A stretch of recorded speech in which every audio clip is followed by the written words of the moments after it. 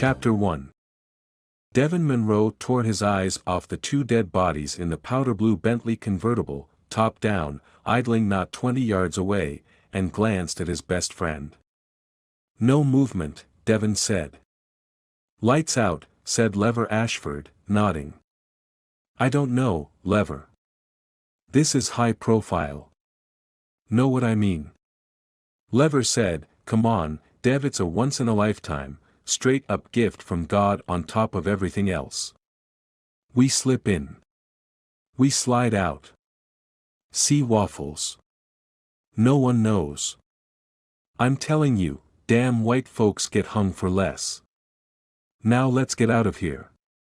Lever snarled, "You owe me, brother, or have you forgotten?" The young men were both 16, African American, and had their dark hoodies up. It was 4:15 in the morning, and they were standing in the shadows cast by the Harrison Charter High School in Garfield Heights in southeast Washington, D.C.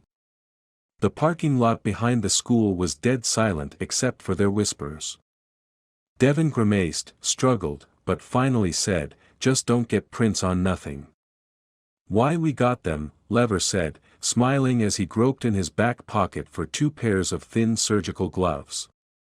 They put them on, scanned the area, and saw no movement anywhere around the school, not in the parking lot or on the track and football field. 45 seconds and we're gone," Devin said. "I'm serious." Lever bumped his fist. 45. They walked right up to the Bentley, Lever at the driver's door, Devin going around to the other side. He skidded to a halt by the passenger door, feeling not fear but horror. "I don't know if I can do this, man." "Do it. Take what's rightfully yours, brother." Chapter 2. Devin felt like he might puke but took one step, leaned over, and reached into the back seat, not letting his shirt or pants touch the Bentley in any way. He tried to keep his eyes off the woman sprawled there, half naked and dead. Lever, however, stared right into the eyes of the dead man lying next to her as he slipped his surgical, gloved hand into his tuxedo jacket. He looked at the man's pants around his ankles, sniffed disdainfully. "Freak bastard," Lever said. "Serves you right, getting shot like this." On the other side of the Bentley, Devin smelled a coppery odor and it sickened him. Blood, he thought, trying not to breathe through his nose as he felt for the woman's hands, found a big rock ring, and worked it off her finger. The bracelets, 2 on the left, 1 behind the watch on the right, came off quicker than he'd expected. Devin was about to call it good when he saw the pale glow of the pearl necklace around her neck. He tilted her head forward, found the clasp, slipped it off, and slid it into his pocket. 38 seconds, Lever whispered from the other side of the car. "I'm done. Watch and wallet." "Right behind you," Devin said. He tugged the pearls from the dead woman's ears and laid her head back on the seat. "Alley now," Lever said, pivoting. They heard scuffling in the gravel behind them. They took off at a sprint and dodged through a hole in the fence into a dark alley, where they stopped to look back. Someone was heading toward the car. They ran the length of the alley, slowed to a walk across Alabama Avenue, then kept on at a faster pace toward Fort Circle Park. 40 minutes later, as the boys were reaching home, they heard sirens begin to wail back at the school. Chapter 3. It was 7:30 in the morning, and I was standing at the bottom of a granite cliff on Old Rag Mountain in Shenandoah National Park, looking dubiously up at the cracks in the wall and the ropes dangling beside them. "Biggest one yet, Dad," said my 10-year-old son, Ollie, who stood to my right wearing a white rock helmet and a climbing harness over his t-shirt and shorts. "You think?" his sister said. Janny, my 17-year-old, was kneeling to my left, readying her climbing shoe.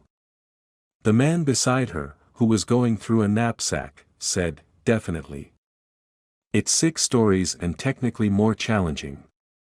And the rappel down's a screamer. It's a screamer, Dad, Ollie said. No screamers, I said.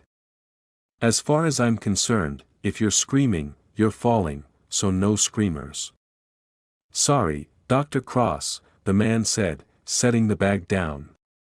It just means you can take bigger leaps before you tighten up on the rack coming down. I'll be good, Tom, and locked into my rack, thank you, I said. Tom Murray grinned and clapped me on the back. It's just cool to see someone like you willing to go on rope. Someone like me, I said. 6'2". 225. 40s. With all the hiking we've been doing, I'm 220. It's still impressive to see a guy your size going up. He is at a disadvantage, Ollie said. So is Janny. Nope, my daughter said, standing. I'm stronger and got longer arms and legs than you do. Helps to be small and crafty if you want to be a human fly, Ollie said. Sometimes, Murray said. Who's up first? For the past 4 days, we've been taking a course with Murray, who was a certified rock climbing instructor. It was Ollie's idea, of course, the newest of his obsessions, and Janny had expressed interest in it right away. To be honest, I had been less enthusiastic, but with Janny entering her senior year of high school in 2 months and her college years looming, I was trying to lead a more balanced life, focusing more on my family and less on murder and mayhem. So I agreed to join them. We'd been bouldering and climbing less sheer rock for the past 2 days. Though we'd all spent time prior to the course learning the basics in a climbing gym in Northern Virginia, this would be the first time we had climbed an actual cliff. I'll go, Ollie said, stepping forward. Sisters first, Janny said. Dad? She's up. While my son pouted, Janny went to the rope and watched Murray intently as he linked her to the line with a small mechanical device called a Jumar that was already tied to her harness. The Jumar would allow the rope to slip through only when Janny ascended. If she fell off the rock, the device would lock her in place on the rope. Just like we talked about yesterday, Murray said. We're not trusting the Jumar, are we? I'll work the Prusic knot, too, and the cow's tail all the way up. He picked up the other rope and called, on belay. Janny turned all business, said, on rope. Climbing. Chapter 4. Watching your child climb a sheer face, even roped in, is an experience somewhere between breathtaking and panic-inducing. At least that's how I felt seeing Janny boldly ascend the cliff, sure with her hands and feet, using her safety gear exactly the way Murray had taught us. Great job, Murray called when she disappeared over the top. Ollie and I clapped and whistled, and unseen high above us, Janny let loose a scream of triumph. I'm on now, Ollie said. My son was less sure as he climbed, but every time he stalled and tried to figure out his next move, Murray would shout up some encouragement or instruction.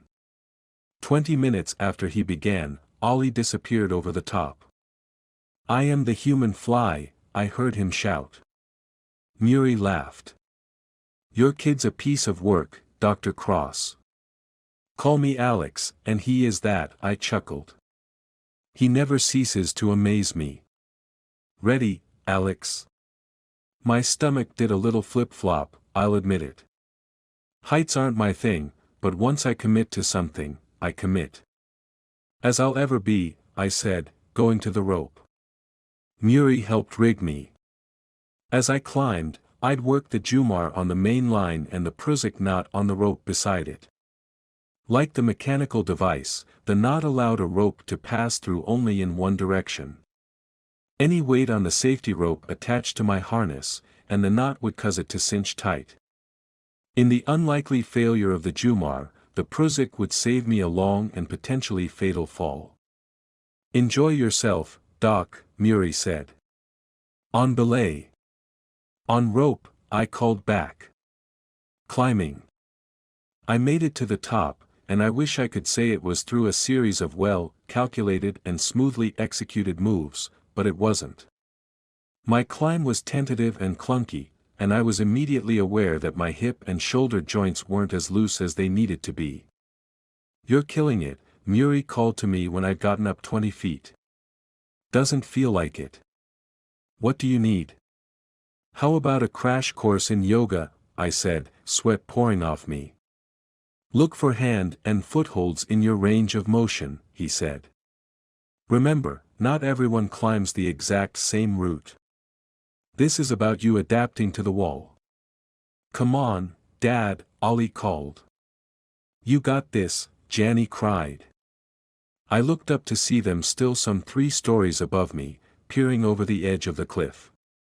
They had such joyous grins on their faces that I was inspired to keep climbing, slow and steady, trying to do everything by the book. "At 40 feet, I said, my hands are cramping. Gimme a second to rest." "Use your cow's tail," Muri said. "Tie into that walnut on your right." I reached around, grabbed the short rope with a carabiner dangling off my right hip, and clipped it to the loop of steel linked to a block of steel jammed into a crack in the cliff. Now supported by 3 lines, I could relax a minute and stretch my fingers and knead my palms. "How's the view?" Muri said. I looked over my shoulder at the lower flanks of the Blue Ridge Mountains, a perfect sea of midsummer green shimmering in the morning light behind and below me. It was kind of thrilling, I decided, to be dangling off the side of a cliff for no reason, enjoying the beauty of nature. I smiled, looked down, and said, "Okay, I'm starting to get the attraction of this." Our instructor threw me a thumbs up, said, "I told you, it's an acquired taste and then an addiction." I doubted the latter would be the case, but I enjoyed the rest of the climb, finding myself thinking more about the mechanics of it than the dangers. A half an hour after I left the ground, Muri's assistant, Carly Jo Warner, helped me up over the edge. "Well done," she said. "I almost dislocated my hip a few times, but thanks," I said, gasping. I sat still as she disconnected me from the ropes. When she was done, I lay down on my back with a silly grin on my face. "Wasn't that great?" Ollie said, giving me a high five. "Not at first," I said. "But yes, eventually it was fun." "I can take you to a yoga class, Dad," Janny said. "I'm not exactly built to be a human pretzel, but I'll think about it." Before either of them could reply, my cell phone rang, which surprised me, as we'd had no service at the bottom of the cliff. I got it out of my shirt pocket and saw my wife, Bree Stone, was calling from her DC Metro Police phone. Bree was chief of detectives and had been under a lot of stress lately. There'd been a string of unsolved rapes and murders in the DC area, and in just the past week, in 2 separate incidents, 2 vocal and well-connected lobbyists had been shot at in Georgetown. To make it worse, there was a new commissioner of police, and everyone's job, including Bree's, was on the line. I got to my feet and answered on the 3rd ring. "Human fly here," Bree said, "we've got a double homicide, and I want you involved." "Why?" "You know both victims," she said, and she gave me their names and location. I felt my stomach lurch and my knees wobble in disbelief and grief. In my mind, I saw them both as I'd last seen them, felt their loss like a blow to the head. "I'm sorry, Alex." "Thanks. I'll use the bubble and be there in 2 hours, tops." "I won't be there. Another meeting with the commissioner." "Hang tough. You're still the woman for the job." "We'll see," she said, and she hung up. I looked at my kids. "Sorry, guys." "It's okay," Janny said. "We've had 3.5 days and lots of fun," Ollie nodded, and somehow their understanding made me feel even worse about cutting our time short. "We will be back," I promised, then I looked at Muri, who'd just reached the top. "Can you teach us how to do screaming rappels? We have to go." Screamers, Muri smiled. I can do that. Chapter 5. The feeling of leaning away from the cliff, pushing off the rock face, releasing my grip on the rappelling rack, falling a good 15 feet before my boots hit the wall, then starting the whole process over again was still with me when I got out of my car and headed up the block toward the police lines. It was July in DC, but it was strangely cool, low 70s, low humidity, with a brisk breeze. The school came into view, shut and empty for the summer. Janny went to Harrison, and when I saw the circus of media satellite trucks around the school grounds, it made the scene that much more upsetting. I skirted the trucks and pushed my way through the onlookers, hearing but trying to ignore the vicious gossip and speculation already spreading about the victims and the heinous crime. In the past I had been both an FBI agent and a DC Metro homicide detective, and now I was a consultant for both agencies. I showed my identification to the uniformed officer restricting entry to the crime scene, and he let me duck under the tape.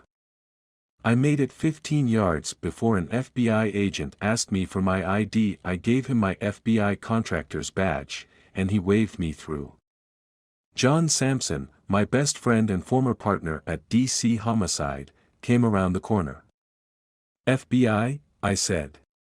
Given the victims, not surprising. Right, but who's in charge? Mahoney. He wants you to look at the bodies before they're moved. How bad? They weren't shot in the face. You'll recognize both. We walked around to the lot in the rear of the school, and I saw an FBI forensics van and a DC medical examiner's vehicle parked by the football field and track where my daughter had run some of her finest races. There were at least 20 agents prowling the lot, looking for any and all evidence. I could see a team of them on the field. Who found them? I asked. School security guard, he said, gesturing toward dumpsters with yellow police tape around them. They're out back. I said, time of death. Me says 4 a.m. We went over to the dumpsters to find the familiar powder blue Bentley convertible cordoned off by more police tape, and agents, criminologists, and police detectives milling around the area. FBI Special Agent in Charge Ned Mahoney, my old partner at the bureau, separated himself from the pack, came over, and shook my hand. We've been waiting on you, Alex. It's been photographed but not scoured by forensics yet. Okay, I said. Can I get some breathing room? Mahoney clapped and yelled, all right, now, everyone back off, we need the scene to ourselves for a moment. We got odd glances, but they walked off. I took in the Bentley convertible and the victims in the back seat, and part of me wanted to sit down and cry.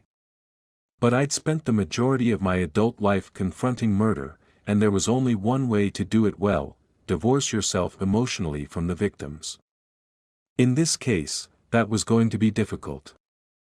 Mahoney, seeming to read my thoughts, said, "You sure you're up to this?" "I'll deal with it," I said as I walked around the car toward the female victim. I wanted to treat her as an object to be studied and evaluated, but I was having a hard time taking my eyes off Kay Willingham's face.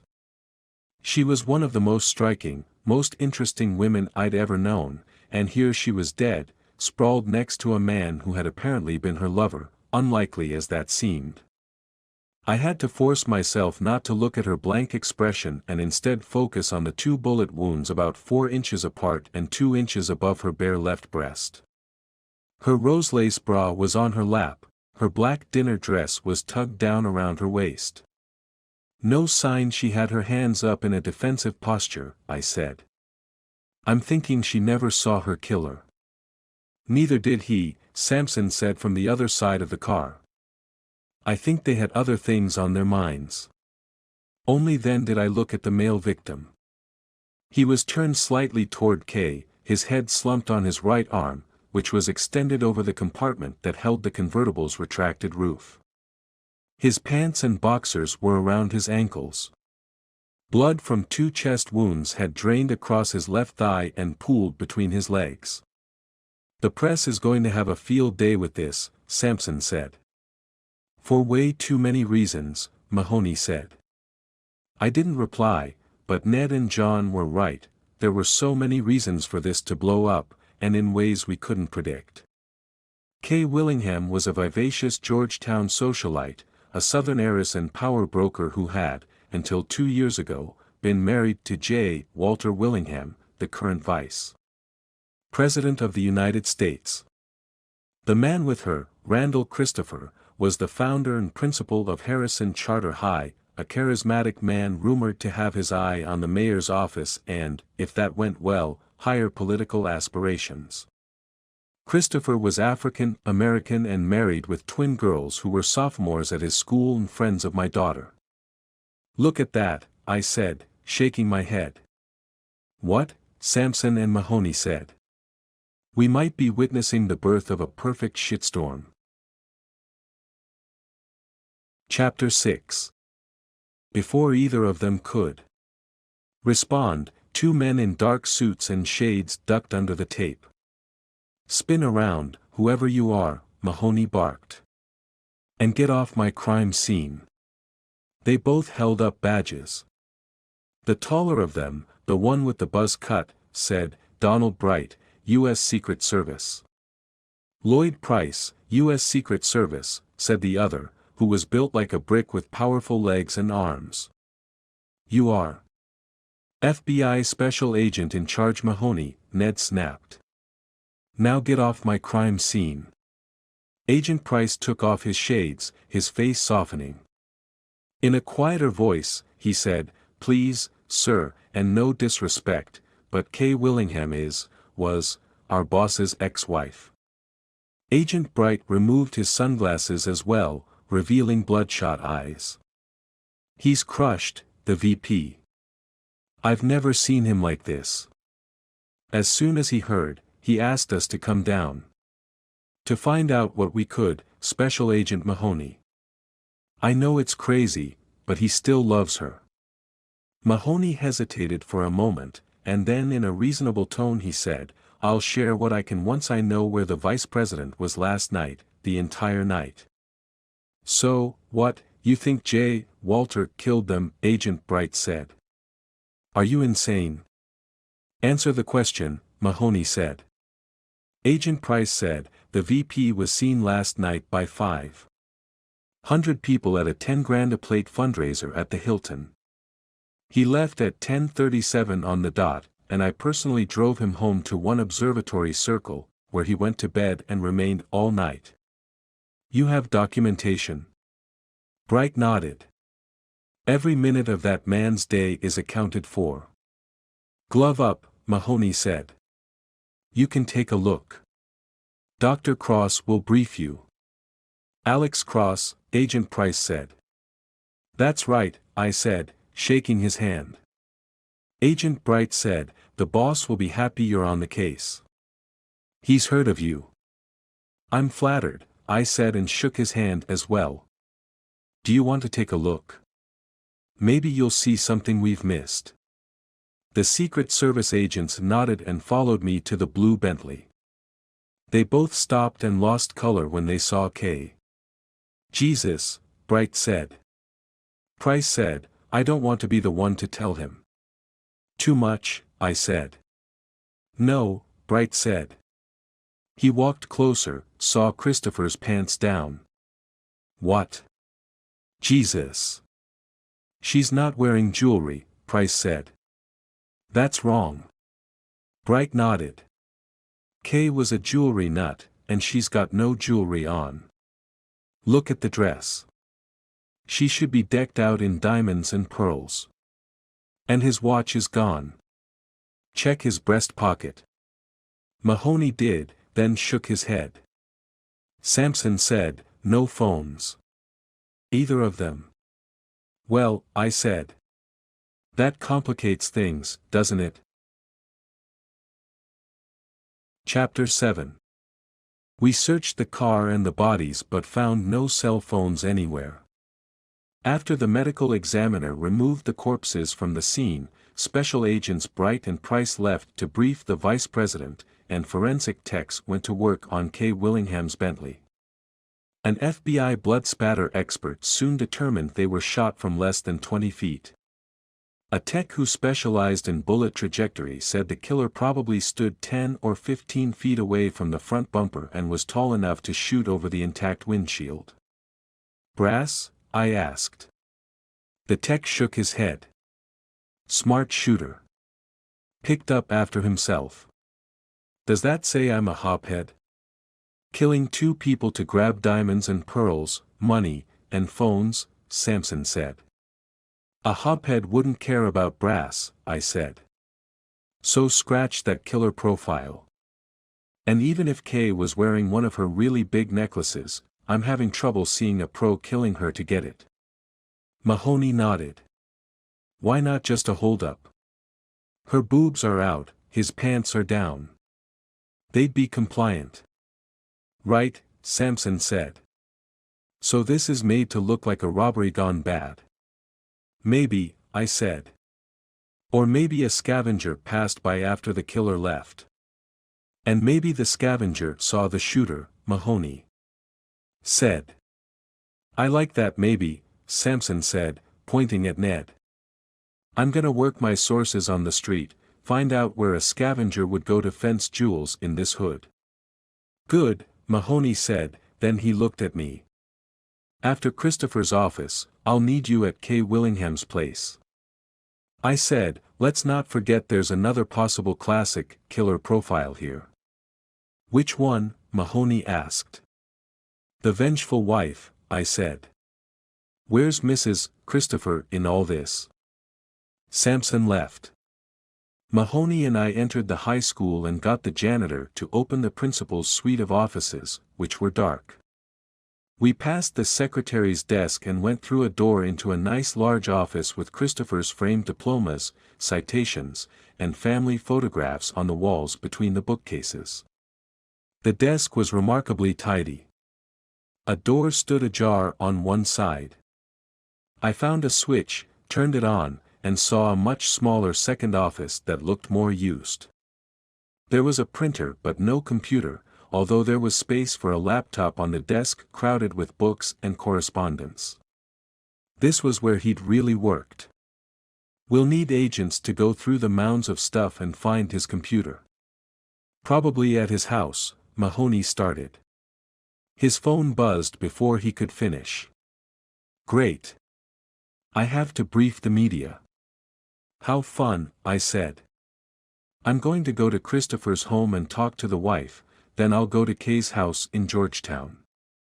When I left, I noticed a gap in the school perimeter fence, and I went through it so I could skirt the media circus. When I was almost to my car, a man called out, "Dr. Cross. I thought I'd find you somewhere about." I knew that whiny, nasal voice and waved my hand without slowing. "No comment, Sparkman. No comment. I haven't even asked a question." "See there," I said, reaching my car. "I'm saving you the time and effort." "Oh, I think you'll want to comment," he said, and I finally looked at him. Clive Sparkman was in his early 40s, disheveled, and generally a rude pain in the ass who made a very comfortable living running a highly clicked-on website that spread news, gossip, rumors, and outright lies about power brokers of all persuasions in the nation's capital. He also published lurid stories about murder cases, which was how we'd become acquainted. "I know this case is a twofer for you, Sparkman, politics and homicide," I said.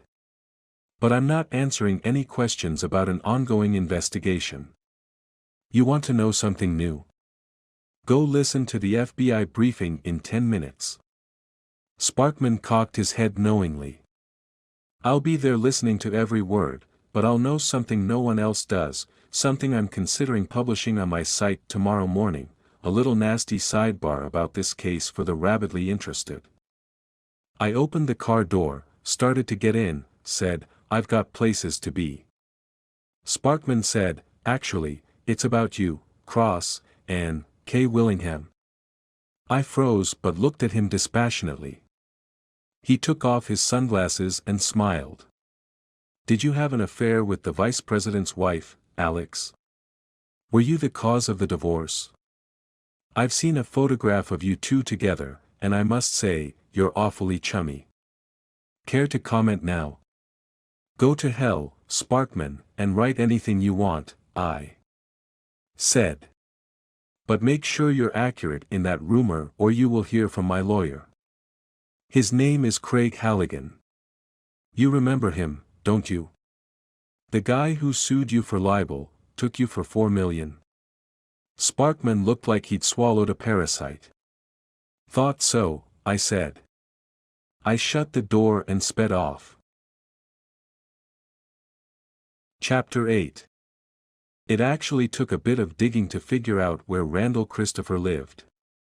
The name on the lease of his rented home, it turned out, was Elaine Paulson, Christopher's wife.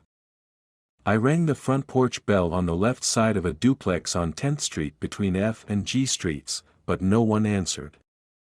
I rang the neighbor's bell next, and a big woman, mid-40s, wearing hospital scrubs and looking weary, opened the door a few inches but left the chain on. Yes, she said. I was looking for Elaine Paulson, she grimaced. She's gone. Do you know when she'll be back? No idea. Who are you? I asked. Who I am is none of your business, she said, and she started to close the door. I put my fingers on it, said, I work for the FBI in Metro Homicide, ma'am. This is a murder investigation. That stopped her. Murder? Who was murdered? Ms. Paulson's husband, I said. Randall Christopher. Her left hand lifted slowly to her mouth. Oh God, she moaned. Oh God, don't tell me that. It's all over the news. Or will be, and I need to talk to his wife sooner rather than later. I think I'm gonna be sick. Can you come back? No, this is a murder investigation, and we need your help. She didn't appear pleased about it, but she slid back the chain and opened the door. I held out my hand. Alex Cross. Her eyebrows raised in interest, and she shook my hand. I recognize you now. From the news. I'm sorry. I'm Barbara Taylor. Nice to meet you, Barbara, I said. May I come in? Taylor closed her eyes for a moment. I'm going to get sucked into this, aren't I? I just need to ask you a few questions. My ex got me sucked into things I didn't want any part of. Mr. Christopher is dead. You can help. She hesitated, then stood aside. Can I get you a cup of coffee? Some iced tea. The iced tea sounds great, thanks, I said, and I followed her through a tidy living area into a tidier kitchen. We spoke for a good 40 minutes. A surgical nurse at Georgetown Medical Center, divorced, and the mother of 2 college students, Taylor had befriended Randall Christopher and his wife the day they'd moved in. The twin girls were 9 or 10 then, and Elaine Paulson had her hands full while her husband founded and built the charter school from scratch. Taylor described Christopher as single-minded and evangelically passionate about his work, starting the school in a small building and then, as enrollment increased, taking over and refurbishing an existing school structure. What about the marriage? The nurse chewed her lip. My judgment might be clouded here, given that my husband left me for a 26-year-old, okay? Okay. Taylor said the marriage seemed loving and supportive in the first couple of years. But as Christopher got involved in various civil crusades, his star began to shine and people in the community began to look to him for leadership on everything from education to addressing the series of rapes and murders that had taken place in Southeast D.C. over the past 15 years. As a result, Randall was away often, Taylor said. And there were fights when he was home. Nothing physical, not that I ever saw. But there was a lot of shouting, and I heard her crying more than once. Police ever have to get involved? Not to my knowledge. I never called them, anyway. Did she confide in you? The nurse gave me a strange look. If I tell you, I'm not keeping her confidence. I gather that's a yes. Taylor did not respond. I said, I'm going to ask her these same questions when I find her. Still no response. Have you considered the possibility that Elaine Paulson and her daughters might be in danger? And that they might need the FBI's protection? The nurse thought about that, then swallowed hard. Please, I adore Elaine as a person, and I would not want to jeopardize our friendship. I just want to understand the situation, ma'am. All right, she said, relenting. They hadn't made love in months. She suspected an affair. She considered hiring a detective to follow Randall. Did she hire one? I don't know. When was the last time you saw her and the girls?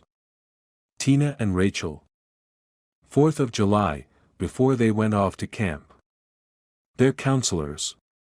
Is that where they are now? Until mid-August. When was the last time you saw their mother? Taylor licked her lips and looked ready to cry. This morning, she said in a soft voice. Early. 20 to 5. I thought I heard her moving around next door even earlier, when I was eating breakfast. But as I was going out the door for my shift, I saw her coming in from a run, climbing the porch steps drenched in sweat. She looked like she'd been crying. Early run and crying, I said, estimating the distance to the school at roughly 2 miles. Describe what she was wearing, please. Taylor said Christopher's wife had on blue running shorts, a long-sleeved white t-shirt, a reflector vest, and a pack with a hydration pouch. Did you talk to her? Just to say hello and ask if she was okay. She said she'd been having trouble sleeping, that she was emotional with the girls away, so she'd gone for a run. What else? She said she'd decided to go somewhere for a few days and think things through. She say where? No. Do you have her cell phone number? She nodded and went to her phone. She choked as she read the number to me, then she threw her hand up to her mouth and said, sobbing, You don't think she killed him, do you, Dr. Cross? The Elaine Paulson I know is such a sweet, sweet soul. Chapter 9. After trying Elaine Paulson's phone unsuccessfully several times, I drove to Kay Willingham's brick home in Georgetown. She'd bought 2 old townhomes decades before and merged them into a small mansion. As I parked, I noted that the front door was still deep green and the brass knocker was still polished to a high shine. A riot of flowers spilled from window boxes to the left and right. It was so familiar. I remembered a night, years before, when Kay had had too much to drink at a fundraiser and I'd given her a ride home. I was working a brief stint as a private investigator at the time, and I was single then, a widower. The socialite had gotten her high heel stuck in a crack in the brick sidewalk, the heel broke, the shoe slipped off and landed in a puddle, and she tripped. I'd caught her before she hit the ground. She'd been gasping and afraid, and suddenly there'd been this intense moment of attraction between us that I'll never forget. Shaking the memory off, I got out of my car and walked to the broad-shouldered young man in a dark suit and glasses standing at the low iron gate across the short path to the front door. FBI? I said. Special Agent Aaron Tilden, he said, nodding. I recognize you, Dr. Cross. I heard you lecture several times at the academy. I hope I was coherent. Very, sir, he said, holding out his hand. It's an honor to meet you. I shook his hand, saying, The honor's all mine, Agent Tilden. Has anyone been inside? Not since my partner and I arrived a half an hour ago.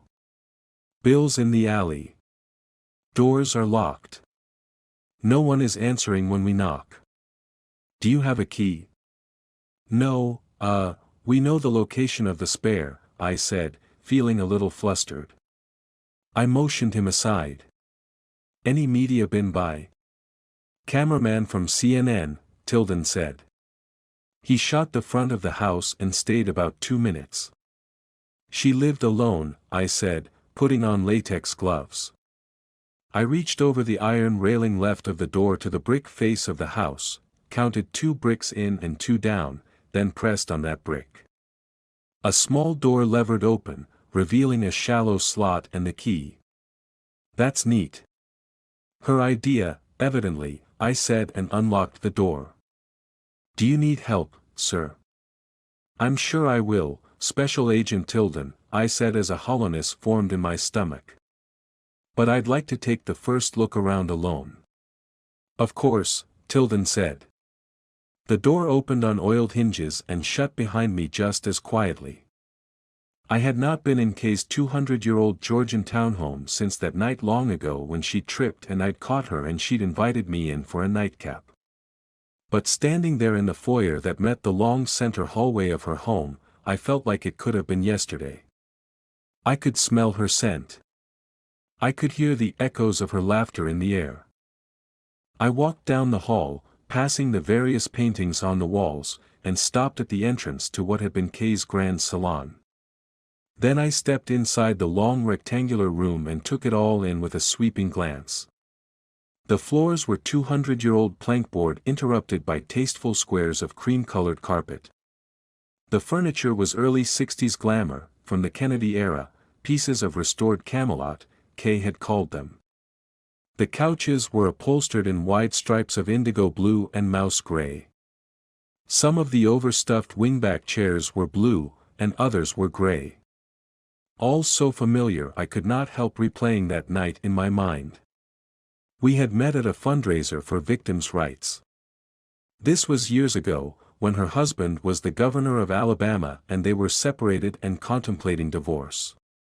The car service that normally picked Kay up was late, she'd had a few drinks, and I'd offered her a ride home in my car. I'd be lying if I said there was not a genuine spark between us after I'd caught her when she fell. That sense had continued inside the house. I accepted a brandy. I couldn't remember what music she'd put on, but it was perfect. She'd danced away from me, twirling across the floor and the carpet, barefoot, totally free, and laughing. God, she was something, I said to myself and walked over to a built-in shelf in the corner that was crammed with pictures of moments in Kay's remarkable life.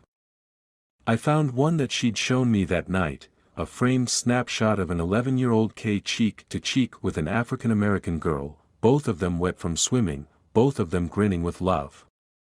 That's Althea, Kay had said softly. Best friend I've ever had. Only person I've trusted completely in my entire life. Where does she live? Here and there, she'd said. Her phone rang. She picked it up, listened, and said, Walter, I'm home before curfew, and yes, I've had a few drinks, but I'm going to bed now. Does that work for you? She listened again, her brows tightening. Good night. Kay hung up the phone and stood there a long moment as if in a trance. When it broke, she looked at me sadly. It's time for me to say good night, Alex. Whatever spark there was between us out on the sidewalk had died. I set my untouched brandy on the coffee table, said her house was beautiful, and got ready to leave. Could you check around the house? That's what my driver usually does before I set the alarm and go to bed. Thank you for not letting me fall out there, she said. I'd have probably broken something irreparably. Chapter 10. The big apartment building across the street from Harrison Charter High School was being totally renovated, so no one lived there at the moment. It was surrounded by a high chain-link fence to keep people out of the construction site. John Sampson noticed 2 security cameras mounted on the fence posts and aimed at the street. He went to the supervisor at the site and asked for copies of the feeds from midnight on the evening before but was told the cameras had been down since the big lightning storm a few days earlier. Frustrated, he walked up the street, looking for more security cameras. His cell phone rang. His wife, Billy. "Hey, baby," he said. "How you feeling?" "Better every day," she said. "What we love to hear. What's up?" "I didn't get a chance to see you this morning and I wanted to tell you I love you before I go get Willow from camp." Samson softened and slowed down. "That's the best news I've heard all day." "I love you too, baby." "Big case?" "Big as they come," Samson said, quickening his pace. "I'll tell you what I can when I get home. Make sure you get your rest, here." "I hear you," she said and clicked off. Beyond a vacant lot to the north of the apartment building, on the northeast corner of the block, there was a two-story white structure that housed a small bodega and a laundromat at street level.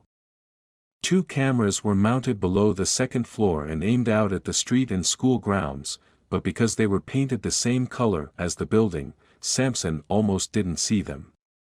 He went inside the bodega and regretted it the moment he did, finding it packed with scruffy types buying provisions for the media people camped out around the crime scene. Thankfully, none of them seemed to recognize him as they chatted and traded unsubstantiated rumors about the case. "Kay knew too much," he heard one kid say.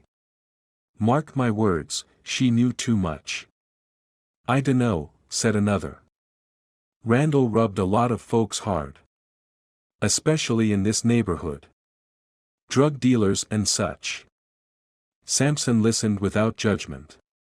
He pressed his hand against his jacket to cover the badge on his hip, picked up a Diet Coke and a bag of Kettle potato chips, his secret vices, and got in line to pay for them.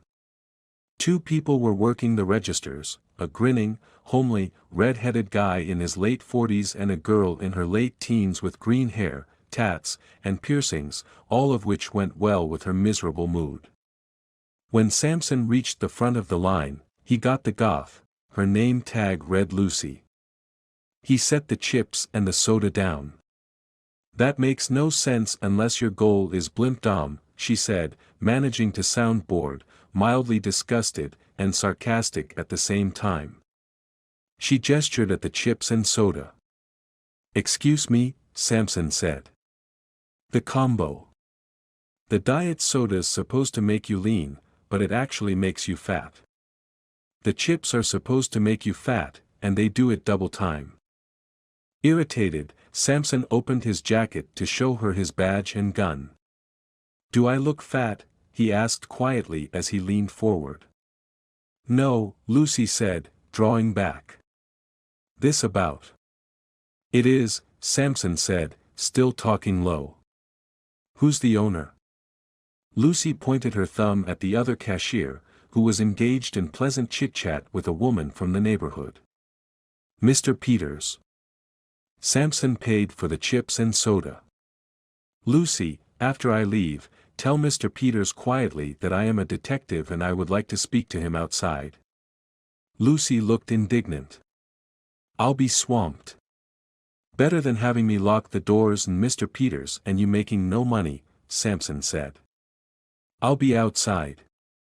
A few minutes later, Peters came out, looked around, saw Samson, and beamed. He rushed over, extending his hand. "Ronald Peters, detective." "Samson," he said, showing him his credentials.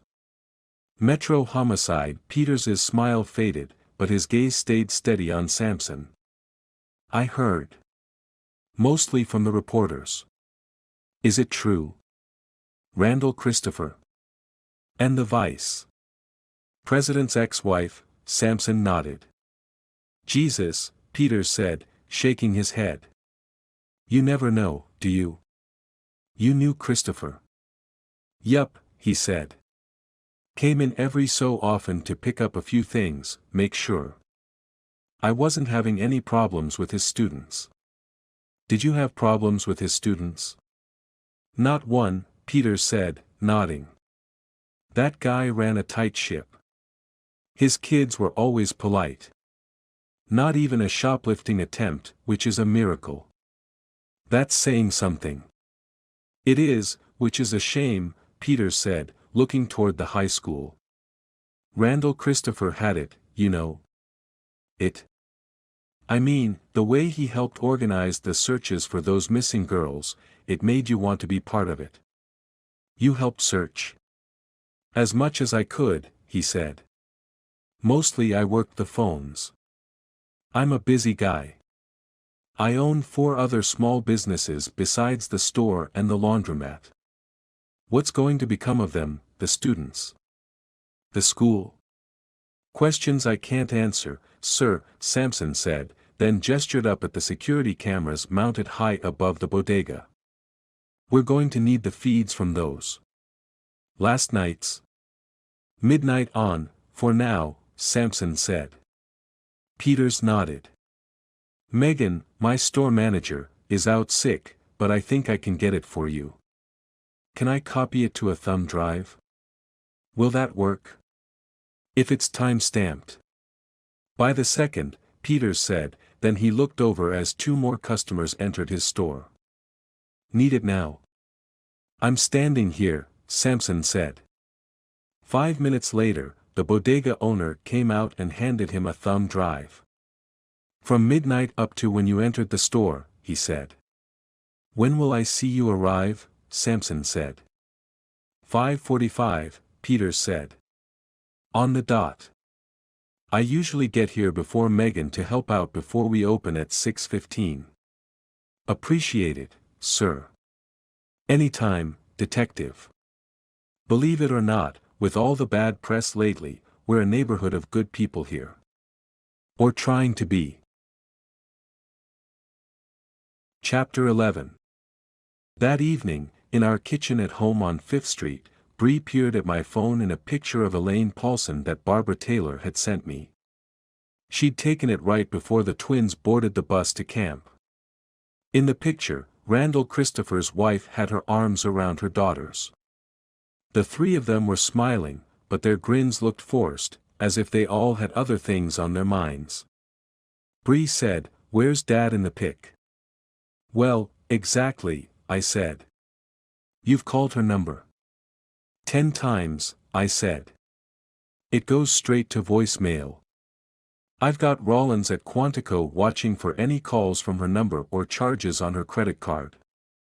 We'll find her. Given what we found in the house. We have to." After looking through Kay Willingham's home, I'd returned with a search warrant for Randall Christopher and Elaine Paulson's duplex.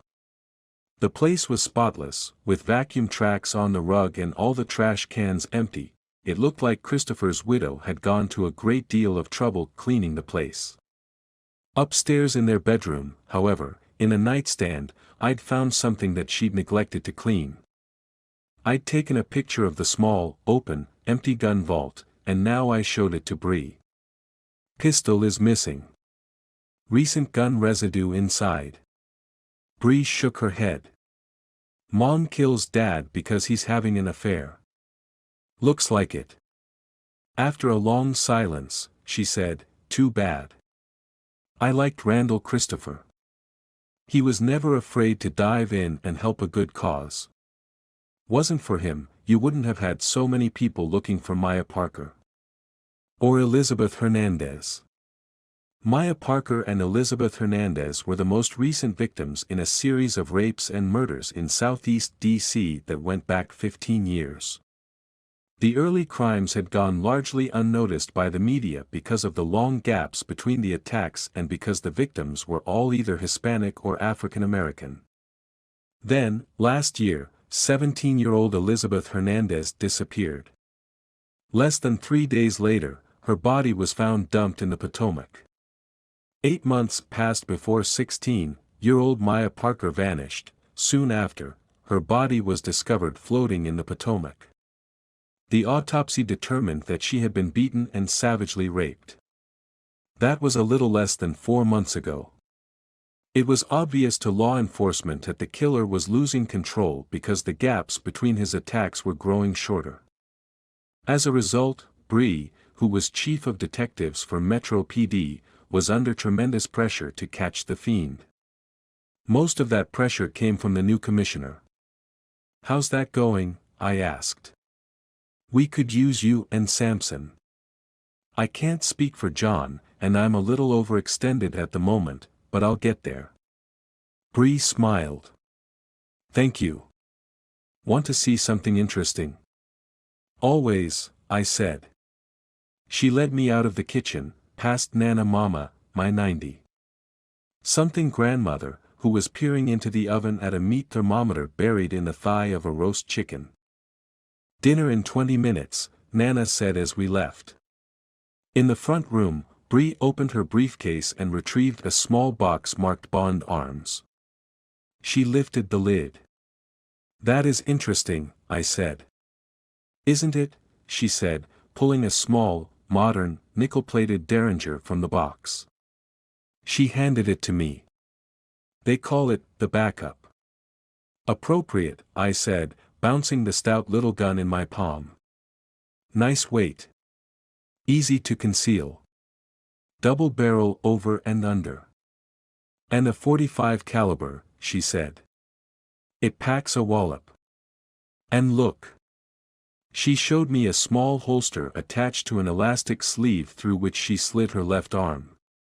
She took the derringer from me, slipped it into the holster, and rotated it so the little gun rode snugly beneath her forearm.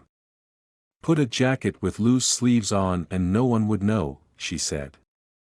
Or I can put it around my ankle with an accessory, but I kind of like this idea. I don't have to bend down for it. I nodded. Just reach up your sleeve. Where did you find it? A rep from the company gave us a demonstration today. He asked me to try it for a while. If I like it, I'll buy it. Sounds like you're already sold. When we returned to the kitchen, Nana Mama tapped a wooden spoon on the side of a saucepan, covered it, and clicked on CNN. It smells amazing, Nana, I said. I should hope so, she said, then she moaned sadly and gestured at the screen, shaking her head. Chapter 12. Bree and I looked at the TV to see Anderson Cooper doing a stand-up in front of the yellow tape blocking access to Kay Willingham's Georgetown mansion. On the screen, over Cooper's left shoulder, there was a picture of Kay from several years before, beaming and waving. Kay Willingham died today at 52, shot to death in her powder blue Bentley convertible in the middle of a tryst with her latest political protege and apparent lover, Randall Christopher, Cooper said. A montage of video clips and images of Kay with many of the most powerful people in the country began to play. Cooper went on in voiceover. She inherited her family's millions and moved from Alabama to the nation's capital, where for years Kay was Washington's socialite queen. She was more than just beautiful and rich. She spoke 5 languages and had several degrees from schools all over the world, but she also possessed that rare ability to relate to almost everyone she met with warmth and genuine interest. She was known as a political mentor and an advocate for social justice, until she became better known as the angry ex-wife of the sitting Vice President of the United States. The screen cut to Kay in a video clip from when she was in her late 30s. I genuinely like people, she said in her soft, familiar drawl. Every soul who appears in front of me deserves my love and attention. But I know that to have real impact while I'm alive and kicking, I have to curate the souls I spend time with. Hence the parties. They're good for me. The screen cut to a female columnist from the Washington Post. Kay Willingham honestly never met a stranger, she said. She was giving and glamorous and passionate, and she was not afraid to show it, especially, unfortunately, when she had a few drinks in her. The footage cut again to Kay, older now, dressed for a ball and not quite 3 sheets to the wind as she smirked into the cameras, winked, and said, "This is what 3 political fundraisers a night will do to a Bama gal, boys. Please be gentle with me. The headache I'm facing in the morning will be punishment enough." The screen cut back to Cooper in stand-up in front of the Georgetown mansion. Long before she married J. Walter Willingham, a rising political star in her home state, Kay lived here in the nation's capital and entertained her way to power. Her Georgetown parties were private, the conversations completely off the record. The gatherings were legendary, partly because they were safe places where people from all walks of life with radically opposing views could come together and talk frankly about the pressing issues of the day if they could get an invitation. The screen jumped back to the Washington Post columnist, who was smiling. Kay understood exclusivity and kept those parties small, 40 guests tops. So people who wanted power as well as people who didn't want to lose their power asked to come, but she'd turn them down if the space was full or if it wasn't the right mix. With more video and commentary, the piece then dug into Kay's marriage to Willingham. They were married a few months before he ran for the governorship of Alabama. Unconventional as always, Kay had refused to leave D.C. and move back home, and she split her time between Alabama and Washington while her husband led the state and then ran successfully for U.S. Senate. The feed cut to Willingham with Kay 6 or 7 years ago, sitting for a formal interview. He was smiling as he said, "Our marriage is a little unconventional, at times rocky. But it's always worked for us." Kay, I noticed with 20/20 hindsight, seemed cool as she agreed with her husband. Not surprisingly, the story then veered ahead a few years to the ugly end of her marriage, when her drinking surged and she made wild, unsubstantiated accusations about her husband, now a vice presidential candidate, publicly filing for divorce 4.5 days before the general election. Willingham survived, and he and the president won the election, Cooper said, returning to the screen. Voters seemed to feel sympathy for him. In exit polls many of them said that they'd personally seen what drugs and alcohol had done to their own families and dismissed the things Kay had said to reporters in a drunken state. Cooper went on to note that shortly after the election, Kay's mother had become terminally ill. Kay went back to Alabama and disappeared from the Washington, D.C. scene. When she returned, stone-cold sober, she quietly began trying to pick up her life as a single woman. But within a year, she was testing the social waters, appearing at a few events and parties, though still solo and sober. At one gala, she met Randall Christopher, a telegenic married African-American educator who ran an innovative school in D.C. and was interested in a political career. They evidently became lovers at some point, Cooper said, again in stand-up. They died together earlier today, shot at close range. So far Vice President Willingham has not spoken publicly about his ex-wife's murder. His office did release a statement to us saying he was, quote, shocked and beyond saddened by Kay's death. "My ex-wife had fought long and hard to conquer her demons and we'd made our peace with each other. She deserved a much longer life. The world would have been better for it." Chapter 13. The segment ended. Nana Mama shut the TV off, but I kept staring at the screen, seeing images of Kay Willingham barefoot, laughing, and twirling away from me. In addition to being a shrewd and skilled detective in her own right, Bree has always had an uncanny ability to read me, to sense things I might not even be consciously thinking about. My wife tugged on my arm. "What's going on? You couldn't take your eyes off that story about Kay Willingham." "Well, I am working the case and there were things I'd never heard before." Bree wasn't having it. "There's more to it, Alex." I sighed, glanced at my grandmother. "There is." "Clive Sparkman." Bree rolled her eyes. "What crackpot conspiracy theory is he pushing now?" "He's threatening to publish a story saying that Kay Willingham and I had an affair a long time ago."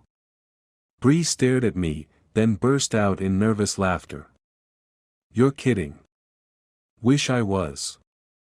"There's nothing to it," she said. "I know." Nana Mama put her hands on her hips and sputtered, "This is what's wrong these days. No one knows what's true or not. Anything that gets thrown up there on the internet, people take as fact and gospel truth. No wonder the country's in the state it's in. Everyone's hating on everyone, and nothing gets done because no one can agree on basic reality, even if you put the evidence right in front of their noses. Bree got angry then. What can we do about it? Until Sparkman publishes, nothing, I said. But I told him I had Craig Halligan on retainer if he chooses to post a libelous story. Do you? I met him last year and gave him $1 in case I ever needed his services. Really? Aha. She gave me a hug. You never cease to amaze me, Alex Cross. Get a room, you too, Nana Mama said. But before you do, I need someone to set the table. As we did, I told Bree what Barbara Taylor had said about Randall Christopher's wife suspecting he was having an affair. She mentioned evidence. Just that they hadn't made love in months.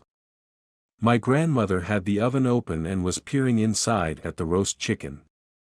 That's the first real sign of relationship disintegration, she said. If a man isn't looking to his wife in the bedroom, he's looking in some other bedroom.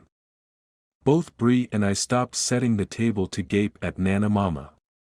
We were still staring when she set the chicken on the stove and turned to us. What are you two looking at? She asked. I smiled. Nothing, Nana. It's just not often I hear someone in her 90s talking about that kind of thing. She shot me a withering look. Shows how much you know.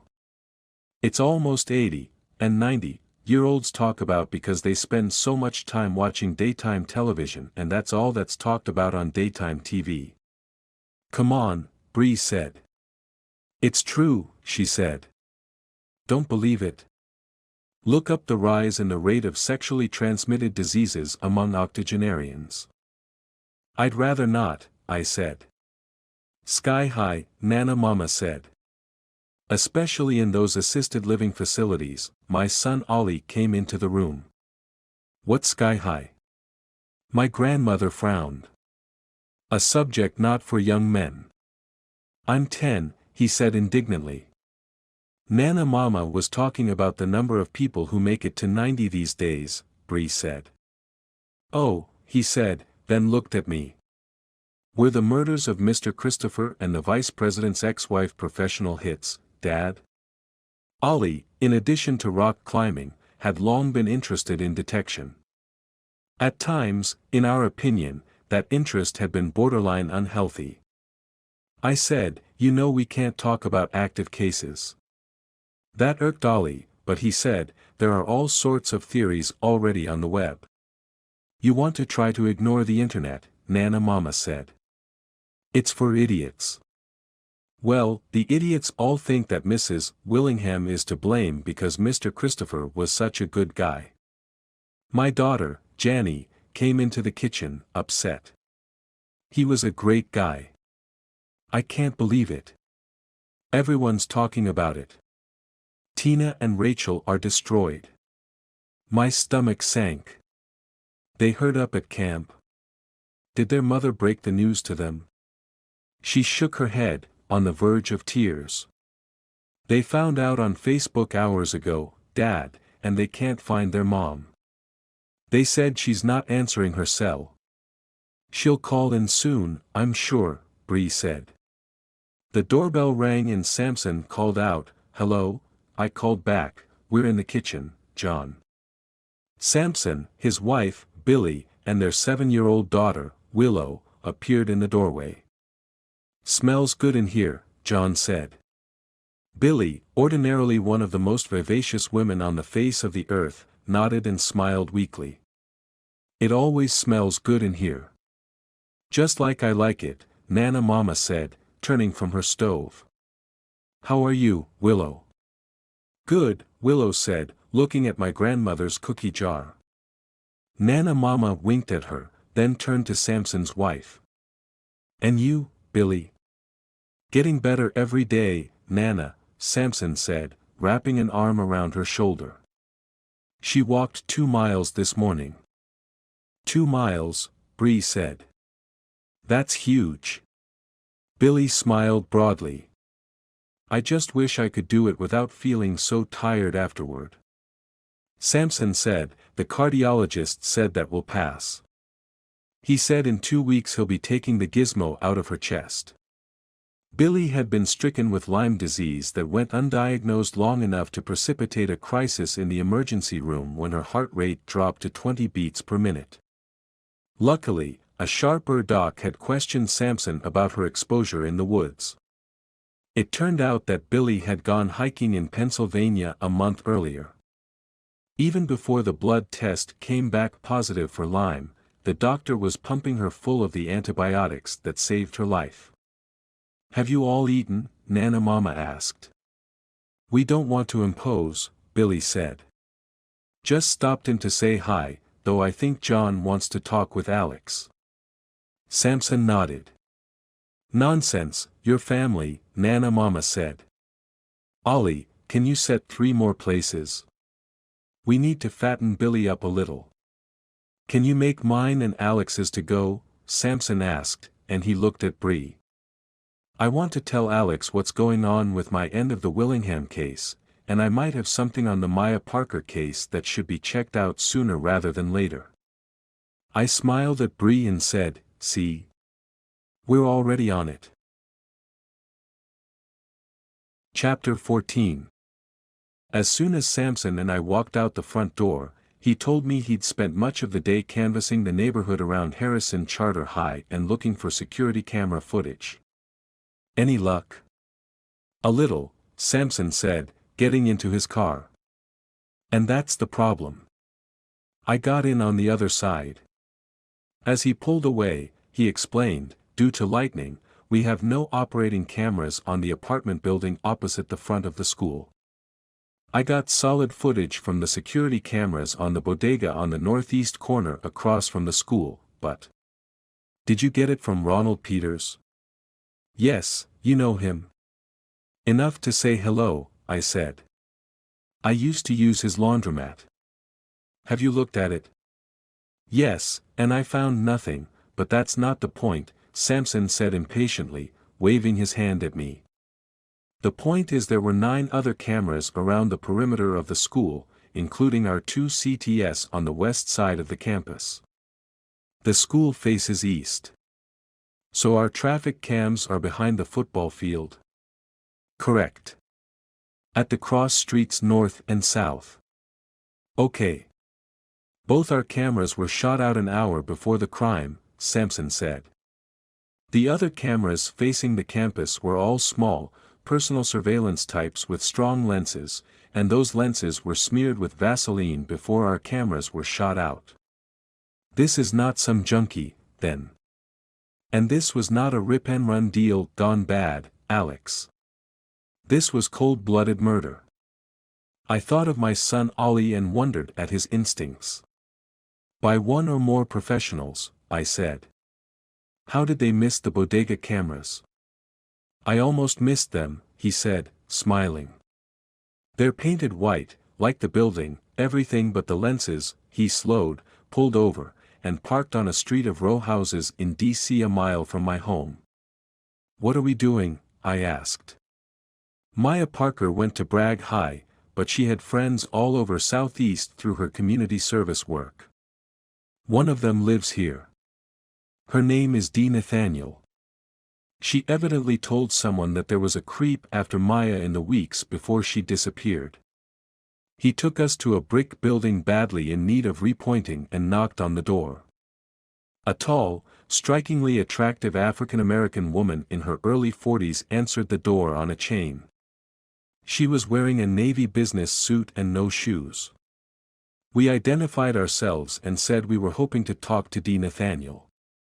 I'm her mother, Gina, the woman said, concerned. What's this about? She hasn't done a thing wrong, not that girl. She's a straight arrow. Yes, ma'am, I said. But we heard she was a friend of Maya Parker. Gina Nathaniel's face fell. She was. That hit my baby and me very hard. We helped search for her for days. Would you mind if we spoke to her? Samson said. It might help us, Mrs. Nathaniel hesitated, then said, "We don't need an attorney, right?" "We just want to talk," Samson said, holding up his hands. "If Dee's a straight arrow, I can't imagine she has anything to say that requires a lawyer." After a beat, she nodded. "But I'm listening in." "Come in. You'll have to excuse the minor mess, but I only just got home from work." After shutting the front door behind us, she called for Dee up a flight of stairs and got no answer. She asked us to wait in the kitchen and went up the stairs to get her. We walked down the hall and into the kitchen, where the morning's breakfast bowls were still in the sink. Two of them. Mother and daughter. Dee came in a few moments later, a younger version of her mother, wearing shorts and a t-shirt. She walked with an awkward gait, her arms loose and swingy. Her mother followed behind her. Dee looked at us uncertainly. "Mama said you want to talk about Maya." "That's right," I said and introduced myself and Samson. "How did you two know each other?" "Through school. Bragg High." Dee shook her head. "I go to Stone Ridge." Her mother said, "It's a Catholic school in Potomac." "We know it," Samson said. "So where's the connection?" "I knew Maya before, in middle school," Dee said. "We stayed friends even though she went to Bragg and Mom made me go to Stone Ridge." "Come on, Dee, do we have to go there?" her mother said. Her daughter sighed. "No," she looked at us. "It's not that bad except for the zero social life. You know, the things normal kids do." Gina Nathaniel rolled her eyes. "It's not like I keep her in a cage, detectives. I let you go to the Bragg Spring Formal with Maya and her friends, didn't I?" Dee shrugged and nodded glumly. "That was the last time I saw Maya alive." "When was that?" "March 27th. It was a Friday. They had a limo that I helped pay for," Mrs. Nathaniel said. Dee described the evening as fun except for the limo driver, who she said was creepy.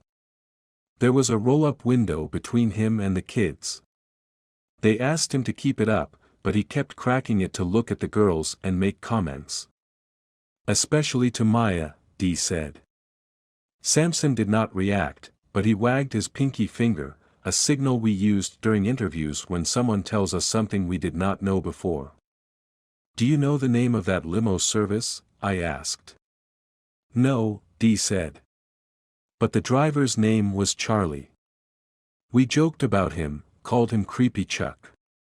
"You didn't tell me that," her mother said. "But I think I have a card from the limo service somewhere." She went to a drawer and began rummaging around. She returned with a card for Capital City Limo, which I took a photograph of. Samson took the business card and left the room. I asked Dee, "And that was the last time you saw Maya?" "In the limo?" "When they dropped her off here," her mother said. "Right?"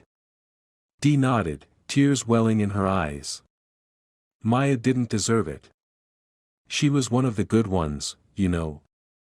"Your mother said you were part of the search for her," Samson said. "Everyone was part of it after Randall Christopher got involved." Her mother shook her head. "It's a damn shame a fine man gets shot to death like that. We knew him. I mean, he was the one who assigned us our search areas and we reported back to him." "We didn't find a thing," Dee said, growing angry.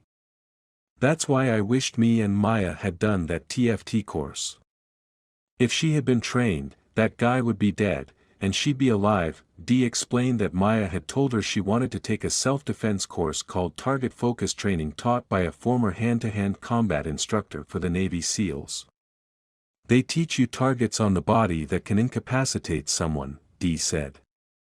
"Like their eyes or kneecaps or groin or the side of the neck, and you learn to see them and to hit them. Lots of girls and women have used it successfully."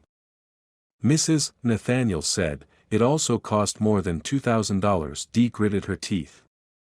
That's exactly what Maya's mother said, Mom. Chapter 15. Outside the Nathaniel's house, as Samson and I were walking to the car, I said, "Home?" Samson shook his head. Good as that sounds, I called Capital City when I left the room. Turns out Creepy Chuck's name is Charles Kendrick, and Mr. Kendrick has a sheet. Ex-con.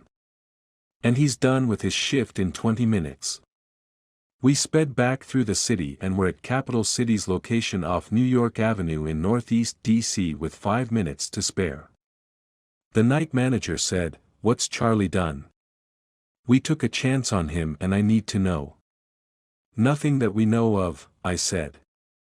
We just want to have a chat with him about one of his rides. A limo came into the garage and parked. That's Charlie, the manager said.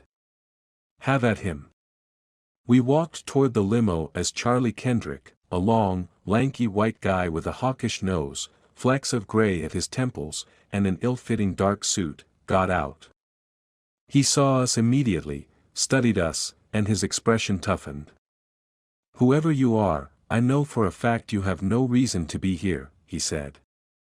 We held up our identifications. I said, "We want to talk about Maya Parker." Kendrick looked puzzled. "Who?" "The girl murdered and dumped in the Potomac about 4 months ago," Samson said. "She was one of your rides the week before." Hey, he said, holding up both palms. "I have no idea who you are talking about. I don't read newspapers. I don't listen to the news. My counselor told me to lose all media and social media contact for a year, said it would be better for my head. It's the truth. Call her." I held out my phone and showed him a photograph Nathaniel had given us from the night of the formal with all the girls dressed up in the limo. I blew up Maya's face. "Recognize her now?" "Her friend said you took the picture." Kendrick got out reading glasses, studied it, and smiled. "I remember her now. The whole bunch of them. Little hellions." Then he sobered. "You said she's dead?" "She is," Samson said. "And her friend said you were being creepy the night you drove them all to the dance. Lowering the window to spy on them, especially Maya." "More likely I was making sure they weren't blowing dope or anything harder back there," Kendrick said. "Company policy." "What did you do time for, Charlie?" He took a deep breath, closed his eyes, and said, "Embezzlement from a nursing home. I have no history whatsoever of violent crime and I'm hardly the sort to obsess over a teenage girl." "So what sort are you?" I said. "The gay and cross-dressing sort," Kendrick said, raising his eyebrows and pursing his lips. "Honestly, I was simply admiring Maya's dress and hairdo that night. Nothing more." "When did she disappear?" "April 4th, Samson said. 8 days after you drove her." He got out a phone, said, "When?" "Night?" "Day?" "She was last seen around 6:30 in the evening," I said. Kendrick thumbed the phone, looked up, and smiled. "What I thought. I was gone that entire day and the 2 days after, a 3-day gig in New York City driving for the Landrys, a nice, rich old couple from Georgetown who wanted to see if a limo was more fun than the train. Go ask Marty, my boss. He can confirm it." Chapter 16. I didn't sleep well. I had terrible dreams about Maya Parker and then Kay Willingham. In one, Kay was walking away from me, in and out of fog and mist. Occasionally she'd look over her shoulder or make a half-turn and beckon me closer. But every time I took a step her way, even when I ran toward her, I could not close the distance between us. She'd fade away, wrapped in the fog, and I'd start calling her name, waking myself up. At 10 minutes to 5, I was groggy but awake for good. Bree appeared deep in the land of Nod. I eased out of bed, got on my running gear, then slipped from the room, went down the stairs, and walked out onto the front porch. The air was thick, it was in the 70s, even at that early hour. I did some ballistic stretches Janny had taught me, then set out at a slow jog that soon quickened into a nice steady pace. Ordinarily, running is a time for me to work my body and empty my mind. But I couldn't empty my mind that morning. Kay Willingham kept barging in. So did Randall Christopher. When had they met? And how? And where was Christopher's wife? Did she kill her husband and his lover in a jealous rage? Though I'd spoken to the principal 5 or 6 times over the years, I'd mostly seen him from a distance, heard him speak at parent-teacher events and whatnot. Christopher was strikingly handsome, and at 6'2". And weighing about 190, he was still built like the basketball guard he'd been at the University of Maryland. And yet the physique and good looks weren't what I remembered about him. It was his palpable charisma, the sense you got the moment he opened his mouth that you were about to hear something both challenging and profound. He was smart without being a show-off, compassionate with the students, and naturally funny. And he wasn't afraid to be of service to the community, just as he had been during the early days of both the Parker and Hernandez disappearances, volunteering to help us organize the big civilian searches. I considered the possibility that he was involved in the rapes and killings because serial killers have been known to try to insert themselves into investigations. Could Christopher have been involved? Were he and Kay killed for it? I could not see it, at least not based on the evidence at hand, but I decided not to close the door on the possibility, unlikely as it was, that Kay had been wrong about Christopher, that her legendary instincts about political talent were off the mark. The fact of the matter was that the principal had made concrete improvements in his students' lives. I'd seen how much Janny and her classmates had grown as people in his school. That had to have made Christopher attractive. Was it what made him attractive to Kay? Of course it was. His infidelity with her aside, on paper Christopher was just the kind of project Kay liked to take on, a political diamond in the rough that needed to be cut and polished so it would gleam brilliantly. After all, didn't she do that for her ex-husband? I thought as I ran up the sidewalk towards T. Anthony's. I meant to head home. But when I came abreast of the church, I felt compelled to stop and go inside. With a good 40 minutes until morning mass, the church was empty.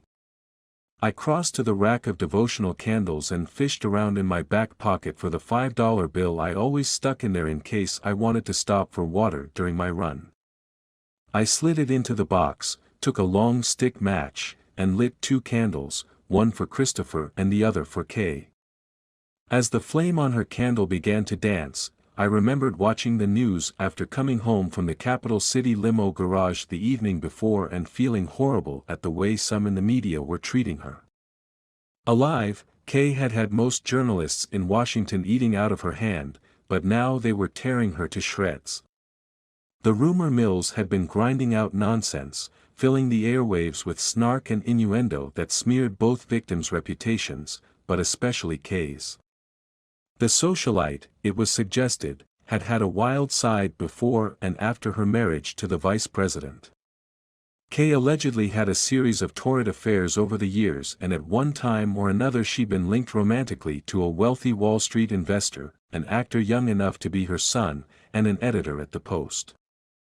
But thank God, not to me. How long will that last? How long before Clive Sparkman gets into this mix and decides to sling some mud my way? Chapter 17. I stood there looking at the candles, then I closed my eyes and tried to tune it all out for a moment, tried to see the Kay Willingham I'd known. Her husband at the time, J. Walter Willingham, had been the governor of Alabama when I first met her at a charity function for victims' rights nearly a decade ago, well before Bree came into my life. That was the same night I'd driven her home and she'd broken her heel and tripped. After that there'd been no contact for almost 2 months. Then she called me and asked me to meet her for lunch at a restaurant in DC. She said she had a personal request. She wasn't the kind of woman you turn down, so I agreed. At that lunch, Kay asked me to look into the conviction of a killer on death row in Alabama who had written her asking for help. Most people like you would push a request like that to the corner of the desk or drop it in the trash, I said after she set a bulging legal-size envelope in front of me. I'm not most people, Alex. I actually care about wrongfully convicted prisoners. And it's not because of the privileged life I've led. If I see an injustice, I try to right it. I studied her. She was so much more than beauty, poise, and wealth. Okay, I'll take a look at this, see if there's anything I can do. Thank you, Alex, she said. I can't tell you what this means to me. Her smile was dazzling and pure. Her eyes sparkled with empathy. I swallowed hard, looked away, and gestured at the envelope. What makes you so interested in this case? These usually go to the governor. Her smile faded. Before we married, Walter was the prosecutor on this case. It was the one that helped launch his political career. And you're questioning the conviction? No, I just want there to be zero doubt going forward. Between you and me, Walter is thinking of running for national office, and despite our current difficulties, I want no skeletons in his closet, no stone unturned before he launches his next campaign. Standing there in the church, I opened my eyes, remembering how I'd looked at the case only briefly because, with Nana Mama's help, I was caring for 3 young children. I couldn't run off to Alabama to learn more, so 3 days after she offered me the job, I turned it down. She'd accepted my decision gracefully when I explained about the kids. My attention drifted from Kay's candle burning in the church to Christopher's. Maybe he was the one, I mused. Maybe he was the love she'd been looking for. I'd no sooner had that thought than a ball of emotion swelled in my throat. I tried to stay in control, tried to swallow it back down deep in my gut. But the enormous, irrational grief I felt for Kay and the weird jealousy I felt about Randall Christopher was too much. I felt a tear roll down my cheek for everything that had been lost when someone put multiple bullets through both of their hearts. Chapter 18. I ran up our porch steps 10 minutes later, drenched in sweat but feeling lighter for having visited the church and expressed those conflicting emotions. Inside the house, the air conditioning made me shiver. I went into the kitchen to find Bree and Janny cooking breakfast, Ollie sitting at the counter typing on his laptop. "Where's Nana?" I said. "Feeling under the weather," Bree said, scooping scrambled eggs into a dish. "She wanted to sleep in." "Fever?" "Just tired and listening to her body," Janny said. "Isn't that what you told me to do when I had mono?" "I did." Bree scooted past me, bringing the eggs to the table. "What, no kiss?" I said. "The way you smell." "I'm not that bad." "Yes, you are," Ollie said, waving his hand in front of his nose. I threw my arms up in defeat. "Save me some." Upstairs, as I showered and shaved, I felt slightly rudderless, not quite knowing what move to make next. While I dressed, I decided to call Mahoney, and I was about to do that when Bree walked into the room. I went to hug her, and she pulled back slightly to study my face. "Why were you out running so early?" "Couldn't sleep and I figured a run would help me understand why. Turns out I needed to purge something." She smiled quizzically. "You want to explain?" Her work cell rang. "Duty calls," she said. She turned away from me and snatched her phone off the bed. She looked at caller ID and groaned. "It's Commissioner Dennison." She pecked me on the cheek as I left the bedroom, then answered the phone while shutting the door. "Yes, Commissioner. How can I help?" In the hall, I almost knocked on Nana Mama's door, but if she needed rest, she needed rest. Downstairs, Janny was on her way out of the house with her workout bag over her shoulder. "Training?" I asked. Core and agility. Have fun. Always. I gave her a hug and watched her go. My daughter was tall, strong but not bulky, and very, very fast. According to the many NCAA track coaches who had tried to recruit her, Janny possessed athletic skills that had made her a top prospect as a 400-meter runner and a potential heptathlete. I went into the kitchen and found the plate Bree had set aside for me wrapped in foil. My phone rang before I could take a bite. Mahoney. I snatched a piece of bacon to munch on before I answered. Ned. You still have your security clearance? Yes. We've been granted an audience with Vice President Willingham on Thursday. We? As in me too. He specifically asked that you be there. The Vice President did? As I understand it. He wants Sampson too, since he was first on the scene. What time? 8 a.m. sharp. His residence. 1 observatory circle. Bring 2 forms of ID to show the Marines. Bree walked into the kitchen, still on the phone. Dr. Cross is on the Maya Parker case as well as the Willingham case, sir. I don't think I can. Yes, Commissioner Dennison. I hear you loud and clear. I'll call you back, Ned, I said and hung up. Bree hung up as well, then looked at me, perplexed. He drives me nuts with this micromanaging stuff. You have to help me out here one more time, Alex. I just agreed to work the Parker and Hernandez case for you, I said. I know, she said, holding up one hand. Just go talk to this guy at some point today.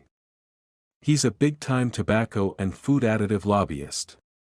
He was shot in the ass with a .22 last night outside a restaurant in Georgetown. Shot in the ass? You heard me, she said. And someone spray-painted "Shoot the Rich" on the wall of the alley that the shooter likely fired from. Okay. She sighed. 2 other wealthy people have been shot at in D.C. in the last month. The shooter missed both times, breaking things right next to them, but the same "Shoot the Rich" graffiti tag was present. I didn't hear about the graffiti tag. We've been trying to keep it quiet, she said. But he hit this lobbyist guy. And the lobbyist guy is a friend of Commissioner Dennison somehow. It could get some of his heat off my back if you go. I promise I'll try to get to him at some point today, I said. I have a noon client here. And Ned wants me on Kay's case, and Sampson and I wanted. Kay's case? You know what I mean. You don't see it, do you? This lobbyist wounded. 2 others shot at. Shoot the Rich. What if it's the same shooter who killed Kay and Christopher? No graffiti tag that I know of. Just the same. I blinked, said, I think I'll go visit that lobbyist before my noon appointment. Chapter 19. An hour later, John Sampson and I were riding an elevator in the Watergate complex. He yawned. Didn't sleep well, I asked. I stayed up looking at the video from the bodega's security cameras again, he said and shook his head. Nothing that I can see that's relevant, and I scrolled through it for hours. Because the killer or killers came from the west, I said as the elevator doors opened with a ding. We stepped out into a small round foyer as a door on the opposite side was opened by a maid. She led us into a stunning penthouse condo with a huge living area and floor-to-ceiling windows that offered sweeping views of the Potomac River and Northern Virginia. We found the owner in front of the windows, but he wasn't enjoying the scenery. Phil Pegliazzo was face down on a massage table, covered by sheets and moaning as a concierge doctor and a nurse tended to a series of monitors and IVs hooked up to him. Can you boot up the drugs, Doc? Pegliazzo said. The doctor stopped scribbling on an e-tablet. Can't do that for another hour. My ass is on fire here, the lobbyist complained.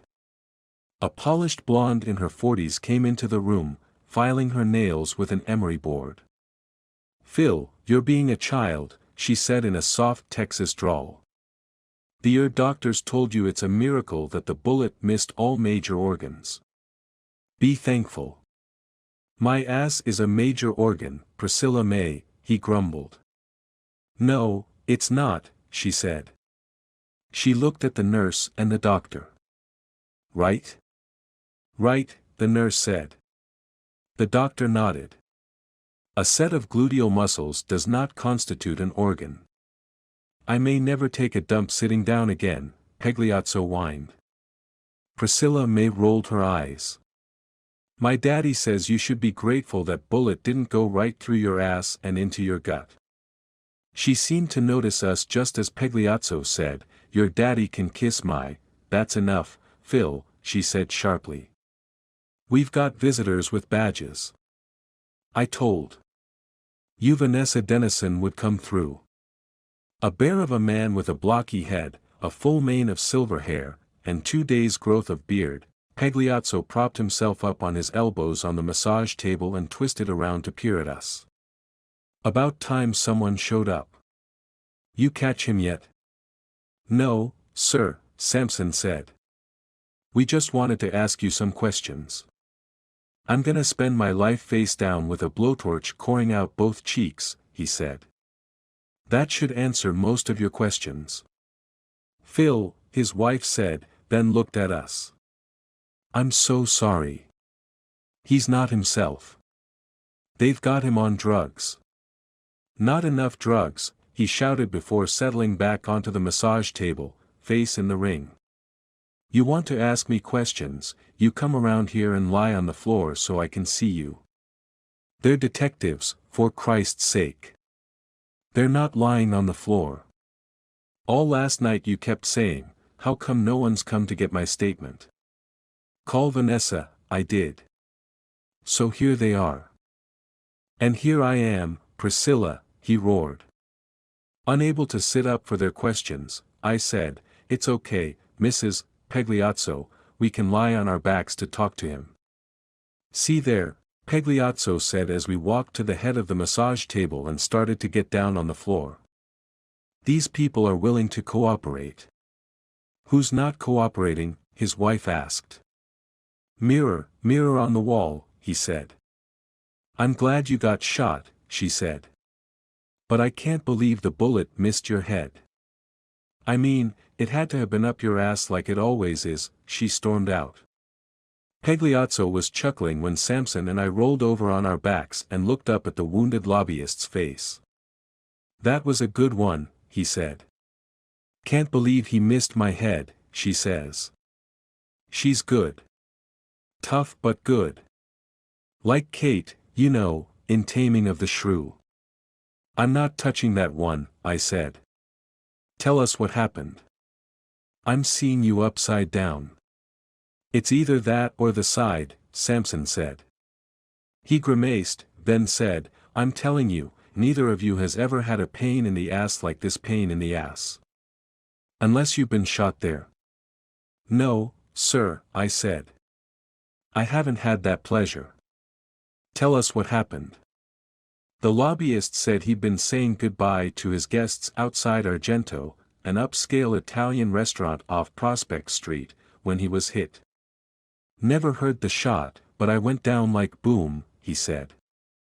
"Felt like fire and then both of my legs were funny boned, you know. Any idea who'd want to shoot you?" "Other than cigarette and Dorito haters, I can't think of anyone offhand," Samson said. "So you've gotten threats before?" He chuckled again. "With predictable regularity. They've threatened to put enough nicotine in me to stop my heart while stuffing me with enough preservatives and food additives to damage my brain. But no specific threats about shooting you. Creative haters. What can I say?" Before we could answer, he winced again, said, "Doc. How much more time?" 50 minutes. "Ah, come on. I'm having a lava eruption back there." I started getting up and motioned for Samson to do the same. "Hey, Pagliazzo said. Where you going? To try to find whoever shot you in the ass, Samson said. Chapter 20.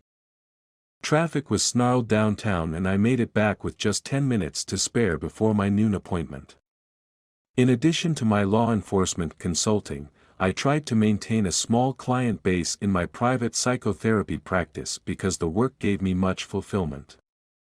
That day, however, I felt harried and on the verge of being overwhelmed by the 3 hot cases on my plate. But I was, if anything, a professional, and even though the client I was about to see was connected to one of the cases, I needed to shift into a completely different way of thinking. I pulled out Annalisa Hernandez's file and almost immediately felt my mindset change from detective to healer. A knock came at the basement door about 5 minutes later. I left my office, opened the door, and found a Hispanic woman in her 40s who had been seeing me on and off for a while now smiling at me. "Dr. Cross," she cried as she hurried in. "I miss you." I grinned. I never knew what I was going to get when Annalisa showed up for counseling. One day she could be bubbly like this and the next distraught, so I was happy when she walked into my office with a big smile on her face after she'd spent 6 months working in Guatemala. When I shut the door to my office, she sat down on the edge of her chair, smiling eagerly, and said, "So how are you?" "In demand," I said. "I hear this, yes," she said. "Tell me about Maya Parker." "You heard? Even in Guatemala there is internet," she said, her smile fading. "It's him, yes, the same one who killed my Elizabeth?" I nodded. "We think so." "Where did she go to school, Maya?" "Bragg," I said. "And Elizabeth was at Anacostia." "But all of them from Southeast." "All 8. She looked away from me, her hand going to her lips, and her right knee began to jiggle nervously, signs I'd seen before when her mood was becoming darker. "Did he make a mistake this time?" "If he has, we haven't found it yet." She shook her head, then pounded her fist gently on her thigh. "How can this be?" I ask myself. How can he be so much like the ghost? "We believe he prepares extensively," I said. "Prepares," she said, and tears began to dribble down her cheeks. "What makes this kind of monster, Dr. Cross?" We'd had this discussion several times, but I indulged her. "Probably a lot of things," I said. "One damaging incident after another, probably as a young child and in puberty, possibly involving abuse by a female about Elizabeth's age. That abuse festered in his brain until the brain was literally changed. The chemicals, the wiring, it's different for these kinds of men. Not human. A predator," she said, staring off into space. I handed her a box of tissues. She took one, smiled weakly, and said, "Elizabeth would have been 20 soon. Maybe she would have given me grandchildren. And maybe I'd be happy at least some of the time." She wiped her eyes and then blew her nose. "You've told me you are happy in the work you do in Guatemala," I said. "This is true," she said grudgingly. "I like working with girls that age, Elizabeth's age. They never listen to their mother, but I am like their aunt. They listen to you." "They do," she said, smiling outwardly again. "Then the meaning you're giving Elizabeth's death is different than before. She's the reason you can talk to those girls. You know that, don't you?" Annalisa nodded and then burst into tears again. "Every day, I feel Elizabeth with me when I am teaching those girls. Every day, she works through my heart to reach them." I said nothing for a moment, then smiled and said, "I can't imagine a more wonderful legacy and meaning for Elizabeth's life." She sighed and looked at the ceiling before taking another tissue. "I know you are right, Dr. Cross.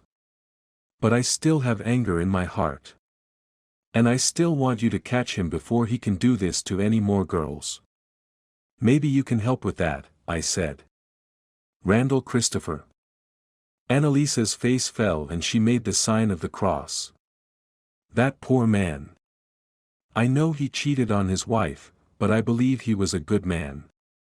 He organized the searches for Elizabeth and Maya Parker. Yes. I did not know about Maya. Her parents? Her parents are devastated. They moved to Florida to get away from here. I don't blame them. But refresh my memory, I said. How did it work? The search for Elizabeth? Annalisa thought about that. Well, the police, Metro, they searched first. But Randall thought it was not enough and he knew how to get everyone involved. He was a great organizer, I said. But why Christopher's interest? Well, I suppose because he'd known Elizabeth since she was a girl. Really? How's that? When he started the charter school, it was in a building I used to clean at night. After my husband left, I used to bring Elizabeth there to study while I got my work done. Like I said, a good man. Annalisa left soon after and I was back in my office writing up my notes on our session when my cell phone rang, a call from a number I recognized. Rollins? She made a mistake, said Keith Carl Rollins, who employed his formidable skills as a computer scientist consultant to the cybercrimes division of the FBI. He had the odd habit of assuming you'd already heard the story he'd been telling himself in his head. Who made a mistake? I said. Elaine Paulson, he said. Randall Christopher's missing wife. Chapter 21. 3 hours later, as dark clouds were rolling in and the breeze was stiffening, Sampson, Mahoney, and I stood at the front door of a little bungalow on Chincoteague Island in eastern Maryland. Mahoney rapped hard. Keith Rollins had tracked Elaine Paulson, Christopher's wife, to this bungalow through the IP address assigned to the router here. She'd signed on for barely 10 minutes, but Rollins had picked her up and traced her in less than 7. No one answered the door. Mahoney had a search warrant with him and he was starting to pick the lock when a locomotive of a woman in pink Bermuda shorts and a sleeveless white blouse shouted at us from across the street that she was calling the police. When we told her we were the police, she relaxed and became cooperative. Her name was Adele Penny, and it turned out she was the bungalow's owner. What's she done? She asked when we told her who we were looking for. We just want to talk to her, Mahoney said. What about her marriage? What about her marriage? I said. She said it was over. Ended badly. That's why she's out here, taking time to figure things out. You don't know anything about her? No, and I didn't ask. Why is that? She said her husband beat her, and she paid cash. Showing her the search warrant, Mahoney said, "We need you to open the door." When did you last see her? An hour ago. What is this about, Mrs. Penny said, rattled. She unlocked the door and pushed it open. A murder investigation, Sampson said, stepping past her. No, she gasped. My God. She's so, murder. Any idea where she might have gone? I asked her as Mahoney went inside. I don't know for sure. But she's been going to the spit off Tom's Cove in the afternoon, sitting on the dunes, watching the waves. She said it's been calming. Alex, Sampson called. Excuse me, I said, and I went inside to a tiny and tidy living area with a wicker love seat and a chair. Sampson and Mahoney were putting on latex gloves at the counter that separated the living area from the little kitchen. There's a sealed envelope here, Sampson said. Addressed to the daughters. Open it, I said, already feeling queasy at what it might contain. Mahoney slid it open with a knife, pulled out a single piece of paper, and unfolded it. I looked over his shoulder and read, Dear Tina and Rachel, I love you more than life itself. I'm sorry that it has come to this. I'm sorry about all of it. I didn't need to see the rest. She's going to kill herself. It was all I could think of as we raced in Mahoney's car down the narrow road toward Tom's Cove, ignoring the traffic trying to leave the area ahead of the coming storm. The cove itself was west of the dunes that separated it from the national seashore. We pulled into a parking area at the Visitors Center and spotted the blue Nissan Sentra with Pennsylvania plates that Mrs. Penny said Elaine Paulson was driving. Against a stream of people heading the other way, we walked toward the dunes and the ocean, the wind building and thunder rumbling behind us. Big waves were crashing up and down the beach. To the north, the shore was wider, with extensive dunes behind it. To the south, the sand narrowed to a long spit with barely a necklace of dunes separating it from the cove. While the beach was largely devoid of swimmers and vacationers now, there was still a smattering of hardcore fishermen and surfers. We split up, Sampson and Mahoney headed for the spit, which seemed the more deserted place, and I ran toward a cluster of fishermen, older men with an elaborate array of surf-casting rods and pails of bait. I showed them a picture of Elaine Paulson and asked if they'd seen her, but they shook their heads and said they'd only just arrived. I went up the beach several hundred yards, seeing fewer and fewer people ahead of me. The dunes appeared empty. When the wind started to throw grains of sand that stung my cheeks, I turned my back to it and debated whether to leave. That's when I realized that, looking south, I had a much different perspective on the beach. A few seconds later I spotted Elaine Paulson sitting in the seagrass about 3/4 of the way up the flank of a dune back toward the parking lot. I had walked right by her because it looked like she'd sat down and tucked herself into the dune. Or she died in that position, I thought as I cut hard and fast due west into the dunes and then hooked south. Creeping up the north side of the dune where I'd last seen her, I kept peering ahead through the waving seagrass. I was almost to the crest before I spotted her through the grass around the front of the dune, about 30 feet ahead. She was turned slightly away from me, directly facing the water. She had a green windbreaker on, hood up, and was sitting in a kind of depression in the dune, her spine to the wall of sand and grass behind her. No wonder I missed her on my first pass, I thought, watching her as I crouched and moved closer. She blends right in. My attention was fixed on her hood, which hadn't moved. Was she sitting there or was she slumped there? I'd no sooner had that thought than her shoulders began to tremble. She pulled back the hood with her right hand and, with her left, pressed a nickel-plated revolver tight to her temple. Chapter 22. I took 2 long strides toward her, threw myself to my knees well within her line of sight, hands up, and shouted over the wind, "Think of Tina and Rachel." Whether it was my sudden appearance or my bellowed reference to her daughters, the late Randall Christopher's wife startled and pulled the gun 2 inches away from her temple. I could see she'd been sobbing and was not seeing me well. She was still clearly in the waking trance that people intent on killing themselves get into. "Please put the gun down, Elaine," I said. "Please. My daughter knows Tina and Rachel. They're schoolmates." That further interrupted her suicidal spell. She squinted at me as her hand relaxed. The angle of the revolver's muzzle shifted clear of her skull, but it lingered about 4 inches above her left shoulder.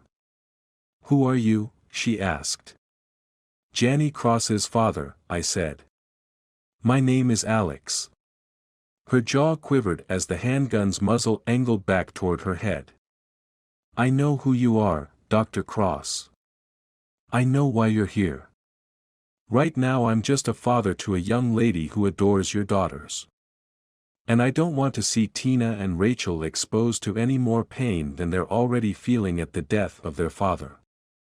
And his older whore," she said bitterly. "His older socialite whore."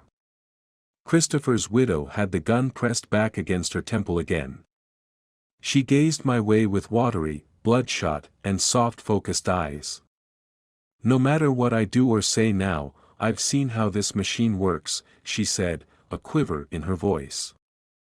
They won't see me as a victim. They'll crucify me, sacrifice me because of who she was. They'll throw me in a hole and I'll rot, and my babies will have to suffer every day for as long as I'm alive. It's better to save them the longer-term pain. It is remarkable what people in deep turmoil will tell you if you truly listen to what they are saying.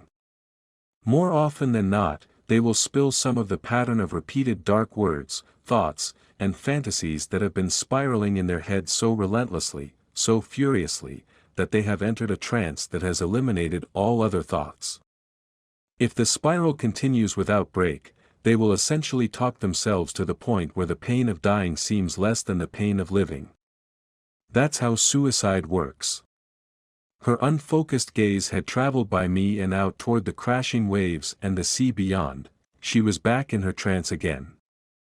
They'll pin it on me. The spurned wife. I sensed the muscles in her forearms start to tense. Elaine, Elaine, look at me, I shouted, trying to break the trance. I promise you, I am not part of any machine except justice.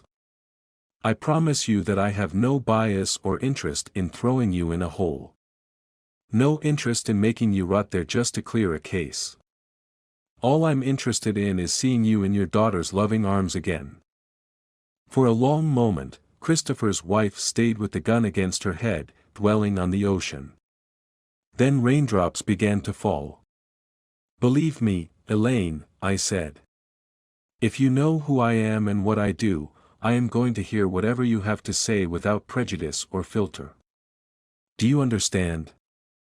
I could see the struggle in her face as the repetitive thoughts and emotions of the suicidal trance fought against this new story I was telling her. And then it came to me. Suddenly, I understood a part of the death spiral that she hadn't yet revealed. And even though the first cut would be cruel, I used it against her. I know Randall didn't want your love anymore and that made you feel destroyed inside, as if you'd never love or be loved like that again. But that is not true, Elaine. You are loved. She shook her head, her lower lip trembling. No. I can prove it to you, I said. I've seen the picture of you with the twins the day they left for camp. My wife did too. She said the love you have for them and the love they have for you is so powerful, it just radiates right out of the picture. I agree, Elaine. Do you see the beauty in that? In that picture, part of your heart has been broken and yet you are blooming with love for Tina and Rachel and they're blooming with love for you. Do you really want to end something so beautiful? Her shoulders began to shake. Please, Elaine, I said. Put the gun down for Tina and for Rachel or they'll never know that kind of unconditional love again, their mother's beautiful love again, your beautiful, limitless love again. That broke her. Christopher's widow burst into gulping sobs and let go of the gun, which fell in the sand. I scrambled forward and snatched it up even as she said, weeping, he didn't care about me or the girls or anyone anymore. All he wanted was Kay. Chapter 23. The rain came in a patter that surged to a downpour after we'd put Elaine Paulson in the back seat of the car and Sampson started the drive back. Am I under arrest? She said when Mahoney put handcuffs on her wrists. In federal custody, Mahoney said. Pending interrogation. And psychological evaluation, I said. And weapon testing. Why? She said, looking at the rain splattering against the windshield. I studied her, wondering about her mental state and her guilt or innocence. I said, after your husband and Mrs. Willingham were murdered with a .38 caliber pistol, you ran, hid from law enforcement, and were at the brink of killing yourself with a .38 caliber pistol, Elaine. That's why. Don't you have to read me my rights? She asked, still not meeting our eyes. Mahoney nodded and read them to her. Do you understand your rights? Elaine nodded dully. I do. I'm going to remain silent now because that's what they always say to do, she snorted with rancor. Even Randall always said it. You talk to a lawyer first. As the rain drummed on the roof, she raised her head and looked at each of us in turn before shutting her ravaged eyes and sleeping the rest of the way back to D.C. She woke up when we pulled into the hospital parking lot. What's this? She asked. Elaine, we're taking you in for evaluation, remember? No, can I leave? I mean, sign myself out. No, ma'am, Mahoney said, glancing at me. You're still in federal custody. Oh. Have you read me my rights? We have. Then I want a lawyer before I go in the mental ward, she said. I know what they do to people in mental wards. Dope me up so I'll waive my rights. And talk to you. Elaine, I said calmly. For your own safety, you are here for medical care by fine doctors. And a public defender will come talk to you in the morning. How do I know you're not lying to me, she said, growing agitated and shrinking away when Samson came around and opened her door. You don't know, Elaine, I said, gazing into her eyes. You have to trust me. Like I said on the beach, I'm just trying to get you back to your daughters. That got her more wound up. Where are they? Can I see them? In a few days, I'm sure, I said. Elaine looked at me, tears welling in her eyes. I want to see them now. I know you do. But unless you cooperate here, it could be weeks before you do. She got out then. We delivered her to the locked psych ward and left for our respective homes, all of us wondering about her guilt or innocence. Bree wondered about it too as I ate leftovers and recounted my day. You said she was in and out of reality, she said. That's how it seemed to me, I agreed. Which can be caused by all sorts of traumatic states, including killing your cheating husband and his girlfriend. The weapons test will tell us one way or the other. No doubt, I said, taking my dishes to the sink. How's Nana Mama? Better. She slept a lot, woke up, ate a lot, then went back to sleep. After rinsing the dishes, I turned to find Bree about 3 feet away, studying me. Can you be honest with me about something? Of course. You knew Kay Willingham before you knew me. Back when I was between the FBI and Metro, working freelance. Was it professional or personal? She was an acquaintance and almost a client. I drove her home the night we met at a fundraiser because her car service was late and she'd had too much to drink. I went inside her house. You went in her house. She'd broken her heel as well as having too much to drink. She was alone. Alone. And I wanted to make sure she was okay, I said, deciding to leave out the Kate whirling away from me part of the story. I made sure and left. 2 months later, she tried to hire me to investigate an old capital crimes case in Alabama. I declined. Why? The kids needed me here, I said. Nana Mama needed me here. It was no time to be going to Alabama for a month to look into the case of a killer her husband had helped convict and put on death row. Wait, what? J. Walter. How long ago was this case? I can't remember. Before they were married. So you didn't have an affair with Kay Willingham before we met? I laughed. No affair. I promise you. Bree chewed on that for a moment, then gave me a grudging smile. Want to go to bed? Snuggle a little. I'd like that very much. Chapter 24.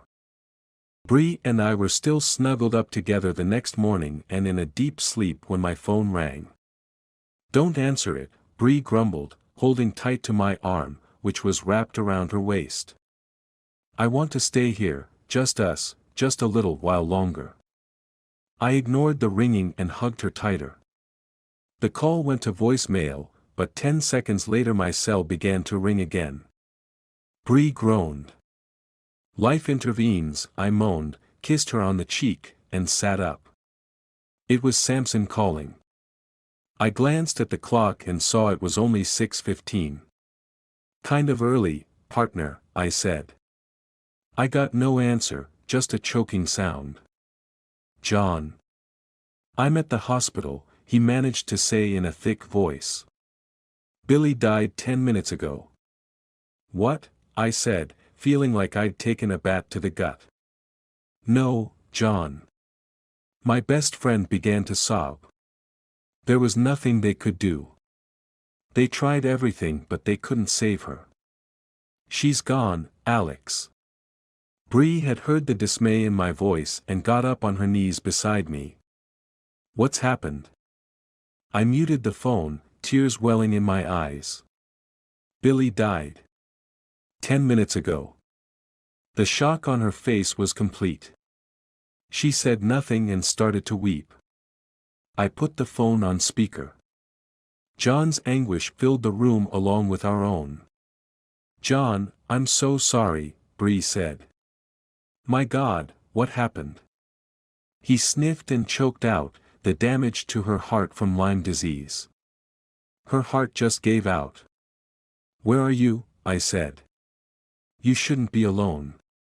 I'm still with her, he said. Prince George's Hospital.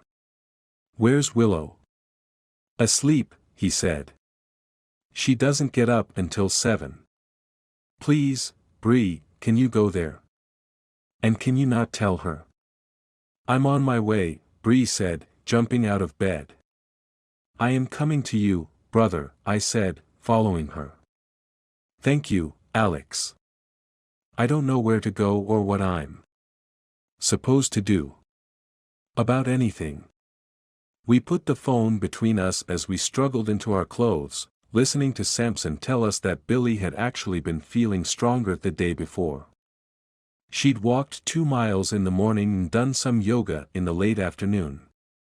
We got up at 5 this morning, just like she wanted, and she didn't complain about anything.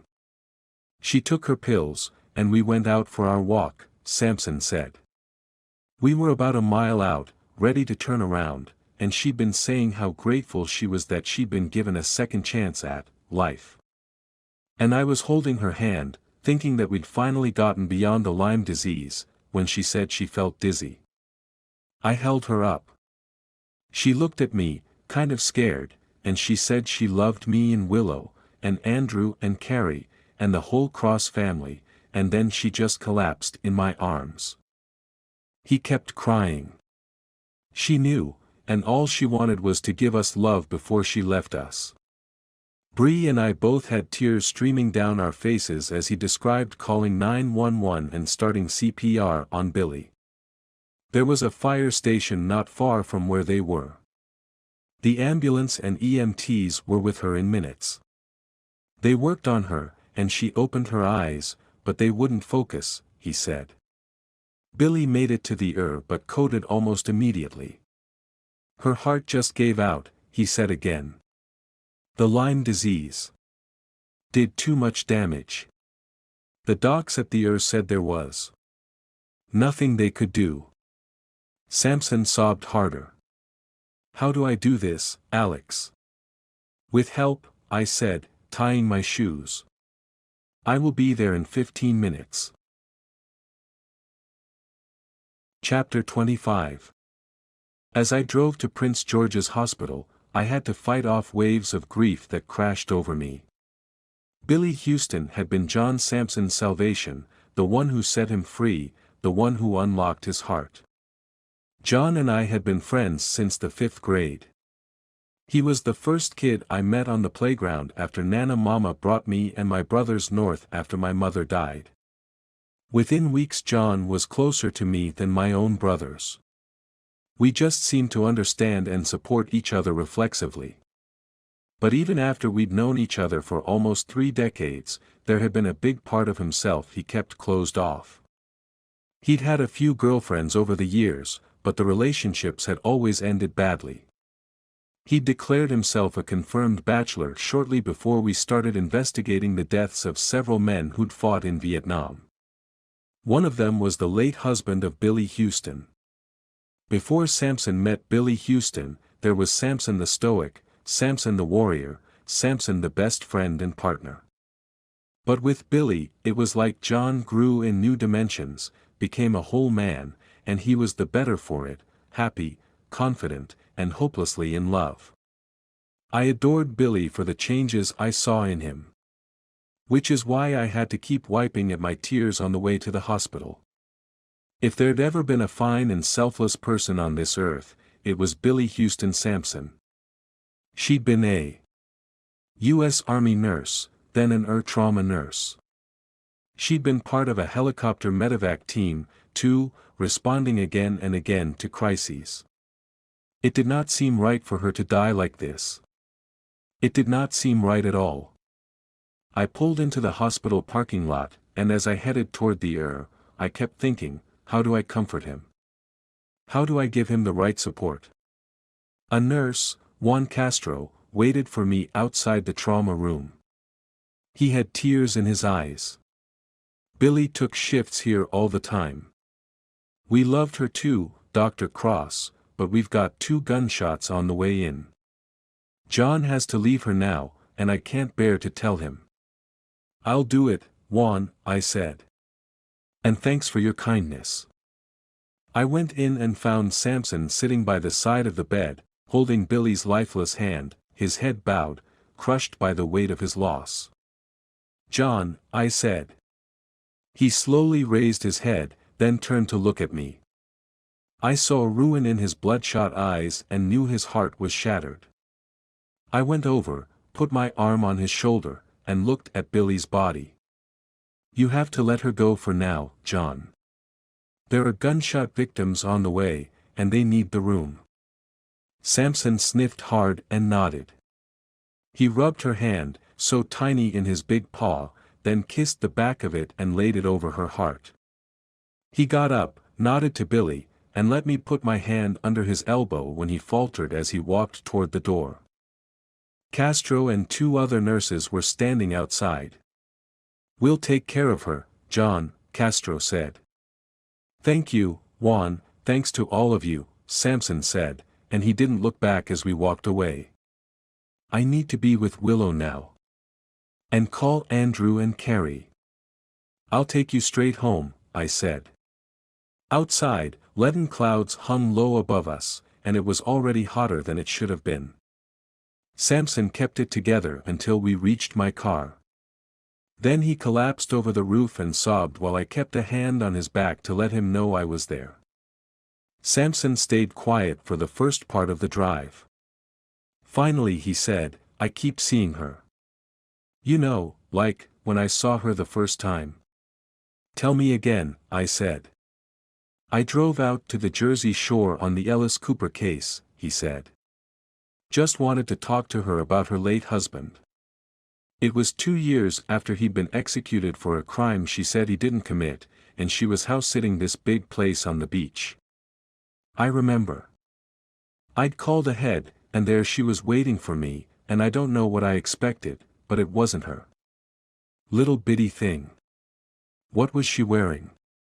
Khaki shorts, t-shirt, and no shoes, he said, smiling.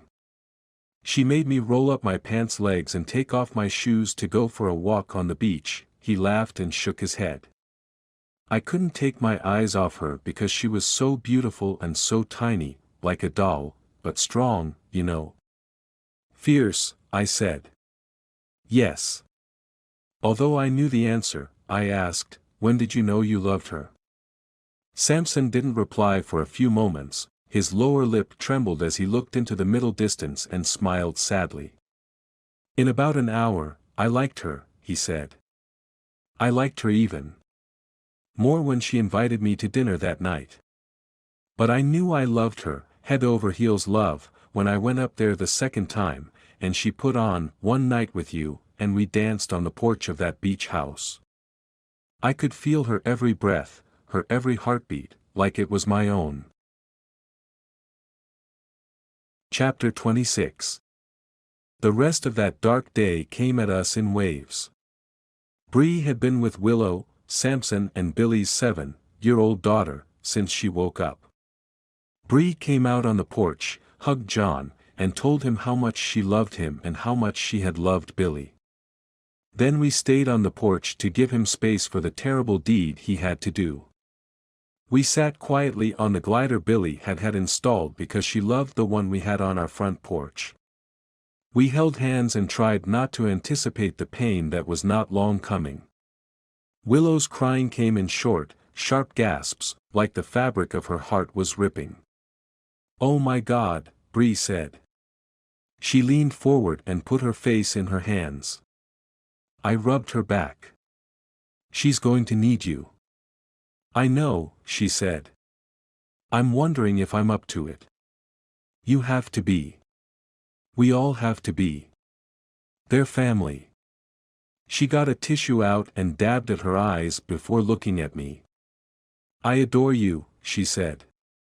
Desperately. "I want you to know."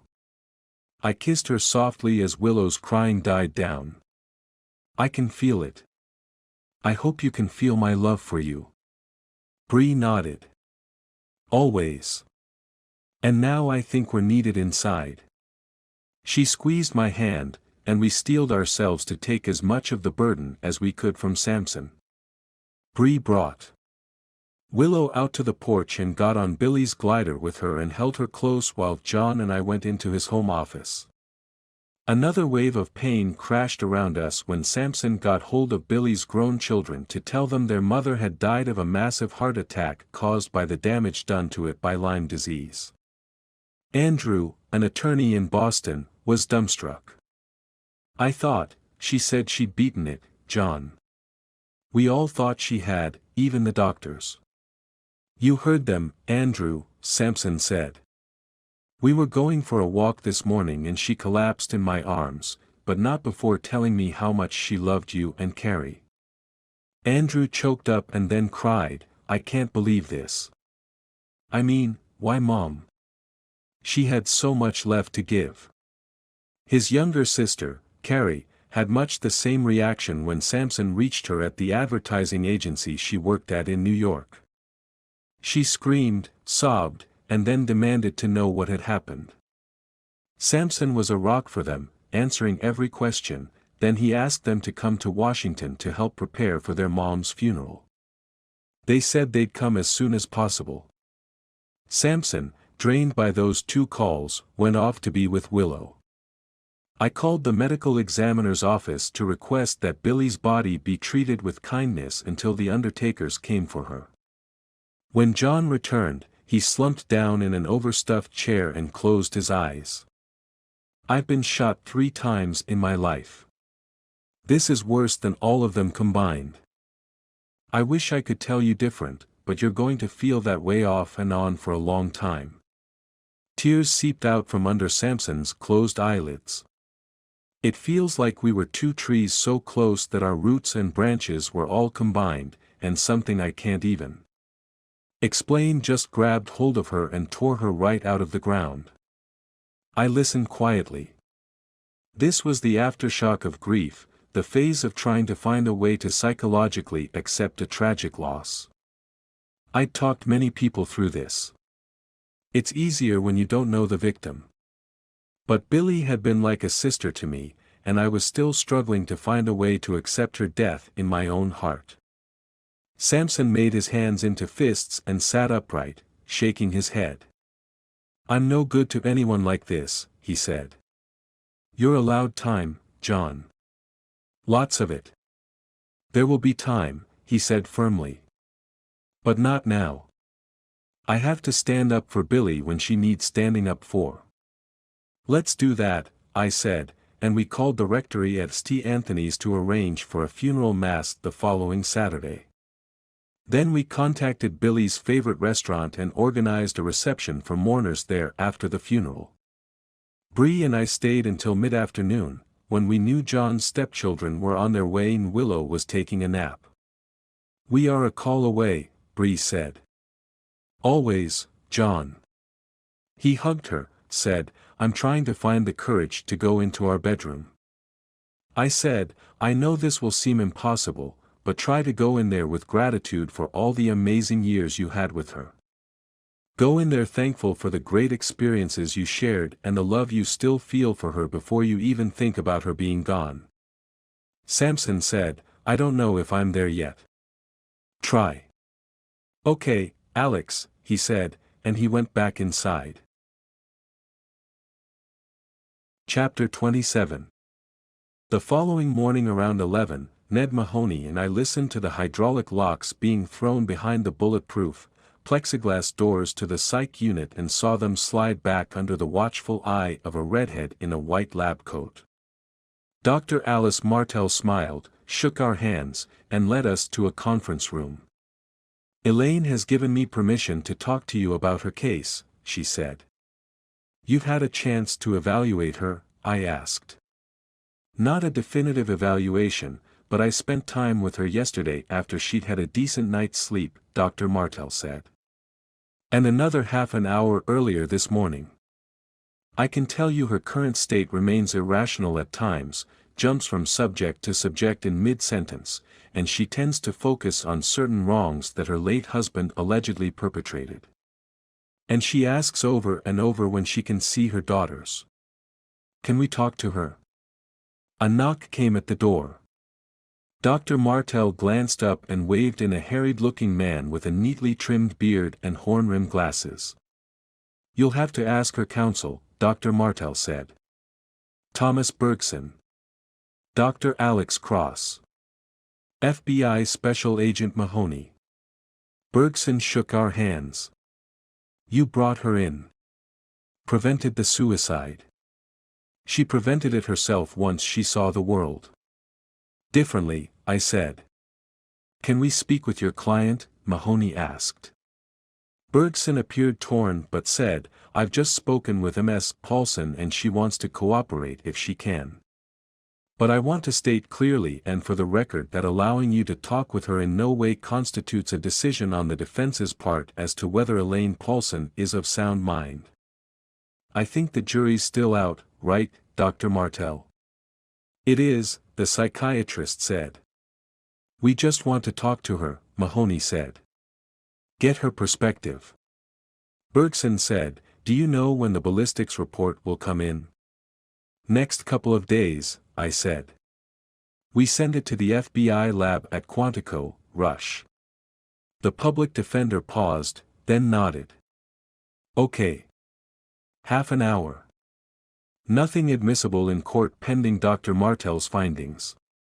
"Agreed," Mahoney said. 10 minutes later, Dr. Martel wheeled a wan Elaine Paulson wearing a hospital gown and robe into the conference room. She had an IV in her arm that Martel said was for fluids to treat her dehydration. "Thank you," Elaine said as soon as she saw me. "For doing what you did, Dr. Cross. I want to live for my girls, just like you said." "Love is the most powerful force in the universe," I said. "It can build you up or destroy you," she replied, bobbing her head a little too vigorously. I can see now that was my relationship with Randall, build up and destroy, and when can I see Tina and Rachel? Mahoney said, "After our talk, I'll see what can be done." Elaine's story came out in fits and fragments, and it was jumbled and tangential at times. She told us she'd had a crush on Randall Christopher from the first moment she saw him, at a basketball game their sophomore year at Maryland. They met by chance at a party, started talking, and did not stop for hours. Christopher wasn't like the other athletes she knew. He understood he wasn't good enough to go professional, and his passions were teaching and coaching to make an impact on teens. They fell in love and got married after graduation. Christopher became a teacher in an inner-city school in Baltimore and found out what worked and what didn't work when it came to motivating students the way a sports coach might. Elaine worked at a financial firm for the 7 years her late husband spent at the school. Her substantial salary enabled him to think long-term about establishing a school of his own design based on his own theories. Randall liked being a maverick, going against the grain, she said. It fit with infidelity. She suspected that he'd had several affairs over the years, all short-term flings that were followed by long periods of monogamy when he was an excellent father and husband. A year ago, as people began urging Christopher to run for office, she recognized signs from earlier affairs and suspected that her husband was once again dallying outside their marriage. He was working late. He had to spend an extra day on the road. He'd shy away from her when she tried to initiate intimacy. "A woman knows," she said. "I expected the affair to end in a week or a month, as they had before. But this was different. This had a whole other level of stink about it." She smelled faint whiffs of his affair on his clothing, the scent of perfume. 2 months went by, then 3. Christopher seemed more distracted, inventing more reasons to be away from the house.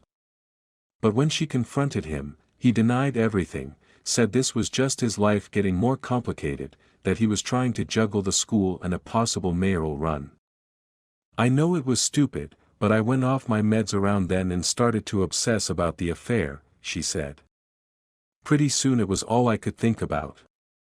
One day Elaine decided to follow her husband, and she caught him going into Kay Willingham's townhouse in Georgetown when he'd claimed he was attending a breakfast prayer meeting. Another time, she caught Kay going in the back way to the charter school after hours. "They'd have sex in his office," she said acidly. "Easy, close to home, and sneaky. I think they liked that. I mean, he knew I suspected, and here he was, throwing it in my face." "You confront him again?" Mahoney asked. "I did," she said. "Randall admitted it, said he loved her and that he was sick of my ups and downs. He said he was leaving me." "When was this?" I said. 10 days ago." "Did he move out?" "Into his office at the high school," she said. "That's why I was there that night he was killed. In the schoolyard." Chapter 28. The first 48 hours after Randall Christopher walked out were the worst. Elaine sent the girls to her mother's in Baltimore and locked herself in her bedroom, weeping, drinking, phone off, everything off. "I'd think about killing myself. I'd think about killing Randall," she said. "I'd think the problem was me and beat myself up. But then I'd think, no, and get angry. Randall was the one who cheated. Not me. Elaine Paulson. She is a good woman, a good mother." But her thoughts, they just kept coming back to Randall and how he left her. I thought it was odd that she'd started talking about herself in the third person. "Explain why, Elaine, you were at the murder scene." "I know who I am and I'm getting to that," she said, suddenly upset with me. "Please, I was trying to think differently at the time, I really was, but it wasn't working. For every good thought, I'd have 5 bad ones about losing Randall to a woman 10 years older than me, and the bad ones became interlocking obsessions, playing over and over in my head." She said she soon felt compelled to spy on her husband, to find out what he was doing in his new life without her. For days before her husband's body was found, she said she woke up at 3:30 a.m., unable to sleep. She decided to go for a run.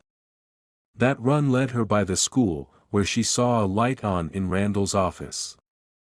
But on early runs the following morning and the morning after that, the light was off. "He was staying at her house, I guess," she said. "I mean, I knew he was. But I couldn't help waking up and going for a run the 4th morning." Elaine claimed she jogged toward the school campus, going past the bodega and the laundromat and crossing the street to Harrison Charter, which puzzled me, because Sampson said he'd watched the footage and didn't see anyone on it.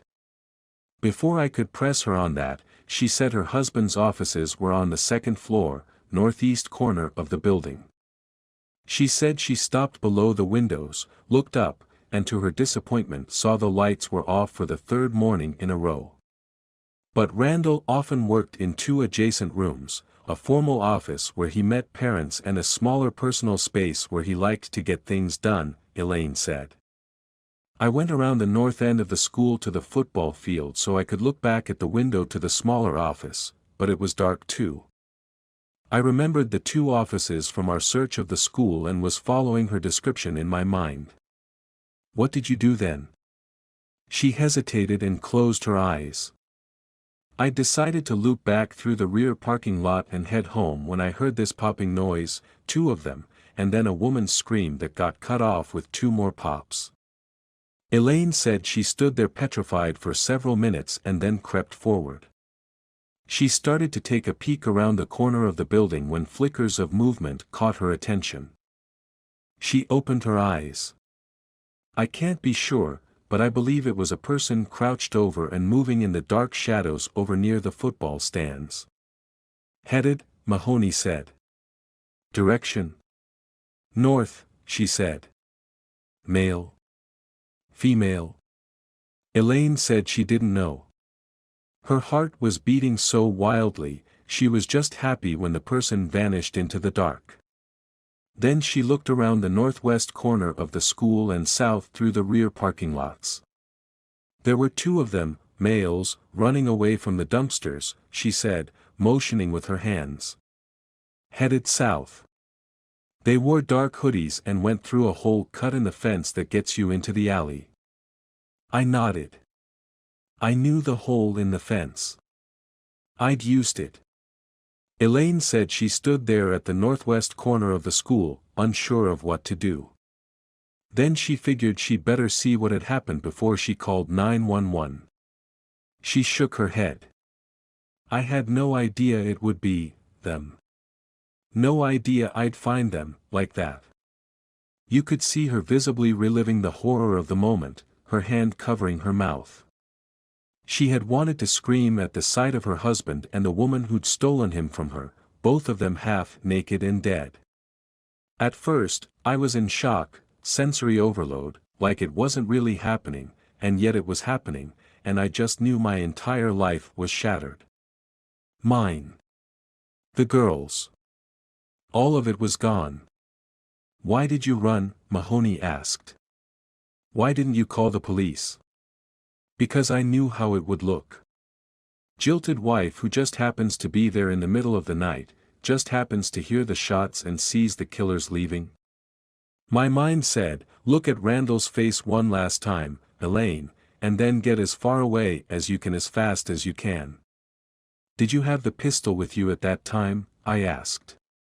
The one you had in the sand dunes? Elaine looked confused. The gun. That night? No. But you had it with you another night at the school?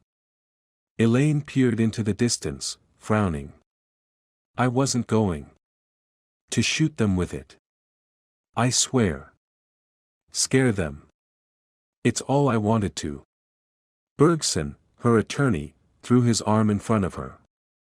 And that will be all for today, thank you, detectives. We're done here and anxiously await the results of the ballistics report on Ms. Paulson's pistol. Chapter 29. Mahoney and I both left the hospital with Elaine Paulson's final words about her pistol and her confusion as to whether she'd had it at the scene the night of the crime echoing in our heads. I wasn't going to shoot them with it. I swear. Scare them. It's all I wanted to. She certainly had the gun with her on another night, Mahoney said out on the sidewalk. And she meant to threaten her husband and Kay with it. Definitely, I said. And Sampson says she wasn't on the bodega security footage, so she didn't enter the campus the way she says she did. Can you make some calls to Quantico to get the ballistics report speeded up? They were swamped and irritated when I called there yesterday, he said. Then he cocked his head as if he had an idea. We're supposed to sit down with the vice president tomorrow morning. I'll call his office, see if they can get things moving. "I'd try Bright or Price first," I said. "You'll get straight to Willingham." Mahoney did, talking to Agent Price and giving him the pertinent numbers to call. At that point, Ned had to return to FBI headquarters to brief his bosses on the case, and I decided to check in with Sampson to see if he needed help or a friendly ear. But my calls just kept going to voicemail. "Call me, brother," I said after leaving 3 earlier messages. "Love you and I have your back 100% and always." I decided to return to Harrison Charter School and the crime scene to see if the layout jibed with Elaine Paulson's description of the night of the murders. I found a parking space south of the main school entrance and across the street from the apartment building where workers in respirators were sandblasting the brick face. I got out and tasted dust on the breeze. Burying my nose and mouth in the crook of my elbow, I squinted as I hurried north out of the dust plume, then brushed it off my shirt. I gazed around, reorienting myself, imagining Elaine with a pistol in her fanny pack coming here. She said she'd run by the bodega, but we knew that wasn't true from the security footage. So how had she come here? Did it matter? Elaine Paulson claimed she'd gotten to the northeast corner of the school building, looked up at her husband's formal office, and saw the light off. From that point forward, I walked the path Elaine Paulson had described to us that morning. At the northwest corner of the school building, I stopped.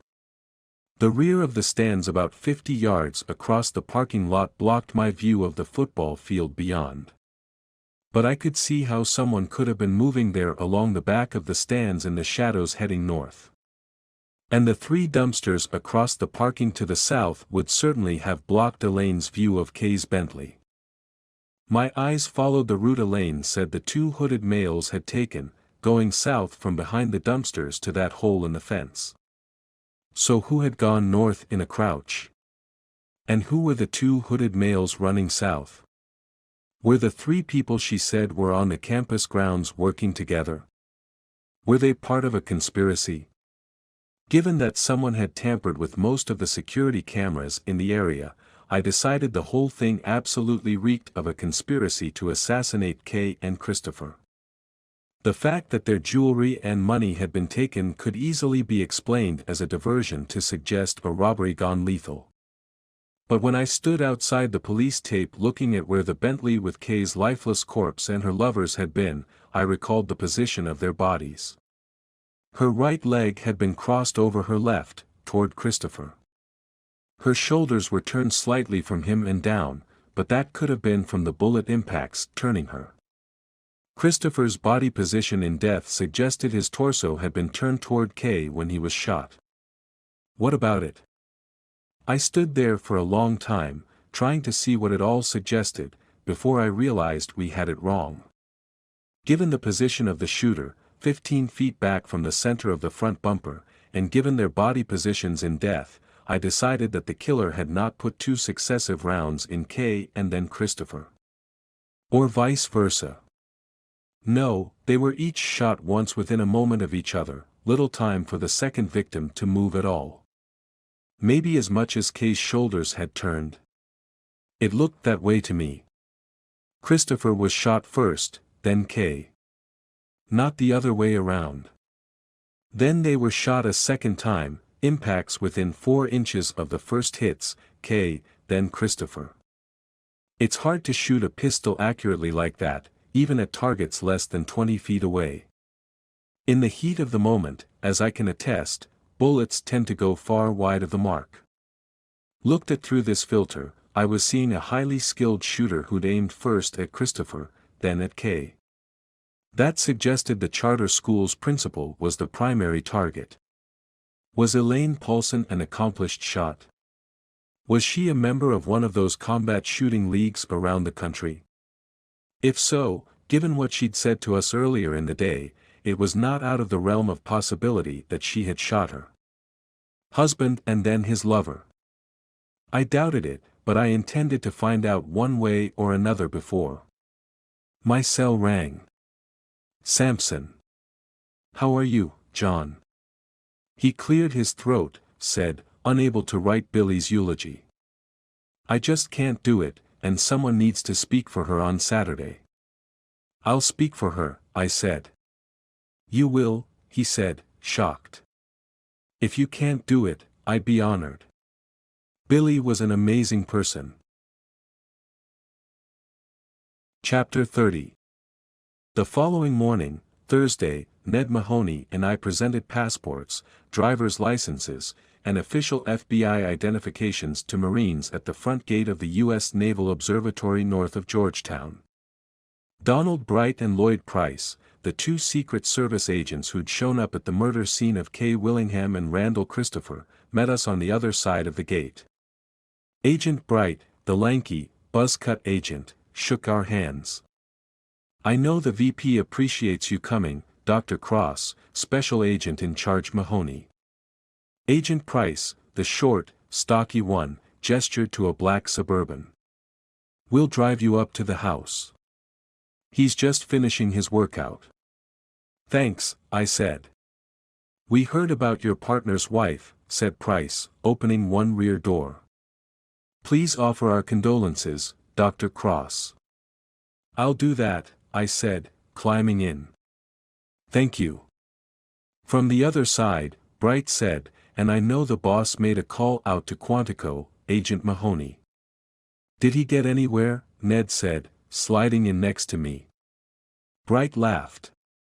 I guess whoever answered didn't believe it was him at first, but yeah. They're on it. The Suburban's rear doors sounded heavily armored when they were shut on us and the agents climbed up front. Bulletproof? I said. Bright said, it'll take an anti-tank round and shrug it off. We drove through the grounds to one observatory circle, a 120-year-old white Queen Anne-style mansion that is known as the temporary official residence of the Vice President of the United States of America. Why is it the temporary official residence? Mahoney asked. Price shrugged. Congress was supposed to authorize the construction of a permanent residence for the VP. But that was decades ago. Government in action, Mahoney said. Bright nodded. Like Darwinism, only we seem to be regressing. Don't tell Willingham that, Price said. Never, Bright said. Not a chance. I was half listening to the conversation. A bigger part of my attention lingered on the ripples of grief that had continued to roll out from Billy's death. The rest of our family had taken it hard, Nana Mama especially. She and Billy had shared a special relationship through their mutual interest in cooking. We just saw her recently, my grandmother had said, shaking her head. I gave Willow cookies. Janny and Ollie both cried and wondered about Samson and Willow. Damon, my oldest, was working as a counselor at a basketball camp, but he said he was coming home for the funeral. Can a tick kill me? Ollie had asked as I put him to bed. I guess so, but we live in a city. So, no ticks. Nope, I said, and I shut off his light. Ollie's question was on my mind when Bright pulled up in front of the Vice President's residence because I had Googled it after talking to him and found cases where hikers deep in Rock Creek Park had been bitten by ticks and contracted Lyme disease. Okay, Price said after listening to someone talk in his earbud. He'll be sitting down to breakfast in 2 minutes and expecting you. Let's move, gentlemen. He got out of the Suburban and opened my door. Bright opened Ned's. Any advice? I asked Price. Don't BS him. He has a BS detector like no one I've ever known. Chapter 31. I'd never met J. Walter Willingham in person, but I'd observed him enough on various media formats to know the Secret Service agents were right. We would be dealing with a formidable mind. The late Kay Willingham's ex-husband did not disappoint, arriving in the dining room 15 seconds after a server set his breakfast tray at the head of the table. Dressed in navy blue suit pants and a starched white shirt open at the collar, Willingham was of medium height and very fit, with brushed-back silver hair and piercing green-gray eyes that immediately went not to Mahoney but me. The vice president started my way but then paused to look over his shoulder at the server. "Thank you, Graciela." She grinned, half-bowed, and said, "Thank you, Mr. Vice President." Graciela ducked back into the kitchen, and Willingham's focus returned to me. He stuck out his hand, studied me, and said in a slight southern drawl, "Walter Willingham. I'm pleased to meet you, Dr. Cross. I've actually read a lot about you." "Mr. Vice President," I said, shaking his hand while those green-gray eyes danced over me. "I wish we were meeting under different circumstances." "I do too," he said and clapped his other hand over the back of mine. "I can't tell you how much I wish that." With a nod, Willingham moved on to Mahoney, and I felt like I was coming out of a mild trance. I understood then what Kay had always said about being in her ex-husband's presence. The VP had the uncanny ability to make each and every person he spoke to feel like he or she was the only other person on the planet. As Willingham was shaking Ned's hand, a very attractive woman in a red sheath dress entered the room. In her mid-40s, by my guess, she had dark hair cut elegantly short, flattering makeup, and flawless pale skin. She was carrying several files and a yellow legal pad in her arms. "This is my Chief of Staff, Claudette Barnes," Willingham said. "She'll also act as my counsel for the purposes of this informal meeting."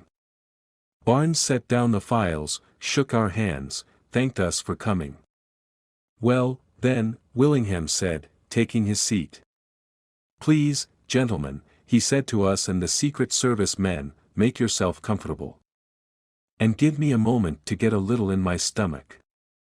I went long on the treadmill this morning and feel like I'm crashing." Graciela appeared with coffee and poured for the six of us while the vice president dug into 3 eggs sunny side up, 3 strips of thick bacon, an English muffin, half an avocado, and a small cup of fruit.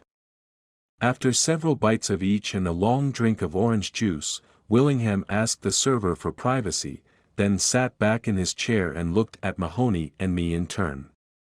"So where does the investigation stand? And how can we help you besides calling Quantico?" Mahoney and I had talked on the way over about how best to handle the vice president. It had seemed reasonable to give him an update on the investigation so far, but Willingham had not been married to the deceased for nearly 2 years. Did he really have any right to know? Especially given the apparent acrimony of their divorce?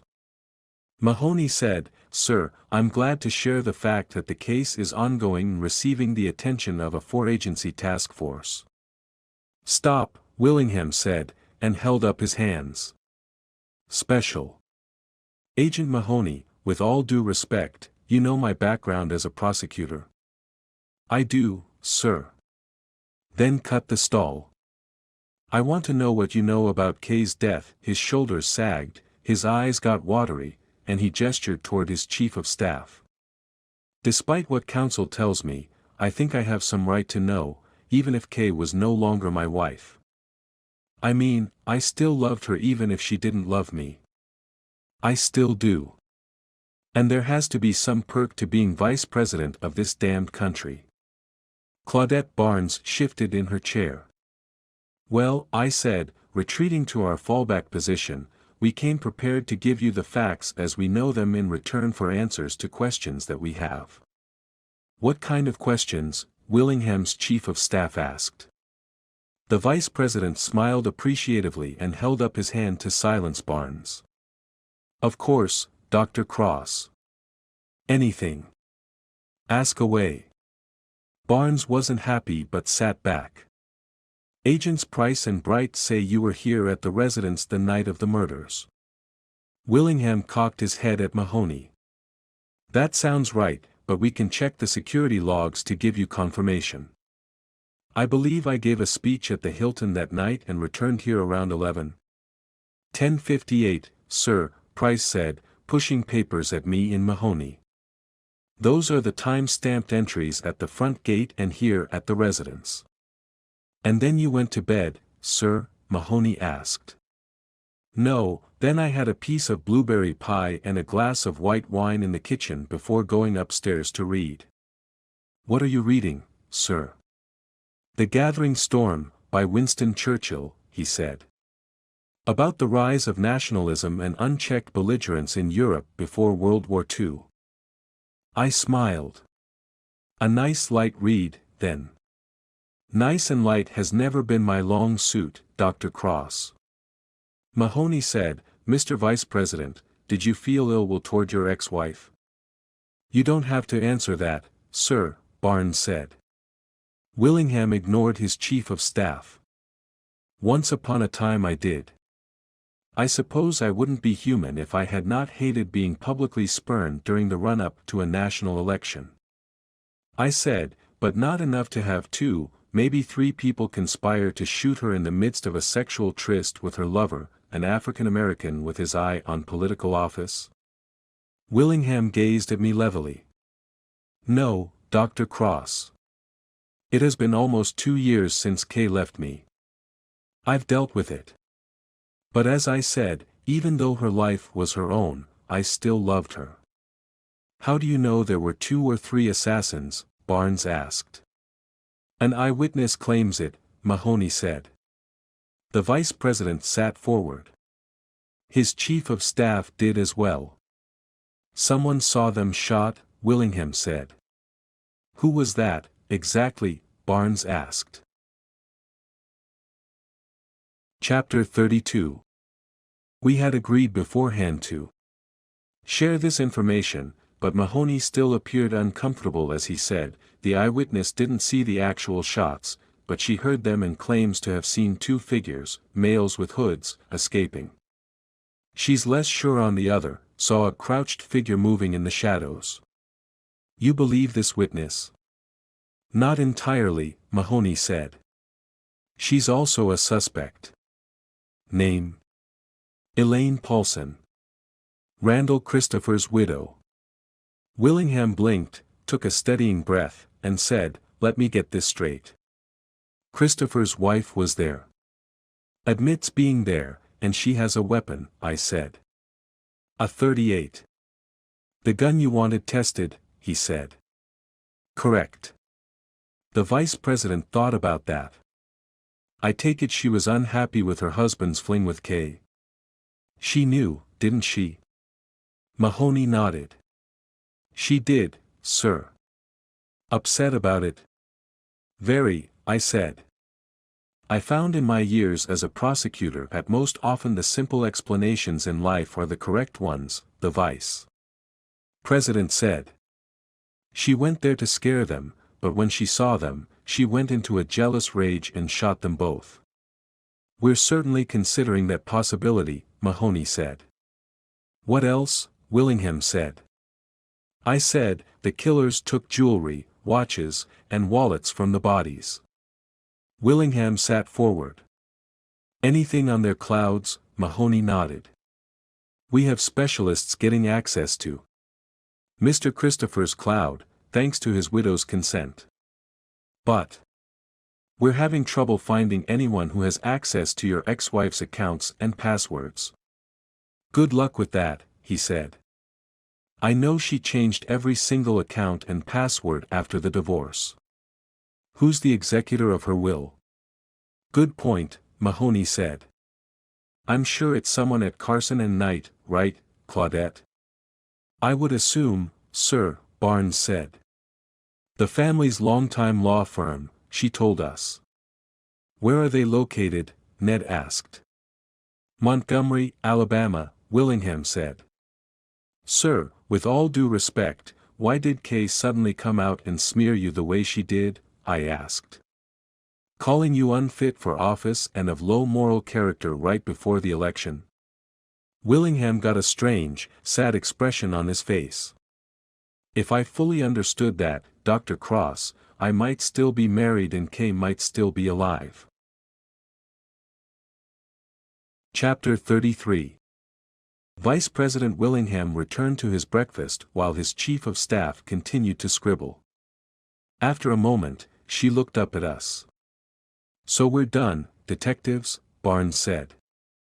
"The vice president has a busy schedule today and a meeting starting in about 5 minutes." I cleared my throat. "Just a couple more questions. You never retaliated after Kay's attacks, Mr. Vice President?" "Never responded." Willingham chewed, swallowed, and said, "I was in no position to respond. I'd like to leave it at that." "Okay," I said. "But are you saying, sir, that you have no idea what Kay was talking about when she leveled those accusations at you?" He was soaking up egg yolk with an English muffin but stopped to gaze at me. "No," he said. "I don't. And if you go back and watch the videos where she made those claims, you'll see there were never any specifics. It was just rage against me." "But what triggered it?" I asked. Willingham pressed his hands as if in prayer, then sighed. "I'd hoped it would not come to this." "Show them, Claudette." "Are you sure, sir?" Barnes said. "They have no legal right to it. They could subpoena it, and I'd rather not be that public." "About Kay's issues?" "Yes, sir." Barnes selected several documents from the files she'd brought in. "These are medical records that ordinarily would be covered by HIPAA, but Kay signed a release allowing her ex-husband to access them." Barnes slid them across the table at me. "I think you'd be the best person to review them first, Dr. Cross." I turned the documents around and saw I was looking at medical records from West Briar, a psychiatric inpatient facility in Hedges, Alabama, where Kay Willingham spent 3 months in the middle of her 2-year hiatus from Washington, D.C., following the death of her mother. I scanned the medical narrative, cringing at times, then I closed the file and pushed it to Mahoney. "But the meds helped her."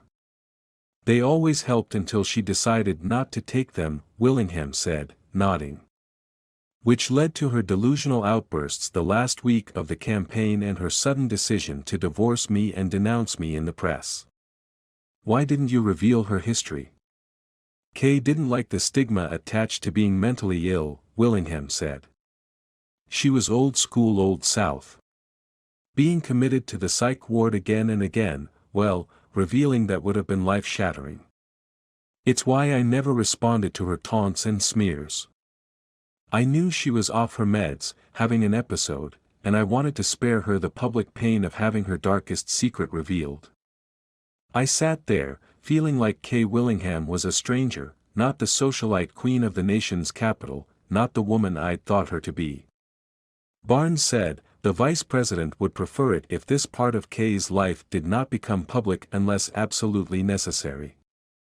Willingham laughed bitterly and shook his head. "Here I am, trying to protect Kay even on her way to the grave.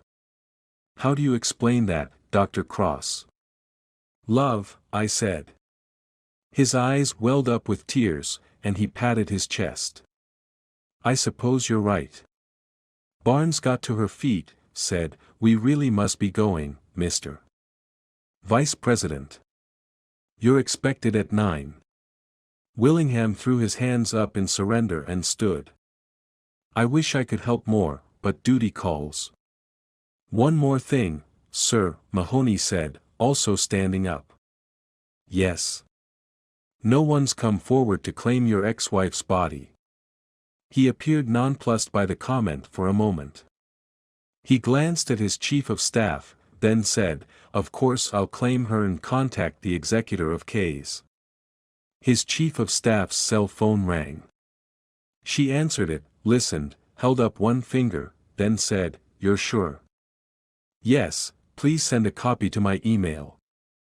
She hung up, looked at Willingham. "There it is, then, Walter.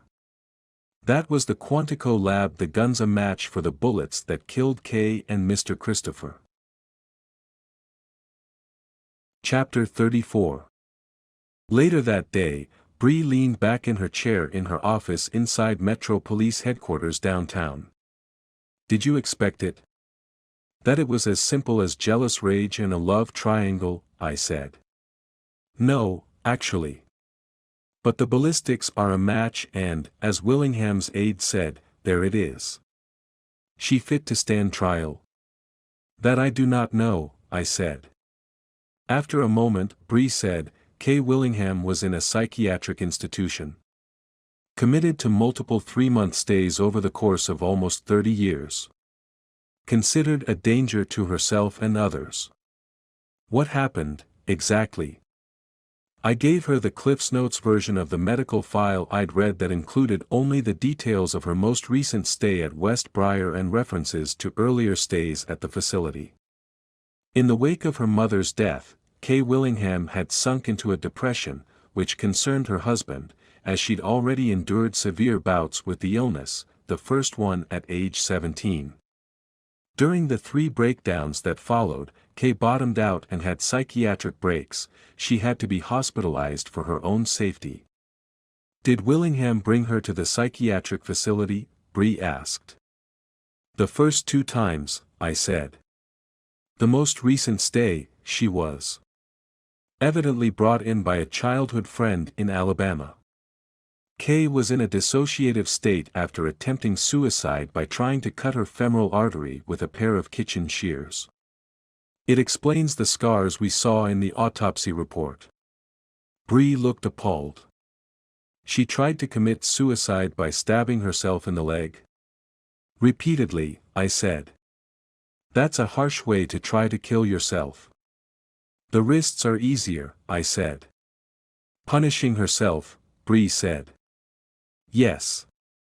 But for what, I don't know. And given the chemical imbalances she was experiencing, who knows whether her reasons mattered. It's all just gossip fodder now, she said. Elaine Paulson is the killer, so you can spend more time now on the Maya Parker and Elizabeth Hernandez cases. You've got it, I said. Any place specific you want me to start? Bree said she'd been looking at the old files regarding the earlier rapes and murders. A year before Elizabeth Hernandez disappeared, there was a woman named Peggy Dixon who claimed she was attacked and got away from the rapist. She was a druggie and I think the detectives who talked to her might have discounted what she said. She evidently called here again a few days ago, wanting to talk to someone about Hernandez and Parker. Contact information? I asked. Right here, Bree said and slid a piece of paper across the desk to me. She glanced at the desk clock.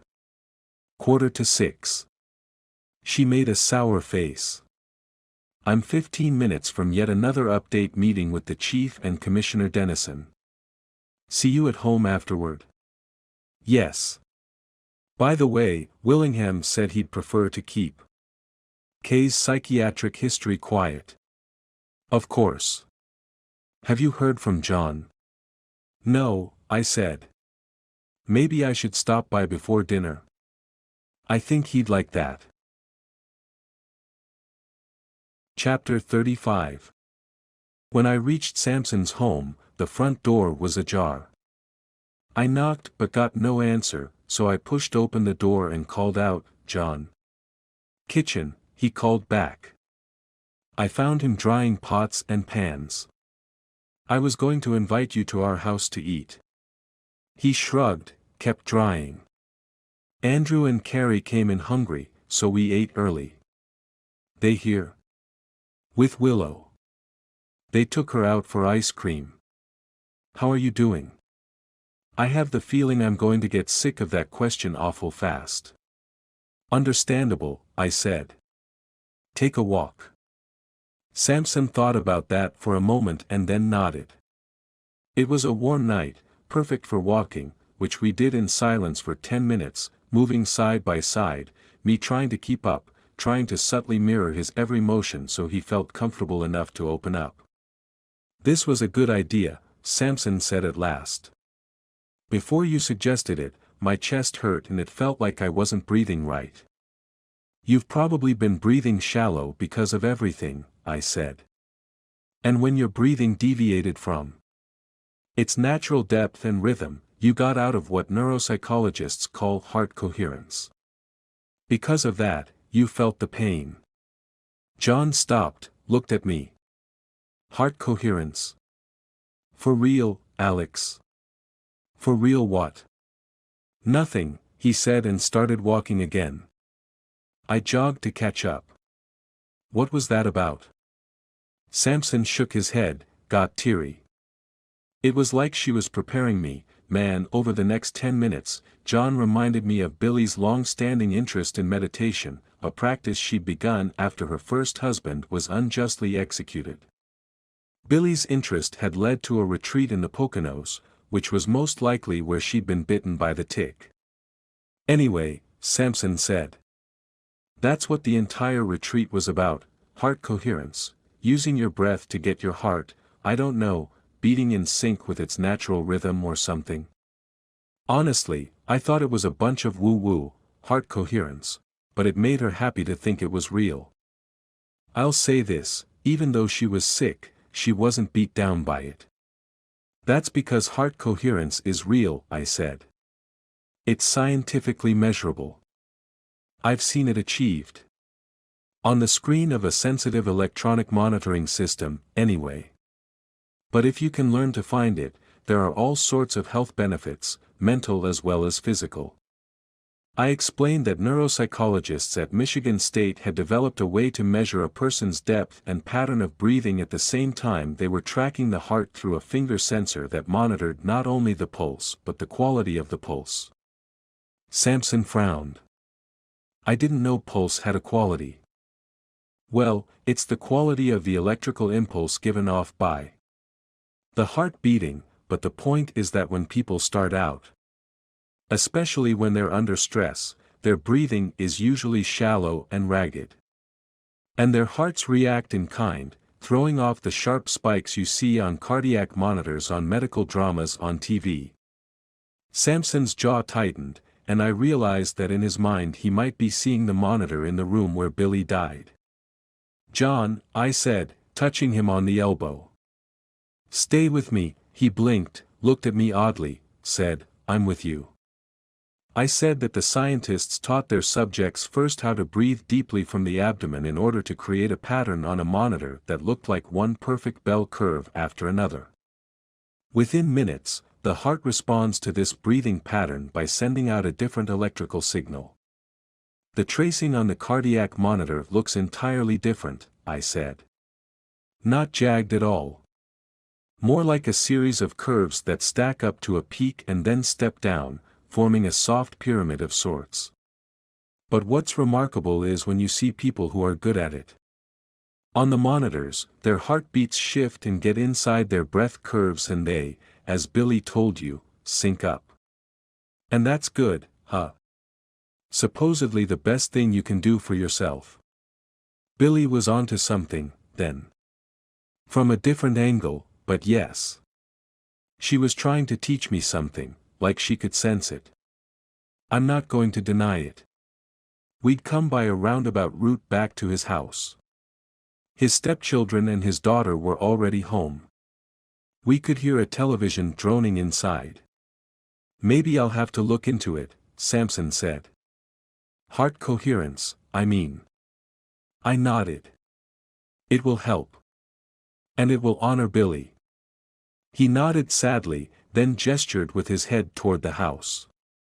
I just wish I understood it well enough right now so I could go in and teach it to 3 other people with busted hearts. Chapter 36.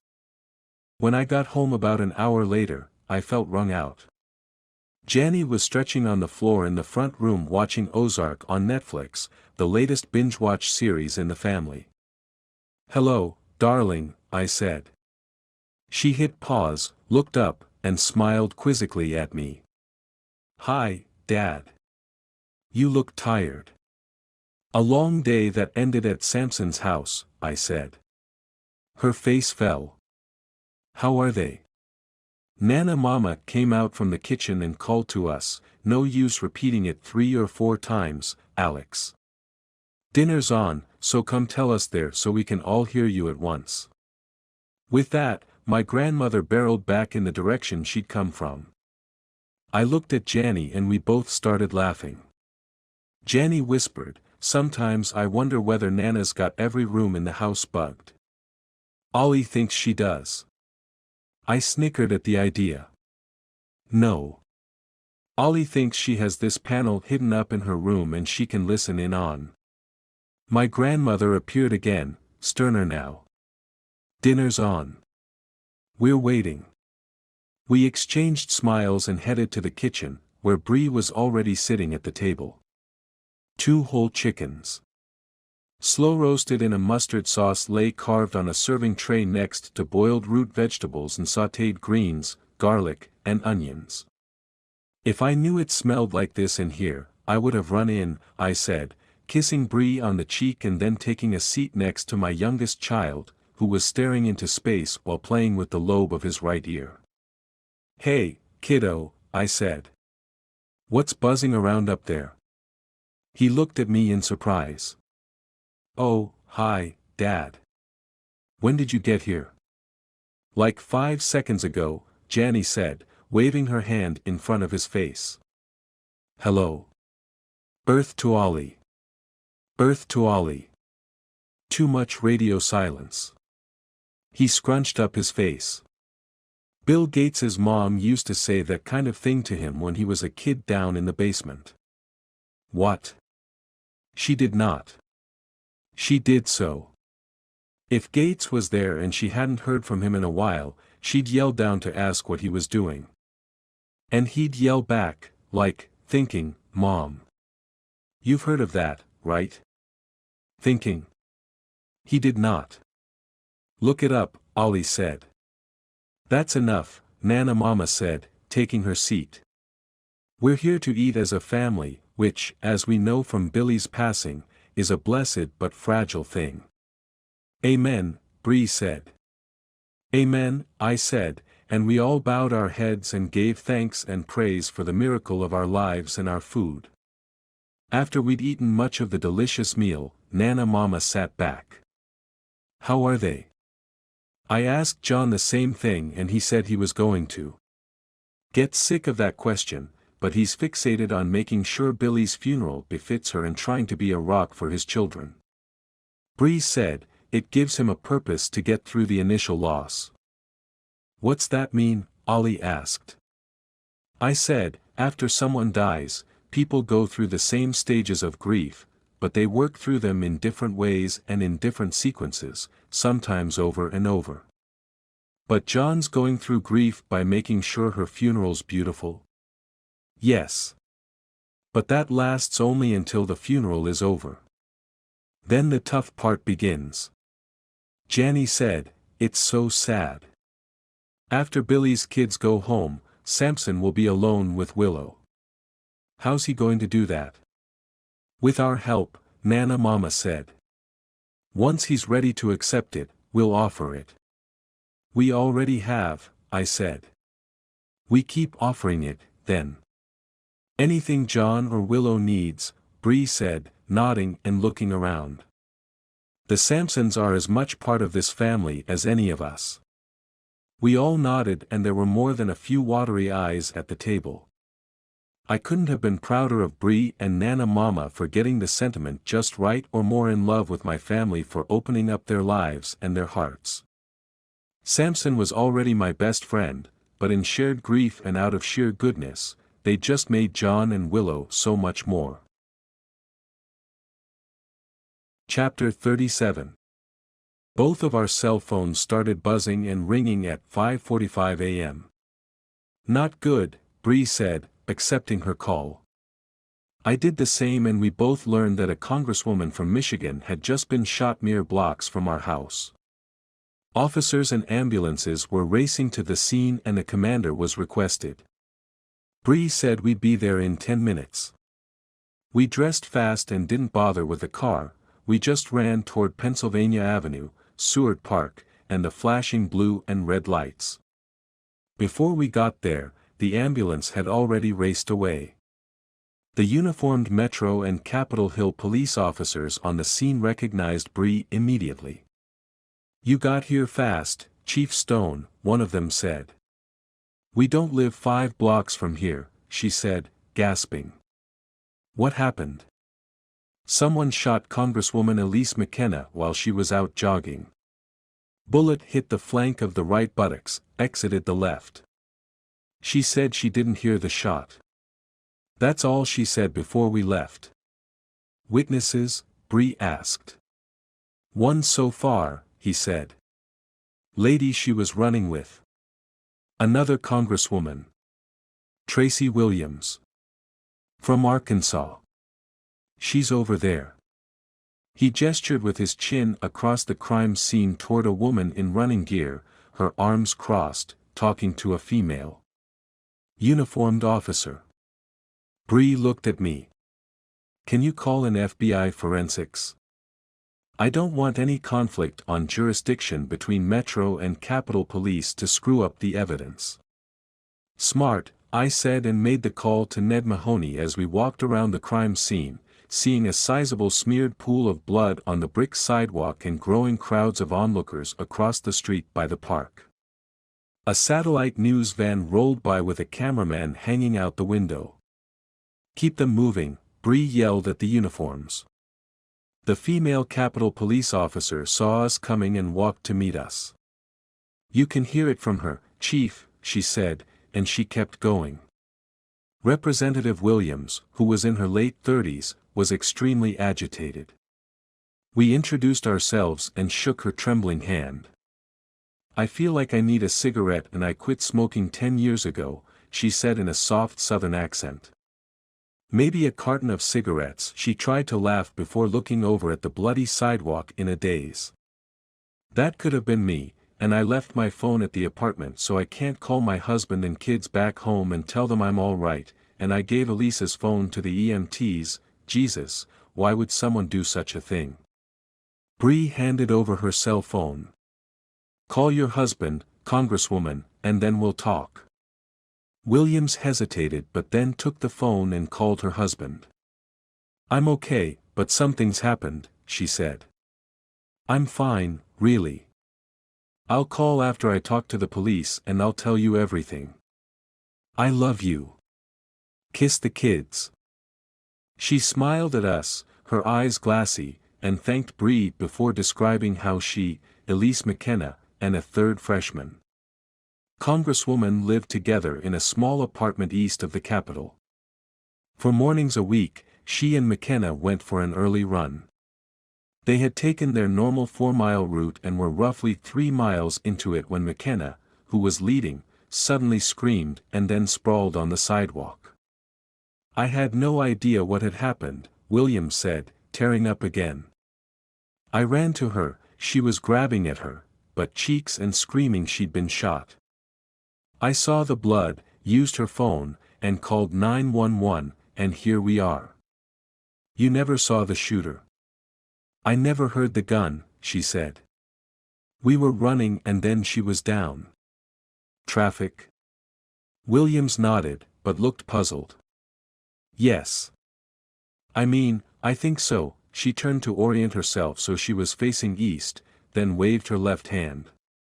Yes, there was traffic, but I couldn't tell you what cars they were or how many because I don't think the shot came from Pennsylvania Avenue. The Congresswoman pivoted clockwise and gestured back across the intersection with 5th Street toward a line of cars parked against the far sidewalk by the Capitol Hill United Methodist Church.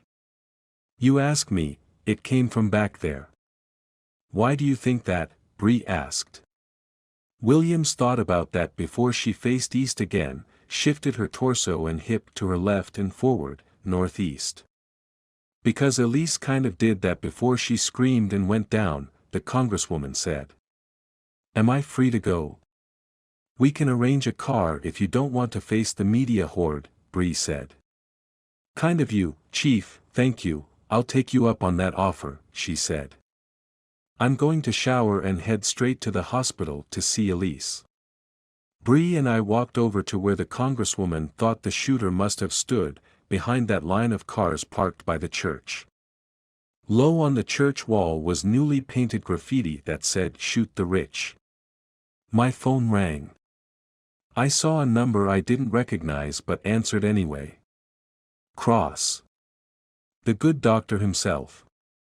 This is Clive Sparkman. How did you get this number? A triviality, Sparkman said. I want to meet for breakfast. Now. Forget it. Never, I said. Suit yourself, then, Cross. Blow up your life when I'm giving you the opportunity to put out the fuse. Chapter 38. An hour later, I walked into Ted's Bulletin, a restaurant on 8th Street in Southeast D.C., 4 blocks from my home. I was sure Clive Sparkman was aware of that and was letting me know that he'd studied up on me, which only added to my general surliness at having to meet him to see what he planned to write about me. Sparkman sat in the back booth on the left, facing the door. His face lit up when he saw me, and he stood to shake my hand. Dr. Cross, Sparkman said. I appreciate you coming on such short notice. You didn't give me much of a choice, I said, but I shook his hand anyway.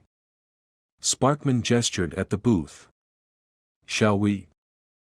I slid into the booth, watching him the way I would a sleeping snake. He held my gaze. Was that amusement on his lips? Coffee, he said. Breakfast? It's on me. I've got things to do, Mr. Sparkman, I said.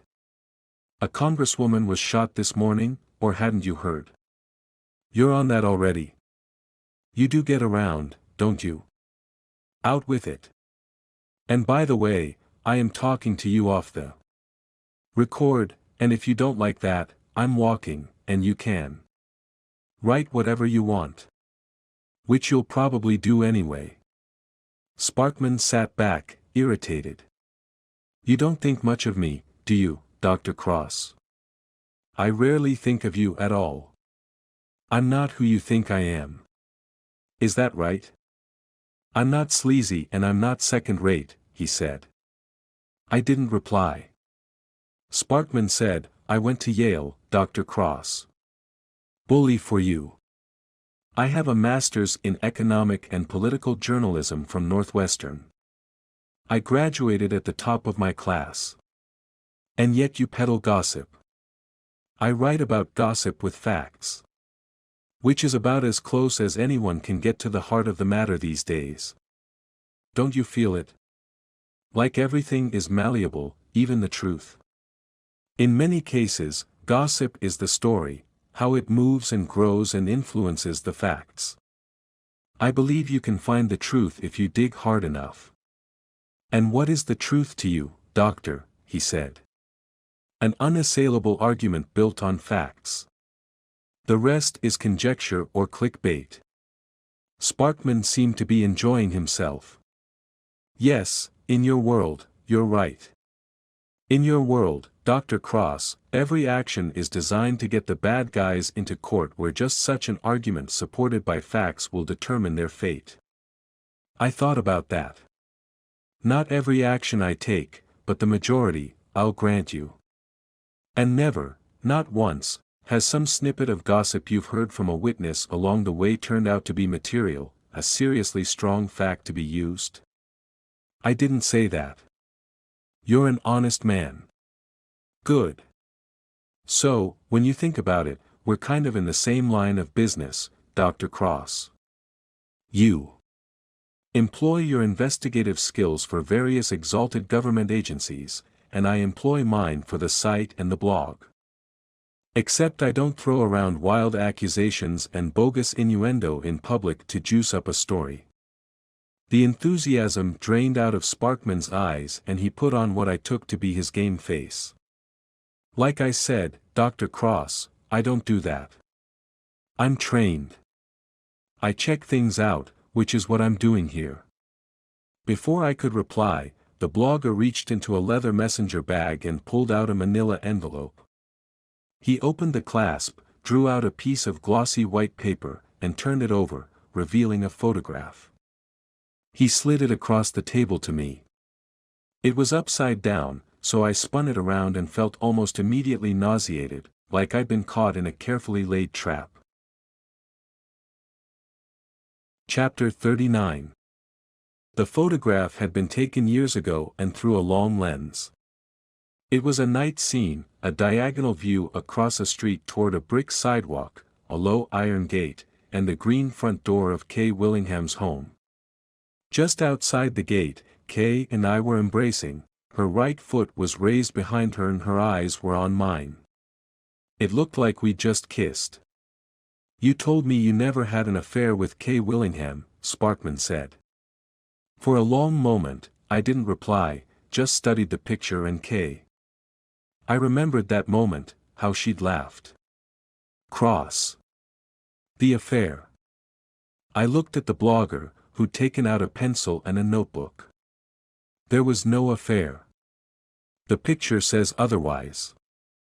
No, the picture says that I was taking Kay Willingham home from a fundraiser because her ride was a no-show and she'd had a little too much champagne. He said, sounding skeptical as he scribbled a note.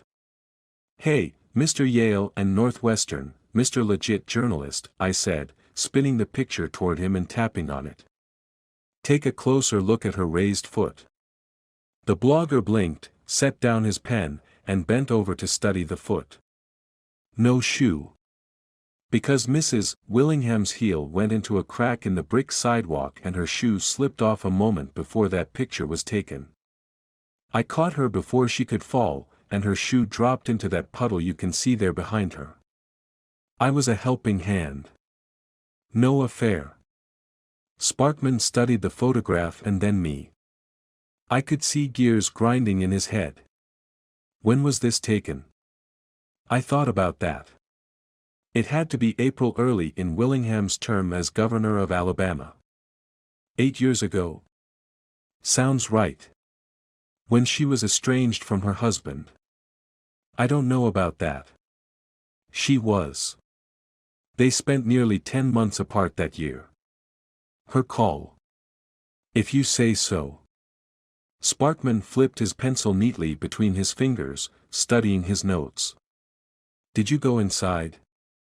"Yes," I said. "She asked me to check the house, which is what her driver usually did before she set the alarm and went to bed." "How long did that take?" "I don't know, 15 minutes. He looked disappointed. "You didn't try to get an after-dinner drink out of her? A woman like that? Some things are worth lying about, and I wanted this guy off the story of the photograph. I did not ask for an after-dinner drink. Would I have liked to? Sure. Kay Willingham was beautiful, smart, and a little out there, in a good way. But I have a rule about imposing on women who have had too much to drink." "How sensitive male of you," Sparkman sniffed. I shrugged. "You've been asking all the questions, Sparkman. I'd like a few of my own answered." "Okay. Where'd you get the photograph?" He stiffened. "You know I can't reveal my sources." "Who took the photograph?" "I have no idea. It just came to you." "In a manner of speaking, yes. I am known. People in power do send me things." I paused, seeing his obvious hunger to be thought significant. I decided to feed that, change my whole attitude and approach. I sat back, showed him my open palms. "Mr. Sparkman, I don't doubt it. I've been unfair to you. I came in here with a set idea about you, but I have to say, you've impressed me with your intelligence and your willingness to be fair and impartial in listening to my side of the story behind that photograph." The blogger sat up taller, nodded. "Okay, well, I appreciate that." Then I leaned across the table and in a low threatening voice said, "But don't think for a second I won't use the full force of the FBI against you if you do not tell me where the hell you got that photograph and right now." Sparkman retreated, pressing his head against the back of the booth. "You can't do that." "Watch me," I said. "I'm an investigative consultant to the FBI. I'm working with the FBI on the deaths of Kay Willingham and Randall Christopher. And I Want to know who wants me off the investigation? Well, you are compromised, don't you think? By a broken shoe? I don't think so. Listen hard, Mr. Sparkman. If I tell Special Agent in Charge Mahoney that you have evidence concerning the killing of the Vice President's ex-wife and that you're not cooperating, he will seize everything you've got and shut you down until you've spent tens of thousands of dollars to hire lawyers to get your stuff back. By then you'll be bankrupt. He looked sickened. He can't do that. Actually, he can. The blogger lost some of his confidence then. I could see the growing confusion in his expression. His brain was spinning, trying to find a way out. I gave him one. So maybe we can help each other, Mr. Sparkman. You sit on that photograph, you do not publish, and you wait while we do our work.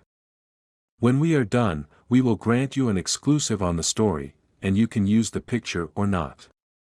I won't care at that point because I'll have found Mrs. Willingham's killer, and you can print whatever you'd like, although I'd prefer you to base it wholly on facts. I'd had his entire attention at the word exclusive, but he said nothing. I said, this is one of those rare moments, Mr. Sparkman, where the decision you make might just determine the course of the rest of your life. Do you want to be arrested for obstructing justice in a high-profile federal investigation? Or do you want to patiently lay the foundation for a blockbuster story of real journalism that's all your own? Sparkman's eyes darted left and right as if he were looking at lists of pros and cons, then his shoulders relaxed. I'll take the story, he said at last. Put the exclusive in writing. As long as we get what you know. Deal? Deal. I smiled and reached over to shake his hand. He grinned now. We're like partners, me and you. No, I said firmly. But we both benefit here. Now tell me where that picture came from. Chapter 40. Charlie Palmer's steak on Constitution Avenue is as close to an off-site congressional dining hall as you can get in the nation's capital. The restaurant is a few minutes' walk from the U.S. Senate office buildings, the food's excellent, and politicians and power brokers of all persuasions are drawn to the eatery. According to Clive Sparkman, the politicians and the power brokers were why I might find a woman named Kelly Ann Higgins eating lunch there. Probably alone. Sure enough, when I arrived at the restaurant, showed the maitre d' my identification, and asked after Ms. Higgins, I was told she had just been seated. She's at a table for two, I imagine. He looked down at his seating chart. No, just her. She's an old friend, I said. I'll join her. Before he could reply, I dodged around his station and strode through the main room to the back, where Higgins liked to sit so she could track the comings and goings in the room. Or at least, that's what Sparkman had said. I spotted her almost immediately, mid-40s, rail-thin, stylish dark hair, pale, almost translucent skin, and wearing her signature red dress and pearls. She was entranced by something on her cell phone and didn't glance my way until I sat down opposite her. Higgins looked at me with disdain. Who are you? My name is Alex Cross. She was good, I'll give her that. At my name, she barely took a breath before shaking her head. Am I supposed to know you? I smiled, showed her my FBI contractor's ID. I'm a consultant to the investigation into the deaths of Kay Willingham and Randall Christopher. And? Before I could answer, a waiter came over and asked what I wanted to drink. Oh, he won't be staying, Higgins said. I smiled at her. We can do it here, Ms. Higgins, or I can make some calls and you'll be hauled out of here for questioning. Her nostrils flared, but she said, get him what he wants. A Coke, I said. And I heard the steak sandwich is good. When the waiter was gone, she said, I don't know why we're even having this conversation.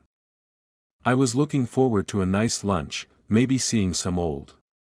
Stop, I said. You have a law degree and run a PR business, Ms. Higgins. That's what it says on your office door, anyway, although I understand your real game is something entirely different. Indignant now, she said, I don't know what you're talking about. Blackmail, I said. Would you like to be sued? Oh, I don't mean you do the blackmailing yourself, though I suspect you've strayed close to that line more than a few times doing what you do. Higgins crossed her arms. And what is it that you allege I do? You deal in dirt, Ms. Higgins. Damaging information, the kind of leverage you need in a blackmail scheme or a plot to tear down or build up some politician. It's why you're here or in one of the other power lunch venues around town every day, Monday through Friday. You're trolling for business. Wherever did you get the idea that I deal in dirt? A dirty little bird told me. You'll have to do better than that or I'm going to ask you to leave, FBI or no FBI. Clive Sparkman, I said. That worm, she said. Don't believe a thing he says. Ordinarily, I don't, I said. But he told me he was talking to you in the hours after the murders of Kay Willingham and Randall Christopher, and you said that you had so much on those two you could light up Sparkman's site like the Drudge Report on a down day for Democrats, is that correct? Higgins's focus drifted into the middle distance for a moment before she squinted and laughed. Yes, I said something like that. I did. But I was doing what my little brother would call, yanking his chain. Sparkman's chain, I said. He's easily played. I like to play with him. It makes him eager to please when I really need him. To do what? She shrugged. Float a theory. Roll out a hidden fact or two that might sway public opinion. So you have nothing on Kay Willingham or Randall Christopher, she smiled sweetly at me. Wish I did, but I'm afraid not. Did you know her? Kay. We met several times. I liked her, but we weren't friends. Really? Kay was friends with everyone. I suppose she thought I knew things she did not want out in the open. Did you? Not really. I mean, not things that I would consider cause for scandal. What about beneath your scandal threshold? She liked men and women and often strayed outside her marriage, but that's been reported. She may have had a nervous breakdown or two. That's a persistent but unconfirmed rumor. Did you send Clive Sparkman a photo of me and Kay Willingham? She ducked her chin and then laughed in wonder. There's a photograph of you and Kay Willingham. It's not like that. It never is, Dr. Cross. I studied her. Higgins was practiced and polished in her gaze, but I was still picking up something that said I wasn't getting the entire story. Did you send the picture? I have no idea what you're talking about. I'm going to go, then. Not staying for the steak sandwich. You take it, you look like you could use the iron, I said, standing. But in the meantime, whatever game it is that you're playing, Ms. Higgins. Be very, very careful. I suspect there are forces involved you have not even begun to consider. Chapter 41. Later that same afternoon, Metro Chief of Police Brian Michaels and Chief of Detectives Bree Stone were on the receiving end of a titanic venting from Commissioner of Police Wayne Dennison. I told you both time and again that my friend getting shot in the ass was part of something bigger, something sinister, he said. The Washington Post put it together before we did. Rich people and politicians were getting shot at in the streets of D.C. before Phil and the Congresswoman were actually hit. Where were we, Chief Michaels? Chief Stone. Where was Metro? Bree's boss glanced at her. She threw back her shoulders and said, with all due respect, Commissioner Dennison, Metro was there. We knew about the shootings. Dr. Cross interviewed Mr. Pegliazzo at length. We couldn't anticipate an escalation away from wealthy targets to shooting a sitting congresswoman. No, Dennison said. Isn't that the job of a leader, Chief Stone? To anticipate what might happen and take appropriate action so it does not. What exactly did you want me to do, Commissioner? Take over congressional security? That's the Capitol Hill Police's job. That's true, sir, Chief Michaels said. And even so, Chief Stone was on the scene of that shooting this morning before any other agency with primary jurisdiction. Dennison fumed a moment. I do not want the people in this department looking like fools. I will not have Metro be the third stringer in this town. Metro leads. Metro anticipates.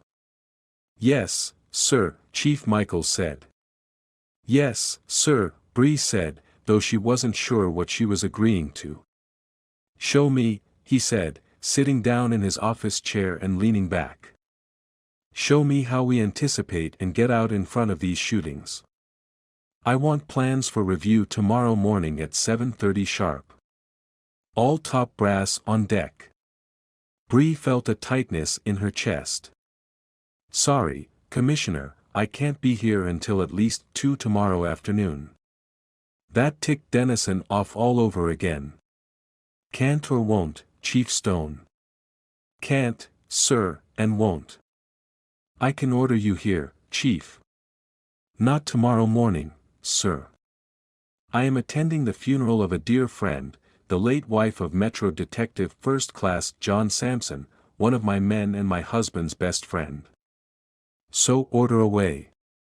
I'll be paying my respects to a woman I loved. Chief Michaels said, I was going to attend the funeral as well, Commissioner. John Sampson is an 18-year veteran of the force. It's the least we can do. Dennison struggled, then nodded grudgingly. Of course. Can we have a 3 p.m. meeting with contingencies on paper to anticipate and thwart any more shootings? I'll be here at 3, sir, Bree said. We both will, Michaels said. Thank you, the commissioner said, and he turned his chair away. Carry on. Out in the hall, Bree said, Chief Michaels, permission to speak freely. If you won't, I will. He's making everything that happens in the district his personal problem. Which means our personal problem, Michaels said. But he's right about one thing. These shootings aren't stopping anytime soon. We do need to anticipate. I agree, but honestly, I think we need to understand why these shootings are happening. If we can figure that out, we can anticipate and stop any future shootings. We just have to figure it out by 3 tomorrow afternoon, Chief Michaels said, sounding dubious. Better than 7:30 tomorrow morning. Chapter 42. We were all up early, Nana Mama made sure of that, and she also made sure we were turned out in our somber finest. There would be nothing but the best for Billy Sampson. My grandmother made us breakfast wearing her funeral dress beneath an apron. She frequently seemed lost in thought. I wasn't the only one who noticed. Are you all right, Nana? Asked Damon, my oldest, who'd come home from basketball camp the night before. No, she said. There are many blessings that go with reaching my age, Damon, but outliving a beautiful, vital soul like Billy is not one of them. Nana Mama fell silent a moment, then said, it feels like something's out of balance, like God made a mistake. With a glance at me, Bree said, things are unbalanced, Nana. I feel it too. I nodded at them in understanding, then said, but if we're walking to the church, we need to go. After helping Ollie into his navy blazer, adjusting Damon's tie and seeing him guide Nana Mama to the sidewalk, I led the way to St. Anthony's Catholic Church. We could hear the organ music from down the street, which got to all of us, because Billy had often played the same organ over the years. John Sampson waited at the entrance along with Billy's son, Andrew. Sampson was as stoic as I'd seen him. Thank you, Alex, for agreeing to do this. Andrew said, neither of us is up to it. I'll try to do her proud, I said, and we went inside. Damon led Nana Mama to her seat. Bree and I followed and sat beside them with Ollie and Janny behind us. Bree leaned over and whispered in my ear, "I love you. And I trust you." I whispered, "Same here." We squeezed each other's hands, and the mild friction between us from the night before was gone. Bree had been stressed to begin with after her run-in with Commissioner Dennison, and she had not been prepared to hear that there was a photograph of me and Kay Willingham and that it might soon hit the internet. I'd done my best to calm her down enough to have a dispassionate discussion about the picture. Who had taken it? Any number of people, we supposed. But why? And for whom? Kay and Governor Willingham had been estranged when the picture was taken, so her husband might have hired a private eye to follow her. But why would Vice President Willingham have wanted to discredit me and get me thrown off the case if he knew he'd be a logical source of the picture? He's too smart, Bree had said. He'd never do that. And besides, it's a moot point. Elaine Paulson did the deed. I agreed with her, so we'd spent the rest of the evening discussing other possible sources of the photo, from a jilted lover of Kay's to a fixer to paparazzi. We discounted the last because the picture had never made its way into the tabloids. I was pondering those and other possibilities when the funeral procession began. We all stood. The church behind us was full. A packed house for Billy. Chapter 43. Andrew and his sister, Carrie, walked behind the priest following Billy's casket. John and Willow followed them. Billy's young daughter was trying not to cry but couldn't help it, which really tore open the emotions in the room. You could literally feel the collective grief in the church in a way I had rarely encountered before, and I wondered if I had the strength to deliver Billy's eulogy. During the Mass I thought of her constantly, however, and that helped when the priest at last invited me up to speak. For a moment after I'd gotten to the lectern, I let my eyes wander over the people in the pews and the one standing in the back, all of them looking at me expectantly. I glanced down at Billy's casket and felt strangely calm. I thought this would be hard, I began and smiled sadly. I thought getting up here and seeing all of you gathered to mourn the loss of someone who was truly beautiful, inside and out, I guess I feared that my own grief might prevent me from talking about Billy Houston Sampson in a way that celebrated who she was and what she meant to all of us. I gazed at Sampson and his family. But John, Willow, Andrew, and Carrie, I am here to tell you that Billy's spirit would not let me be afraid.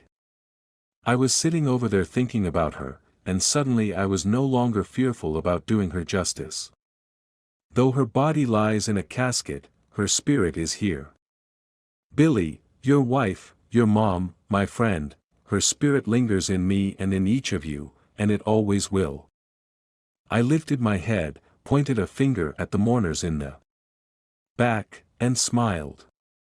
And I'm guessing Billy's spirit lingers in all of you, or you would never have come to say goodbye like this in such numbers. I could make out people all over the church nodding and dabbing their eyes. I said, it takes an extraordinary person to touch this many hearts, but Billy Sampson was an extraordinary person by every measure.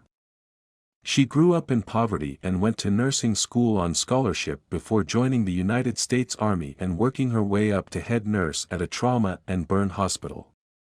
During that time, Billy met the first love of her life, Andrew and Carrie's father, a decorated Green Beret who was framed for murder by fellow officers and unjustly executed before evidence exonerating him could be found. During the entire ordeal, Billy stood by her husband and believed in his innocence. To my knowledge, that never wavered, not even after his passing. Her daughter, Carrie, shook her head, said, "Never." I struck my chest lightly with my fist. That takes heart, and Billy had heart. John felt it the first time he met her, told me he could not get over how much energy that little woman had. Sampson smiled. My son Ollie used to call her the Energizer Bunny, I said. My grandmother called her Billy Whirlwind. Laughter rippled through the audience and there was a long low murmur and the sound of folks adjusting in their seats. I'll bet every one of you has a Billy story to share, a testament to various aspects of her life. Her skills as a nurse. Her love of cooking. Her fitness. Her ability to connect almost instantly with people. The genuine warmness she projected at all times. I struck my chest again. That warmness. That ability to connect. The discipline to stay in shape and constantly learn as a nurse. They all take heart, and Billy Sampson had heart in spades. In fact, one of the things I admired about her most was that she always led with her heart, and in times of conflict she always responded from her heart. It was what made her so genuine and special. Heart was what lit Billy up and heart is what lit up John and Willow and Andrew and Carrie and I suspect every person in this church at one time or another. Heart was what allowed Billy to forgive the men who conspired to kill her husband. Heart was what allowed her to move on and find love again. And weakened as it was, heart was what made Billy, in her dying words, speak of her love for family and friends. I got choked up then and had to wipe my eyes and compose myself. She was remarkable that way, I said, putting my right hand on my chest. I hope we can all honor her by thinking less with our heads and more with our hearts in the coming days. If we do that, each and every one of us, there will be more love, more Billy Sampson in our lives, not less.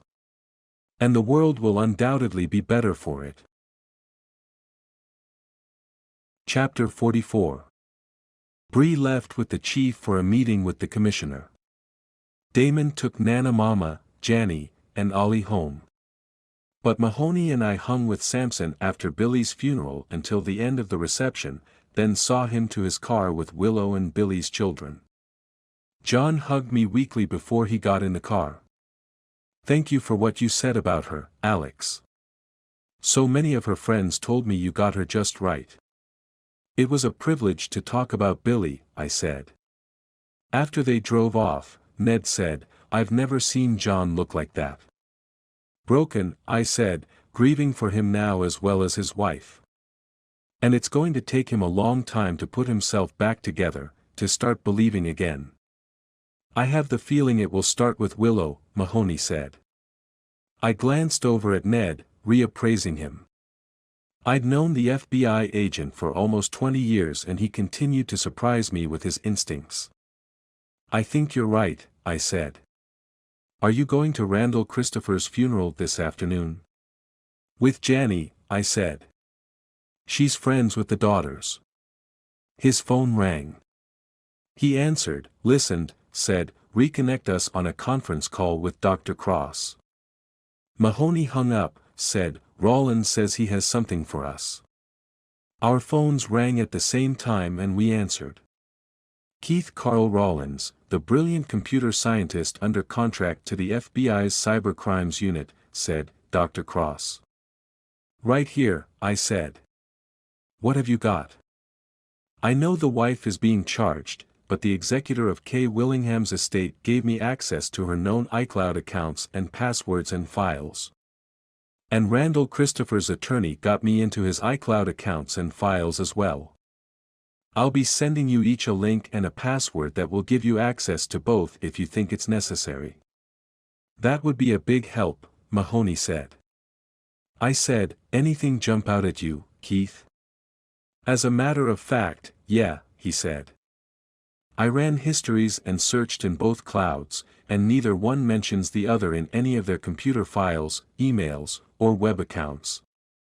I believe they were both using VPN services and a software system called Tor to give themselves a cloak of anonymity in most of their interpersonal communications. I thought anonymity on the internet was impossible. That's what we like to tell people, Rollins said. But Tor is a heavily encrypted privacy system that uses Onion. Technology to send any message or email or internet command through multiple servers around the world, which makes tracking virtually impossible. Tor had noble beginnings. It was designed for activists and internet users to avoid surveillance and get around censorship. It has also been used by women to escape violent relationships. But at the same time, it has become a notorious way to access the dark web without leaving a trace. And you think Kay Willingham and Randall Christopher were communicating through this Tor system? Mahoney said. I strongly suspect that, yes, but not always, Rollins said. A few times they broke the silence and communicated by text, the most recent one from Christopher to Kay the day before they died. Quote, "You won't believe what I'm onto. If I'm right, big boost in profile. Can't wait to see you tonight." A big boost in profile, Mahoney said. Did she reply? Yes, with an emoji blowing him a kiss. You won't believe what I'm onto. Though I wondered about what Christopher had been onto, I couldn't let go of the fact they both seemed to have been using the dark web. I asked, what was the motivation for them to use Tor? I mean, there had to be a reason that they would want to use heavily encrypted methods of communicating in the first place. The computer scientist was quiet, then said, I see where you're going. One or both of them might have believed that they were under electronic surveillance. Were they? Mahoney asked. I was going to ask you the same thing, Rollins replied. Not that I'm aware of. But who knows? I'll have to contact the NSA. I said, can't you tell from the cloud accounts, Keith? Wouldn't there be digital markers somewhere that would suggest they were under surveillance and, if so, by who? Rollins said, I can look, but if there is, don't be surprised if I set off some alarms. I look forward to that, actually. It's about time we shake some trees, see what falls out. Chapter 45. Bree had worn her dress blues for Billy's funeral and did not have a chance to change before she followed Chief Michaels into Commissioner Dennison's office. Dennison sipped from a cup of coffee and then stood to greet them. I appreciate this, he said, gesturing to the chairs. How was Detective Sampson's wife's memorial? Touching, Bree said. Thank you for asking, Commissioner. Chief Michaels nodded. Billy was an exceptional person. Again, I am sorry to hear that she passed, the commissioner said, sitting back down and then looking at Bree. So, Chief Stone, how do we anticipate the next shooting? Bree had spent the better part of the prior evening going over the investigative files and the news reports about the shoot the rich shootings, as they were being called in the local media. She'd given the matter a lot of thought before and after Billy's funeral. The shootings do appear to be escalating, she said. They started almost as a scare tactic and then ramped up from there to Mr. Pegliazzo's wounding to the shooting of Congresswoman McKenna. I think we can anticipate the shooter or shooters will try to up their game again, raise the stakes. Makes sense, Dennison said. How? I think there are two possible ways. Incrementally, in which case one of 100 U.S. senators could become the likely target. Or a big jump if the shooter is looking for someone even more high profile. The Speaker of the House, say. Or the Senate Majority Leader. Or one of the 9 Supreme Court justices. Or the President. The Commissioner sat forward. So how do we handle this? Bree looked at Chief Michaels, who said, we don't, sir. What? Dennison snapped. Bree said, again, Commissioner, with all due respect, protection of members of Congress is the job of the Capitol Hill Police. The Secret Service guards the President, the Vice President, and the members of the Cabinet except for the Secretary of State, who is protected by the Diplomatic Security Service. And invariably, once there's been a shooting of a member of Congress, the FBI swarms the case. It's simply not our job, sir, Chief Michaels said. Not our job, Dennison roared. What the hell is wrong with this city? In Boston, the PD had clout. We worked hand in hand with the feds on the Marathon bombing. I simply do not understand why we are not functioning at the same level here. Bree said, we do function at that level. When we're called upon to do so, Chief Michaels said. The commissioner chewed on that for several moments. And Bree could see he was having trouble swallowing what they'd just told him. In fact, he was angered by it. With that realization came another. When Dennison was deputy police commissioner in Boston, he'd been able to throw his weight around, get noticed as a serious player. And now she understood why he'd been pressuring her from the get-go. He was the new commissioner. He wanted a big arrest to stake his claim on the job. Anything new on the Maya Parker case? Dennison asked. Dr. Cross is going back to interview some people we think were overlooked during the Elizabeth Hernandez part of the investigation. The Willingham case. Something. Anything. Other than Elaine Paulson being charged, I have nothing of consequence to report, sir. It's all everyone's talking about. Tell me something I don't know about the case. Something I might find surprising that the ordinary citizen wouldn't know. Bree felt uncomfortable. She glanced at Chief Michaels, who was no help, then returned her attention to Dennison. After her mother died a few years back, Kay Willingham evidently spent 3 months in a psychiatric facility, she said. The commissioner's eyebrows arched up. Well, that is interesting, he said, leaning forward. Who's the source? My husband. Who's his source? Her ex-husband. Who has asked that that information not be made public. Is that a fact? Dennison said, twiddling his thumbs. I can't imagine why Vice President Willingham would want to keep something like that a secret now that she's dead. Chapter 46. Despite surrounding Christopher's death. The scandal Randall. Memorial service for him at Harrison Charter High was well attended. Janny and I followed a crowd past 2 satellite television trucks and into the school's gym.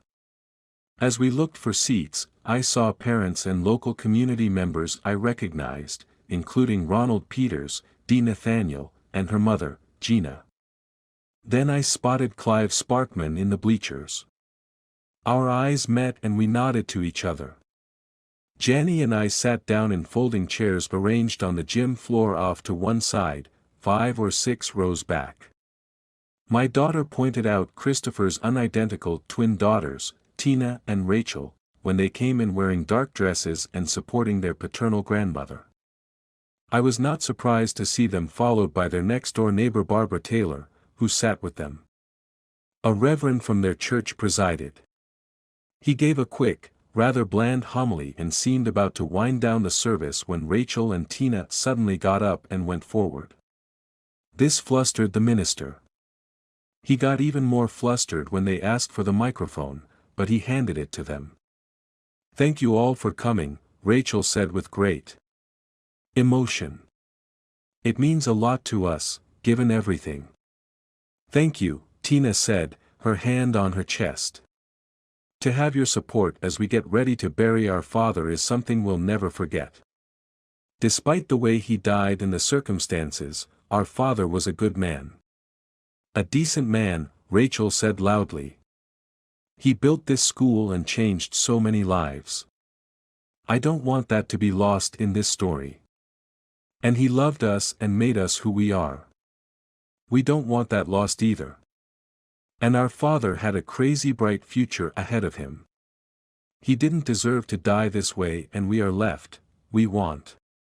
She couldn't go on. Tina took the microphone. We want to tell you one thing from the bottom of our hearts, we love our mother as much as we loved our father. We love her and we know, in our souls, that she did not kill Dad. We know what it looks like to people. We know about the gun matching the bullets. And we know Mom can get wound up at times, real wound up, but she would never kill our father. Never. I realized both of Elaine Paulson's girls were looking directly at me and I nodded. When it was over, I stood and looked up into the bleachers again. Sparkman was already gone. Ronald Peters was on his way out. Dee and Gina Nathaniel were climbing down together, and they came over to me. "Hello, Dr. Cross," Gina Nathaniel said. Dee smiled weakly. "Sad, confusing day." "In too many ways," I said. "Did she do it?" "Ballistics don't lie," I said. Janny and I waited until the crowd thinned before approaching the twins, who were standing to one side of their grandmother and Barbara Taylor. Rachel saw me and went stone-faced. Tina gave Janny a hug and shook my hand. "We know you kept Mom from killing herself," Tina said. "Thank you. And we know absolutely that Mom did not do this. I don't care what the report said about that old gun and the bullets. Mom never shot that gun but once or twice," Rachel said. "And it scared her. I know that for a fact. Dad was the only one who ever shot that gun." Tina said, "And Mom and Dad used to watch 20/20, you know, the one where the husband or the wife is always the killer." I shrugged. "Yes, I've seen it once or twice." Rachel said, "Mom and Dad used to laugh about that. They'd throw up their hands, say, why didn't they just get a divorce? Why did they have to kill each other?" Tina said, "Every time they watched 20/20, they'd make each other promise that if they weren't in love anymore, they'd get divorced and not try to kill each other." "But the gun," I said. "She had it with her on the beach when I found her, girls." "There's got to be more to it," Rachel insisted. "Please, Dr. Cross, you are our only hope here." There was such desperation in their expressions, I finally nodded. "I'll go over the ballistics report again and look at my notes." Tina burst into tears, and a moment later Rachel did the same. Chapter 47. Bree and I got up before dawn and went for a run. We'd been separated quite a bit by work obligations the past few months and it felt good to get out together, even if we were huffing, puffing, and sweating. "I think I've got Commissioner Dennison figured out," Bree said about a mile into our normal route. "Okay. He was a player in Boston. He wants to be a player in D.C. He wants Metro to be taken seriously, so he'll be taken seriously. And that's a bad thing. I haven't decided. Though I have to admit, he was less irrational than usual in my meeting with him yesterday. Almost reasonable. There you go. He's new to the job. He doesn't know you or Chief Michaels all that well. There's bound to be some tension at first, and I don't think his wife's friendship with Mrs. Pagliazzo helped you." "True. And I think his instincts are spot on. These shootings are not over, and when you look at the targets in a string, they are escalating." "I agree.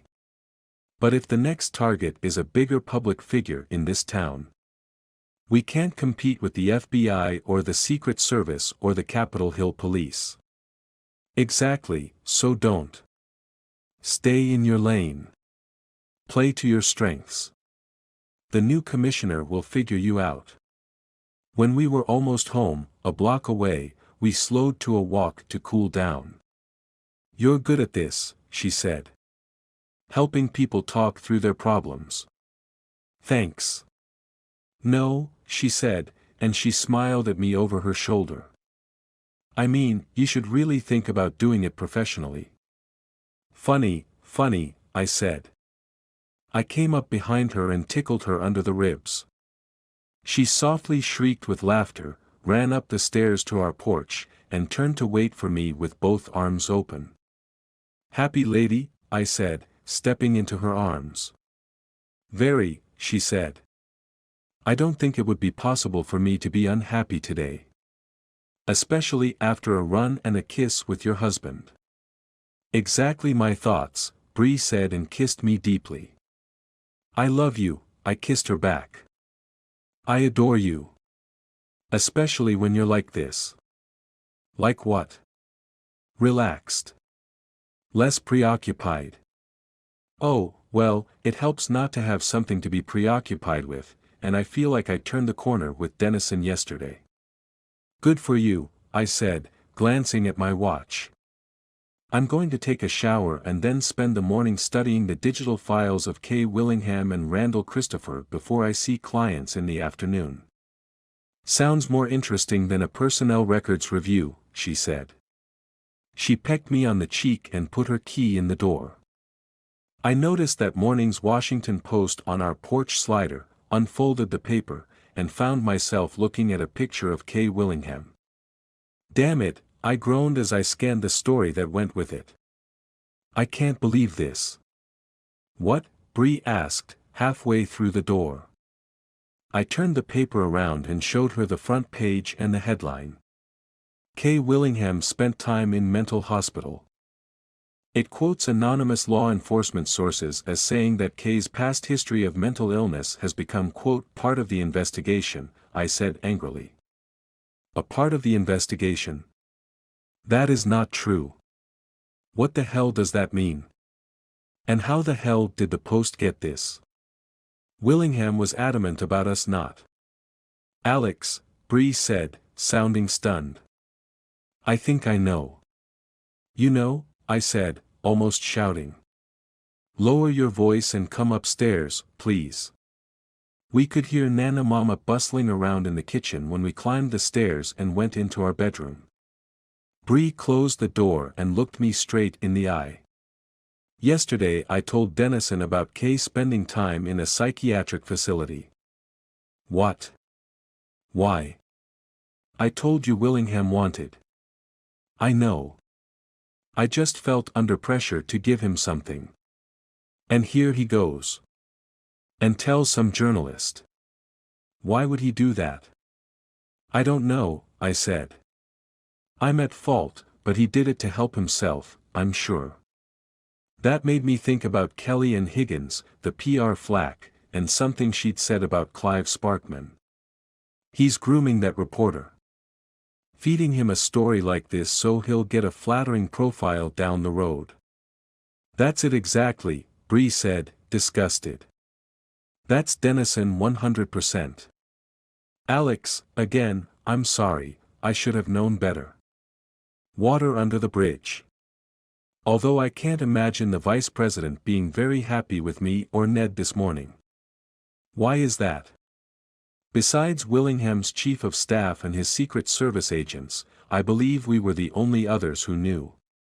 Before she could reply, I heard the doorbell ring twice. I glanced at our bedside clock. 7:15, I said, going to the window over 5th Street. A black Suburban was double-parked in front of our home. I scrambled down the stairs before Nana Mama could get to the front door. I opened it and knew I was about to have a bad morning. U.S. Secret Service Special Agent Lloyd Price was standing there. He grimaced as he looked me up and down. I was still drenched from my run. Take a shower and get dressed, Dr. Cross, Price said. My boss would like a word with you. Chapter 48.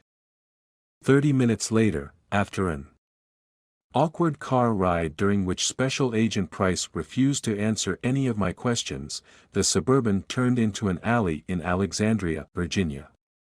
2 Secret Service agents guarding the alley waved us through. We parked behind 2 other black Suburbans. I followed Agent Price through a pair of unmarked industrial steel doors and down a hallway that smelled of flowers. Ned Mahoney was waiting there with Agent Donald Bright, who appeared as thrilled with us as his partner was. Inside, both of you, Bright said, motioning to a door next to Ned. Mahoney took a deep breath and went through it. I followed him into a well-appointed viewing room in a mortuary. The 6 rows of white chairs were empty. Beyond the chairs, bouquets of lilies and other funereal flowers surrounded the open casket in which the body of Kay Willingham lay in repose. I stood there gaping for several moments. I had had no idea where Price was taking me, but I certainly didn't expect this. But I recovered and walked toward the casket. The last time I'd seen Kay, she was lying in the back seat of her convertible, shot to death. The luridness of that scene flickered deep in my brain, but it was soon gone because the socialite was as lovely in death as she had been in life. Kay looked so natural, she could have been taking a nap, merely resting before the first doorbell chime of one of her legendary parties. And her dress? Was it the one she wore the night she'd broken her heel in front of her house? The night we were photographed? My mind returned to that night, to when we'd gone inside her home and she'd spun away from me, a little tipsy on champagne and freer than any woman I'd ever known. And now here you are, I thought as I knelt before her casket. I promise I will find out who did this to you. Then I said a prayer for Kay's soul, made the sign of the cross, got up, and turned around to find J. Walter Willingham walking down the aisle between the empty seats toward me and Mahoney.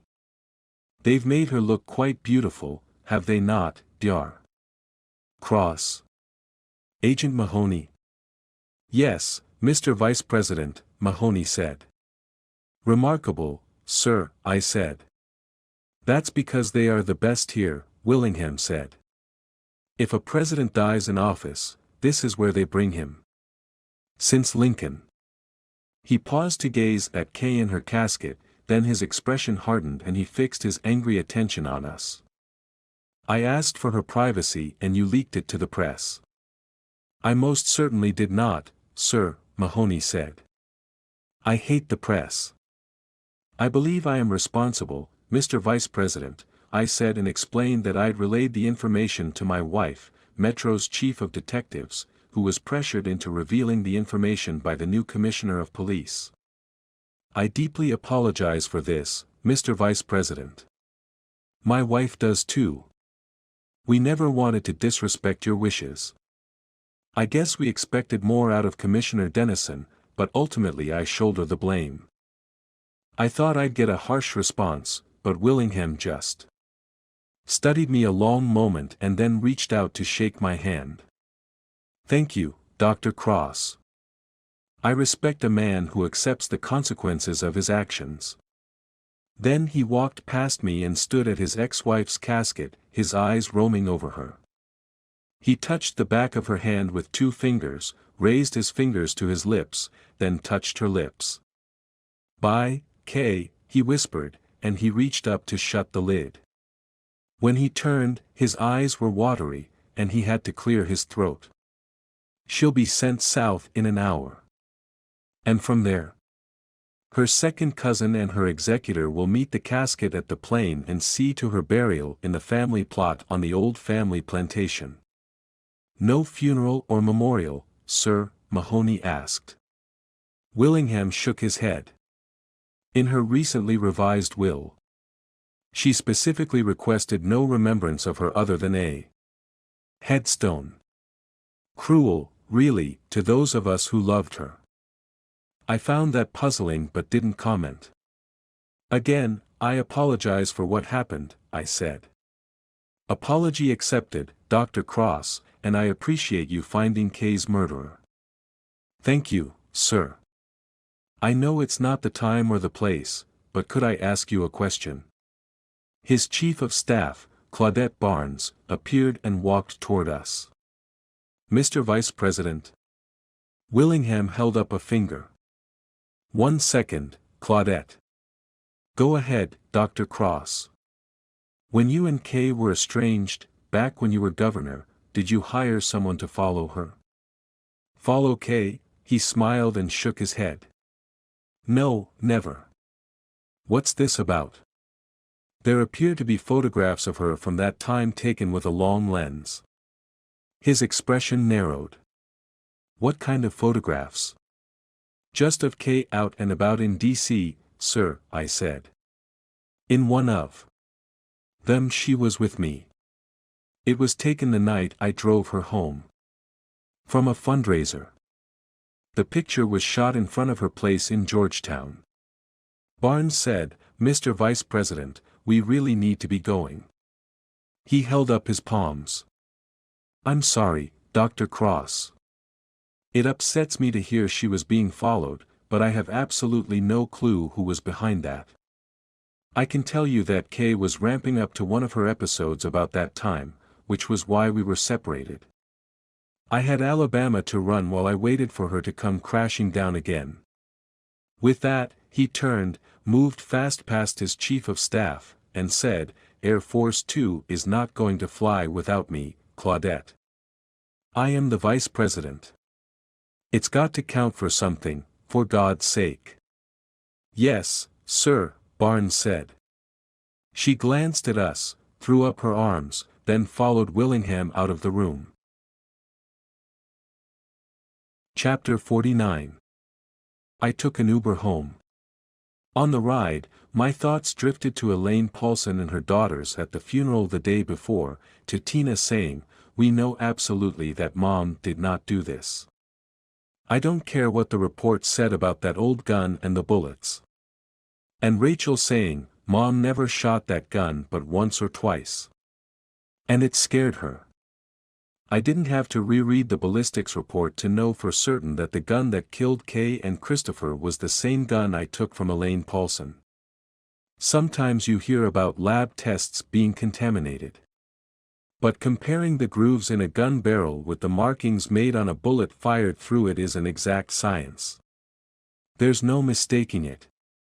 Still, could someone lost in a fit of jealousy who had fired the gun only a few times and was supposedly scared of guns have displayed the kind of cold-blooded marksmanship shown in the tight grouping of the bullet wounds? Unless Paulson had secretly trained herself to shoot, I couldn't see it. I supposed it was possible that she had not had the gun the night of the killing and that the real shooter had used it and then brought it back to her house, but that was so unlikely, I set it aside. I got out of the Uber and thanked the driver. It was after 10 a.m. when I walked into the kitchen and found Nana Mama having coffee with John Sampson. He was dressed in jeans and a dark polo shirt with his service weapon in a shoulder holster. His badge was visible on his left hip. His jacket hung on the back of his chair. "What are you doing here, John?" "Where's Willow?" "With her brother and sister," he said. "They decided to take Ned up on his offer and bring her out to his place on the Delaware shore." "Great spot," I said. "Don't you think you should be with them?" "At the moment?" "No, at the moment, I need to work." "I think you should be with your family." "Billy's funeral was yesterday, John." "Alex, I'll join them in a day or two, but right now I need to work." "Okay." There was such desperation in his eyes. I glanced at Nana Mama, who nodded sadly. Samson was looking for a case to get lost in so he could forget his grief, and I realized it was more merciful to let him.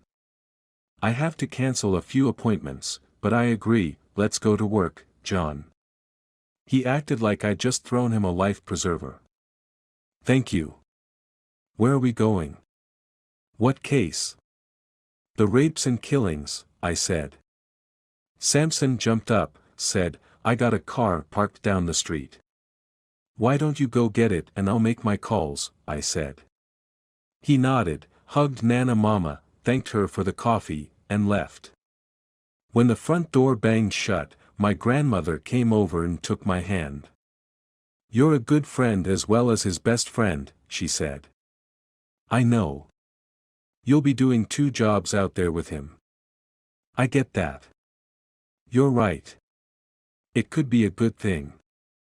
She gave my hand a little shake and said, "Cancel your appointments."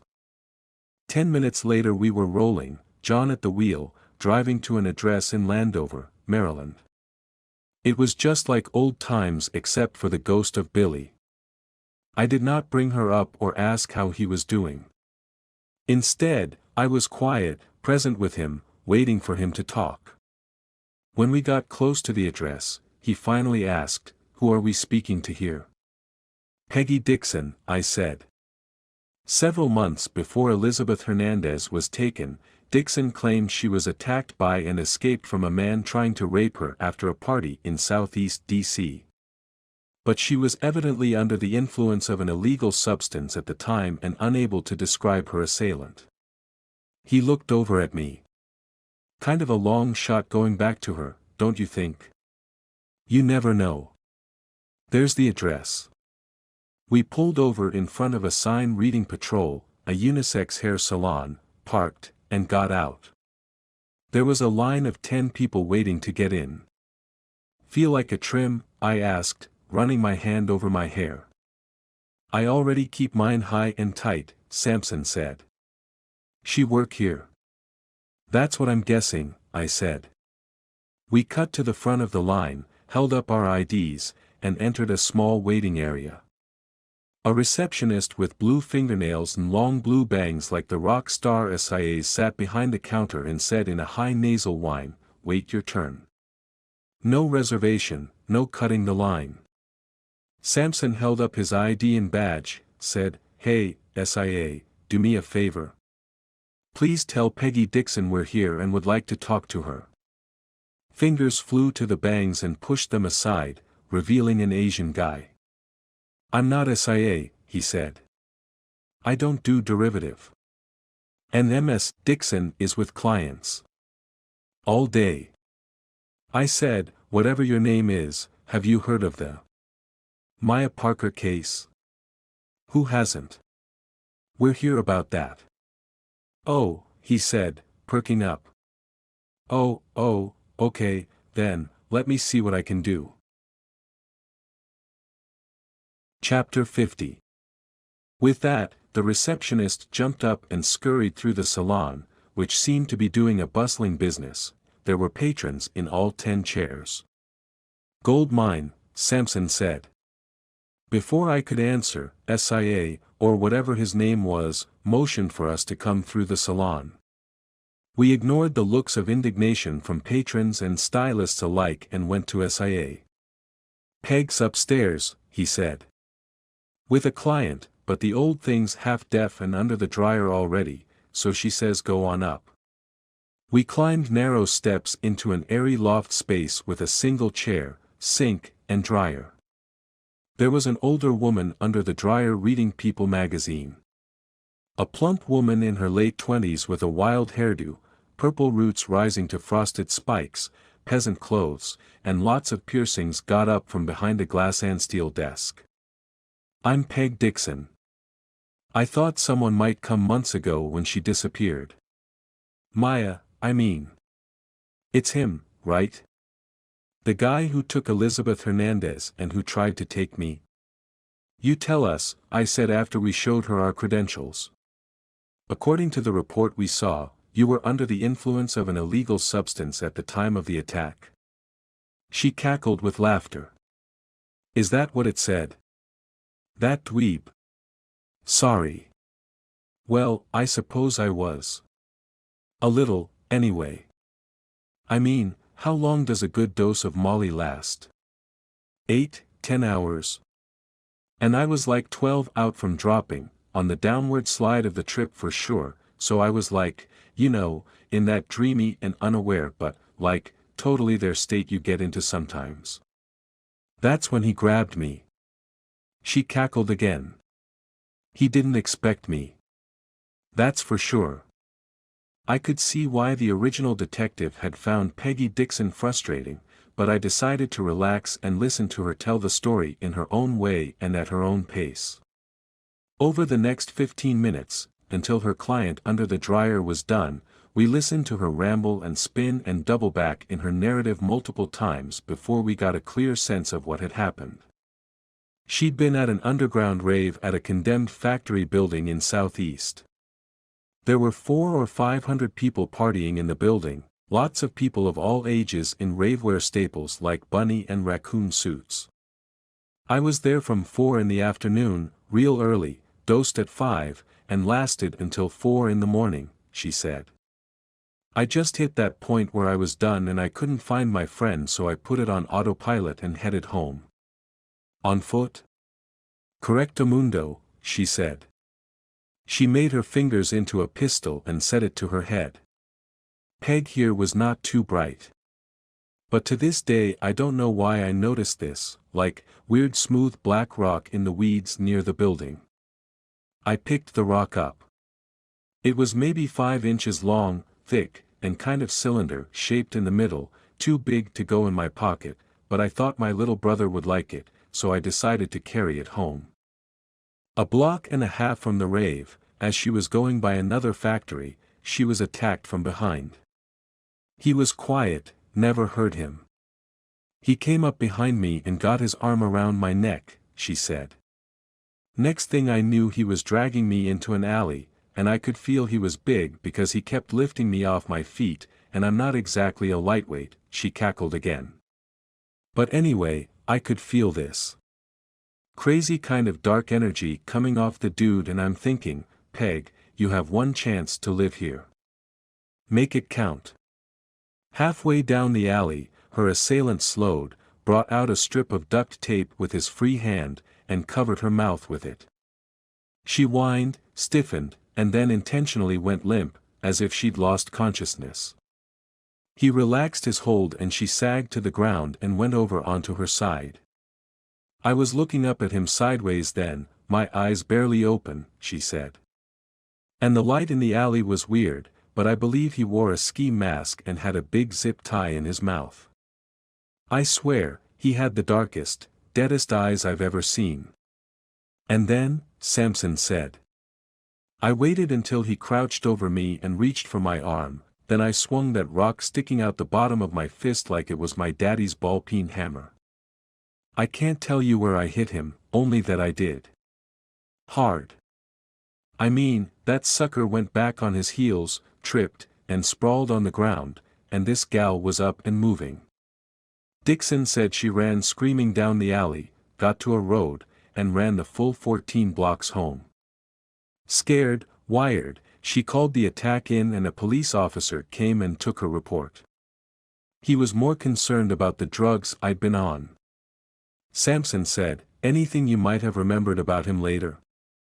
I mean, after you made that report. She thought about that. You know, yes. I had terrible nightmares after the attack. For almost a year.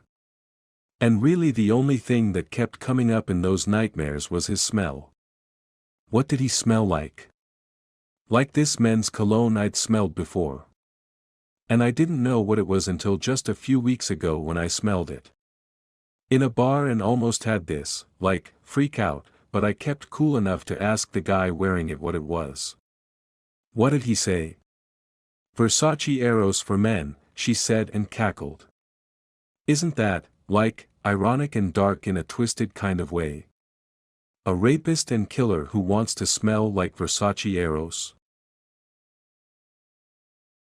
Chapter 51. 2 hours later, Bree Stone stared at a spot a few inches over the police commissioner's head as Dennison ranted. Your goddamn husband told the Vice President of the United States that I leaked Kay Willingham's stay in a loony bin. Bree lowered her gaze and glared at Dennison, who was behind his desk in his office with Chief Michaels to one side. Are you denying it, Commissioner? Denying it? Who the hell do you think you are? I am goddamn Alex Cross's wife, Bree shot back. And his confidant and his colleague. You took information that you were warned was sensitive and you decided to give it to that reporter for your own reasons. Whatever the hell they were. Dennison looked ready to blow his stack. Well, then, I guess you have to decide whether your allegiance is to Alex Cross or Metro PD. You're making this too easy, Commissioner, she said. She took out her badge and slammed it on his desk, then followed it with her weapon. I don't know what your angle is or what you are trying to be, but I am no longer part of it. I have better ways to spend my life, and I intend to pursue them. She turned to Chief Michaels. It's been an honor to serve with you, sir, but some things just aren't worth it. I'll have my letter of resignation on your desk and my office cleaned out by tomorrow noon. You can't just walk out, Dennison shouted. Watch me, Bree said, heading for the door. Chief Stone, stop, and that is a direct order. What is it about the term letter of resignation that you don't understand, you self-serving ass, she said, opening the office door. I don't work for you anymore. Bree slammed the door behind her because it made her feel good. So did making a face at Dennison's personal assistant and heading for the elevator without the weight of her job and whether she was good enough at it hanging around her neck. She'd quit barely a minute before and already the stress of it was gone. I can do anything, she thought giddily. Anything I want. Bree returned to her office thinking about travel and exotic beach vacations and graduate school. But seeing the mementos of a long career in law enforcement all around her dampened her enthusiasm. Part of her wanted to take it all right then and there and clear out. But she didn't have her car with her, and she wanted to have boxes and packing material to do it right. She took her purse, briefcase, and laptop and left Metro headquarters. Seeing other officers and detectives coming and going, Bree felt surprisingly removed from their concerns. I'm free to be me, she thought, calling an Uber. Free to be Bree. She was on 5th Street by 4 and got out of the car trying to remember the last time she'd been home this early. It didn't matter, she'd have an even shorter workday tomorrow. She laughed, walked across the porch, and went inside feeling more alive than she had since she'd taken the job as chief of detectives. Hearing steel bowls clanking in the kitchen, Bree went in and found Nana Mama just starting to prepare dinner. Why don't you sit? Bree said. I'll cook dinner tonight. What? Nana Mama said. But you don't know what I had planned. Then let me help you. Alex's grandmother gave her an odd look. No offense, and I love you, Bree, but you've never offered to help before. You told me you don't like cooking. I actually meant I didn't have time for cooking. And honestly, I saw how it connected you and Billy, and I guess I'd like some of that same connection while I still have the chance. If that's okay. Nana Mama softened, shuffled over to Bree, and hugged her. It's more than okay, dear. It's wonderful. Thank you. And you can start by slicing those onions.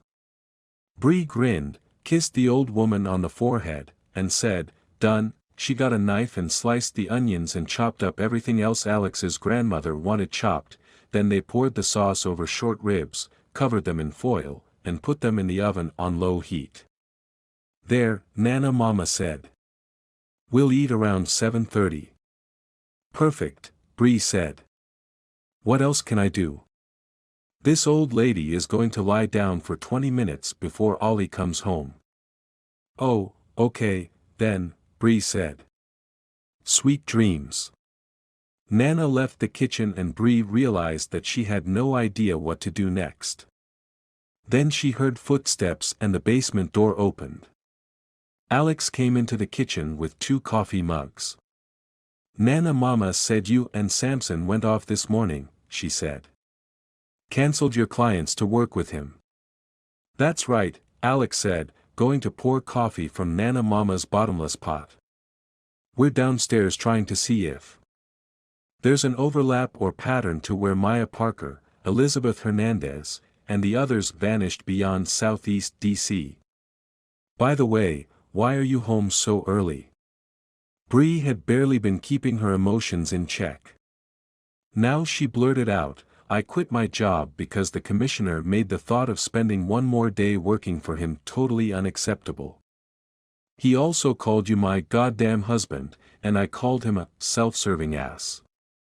She felt tears flowing and could barely see Alex when he set down the coffee cups and came to embrace her. Bree held tight to him and let loose her frustration. Are those tears of relief or regret? He asked when her crying had slowed. Relief, she said, snuggling into his chest. No regrets. Yet. Well, Then, he said, rubbing her back, I support your decision 100%. Chapter 52. I hate phone calls at 2:15 in the morning, especially when I've fallen asleep past midnight after hours of grief therapy with Samson, in the form of work, and listening to Bree as she dealt with the emotional upheaval of quitting a 17-year career in law enforcement. So I was not happy when I heard my phone ringing and even less happy when I peered groggily at the caller ID and saw Sparkman. Not a chance, Clive, I grumbled. I sent the call to voicemail, put the phone on vibrate, and tried to go back to sleep. He called twice more. I could hear the phone buzzing. I was about to turn it off altogether when he texted me, damn it, Cross, pick up. Higgins was attacked. Higgins. I thought. Kelly and Higgins. The dirtmonger. I got up without waking Bree, went into the bathroom, and shut the door. My phone started buzzing in my hand. I answered, said, tell me. She was beaten and her apartment ransacked, Sparkman said, a tremor in his voice. I found her. Where is she? The back of an ambulance headed to Georgetown Medical, he said. She conscious? In and out, he said. I must have just missed whoever did it. Thank God. Where are you? Outside her place in Foggy Bottom. I'll text the address. Police there. A patrol officer. Tell him to seal her apartment. Move nothing and stay where you are. Before he could reply, I cut the connection, slipped out of the bathroom, went into the walk-in closet, and dressed as quietly as I could. But when I came out, Bree sat up in bed and asked me what was going on. I told her and she flipped on the light. I'm coming with you. You resigned. It's not official until noon and I want to see this. I knew better than to argue and waited while she got dressed. The city's streets were virtually empty, and by 2:45 we were parked and hustling up the sidewalk past a patrol car to a swank townhome in Foggy Bottom. Sparkman was outside the front door, smoking a cigarette, his hands shaking, speaking to the uniformed officer on the scene. I'm a wreck, he said when he noticed us. Look at me, he broke down crying. She always said I was so naive, that I didn't begin to understand how cruel and ruthless DC could be. She told me she feared for her life, and I didn't believe her. Is she still alive? We don't know, Bree said. Explain how you came to find her, Mr. Sparkman. He looked at me. I said, answer Chief of Detectives Stone, Clive. Sparkman got himself together and told her that what had started as a purely professional relationship with Higgins had changed in the past few weeks. It had been one way up to then, Higgins teasing him, leading him on, and, when it suited her, feeding him informed dirt for his blog. But then there'd been this one drunken night. She seemed embarrassed when she woke up, and she asked me to leave as discreetly as possible. I figured that was the end of it, you know, a mistake on both our parts. But she called me a few nights later. She sounded a little drunk. I went over.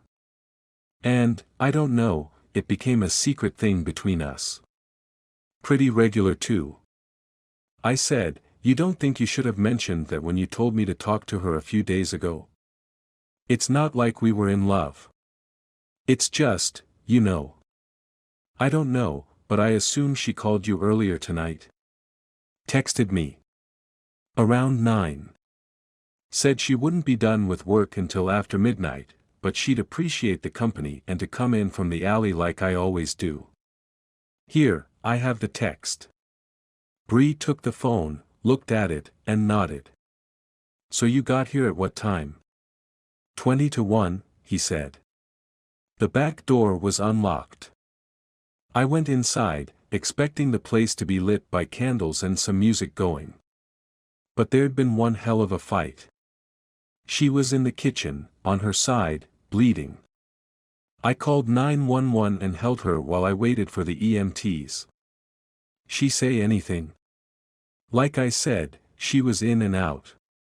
Made perfect sense and then no sense. But she knew me one time. Said my name and seemed like she wanted to tell me something, but she couldn't get it out. Just kept saying, like, ah sigh. Ah, sigh.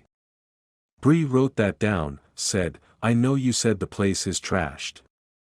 Did you notice anything obviously missing that had been there on your previous visits? He frowned. I don't think so. What about her computers?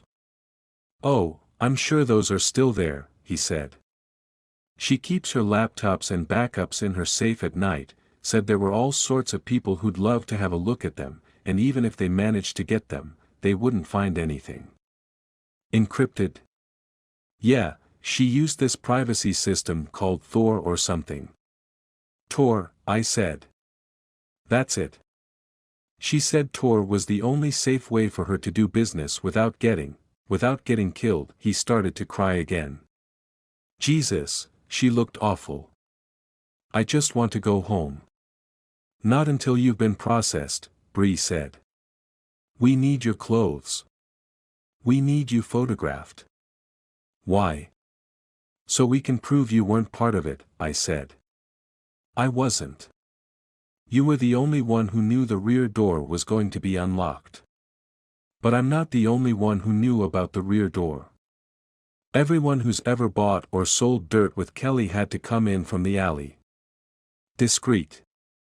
Duly noted, Bree said. I have a forensics crew on its way. It shouldn't take too long, Mr. Sparkman. He started to argue, but then surrendered. Bree looked at me. Go inside. I think I'll leave that to you, Chief, I said. Your last official act. I'm going to the hospital. Chapter 53. I reached the emergency room at Georgetown Medical Center at 3:30 and learned that doctors were still trying to stabilize Kelly and Higgins and determine the extent of her injuries. I waited outside the trauma room until a doctor exited talking to a med student. That woman is lucky to be alive, the doctor said. Skull fracture. Broken jaw. Several busted ribs. Probably a ruptured spleen. Blunt force wounds, the med student asked. Yes, all of them. I stepped up and identified myself. She conscious? For a few minutes at a time. Did she say anything about the attack? Yes. She said, hit me. The door to the trauma room opened and Higgins was wheeled out on a gurney. Her face was badly swollen on the right side, and she was being given a blood transfusion. Where am I? Higgins said, the words slurred. Georgetown Medical Center, Kelly Ann, one of the nurses said. She headed to surgery, I asked the doctor. CT first, she said. The neurosurgeon's on her way. Mind if I tag along with her to CT? Be my guest. I hurried down the hallway following Higgins's gurney. I showed the nurses my badge, said, FBI. B. I, Higgins said, blinking. They stopped outside the radiology department. I got down low to where I thought Higgins could see me. That's right. FBI. You remember me? She looked like she was having trouble focusing, but then she said, crawl. That's right, cross, I said. The nurses started wheeling the gurney again, and I had to wait until they'd gotten her inside the CT room. One nurse said, you've got 2 minutes while the tech's set up, and then you're going to have to leave the area, Dr. Cross. I went around to where Higgins could see me again. Hit me, she said. Who hit you? She swallowed. Craw, bar. They hit you with a crowbar. Did you know your attacker? She blinked. Claw, bar. Why did this person attack you? Higgins looked puzzled, squinted at me. Claw. Crawl. Yes. I'm Dr. Cross. Why do you think you were attacked? Her eyelids drifted shut. Kellyanne, I said and touched her lightly. Stay with me. She said, opening her eyes. Do you know why you were attacked? N.A. Were you selling or buying something that could get you attacked? Higgins didn't move, and I thought she hadn't heard. Then she licked her lips and croaked out, YCUHI. YCUHI. My heart started slamming against my chest. YK. YK Willingham. Higgins relaxed and nodded. What about K? I said. YK Kill. I stared at her. YK Kill. You were beaten because of YK was killed. Her jaw slackened, her eyes closed, and she nodded slightly. You know why she was killed? I said, knowing the texts were coming. She nodded slightly again. Asai. Asai? I said. She made a humming noise in her throat. I don't understand. Asai. The radiology tech came over. We need her now. Lum, Higgins said. Lum, she saw I didn't understand and got agitated. Sigh. Lum. You can tell him afterward, dear, the nurse said, rolling her away from me. We just need you to be still while the machine tells us exactly where you're hurt. I stared after Higgins and suddenly understood what she had been trying to say. Asylum. She had been beaten for knowing that Kay was killed because of the asylum. What asylum? That psychiatric facility Kay went to in Alabama? Was that what she was trying to tell me? Chapter 54. Alabama 2 days later. Ned Mahoney was at the wheel as we drove north of Montgomery in stifling heat and humidity that would have made a DC summer day feel fall-like by comparison. It was August. The crops were tall. The foliage between the fields was a dark gray-green, pines, oaks, and creeping vines alike. You think Bree's changing her mind? Mahoney asked. I shrugged. After the Higgins attack, Chief Michaels showed up at our house and convinced her to take 2 weeks to cool off and see if quitting was really in her long-term best interests. Evidently, the idea for him to come had been Commissioner Dennison's. Dennison was a man about it, I said. He admitted he was wrong and said he recognized her clear value once it was no longer there, that he wished to apologize and move on. He also apologized to me for sharing the information about Kay. Odds of her going back. I shrugged again. 50-50.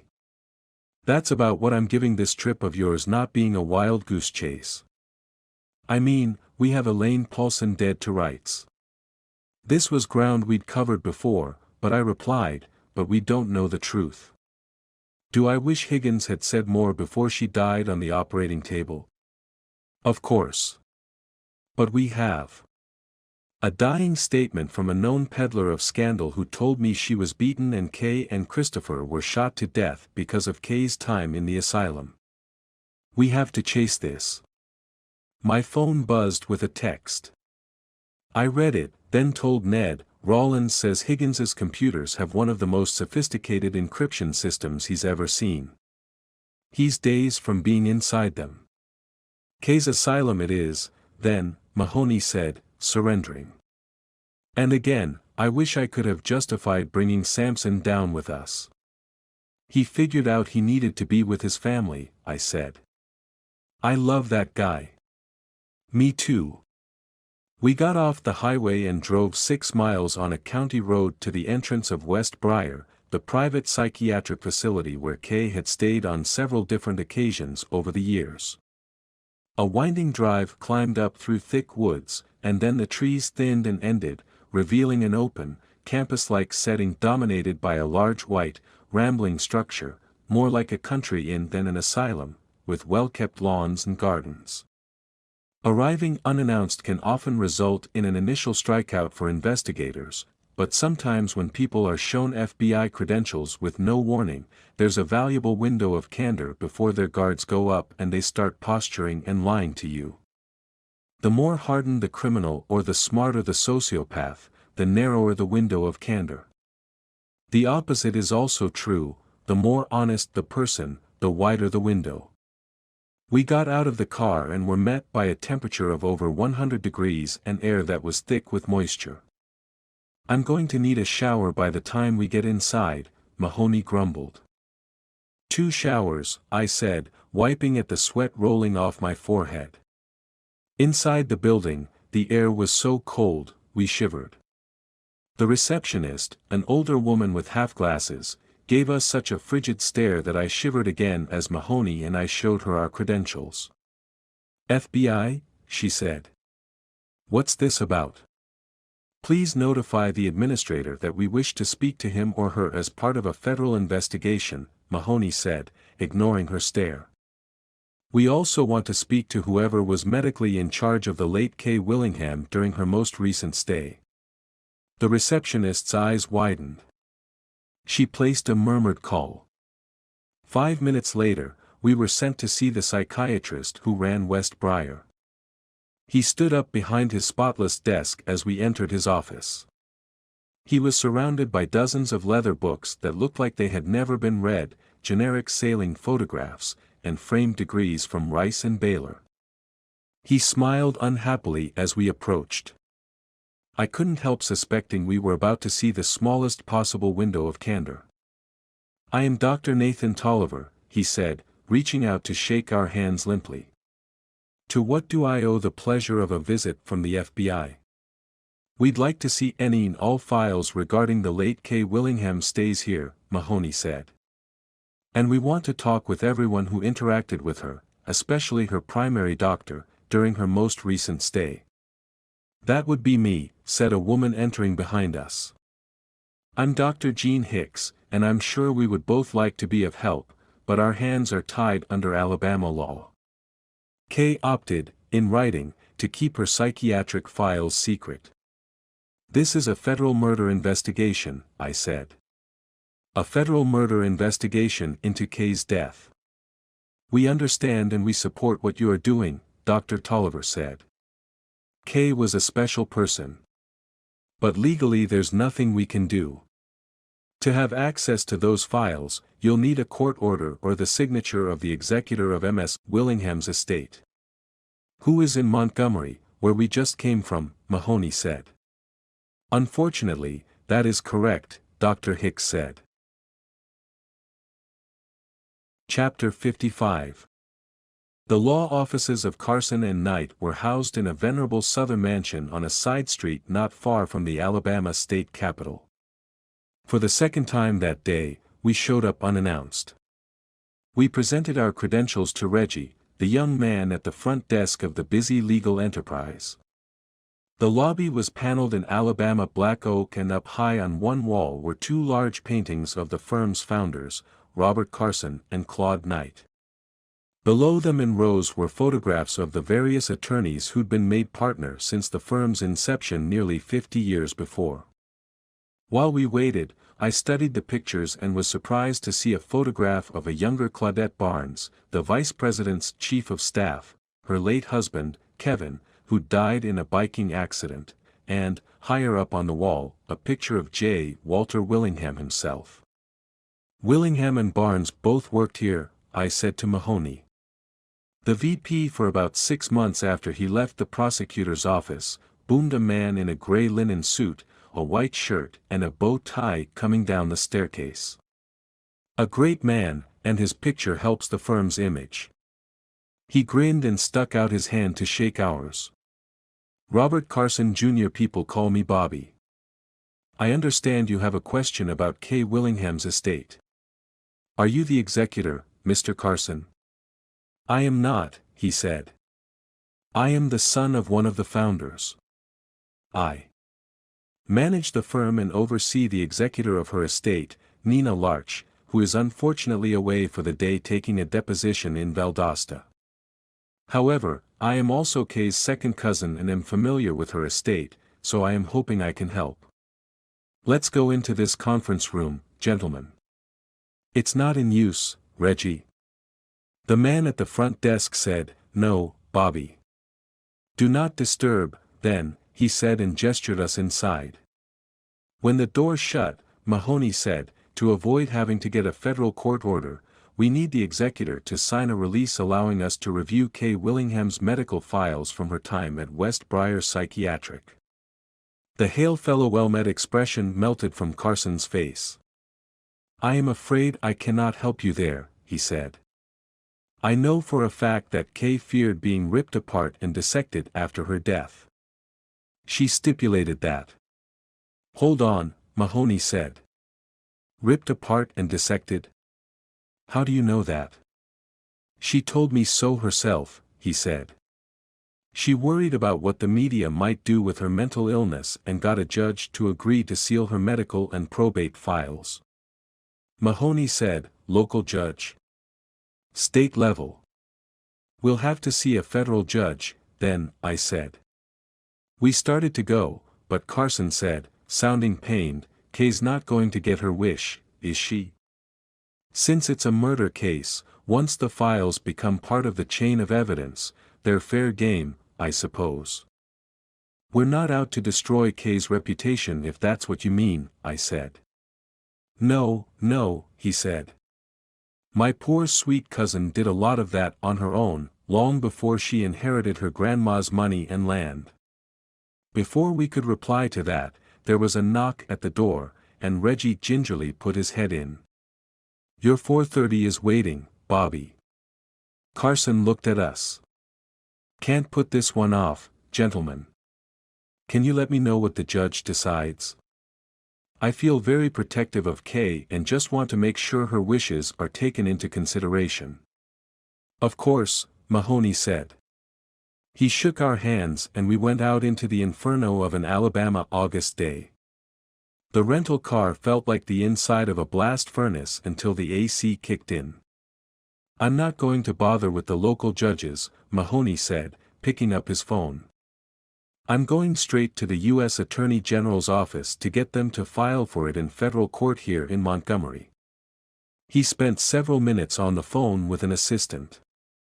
"U.S. Attorney," and when he hung up, he said, "She says we'll probably get it in the morning." Hotel? Shower? Tempting, but we've got daylight left, I said. "Let's go find that plantation." Kay was always conflicted when she talked about her grandmother's place. She'd light up about its beauty and then express remorse at the history of it. I think she told me she was giving the property to the state for a park when she died. I'd like to see it. It's also where she's buried, isn't it? That too. Chapter 56. The road going out to the Sutter family's plantation was badly in need of repair after a spring of flooding. After the car bottomed out several times, we finally found the entrance to the property some 7 miles east of the highway on the south side of the road. Crumbling brick pillars supported an iron gate with peeling paint. The Sutter name was still discernible in the rusted ironwork, as was a faded "No Trespassing" sign on one pillar. The gate was chained and padlocked. Beyond it, a gravel road disappeared into the woods. "Feel like a walk," I said. "In this heat? I think we can lose the coats, ties, and starched white shirts this once, don't you, Agent Mahoney?" He gave me a glum gaze for several seconds, then sighed. "J. Edgar will be rolling over in his grave. I think that's already happened a few times for a lot of different reasons." We both stripped down to our undershirts, suit pants, and shoes before getting out. It was past 6 and the heat had ebbed a little, but it was still ungodly hot and humid as we went to the gate. I was about to start climbing when Mahoney gave the padlock a shake. It opened. "See," he said. "We don't need to bother J. Edgar." We pushed open the gate. Mahoney drove through and I. "Shut it," wrapped the chain and locked the way we'd found it. I hope no one decides to close that lock, Mahoney said as I got in the rental. We don't have bolt cutters. We drove down the gravel road, raising dust, then crossed a low spot that had flooded during the rain. There was mud splashed out on both sides. Other trucks have been in here recently, I said. More than the burial detail. I stuck my head out the window, saw water glistening on tire tracks, more recent. We drove through the woods into fields that must once have been full of cotton plants but were now overgrown with bramble and thistle. It was a deeply disturbing feeling to imagine the backbreaking hours that enslaved people had spent in those fields. The plantation house appeared. In its day, from the way Kay had described it to me, her paternal grandmother's mansion must have been breathtaking, a sprawling antebellum manor finished in alabaster white and forest green trim with a covered porch that wrapped around the entire house and a well-tended flower garden on the front lawn. Now, however, the neglect showed everywhere. The alabaster finish was speckled and splashed with mold and peeling away in big strips. Parts of the porch roof had caved in. Kudzu choked the front columns and the entire porch railing. Tentacles and shrouds of the creeping vine had already reached the upper floors, where birds were flashing in and out of dark windows with broken, jagged glass. This is where Kay Willingham, Queen of the DC Socialites, is buried, I said. Chapter 57. We drove toward the decrepit plantation house and saw that a road had been cleared and maintained beyond it. Mahoney continued down the road through more overgrown fields and pine thickets. We were well out of sight of the mansion when I spotted headstones up on a knoll ahead. Stop there, I said. Mahoney pulled over by a stone path leading up to the knoll. I got out, felt a breeze for the first time all day, and began to climb, Mahoney right behind me. I don't know what I expected, but with each step higher, I was surprised to see more and more headstones on the knoll and more of the remarkable scenery spread out below and beyond the Sutter family cemetery. There had to be at least 350 headstones there. Below them, at the bottom of a gentle slope, a mature oak forest grew on a flat that ran out to several arms jutting into a large lake. The sun was behind us, throwing golden light on the timbered points and the water. Beautiful spot, Mahoney said. Spectacular, I said. No wonder Kay wanted to be buried here. I tore my attention from the lake and looked around at the headstones nearby. I found the graves of Kay's parents, Beth and Roy Sutter, her paternal grandparents, and various other Sutter relatives. But there was no immediate sign of Kay's grave. Finally I looked way to the back of the family cemetery and spotted freshly disturbed earth. I walked in that direction, scanning the older headstones as I passed, seeing earlier generations of the Sutter family and their kin, people who died in the late 1800s. 8 rows from the back of the cemetery, something changed. Every other headstone I'd looked at so far had the person's name, his or her relationship to a Sutter if the individual had married into the clan, and the birth and death dates. But then I saw a worn headstone that said simply Daphne, 1799 to 1857. Beside Daphne was Big George, 1802 to 1861. There were more one-named headstones in that row and all the others behind it. Lady Bird, 1772 to 1821. Lucas, 1706 to 1794. Miriam, 1698 to 1766. What's with the single names? Mahoney said behind me. I looked around and felt a turbulence of emotions. They're the plantation slaves. Almost 200 years of them. As I said, my emotions were all over the place, but they swiftly moved toward reverence as I walked through the last of the headstones to the mound of overturned earth and the polished granite headstone behind the slaves' graveyard. K. Sutter Willingham 1968 to 2020. I'll sleep here, thank you. They're more my kind. Chapter 58. Climbing back down to the vehicle, Mahoney and I veered between smiling at the first part of the inscription, "I'll sleep here, thank you," and trying to understand what she meant by "they're more my kind." "Slaves," Mahoney said as we got in the car. "Certainly one interpretation. Any others come to mind?" "African Americans." "The road keeps going, doesn't it? Let's go to the end and turn around. I've got nowhere to be. Except in a shower and then a rib joint. There has to be a stellar rib joint in Montgomery." "Humor me," I said. "The road ahead looks newer than the one behind us." "Fine," he said. "But if I get this thing stuck, you're hiking back to the highway." "Deal. It looks freshly graded to me." Mahoney put the car in gear and drove past the cemetery down into the oak forest. The road was smooth and newly graveled. I looked out through big mature trees, catching sight of what looked like the mossy ruins of stacked stone foundations scattered here and there through the forest. More than a few of the oaks had been girdled with fluorescent surveyor's tape. "Someone's been marking trees for cutting," I said. "Look at them all ahead of us."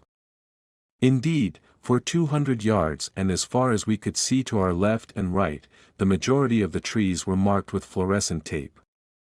This part of the old-growth forest was about to be leveled. "I can't see a state park authority doing this," I said. "Unless Kay decided to take timber off it before giving it to the state." Beyond the grove of trees marked for the sawmill, the road ended in a turnaround by the rocky shores of a large, empty, and pristine cove cradled in those big timbered arms of land jutting out into the larger lake. We got out of the car to get a better look. "I never knew places like this existed in Alabama," I said. "And the water makes me want to take off my clothes and dive in." "You see anyone around to stop you?" "That's true. And I think Kay would actually approve. I'm sure she skinny dipped here a time or two in her life," Mahoney said, kicking off his shoes and unbuckling his trousers. A few moments later we waded out and shallow dived into water that was a good 10 degrees cooler than the air. I felt the entire day of travel and work and sweat wash away and surfaced in about 12 feet of clear water feeling thoroughly refreshed. "That was great," Mahoney said when he came to the surface. "I think there are springs in this lake. I felt a cold spot back there." "And there's no one here," I said. "I mean, I haven't heard a boat, have you?" "Not one," he said, rolling onto his back to take in the entire cove. "I could live in a place like this. I could live in a place like this forever." "I think a lot of people could," I said, treading water. "The road. The logging. I think this place is being developed, and not as a park." "Could be," Ned said. "But we can't look at any of it until we get the order." Before I could reply, I caught a flicker of movement out of the corner of my eye and twisted to look along the far side of the cove. A lean, muscular African-American man in faded green military gear was crouched at the edge of the forest where it met the rocky shore. He held a scoped hunting rifle that was aimed in our direction. "Duck!" I yelled a split second before the gun went off. Chapter 59. I heard the bullet crack by me as I dived. I swam deep and went as far as I could toward shore before surfacing for one quick breath. When I dived again, I could see rocks in the shallows ahead of me. I needed to get to my clothes and my gun. When I surfaced the second time and scanned the shore, the shooter was gone. I swam behind a rock and made sure I could not see him before quickstepping from the water to my clothes. Mahoney was right behind me, sputtering. "Who took that shot?" "African American with a hunting rifle," I said, snatching up my pile of clothes and pushing my bare feet into my shoes. I trotted back toward the car and out of sight of the north side of the cove. "Dress," Mahoney said. "I'll cover you." He had his back to me and held his service weapon two-handed as he swept it back and forth across the cove. I threw my pants on, got my gun out, and told Ned to dress while I covered him. We threw everything else in the vehicle and got out of there as the sun began to set and the golden light turned to shadows. "Who the hell was he?" Mahoney said. "Got me," I said. "He was there. He shot. He was gone. If he's security, he just shot at 2 federal officers in the course of an investigation. Buck naked in the water where we weren't supposed to be." Ned glanced at me. "Whose side are you on?" "The side of my reputation and good standing with the Bureau." Ned considered that, then said, "I see your point." It was a 15-minute drive back to the gate. But it wasn't until we were almost there that I got enough bars of cell service to download a satellite view of where we'd just been. "That was Lake Martin we were swimming in," I said.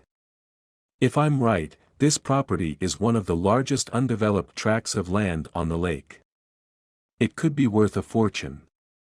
"Maybe we had it all wrong," Mahoney said, putting the car in park at the gate and turning on his headlights so I could see. I nodded, climbed out to open the gate, and said, "Maybe Kay wasn't killed for political reasons. Maybe she was killed for something much more mundane, like a huge pile of cash."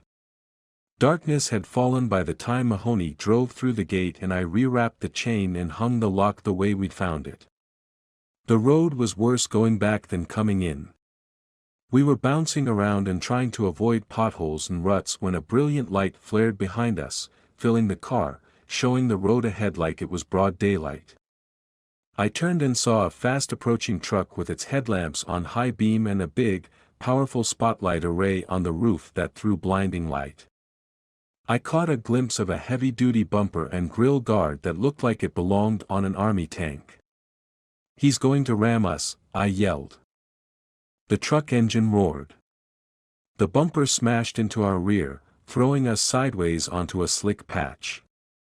Mahoney clawed at the wheel, squinting at the glare, and almost righted us before the truck hit us again. We went sideways to the left. Our rear quarter panel hit an embankment, and we were thrown back across the road and right in front of the truck with the lights and that bumper. I thought for sure we were going to be rammed broadside and flipped end over end into the trees. But the truck hit a huge crossroad rut where a culvert had washed out, which bounced the rig to the right, and the left corner of the bumper just missed us as we spun out and off the road. I expected a massive crash and tried to brace myself, but we just sort of bumped and slithered to a stop in a pasture. The truck did not slow and did not shut down the lights as it went on toward the highway. We both sat there a few minutes, rattled and gasping at the adrenaline coursing through our bloodstreams. Mahoney finally put his hands back on the steering wheel and touched the gas. The front end pulled hard right, but he was able to get the rental out of the field and onto the road. We had to pry the front fender off one of the wheels, but, traveling at about 45 miles an hour, we managed to get all the way back to Montgomery without the car shaking apart. When we pulled up in front of our hotel, I said, "We've been given the runaround, shot at, and forced off the road, and we've been here less than 12 hours. I'd say that was a pretty strong first day." "And you know what's even better?" Ned asked as he parked the rental, the front tires rubbing and squealing. "We get to take a shower." "Nah," he said, gesturing across the street at a garish red neon sign. "Rib joint." Chapter 60. After a shower, an outstanding baby back rib dinner, and a fitful night of sleep, Mahoney and I were at the door of the state court clerk in Montgomery 10 minutes before the office opened, drinking coffee. "No word on the federal order?" I asked as he checked his phone. "It's all been filed," Ned said. "Just has to get under Judge Adams's nose." I wondered what we'd find in Kay's medical files, what other dark secrets the socialite might have been hiding. She'd led multiple lives, I decided. That was certain. And within each life, she wore many, many masks. I made the right call not reporting that we were shot at and almost run down by a truck, Mahoney said. I nodded. At least until we know the lay of the land and who's on our side. A worker opened the doors at precisely 8:30 a.m. We went to Leroy Wolf, the clerk himself, presented our credentials, and asked to see the probate files on K. Sutter Willingham. He peered at us through reading glasses for a moment and then typed on his keyboard and hit enter. Sealed 12 days ago, he said, turning the screen in our direction. I leaned forward. Is there a time stamp on that? What exact time was it sealed? Wolf frowned and typed again. 4:30 p.m. 8.5 hours after I was on the scene in the schoolyard, I said to Ned. At whose request was probate sealed, he asked. Wolf studied his screen and then smiled. The late Justice Richard Fortier of the Alabama Supreme Court. A state Supreme Court justice sealed it and then died, Mahoney said. No, Justice Fortier was elevated to the High Court early last year, Wolf said. He wrote this order 6 years ago to go into effect upon notice of K. Willingham's death. He had a heart attack March of last year, not 6 weeks into his term on the bench. But his seal stands. I thought we were at an impasse until Mahoney said, that seal includes the latest documents, right? As in the most recent last will and testament? That's correct. But not old wills. They're considered null and void and therefore not sealed. That's true, Wolf said. But as a policy, we discard and expunge legal documents that are no longer in effect. But as a practice, people are lazy, Mahoney said. Especially state employees. Wolf slowly turned his head to look at him. I'm trying to be nice and helpful here. And I appreciate it, and I would be even more appreciative if you'd look for earlier filings of K. Willingham's last will and testament. And any other file with her name on it. Wolf sighed, typed, looked at the screen, and said, well, lazy or not, there are too many filings here to be easily printed out. Give us an index, I said. We'll be selective. Within 30 seconds we were looking at a 3-page list of documents filed in Alabama's state court with Kay's name on them. The first and latest was her sealed probate file. Others had to do with the death and burial of her mother. The 8th on the list was a revised will filed 20 months ago, which we asked Wolf to print. As those pages piled up, we continued down the index list and found a land title transfer of 80 acres from K. Willingham to Althea Lincoln. It was dated 5 years ago. Althea, I said, remembering the framed photograph in Kay's house of the 2 young girls embracing after a swim. That was her childhood friend. Check this, Alex, Mahoney said, looking up from the pages of the old will. Kay's got elaborate plans for her funeral here. Bible readings. Music. A letter to be read. Reference to an obituary already being written. That goes against what Vice President Willingham told us about not wanting a ceremony or memorial. Unless she changed her plans for her funeral along with her plans for the plantation, Mahoney said, reading on. Okay, here's the language regarding the land in the 20-month-old will. Upon my death, the lands of Sutter Plantation will be sold to the highest bidder and the proceeds distributed to charities listed in Appendix A. But again, that will is null and void, Wolf said. Here's another from 5 years ago, Mahoney said, looking at the index. To the clerk's annoyance, it too had not been expunged, and he printed it. Ned went straight to the disposition of the land and found, as I'd remembered, that it was to be given to the state as a park and the grounds restored so people would understand the entire story of the Sutter Plantation. The clerk said, and the 3 wills prior to that one have indeed been expunged. Do you have appendix A from the 20-month-old will? I asked Mahoney. The list of charities that were supposed to get the money? Ned flipped ahead through the document and nodded. He pulled it out and showed it to me. I scanned the list and saw a variety of nonprofits that would have benefited from the property, including Georgetown University and groups fighting for crime victims' rights, women's issues, and civil rights. It was not until the bottom that I saw the catch, a big one. Tapping the page, I read, "Monies shall be distributed and disbursed after the deduction of all costs associated with the legal appeals of Napoleon Howard." "Who's Napoleon Howard?" Mahoney asked. I was about to say I had no idea, but then I remembered something. "I can't be sure, but I think he might be the guy on death row Kay wanted me to investigate years ago. The one who might have been wrongly convicted." "Okay." Vice President Willingham was the prosecutor on that case. Chapter 61. We walked from the courthouse over to the law firm of Carson and Knight. The humidity had abated by a percentage point or two, but even at 9 a.m., the heat was headed toward blistering. We climbed the front steps and went into the chill air. "Hello, Reggie," I said. He looked up at us, adjusted his glasses. "Don't you guys make appointments?" "Not as a rule," Mahoney said.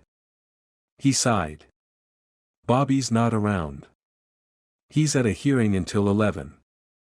"That's okay, we're here to see Nina Larch," I said. "Oh," he said, brightening. "She just came in." A few minutes later, a woman in her mid-40s with a bad slouch came down the circular staircase. She looked very unsure of herself. "Ms. Larch?" "Yes." "We're with the FBI," Mahoney said, and we showed her our credentials. "Bobby said you stopped by yesterday. How can I help?" I gestured toward the conference room. "Is it empty?" "Until 10, Reggie said." We went in and Larch shut the door. "If it's about the will or any of the probate, I can't talk about it unless there's a court order rescinding the seal." "We're working on that," Ned said. "But for the moment, we're interested in what you can talk about. Kay's earlier wills and testaments." "I don't follow." "They're considered null and void and therefore not subject to the seal," I said. "So you can talk about them." She thought about that for a few moments. "That's correct." Mahoney showed her the 20-month-old will that had the land being sold to charities and then the 5-year-old will that had the plantation going to the state for a park. "Can you say which option is in the actual will?" Ned asked. She shook her head. "Sealed." "Okay, why did she change her will from giving the land to the state to selling it for charity?" The lawyer looked blankly at the table and frowned. "I can't say that Mrs. Willingham ever mentioned specifically why she made that decision. I received a formal letter from her announcing her intentions, and I followed them. And the same thing happened when she changed the will more recently." "You received a formal letter?" "Duly notarized." "I'm sure," I said. "Was she still paying for all of Napoleon Howard's legal bills in the most recent will?" "That I can answer. No, Mr. Howard had a heart attack and died in prison shortly before it was revised the final time." The door opened, and Bobby Carson stepped inside with a shark smile on his face. "You're back," he said with feigned enthusiasm. "And I see you've met Miss Larch. I hope she's filled you in." "Only on what I was allowed to discuss outside the sealed material." "We were talking about Kay's wills," Mahoney said. "How they changed so often." Carson glanced at Larch and then sat down, looking uncomfortable. He stared at his phone and said, "Yes, my cousin could be impetuous and mercurial." I said, "We went up to the Sutter plantation yesterday and took a look around. Seems like whoever inherited it is going to take out most of the timber." "You went in without a search warrant," Carson said. "Are you kidding me?" Mahoney said, "Gate was open and we wanted to see the most important remaining asset our victim had when she was murdered." "Who controls it now?" I asked. "And when did they get it?" Both attorneys looked at each other. Carson closed his eyes and said, "You see the bind we are in. I am in, because of the hell with it." He opened his eyes, looked at Larch and said, "If it comes to an ethics violation, I'll take the heat for breaking the seal, Nina." Then he gazed at us each in turn and said, "I had no idea." "That is correct," Larch said. "He absolutely did not." "Out with it," Mahoney said. Larch said, "Shortly after the 20-month-old will was filed, I can get you the exact date. Mrs. Willingham wrote me a notarized letter authorizing me to change the will yet again. This time the beneficiary of the plantation was Mr. Carson." He held his hands up. "I had zero idea until I saw the new will. I thought it was going to the state." "That is true, he did not know," Larch said. Mrs. Willingham, she swore me to secrecy in the letter. She said she'd had another change of heart about the land and thought her only living relative should decide what to do with the plantation, with the bulk of her estate going to charity." Carson said, "Gentlemen, I know this has to look funky." "In the extreme," I said. "How long ago was this?" 18 months, Larch said.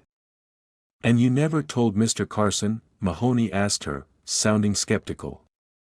"I take my job seriously. I said nothing to anyone about any of the changes." "Until when?" "Excuse me. When did you tell Mr. Carson about his inheritance?" "Later on the day I heard she died, after I notified the court clerk and confirmed that probate was duly sealed per her wishes. I walked into Rob's office to express my condolences. He was shaken by her death. I mean, his last living relative.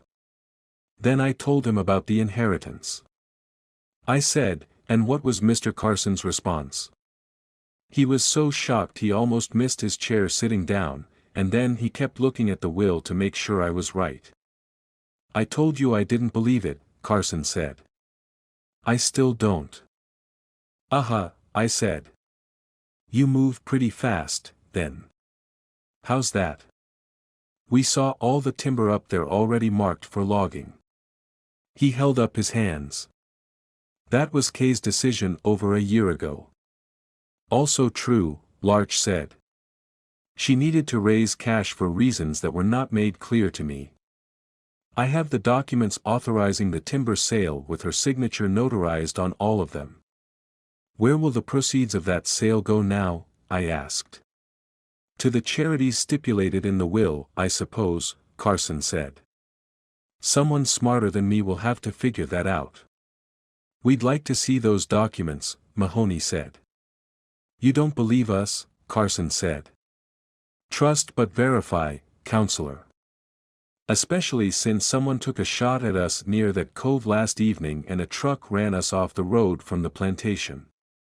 The government frowns on people trying to kill federal agents twice in one day." "Whoa, wait a second there, Special Agent Mahoney," Carson said, hardening. "I have no idea who the truck belonged to, but that was probably crazy Althea taking a potshot at you." "It looked like an African American male," I said. "Lean. Bald. Hunting rifle." He nodded.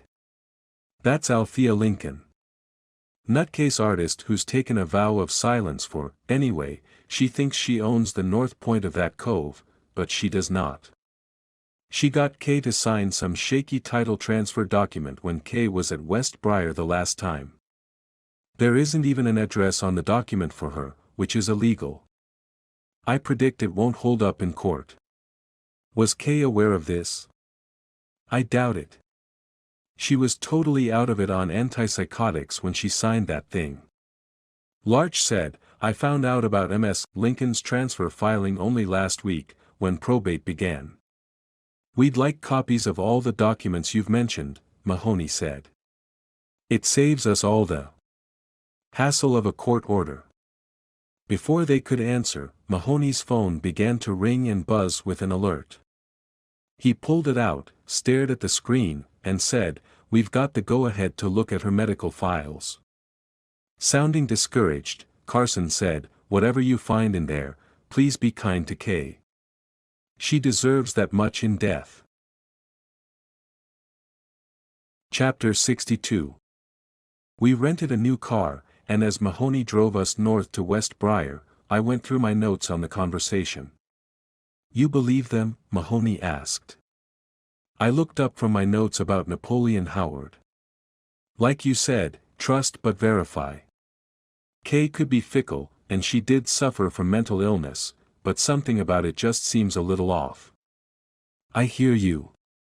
I did an internet search on the dead prison inmate and read out loud what I'd found to Mahoney while he drove. Howard was 49 when he died at the state penitentiary at Huntsville after spending more than half his life on death row. He had made multiple appeals. All were denied. Almost 30 years prior to his death, Howard was arrested, tried, and condemned for the savage murder of 23-year-old Jefferson Ward in what the state said was a drug-fueled dispute over profits. Howard had steadfastly maintained his innocence, said Ward was his best friend, his idol, and that he would never have killed him. He claimed he was being framed. But eyewitnesses put Howard at the scene the evening of the murder, and police found blood and fingerprint evidence that put his hand on the murder weapon, a 9-inch buck knife that was used to decapitate Ward after his death. I read out loud, "Due to the viciousness of the crime, J. Walter Willingham, the prosecutor assigned to the case, filed for special circumstances and sought the death penalty, which he got, and then, after sentencing, Willingham said, 'This punishment fits the crime.' That's the way it should be with animals like Mr. Howard." Mahoney turned the car into the winding drive that led up to the psychiatric facility. He said, "And yet Willingham's ex-wife came to believe that Howard did not commit the crime. How did that happen? And why did she even care in the first place?" I said. "Who got her on Howard's side?" "She told me he wrote her letters." "Did we ever find any in her house? Letters from death row?" "No, I don't remember seeing anything like that on the evidence manifest." We went inside the building, found Abigail, the same cheery receptionist with the ice daggers for eyes, and told her we wanted to see Doctors Nathan Tolliver and Jean Hicks. "I'm afraid that's impossible," Abigail sniffed. "They're making rounds." Mahoney said, "You like your computer, Abigail?" She craned her head around at the monitor. "I do. Brand new." He held up a piece of paper and pressed it to the glass that separated us. "This is a federal order. We want to see Tolliver and Hicks and all documents pertaining to K. Sutter Willingham now, or I will bring in an army of FBI agents and they will take your brand new computer and every other computer in this place along with all the records." Abigail pulled back. "You can't do that. We have patience." "Watch me," Mahoney said. "I'm giving them 5 minutes." 4 minutes later, a flushed Nathan Tolliver ran to the security door and motioned us in, breathing hard. "Do you have to threaten people like that?" "If I'm not getting what I want when I want it, yes." "The files are being gathered, and Dr. Hicks is just finishing up," he said. "May I see the court order?" Mahoney handed it to him. He studied it, his lips moving, while we walked. "Everything look right?" I asked when we arrived at his office. "Appears so," he said, handing the order to Ned. He gestured toward the office. "Please." We entered. A few moments later, his secretary came in holding several files. She was followed by Dr. Hicks. "There's a lot to digest," Tolliver said. "We're here to help." "And we appreciate it," I said. The secretary put 2 files down in front of us. I flipped one open. Ned opened the other. I scanned the first few pages, recognizing them as much the same as the file the vice president had shown us.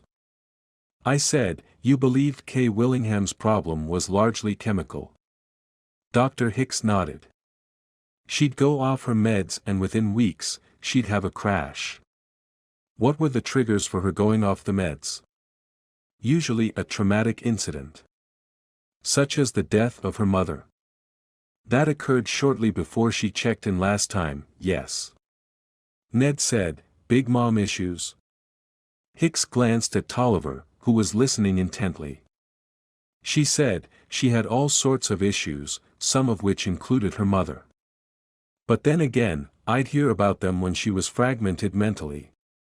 One day her mother was a saint and her father her best friend. The next she'd claim her father was a racist who killed black people and that her mother was a willing accomplice and so was half of Montgomery and on, all the way to the White House and back. It was incredibly paranoid, delusional, and hard to follow." "And the parents?" Mahoney asked. Tolliver said, "Both her mother and father had deep local roots, money, and land going back generations. The dad was a city father in Montgomery. Her mother hosted charity balls. When Kay was here, even in her fragmented state, did she ever talk about Napoleon Howard?" Chapter 63. Dr. Hicks hesitated, then said. "She believed he was innocent, framed for murder, but she couldn't prove it. She obsessed on his case, as a matter of fact."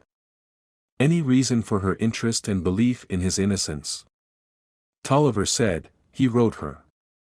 I think they carried on a correspondence." "That's right," Dr. Hicks said. "I said, in the file, there's not a lot of narrative about her state of mind and not a lot of history about her earlier stays here." Dr. Hicks smiled. "There's not a lot of narrative because we are psychiatrists, not psychologists, Dr. Cross. Whatever Kay's issues were, as far as we could tell, her psychiatric challenges were largely chemical. It's the population we serve. And earlier files we have to shred after 7 years, Tolliver said. That's the law. Of course, I said, because I had to do the same with my client files. I began wondering if this had been a wild goose chase, coming down to Alabama, sticking our noses in Kay's past because of Higgins's dying words. While Mahoney determined how Kay paid for her stays at West Briar, I went back to her medical file and started going through the pages again, deeper this time. I found the intake form for her most recent stay at the facility. Near the bottom, I saw a scrawled notation I must have missed in the vice president's copy of the file. Patient friend Al says patient state deteriorating rapidly since she went off meds while dealing with 2 deaths, mother and close friend. 2 deaths. I thought. Who's the close friend? Mahoney said, we can keep this copy of the file. Federal judge says you can, Tolliver said. I hope we've been of some help. I was going to ask them about the 2 deaths and then decided not to.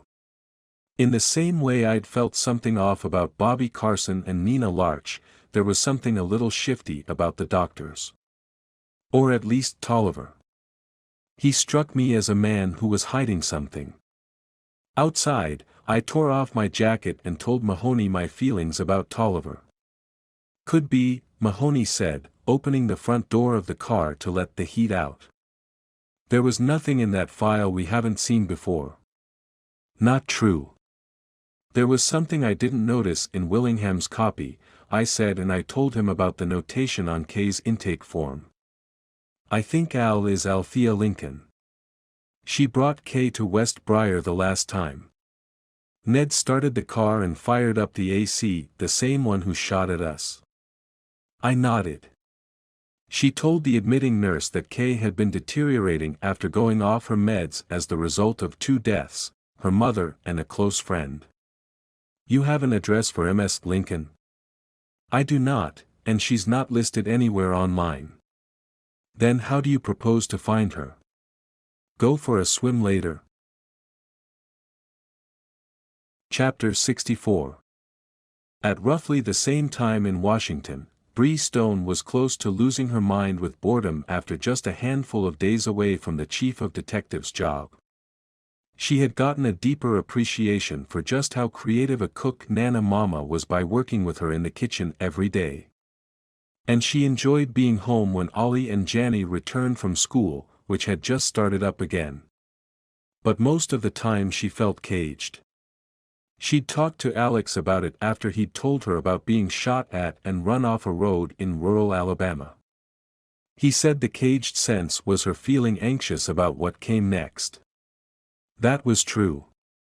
Bree had been trying to envision a different life for herself during her daily runs but had not come up with one that excited her deep in her gut. And at this stage of the game, she'd decided that was the minimum she was willing to settle for. "You're thinking about going back, aren't you?" Nana Mama said as the midday news played on the screen on the counter. "Not if it's more of the same," Bree said. "I do love certain aspects of my job, but I despise others. If I could stay with the roles I love and delegate the others, I'd consider it. But only if I got that in writing." Smart lady. "I don't count on much if I don't see it spelled out and signed." Both of them heard a crash in the basement. The kids were at school. Alex was still in Alabama. Bree went to the hall closet to retrieve her backup weapon. Nana Mama had an iron skillet in one hand when Bree returned. "Hear anything?" Bree whispered. "No, you want me to call 911, Nana Mama said. Bree toed off her sandals. "I want you to turn down the television as I open the door. When I start to close it, raise the volume back to normal." The old woman's eyes widened at the sight of the pistol, but she lowered the skillet and picked up the remote with her other hand. Bree nodded and eased open the door as the volume dropped on the news. She took a step down the carpeted stairs, nodded again, and as the volume increased, she slipped the door shut and released the knob. Both hands on the gun, she padded down the stairs. The door that led outside was deadbolted shut. What had made that crash? Bree heard a keyboard clacking in Alex's office. After a deep breath, she took 3 soft strides and then stepped to the side of the doorway, gun up. "John." Samson jumped and spun away from Alex's desktop, saw the gun, and cried, "Whoa. Jesus, Bree, you scared the hell out of me. And you terrified Nana Mama," she said, lowering her weapon. "What are you doing here?" "Alex said you went to the Delaware shore to be with Willow and Billy's kids. The older kids decided it was time to go back to work and Willow got stung by a jellyfish and didn't want to stay any longer," he said. "We came back this morning." "Where is she?" "With her friend Lana and Lana's mom. And Janny, her favorite babysitter, is picking her up before dinner." "I'm sorry, I should have knocked and told you I was coming down here to work, but I had this crazy idea about the rapes and murders and wanted to look at the files in Alex's computer and I just used my key." "Hold that thought. I have to go take a skillet out of Nana Mama's hand." Chapter 65. Samson laughed, said, "That's a scary thought." "Isn't it?" Bree said. She went up, calmed Nana Mama, and came back with a plate of cookies and a cup of coffee for John, who was typing again on the computer. "So what's the crazy idea?" Bree asked. Samson rubbed his temples and said, "Okay, so Alex and I were looking at the last known locations of each of the 8 victims, including Maya Parker and Elizabeth Hernandez, and marking where their bodies were found. We got this."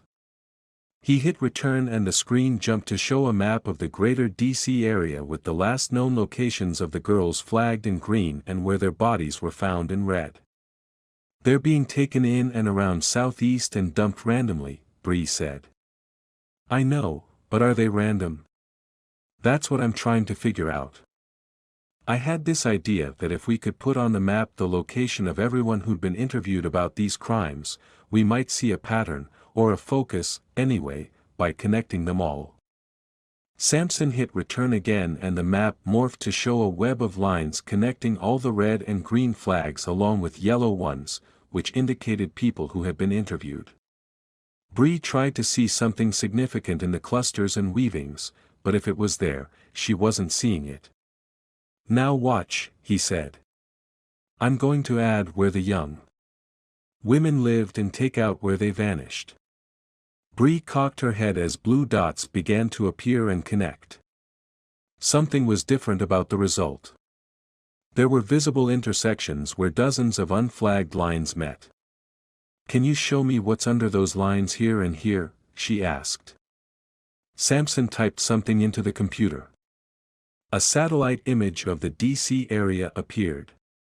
He zoomed in on the first of those intersections, which was in the Douglas neighborhood south of the Suitland Parkway, roughly 5 blocks from the rave party where Peggy Dixon said she was attacked. Looks like a warehouse, he said. I'll flag the address and go look.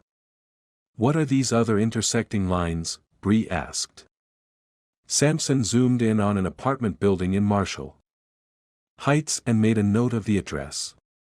Then he looked at the third area, which was north of the Suitland Parkway between Garfield Heights and Naylor Park. Look at Harrison Charter High School, Bree said. There's a yellow dot by it. Who was interviewed there? Samson highlighted the yellow dot and hit enter. A report came up detailing an interview a detective had with Randall Christopher 18 months before. Why did they talk to him? She said, looking over Samson's shoulder. He was concerned about his female students after Elizabeth Hernandez was taken. Elizabeth didn't go to the school, but evidently, she lived nearby. After Maya was taken, he asked to help organize searches. Show me where Maya and Elizabeth lived again, Bree said. All the girls, for that matter. Samson typed. Up came the blue dots. Elizabeth Hernandez and Maya Parker both lived within 7 blocks of Harrison Charter, Peggy Dixon within 10 blocks.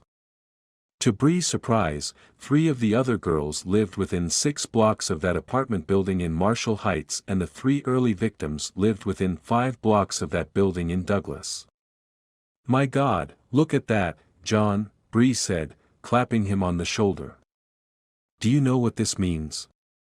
Samson nodded. We know his favorite hunting ground now. Chapter 66. Alabama. After a brief thunderstorm, the afternoon turned sultry and buggy. Mosquitoes whined at my ears and multiple times I wanted to scratch at something crawling up my leg, but I had not moved a muscle in nearly 2 hours in my hiding spot in the woods along the north shore of the cove. Mahoney was waiting farther out on the timbered point, beyond where I'd seen the shooter crouching. At 5:30, as we'd planned, I hit the panic button on our second rental, an SUV, parked deep in the woods. I counted to 3 and then shut it off. Soon after, Mahoney started throwing rocks into the water. I tugged on a fishing line that ran out to a cheap, blow-up kids' raft that held a cooler and a mannequin wearing a bathing suit, sunglasses, and a wig. We'd put a Bud Light can in the mannequin's hands. From 50 yards away, you'd have sworn it was some slob out for a swim and a drink. Althea Lincoln must have thought so too because there was a twig snap, a rustle of leaves, and there she was, sliding out of the forest, the hunting rifle already rising. FBI, Mahoney shouted, leaping out on the shore with his pistol up. Put the gun down, Miss Lincoln. Now. She looked toward the road as her escape but saw me stepping out with my weapon drawn. Then it was as if she became more dear than human. In one fluid motion Althea Lincoln turned and vanished into the woods. Flank her, Mahoney yelled and ran into the trees as well. I charged and jumped and broke through branches and vines, trying to stay roughly parallel to what I figured was her line of travel. Every 30 or 40 yards, I'd stop, listen for breaking branches, adjust my direction, and charge off again. The ground climbed and the vegetation got thicker. When I'd gone 300 yards, I stopped to listen once more. I heard branches breaking but farther away. Rather than run toward the noise, I got out my phone and called Ned. He answered and I whispered for him to stop moving. The noise I'd heard in the distance stopped. "Where are you?" I asked quietly. "Near the cove on the north side of the point." I couldn't see water from where I was, but I didn't have to. "I think she doubled back on us," I said. "She's out on that point somewhere." I had Mahoney call like a crow and moved quietly to him. We backtracked the way he'd come through the woods until I found what I was looking for, a well-used game path heading out to the timbered point. I started to sneak out the path, but Ned asked if she could have been going for a boat or a canoe. I threw caution to the wind then and ran down the path, ducking under broken branches and leaping over logs. Ned stayed right beside me. A rooster crowed and hens squabbled. The woods thinned into an opening with a majestic view of Lake Martin, golden in the late-day sun. In the clearing, surrounded by blooming wildflowers, stood a small cabin built of hand-hewn logs with red-trimmed windows and a roof that looked like it was made of moss. Beyond the cabin on the rocky point, there were 2 heavy chairs and a table crafted of logs and bent branches near a fire pit. Everything, from the chicken coop to the gardens to the stacked firewood, was neat and cared for. Ned circled to one side of the cabin and I went to the other. "Althea Lincoln," he called out. "I'm FBI Special Agent in charge Edward Mahoney. Please, ma'am, we mean you no harm. We just want to talk about Kay Willingham." There was no answer. "My name is Dr. Alex Cross," I called. "I was a friend of Kay's. She told me you were the best friend she ever had, Althea. I saw her favorite picture of you as young girls in her house in Georgetown. I am grieving for Kay too, and we're here investigating her murder, Althea. Please, we need your help to find who killed her." After several beats, Althea stepped out onto the cabin porch with her hands raised. "Thank you, Althea," I said. Althea stared past me a moment, her eyes watering, then licked her lips and ran her hand over her bald head. She cleared her throat and said in a scratchy, hoarse voice, "She talked about you too, Dr. Cross. Said you were a good and honest man." She cleared her throat again. "Sorry, I don't talk much. And I still can't believe my sweet Kay's gone." "Neither can I, she was a force of nature." Althea smiled sadly, said, "That she was and always will be." "You'll help us get justice for Kay?" Ned said. "Justice?" she said with a bitter sigh. "I don't believe in your form of justice, Special Agent Mahoney. But which hornet's nest do you feel like kicking first?" Chapter 67. How far from here was Peggy Dixon attacked? Bree asked Sampson. It was about 6 in the evening, and they were standing in front of the building in the Douglas neighborhood of southeast Washington, D.C. It had been a warehouse once upon a time but now served as an incubator for startup businesses, including the current tenants, an SAT tutoring firm, a data mining venture, and a children's clothing designer.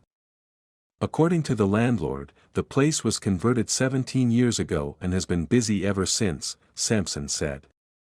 40 people work here now. Could have been anyone who ever worked here. Or in one of these buildings around us, Bree said. Sampson pulled out his phone, oriented himself, and pointed east. The attack must have been about 5 blocks from here. She thought about that. We don't have to look at everyone who ever worked here, just the men who did around the time of the attacks. Sampson nodded. Difficult, labor-intensive, but not impossible. That sentiment changed after they'd driven north of the Suitland Parkway and gotten out in front of the large apartment building in Marshall Heights. It was 7 stories high and had 2 wings, one on either side of a central courtyard. "Must be 300 people here," Sampson said. "Turnover's probably constant." "Again, we just need to look at the residents and workers who were here when the girls vanished," Bree said.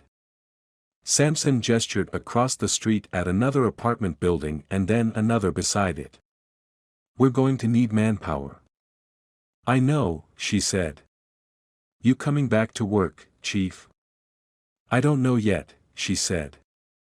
"Let's go to the charter school and then to the Hernandez and Parker residences. I need to see this straight in my head." He glanced at his watch. "That'll work. Janny's with Willow until 8. They drove past Harrison Charter to the Parkers' apartment building and went from there to where the Hernandez family had lived. "We're not talking a big area to select victims from, are we?" Bree said. "No," Sampson said. "Just 3 distinct small ones." "But it's not like he focused on one area exclusively and then moved on to the next," she said. "He returned to each locale. 15 years ago, Audrey Nyman, the first victim in the series, lived about a mile north of that apartment building. Victim 2 lived within 9 blocks of the business incubator 13 years ago. Victim 3 lived south of the apartment building 11 years ago. Number 4 was taken north of the incubator 9 years ago, and victims 5 and 6 were south and west of the incubator 8 and 6 years ago." Sampson nodded. "He hunted every 2 years for quite a while. But then Dixon was attacked near the incubator 2 years ago. Elizabeth Hernandez vanished 6 months later when she was living near but not attending Harrison Charter. 8 months later, Maya Parker, also living close to but not attending Harrison, was taken. It's not just the proximity to those 3 places. It's the timing again. Shorter and shorter between the attacks." "I see it," Sampson said. "He's escalating." "He is. And it's been almost 5 months since Maya Parker. He's going to hunt again, and sooner rather than later." "I agree. But I need to go home, read to Willow before bed. That's always been our daddy time." Seeing Sampson's eyes glisten, Bree said, "Keep it that way, John." "I'm trying," he said. "Everything I've read says continuity is the best thing I can give her. I know how to be a good father. What I'm scared to death about is how to be a good mother to Willow, how to be what Billy was to her. You know." Bree heard and felt the turmoil in his voice. "You will figure out how to be what Willow needs, John. The same way Nana Mama became the person Alex needed after his own mom died. And the same way Alex had to adapt after his first wife was murdered. You will grow into who you have to be for her. And we will help you every step of the way. Janny told me just this morning that she can babysit Willow anytime you need. And Ollie says he'll tutor her in math." Sampson smiled, tears welling in his eyes as he pulled up in front of Bree's home. "Thank you. I needed to hear that. We'll talk in the morning." "By phone? No sneaking into the basement?" "I promise," he said, laughing. "Kiss Willow good night for us," she said, climbing out of the car. "Will do. And give my best to Alex when you talk to him, wherever he is." Chapter 68. Ned Mahoney and I sat around Althea Lincoln's fire pit for almost 4 hours as night came on and the flames danced and roiled, as mesmerizing as the disturbing stories she told us. "You're a brave woman, Althea," I said after she'd finished talking. "Kay was blessed to have you as a friend." Althea burst into tears. "Kay was my sister in every sense. My mom worked for her grandmother. We played together in diapers. What else could I have done?" "You did the right thing," Mahoney said. From where I'm sitting, you're the only one who always looked out for her interests. I nodded. You never manipulated her. You never took advantage of her. Well, she said, wiping her tears with her sleeve. I asked her for this land and she gave it to me. And I asked her to help Napoleon. He was your half-brother, I said. And besides, you know Kay loved him. And Napoleon loved Kay to the day he died. The whole mess was just so sad, unjust, evil, you know. What some men will do to others for money and power. And what some women will do for love, I said and smiled at her across the dying fire, still trying to wrap my head around everything she'd told us. It began to sprinkle rain. Ned stood. We're going to need to get out of here so we can set about proving all this in the morning, get the U.S. Attorney in Birmingham involved. Thanks for the food, Althea, I said. The fish was excellent. Fresh caught this morning, she said, gesturing toward the lake in the darkness. The fish like it off the point there for some reason, the way it's shallow and then drops deep. I think. A flat, suppressed crack came from the woods behind the cabin, the bullet hit Althea, spun her around, and dropped her. The second shot missed me but came so close, I heard the high zip whine of it ripping past my ear. Get to cover, Mahoney shouted before diving to his right, away from the fire, and going over the bank. I threw the table on its side, grabbed Althea by the collar, and dragged her behind it just before a volley of shots rang out from multiple guns fitted with suppressors, sounding almost like a paintball war. Bullets splintered the wood above me as I glanced around the table and caught the muzzle flash of the last two shots coming from the direction of the chicken coop. I returned fire, 3 quick shots, then ducked back down. Althea groaned. They shot me. 2 unsuppressed shots rang out from Mahoney's last position. He's flanking them, I thought. We're going to get you out of here and to a hospital, I told Althea. Is there any way off this point besides swimming? Before she could reply, the shooting started again, closer now, hitting the stout table and the chairs beside it. I jumped up and fired 4 rounds, left to right, and ducked down, expecting another volley, but there was silence. My skiff, Althea gasped. It's off the right side of the point, pulled up on shore. Outboard? Yes. It began to rain harder.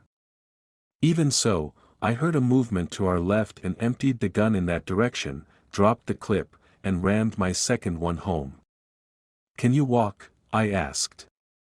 I'm having trouble breathing. It hit me left of my right shoulder. Her lung could be damaged, I thought. The shooting started up again, this time in the direction Mahoney had gone, which was also roughly where Althea said the boat was. You trust me? I said. I do.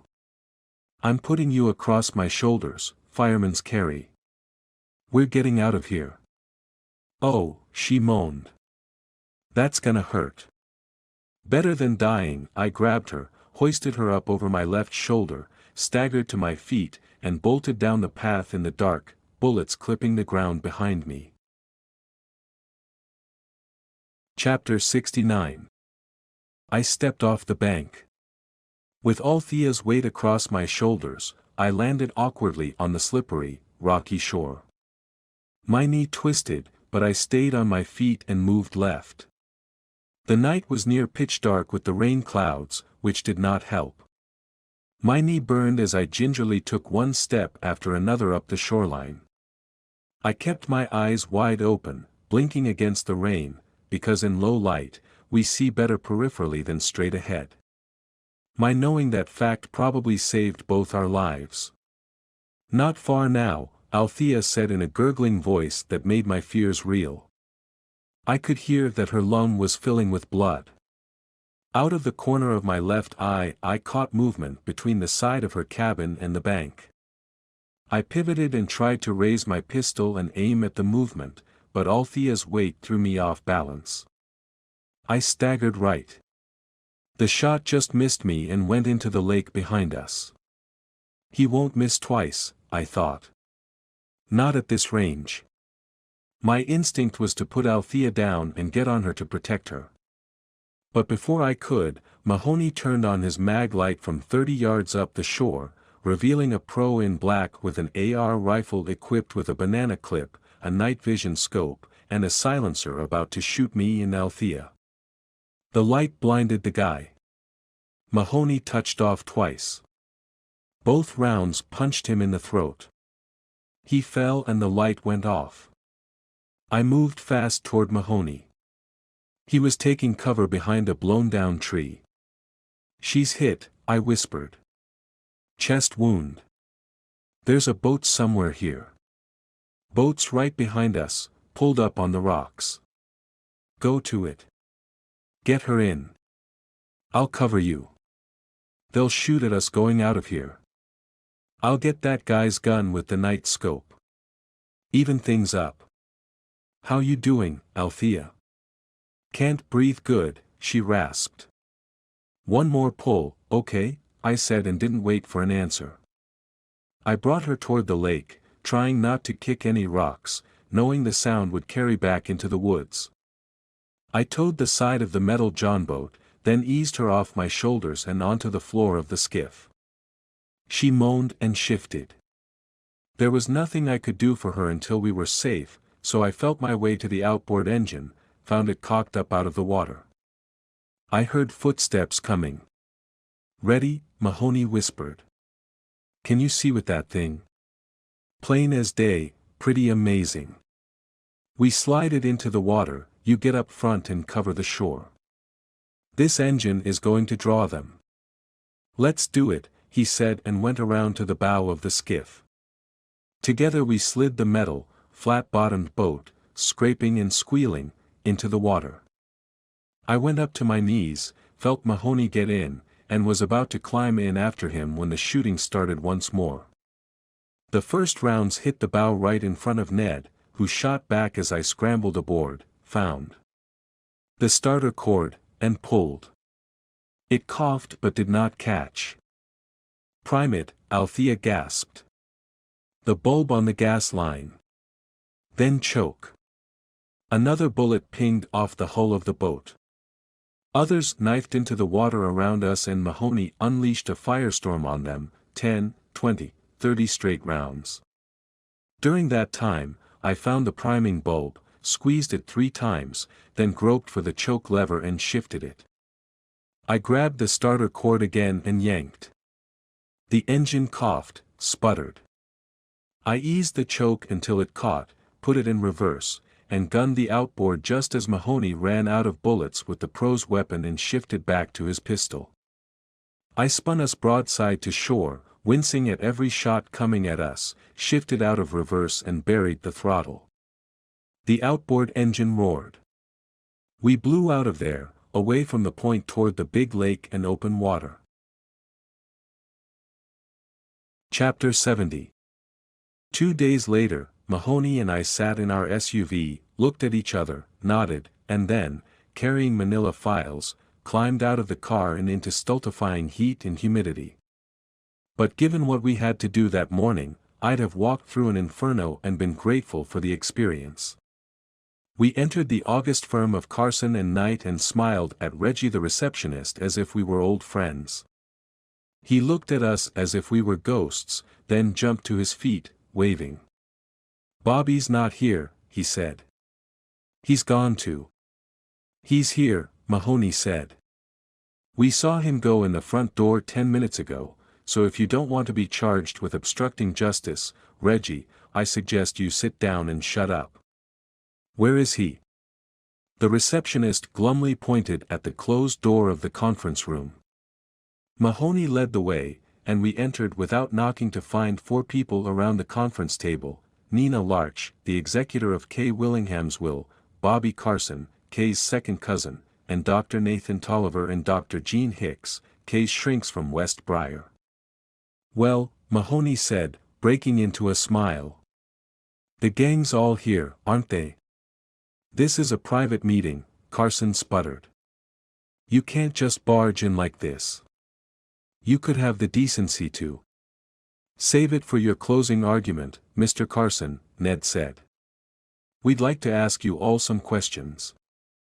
How long will this take? Dr. Hicks said, looking at her watch. I have rounds this morning, Anne. Don't worry, I said, closing the door and taking a seat. We called West Briar and told them you and Dr. Tolliver will both be delayed. What's this about? Hicks said nervously. I don't understand. I think you do, I said. I think it's why you're all here. We were discussing taking on West Briar as a client. Carson began. West Briar has been a client of this firm for 25 years, Mahoney said. Since the very first day the institution opened.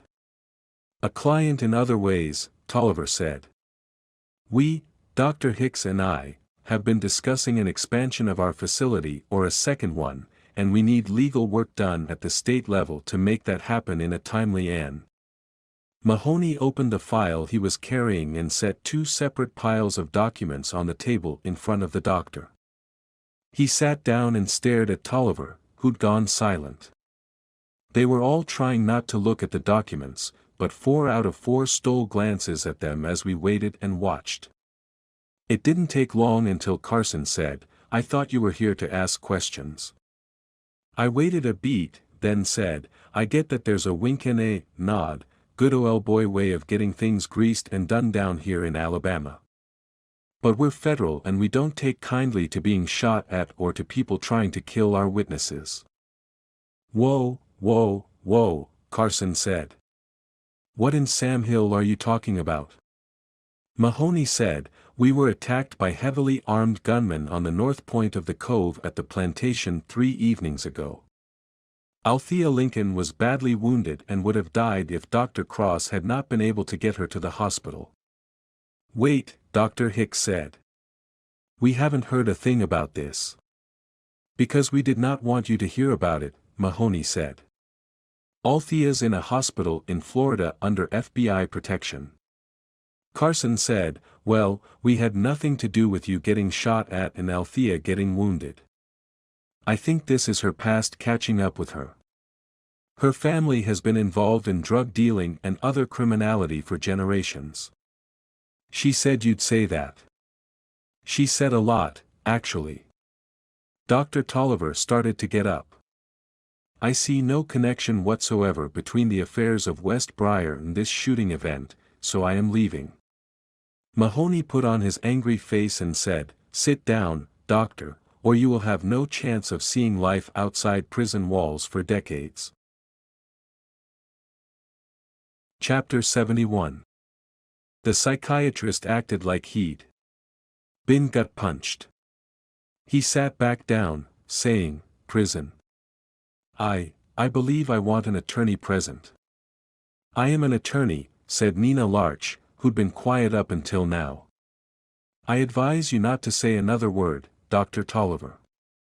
Then I will, I said, gesturing across the table at the 2 piles in front of Mahoney. It took 5 agents from the local office a lot of hours to help us run down what we needed, but there it is. The weight of evidence against you. Dr. Hicks stared at the documents like they could damn her, but Carson had not lost his cool. I think this is a stunt. Mahoney slid the first pile to me. I spun it around in front of me. Thanks to M.S. Larch's fine assistant, we have the letters that Kay Willingham sent to M.S. Larch to amend her will the last 2 times.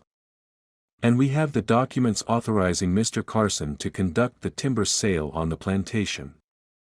And thanks to Kay's medical record, we also know the time periods when she was a patient at West Briar on powerful antipsychotic drugs that left her incompetent to make sound legal decisions. Mahoney said, isn't it interesting that they overlap? The letters amending the will 5 years ago and 20 months ago were all signed and dated when she was at West Briar. So were the timber sale documents. I said, the least you could have done is post-date the letters. But you must have thought, who's going to try to match up dates on a legal document with time spent in an ultra-secretive, ultra-exclusive psychiatric facility. The junior attorney, Nina Larch, said forcefully, I am not a part of any fraud. I had no idea whatsoever that Kay Willingham was at West Briar when she wrote those letters. They all bore a Montgomery postmark on the envelopes and a Montgomery notary's seal and signature on every letter. We saw them, Mahoney said. We called the notary, who's retired and living down on the Gulf now. She said Mr. Carson sent her up to West Briar multiple times to get Kay Willingham's signature on documents. She said you were there once or twice, Dr. Tolliver, and you too, Dr. Hicks. Dr. Tolliver had a tremor in his voice when he said, yes, well, I remember documents being signed, but I also recall Kay being exceptionally lucid at those times.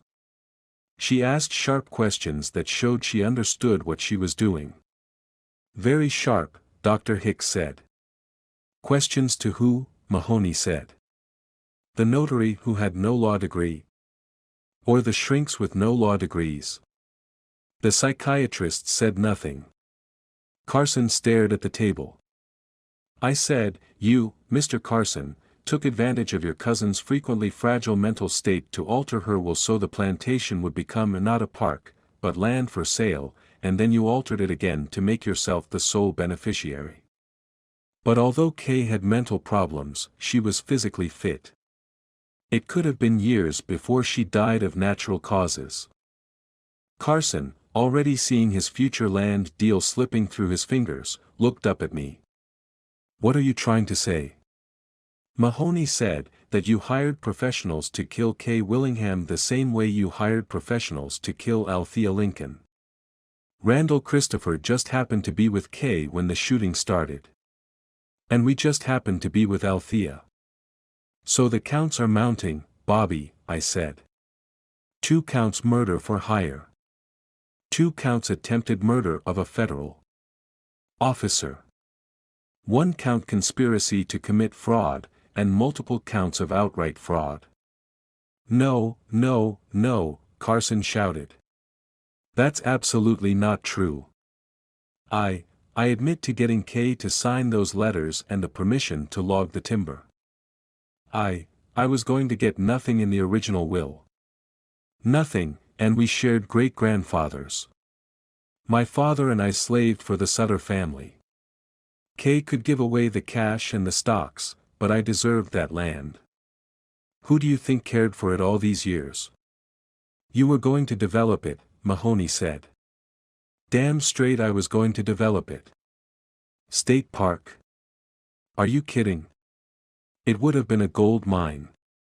If it weren't for Althea Lincoln and Kay Willingham, I said.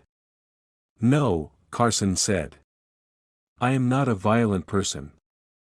I did not have Kay killed.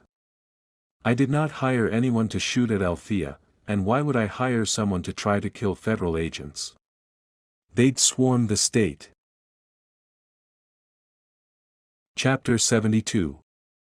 Just as we'd planned, if the discussion had Bobby Carson admitting to fraud but denying murder, Mahoney waited a few moments and then said, so who else would have reason to want Kay Willingham and Althea Lincoln dead? Carson stared at the table and shook his head. I have no idea. Other than brief visits to her mother when she was alive and her stays at West Briar, Kay rarely came to Montgomery, and it was even rarer that we saw each other. Kay was a socialite. It has to be someone in Washington. When he looked up at me, I said, you have a good idea who it is, Bobby. I really don't. Mahoney said wearily, you know we are going to dismantle your practice, don't you? Take every file, every computer, search every safe deposit box affiliated with this firm, and go through all your personal property. We are going to find it. Find what? Dr. Tolliver asked. I looked at my watch, said, oh, you and Dr. Hicks can leave now.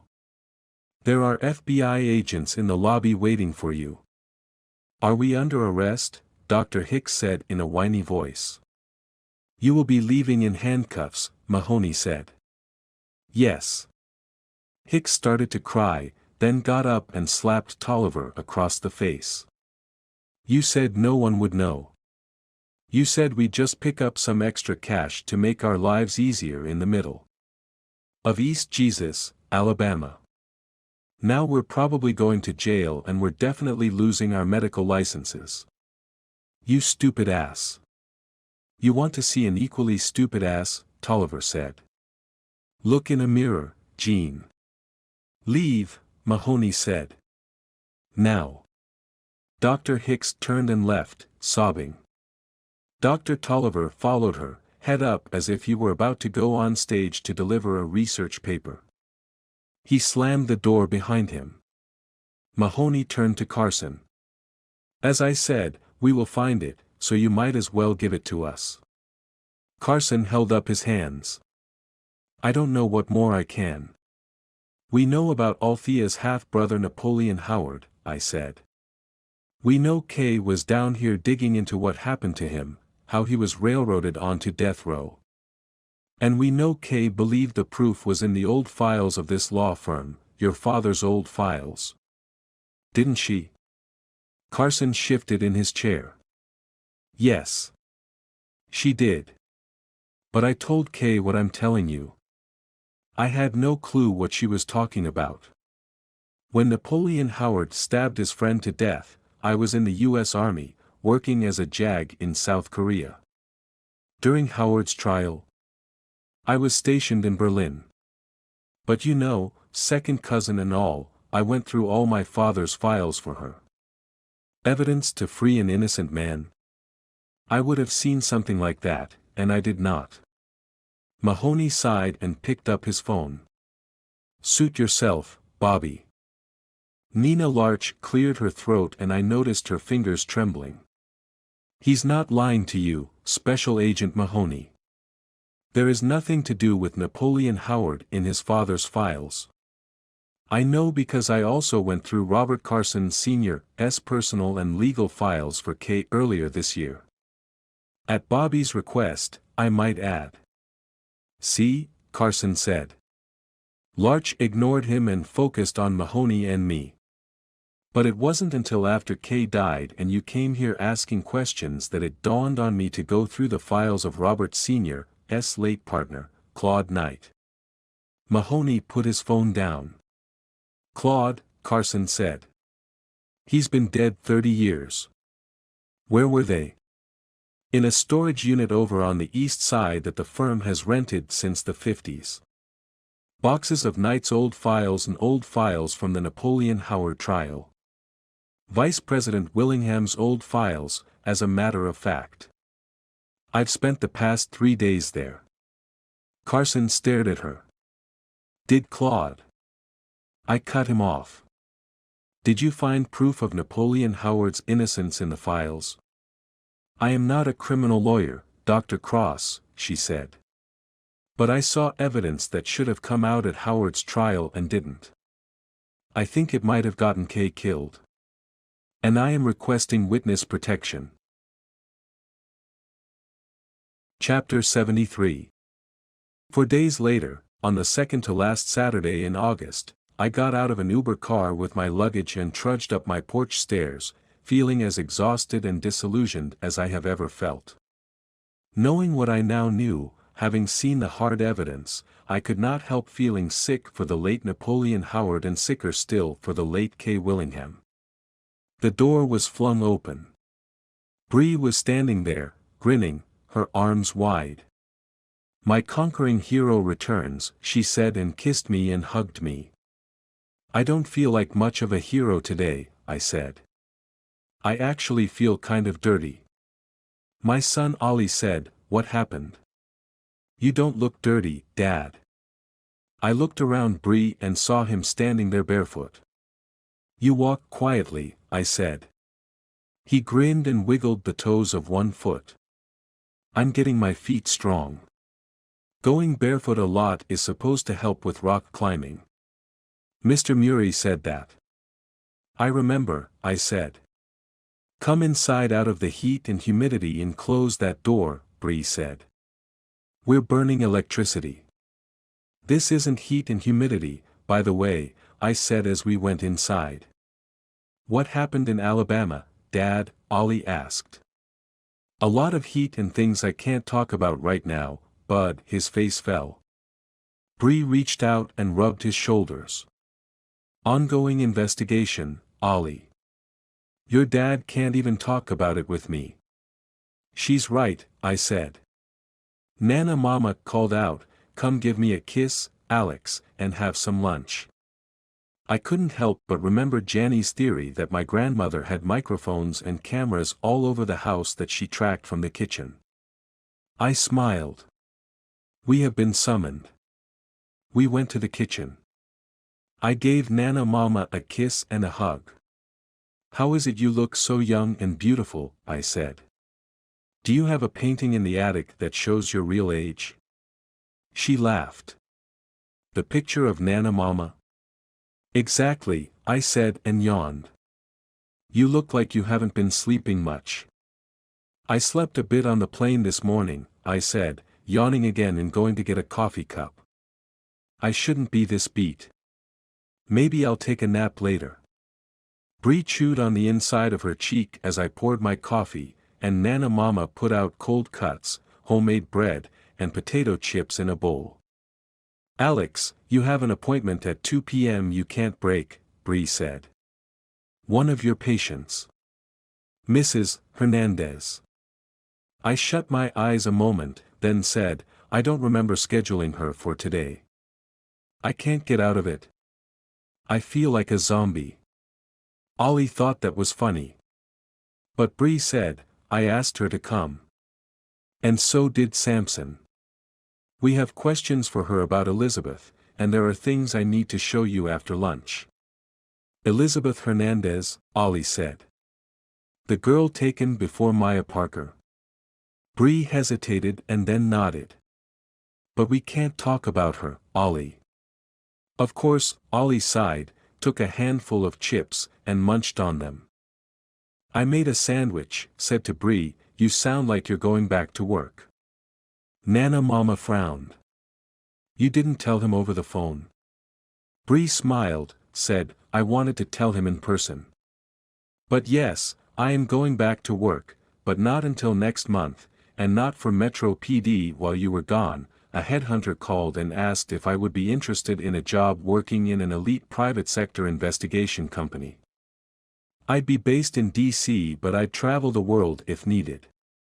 I was flattered and said I was interested. An hour later Elena Martin, the president of Bluestone Group, called from her jet en route to Abu Dhabi. Bluestone Group. I've heard of them. They do big-time corporate security work all over the world. They do, but that won't be me. I made that very clear, and she was very clear that she wanted me to stick to my strengths, which are investigative. She's great, a real visionary, and she basically made me an offer I couldn't refuse. I can work from home or out of their DC office, and the salary and benefits package is significantly better than what I was getting as COD.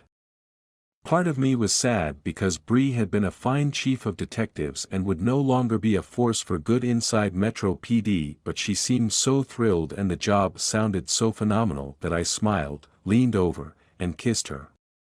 Congratulations. I guess I'll have to get used to the idea of you calling me from jets on your way to Abu Dhabi. Why not? Bree said, beaming. This will be a whole new world for me. So that starts next month. What are you doing in the meantime? Catching a killer and a rapist. Chapter 74. I asked Bree how she was going to solve the series of killings if she was on leave and about to quit Metro PD. She said she had 30 days of leave due to her, and when she offered to spend the time working exclusively on those cases, Commissioner Dennison had agreed. Janny came home soon after me. She'd been training on hurdles and said she'd posted one of her best times ever in practice.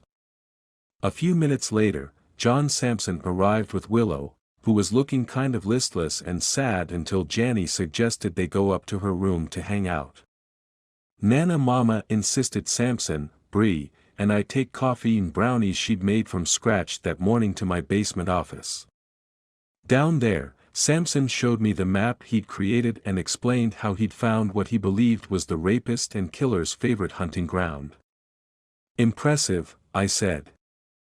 We're going to have to show this to Keith Carl Rollins if it pans out. The FBI should be looking at this approach. Have you found a common denominator between the incubator, the apartment building, and the school? Not yet, Bree said. The incubator has changed ownership 3 times in the 17 years it's been in operation, and since the incubator is a place for startups, the tenant turnover has been high. We've talked to the past 2 owners, gotten the names of some of the past tenants, and tracked down a few personnel rosters, but we haven't seen anything that links anyone to the apartment building or the streets around Harrison Charter. Samson said, then again, we're still waiting for the apartment's landlord to dig up records older than 10 years, which was when she bought the property. How many units there? 60, Bree said. And like the incubator, lots of turnover. I chewed on that a few moments. The doorbell rang. She's early, Bree said. Annalisa Hernandez is always early, I said and went to the door to let her in. For the second time in a row, she came in her bubbly self, hugged me, hugged Bree, and even hugged John, who she'd never even met before. What's happened, Annalisa? I said. I'd swear you were a happy lady. She smiled, sat down, put her hand over her heart, and said, you know, I woke up this morning and started to worry in bed about everything all over again. Then I said, no, Annalisa, you must stop spending so much time in your head. You must return to your heart to find your peace. And I did, you know. I put my hand over my heart like this and I closed my eyes and I said, please, God, show me the way. Just for today, she got tears in her eyes. Not long I'm lying there and I feel Elizabeth. Not think of her. I just felt her love, right here in my heart, like she was living in me. Of course she is, I said softly. She always will be. Yes. Dr. Cross, Annalisa said, smiling through her tears. But I never felt it like that until this morning, and I got up. Believing that everything is going to be okay. Elizabeth is not gone. Her love for me and my love for her will be with me always, and like you said, she will give me meaning in my work with the girls in Guatemala. Bree handed her a tissue and said, I love that. Samson was wiping at his eyes. I do too. And you know what else? Annalisa said, patting her heart. When I feel Elizabeth here this morning, I also just suddenly knew for certain that you will find him someday. I think so. The one who ended her physical life. Chapter 75. Bree, Samson, and I exchanged glances. Bree said, well, that's why we asked you here, Annalisa. Maybe you can help us make that day come faster. Okay. Samson pulled up Google Earth and the map of Southeast Washington, D.C., on my computer and highlighted the apartment complex, the business incubator, and the charter school. Bree said, have you or Elizabeth ever been to this apartment building? She put on her reading glasses to peer at the screen and the address, then shook her head. Elizabeth, maybe, but not me. You've obviously been in and around Harrison Charter, Samson said. Lived in the neighborhood 15 years. What about this building? Bree asked, tapping on the third location. Annalisa squinted at the screen. Can you show me the street view? Samson typed and used his mouse, and then we were on the street, looking straight at the building.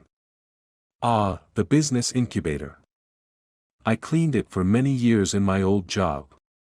Bree, Samson, and I nodded to each other. We were getting somewhere. Bree asked, did Elizabeth ever go with you when you cleaned it? Many times.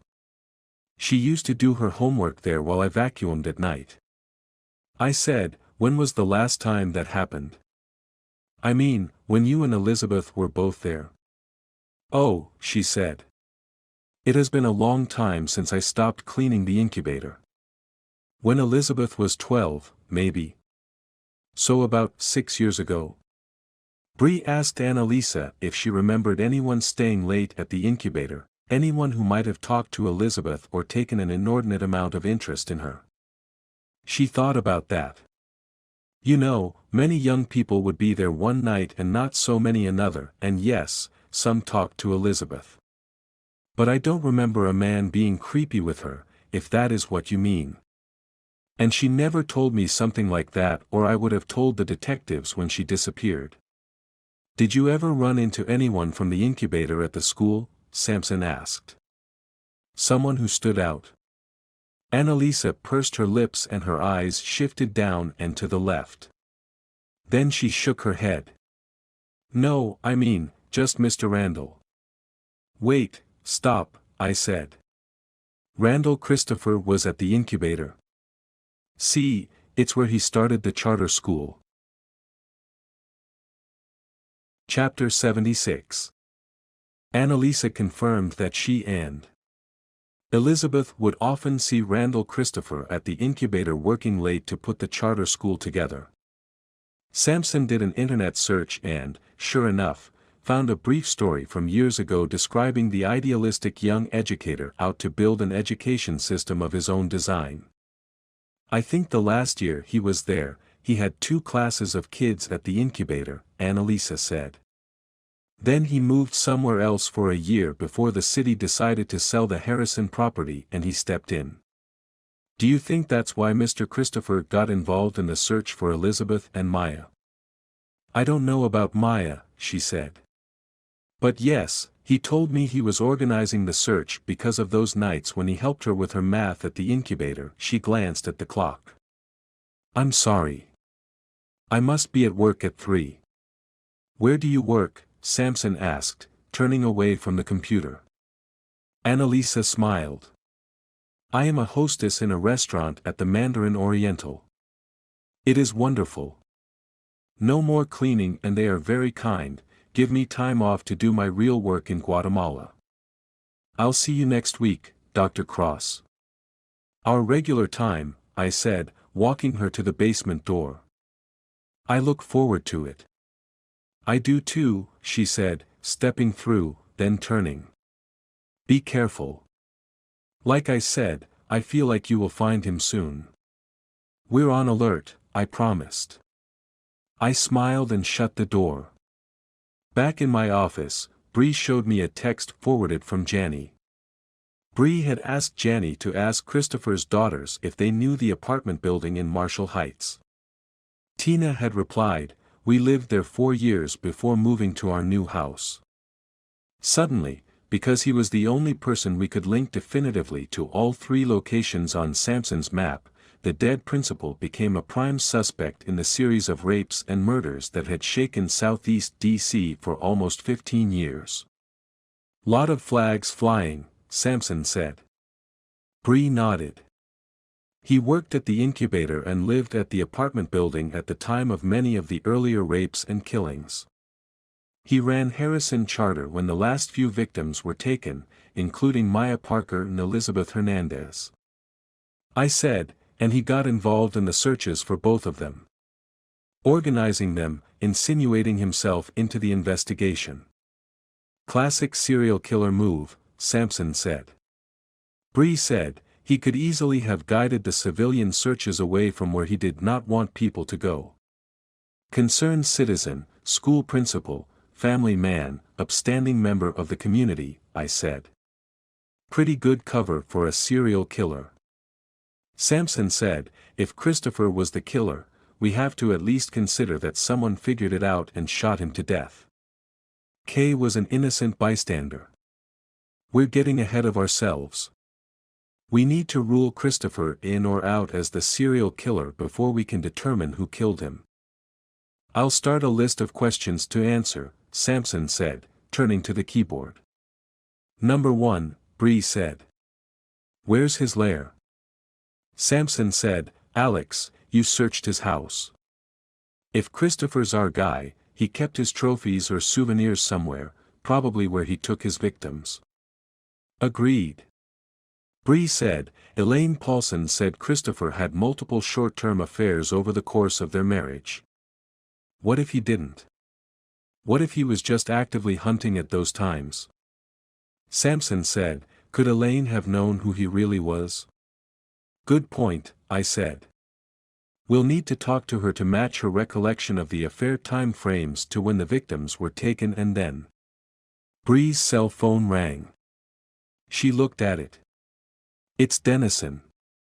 I have to take this. She walked out of the office, the phone to her ear, saying, Yes, Commissioner. We'll want to interview all the teachers at Harrison and his administrative staff, Sampson said. Bree popped her head in. Not now. We have to leave pronto. Some billionaire celeb was just shot in the ass outside the International Hotel. Chapter 77. The protest was still loud and raucous when we reached the International Hotel, a five-star luxury establishment in what used to be the old post office building at 11th and Pennsylvania Avenue. The length of the avenue between the White House and Capitol Hill had been closed for the legally permitted march, just one of dozens that take place in the nation's capital every year. Most of the marchers were moving right along, but there was a knot of them across Pennsylvania Avenue protesting a meeting of top Wall Street financiers at the hotel. Many of them carried signs and placards with catchy slogans like "Tax the Rich," "The Change is Now," and "The Bankers Did It." According to D.C. Metro Lieutenant Megan Reynolds, who met us in the hotel driveway, the protest march for social justice and economic change involved roughly 100,000 people who had peacefully gathered outside the White House and then started walking down Pennsylvania Avenue to Capitol Hill.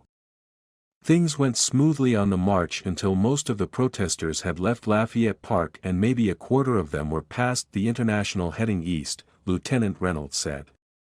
At that point, Rex Dawson shows up on foot on the north side of Pennsylvania, coming south on 11th, back to the hotel. He's dressed incognito except for the Hawaiian shirt. Stop, I said. Incognito except for the Hawaiian shirt. Reynolds looked at me like I was clueless. You don't watch Snake Pit. I don't watch investor shows. Well, Dawson's on it. He wears flamboyant tropical shirts and is really arrogant. So, anyway, before the ambulance takes him, he tells me he's got sunglasses and a San Diego Chargers hat when he starts to cross 11th Street against the left-to-right flow of protesters heading to the Hill. He gets bumped hard, loses the sunglasses and the hat. Dawson keeps going, but people start recognizing him. And a lot of people don't like Dawson, especially in this crowd. So they start yelling at him, and he starts yelling back at them. There's a couple of shoves. A lot of anger. He reaches the traffic island, still in a crowd, and gets shot in the right glute by a small caliber gun at close range. Dawson thought someone kicked him. He threw a couple of punches and got away from the crowd. He evidently didn't know he'd been shot until he reached the hotel lobby and felt his pants wet with blood. Where is he? Bree asked. GW, Reynolds said. He says he never saw the shooter. I looked up at the International Hotel and saw several security cameras aimed at the protest. Let's get the footage from those cameras, every angle, and fast. I'm on it, Sampson said and went into the hotel to find the security chief. Bree kept asking Reynolds questions. I half listened, watching the flow of marchers and that knot of hardcore protesters still there on the other side of the avenue, exercising their right to voice their opinion. The three signs I'd noticed before and others in the same anti-rich vein were still bouncing up and down in that crowd of 80, maybe 90 protesters. I was about to turn away when I saw a flash of a different sign at the back of that knot of protesters. Alex, Bree said. John says he's got the tapes waiting for us. The sign pivoted and I could see it clearly now, a distinctive and familiar graffiti that read "Shoot the Rich." He's right there across the street, I shouted to Bree and Lieutenant Reynolds. What? Bree said and came up beside me. I lost my visual on the sign and stared over there. Someone in that crowd at our 10 o'clock just flashed the "Shoot the Rich" sign at us. Where? Lieutenant Reynolds said. Keep watching, I said. I see, tax the rich, Bree said. No, he's there. He's taunting us, hoping the graffiti turns up on the security. I see the sign, Lieutenant Reynolds said. Our 1 o'clock. I scanned the crowd and the signs. Then Bree shouted, I've got him too. Dark bandana, dark cap, and sunglasses.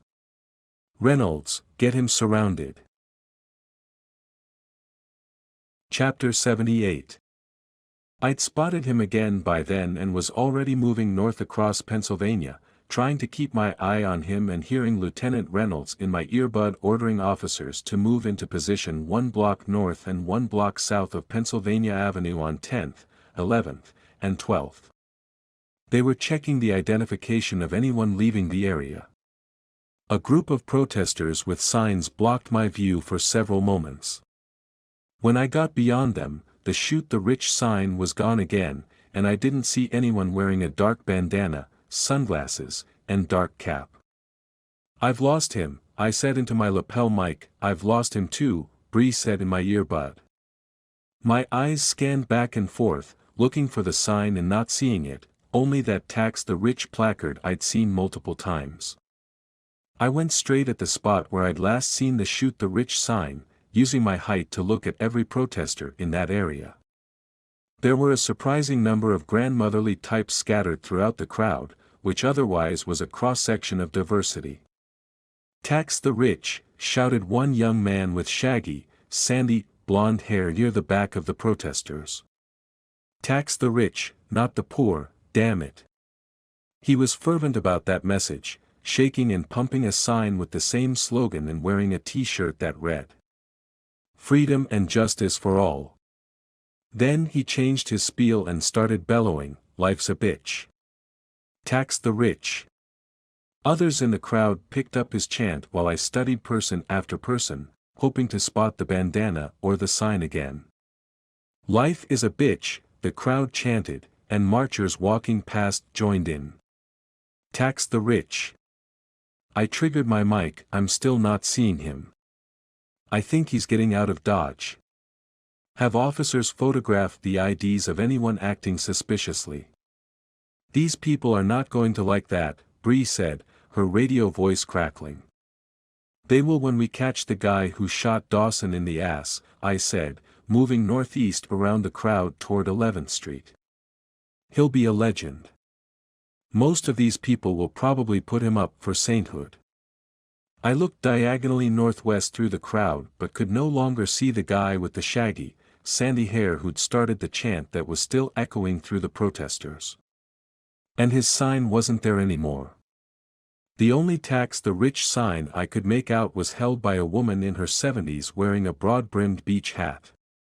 I walked north on 11th scanning the flow of people leaving the march.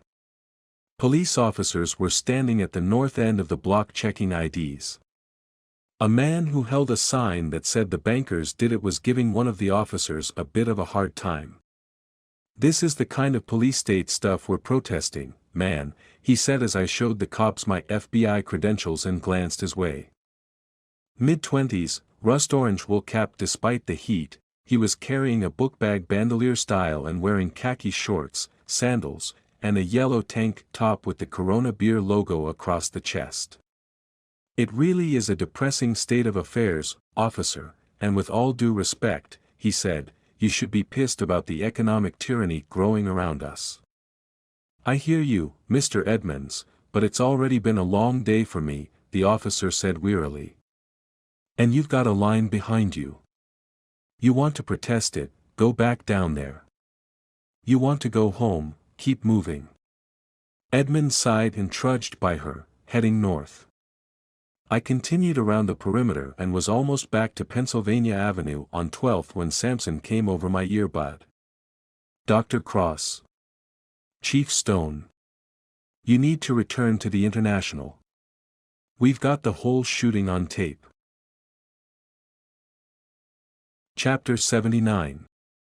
Samson, Bree, and I stood behind Carlos Montoya, head of security at the International Hotel. He sat before a large screen featuring the frozen feeds of two cameras that looked down on the intersection of 11th and Pennsylvania Avenue. Samson took a pencil and tapped it on the screen where a man in a black ball cap, dark sunglasses, and a garish red Hawaiian shirt stood at the curb on the northwest corner of Pennsylvania Avenue. "That's Rex Dawson," he said. He tapped on another man farther west on the sidewalk of Pennsylvania Avenue wearing a broad-brimmed khaki-green hat that hid his face, a long-sleeved olive-green shirt, and matching olive-green pants. "Watch him too," Samson said. Montoya, the security chief, started the recording. The billionaire stepped off the curb and moved south across Pennsylvania Avenue, weaving in and out of the flow. The guy in olive green did too, angling toward Dawson. Samson narrated. Boom, the guy in the green hat shoves someone, and that guy knocks into Dawson. Billionaire's hat and glasses go flying as he falls down. People start to recognize Dawson. See them all pointing. I saw them and Dawson getting up. People began to shout at him, and he shouted right back. But the guy in green was moving south ahead of Dawson when the billionaire threw up his arms in disgust at the people heckling him and started toward the hotel. Watch green guy slant toward Dawson again, Samson said. The two men were separated by no more than 8 feet when they reached the traffic island. Samson had the security chief slow the feed. A gap opened up in the crowd with Dawson facing the hotel. The guy in green's right arm rose above his hip. The sleeves on the shirt he wore were overly long, covering his hand. Dawson jerked sideways to his left, stumbled, grabbed at his flank, and screamed in pain. Then he got his balance and flung a few wild punches and kicks at the people nearest him while Green Hat moved away against the throng of protesters and out of the frame. I want to see that again, Bree said. I'm not seeing the gun. There's something off about it. I want to see it again too, but humor me a second, I said. Fast forward, find the guy in the crowd opposite the hotel holding a sign that says "Shoot the Rich." Just a few minutes after we arrived. Montoya gave his computer an order and the feed blurred to 3:42 p.m. Our vehicle came to the driveway 3 minutes later.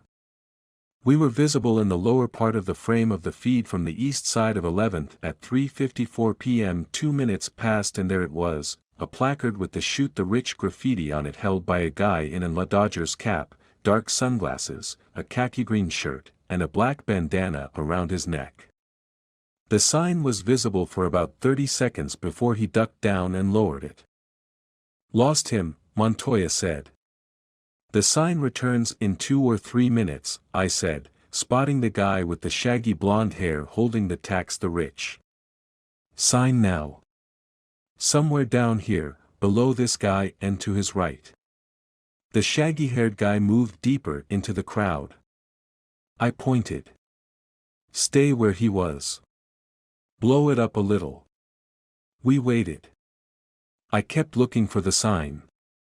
A few minutes later, Bree said, there he is, Dodgers cap, right side of the screen. Sure enough, he'd raised the "Shoot the Rich" sign again.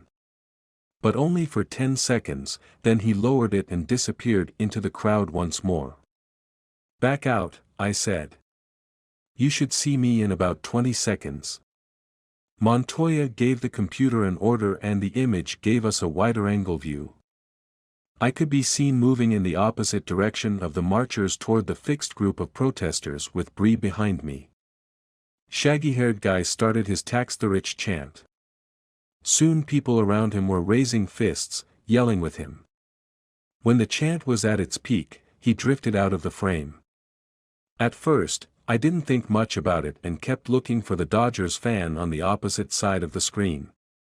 But then I noticed the shaggy blonde guy walk up to a 70-year-old woman in a straw gardening hat and talk to her. She was carrying a sign that said the bankers did it. Montoya froze the screen. More. Yes, I said. Just a minute or two. The security chief started the recording again. 10 seconds into the footage, the old woman and the blonde guy traded signs. Chapter 80. I stared at the screen, not quite understanding what I was seeing, as shaggy hair bumped fists with the woman, turned, and went out of sight behind other protesters. A few moments later, a man wearing a rust-colored wool cap, sandals, khaki green shorts, and a yellow tank top walked out of the throng onto 11th heading north. He was carrying a backpack and a sign that read the bankers did it. That's him, I said, pointing at the screen. I saw him. He's the shooter. How do you know that? Sampson said. He's wearing green khaki shorts because he zipped off the legs. He's carrying a sign he traded an old lady for a few moments ago. And I am betting he's got a shaggy blonde wig in that backpack and a green khaki sun hat and a green khaki shirt with overly long sleeves with bullet residue on it and a small pistol of some kind. He was wearing a rust-colored knit cap when I saw him. His last name is Edmonds. I started toward the door. Alex, Bree said. How do you know all that? Follow me, both of you, and I'll explain. By the time we exited the hotel, most of the marchers had passed.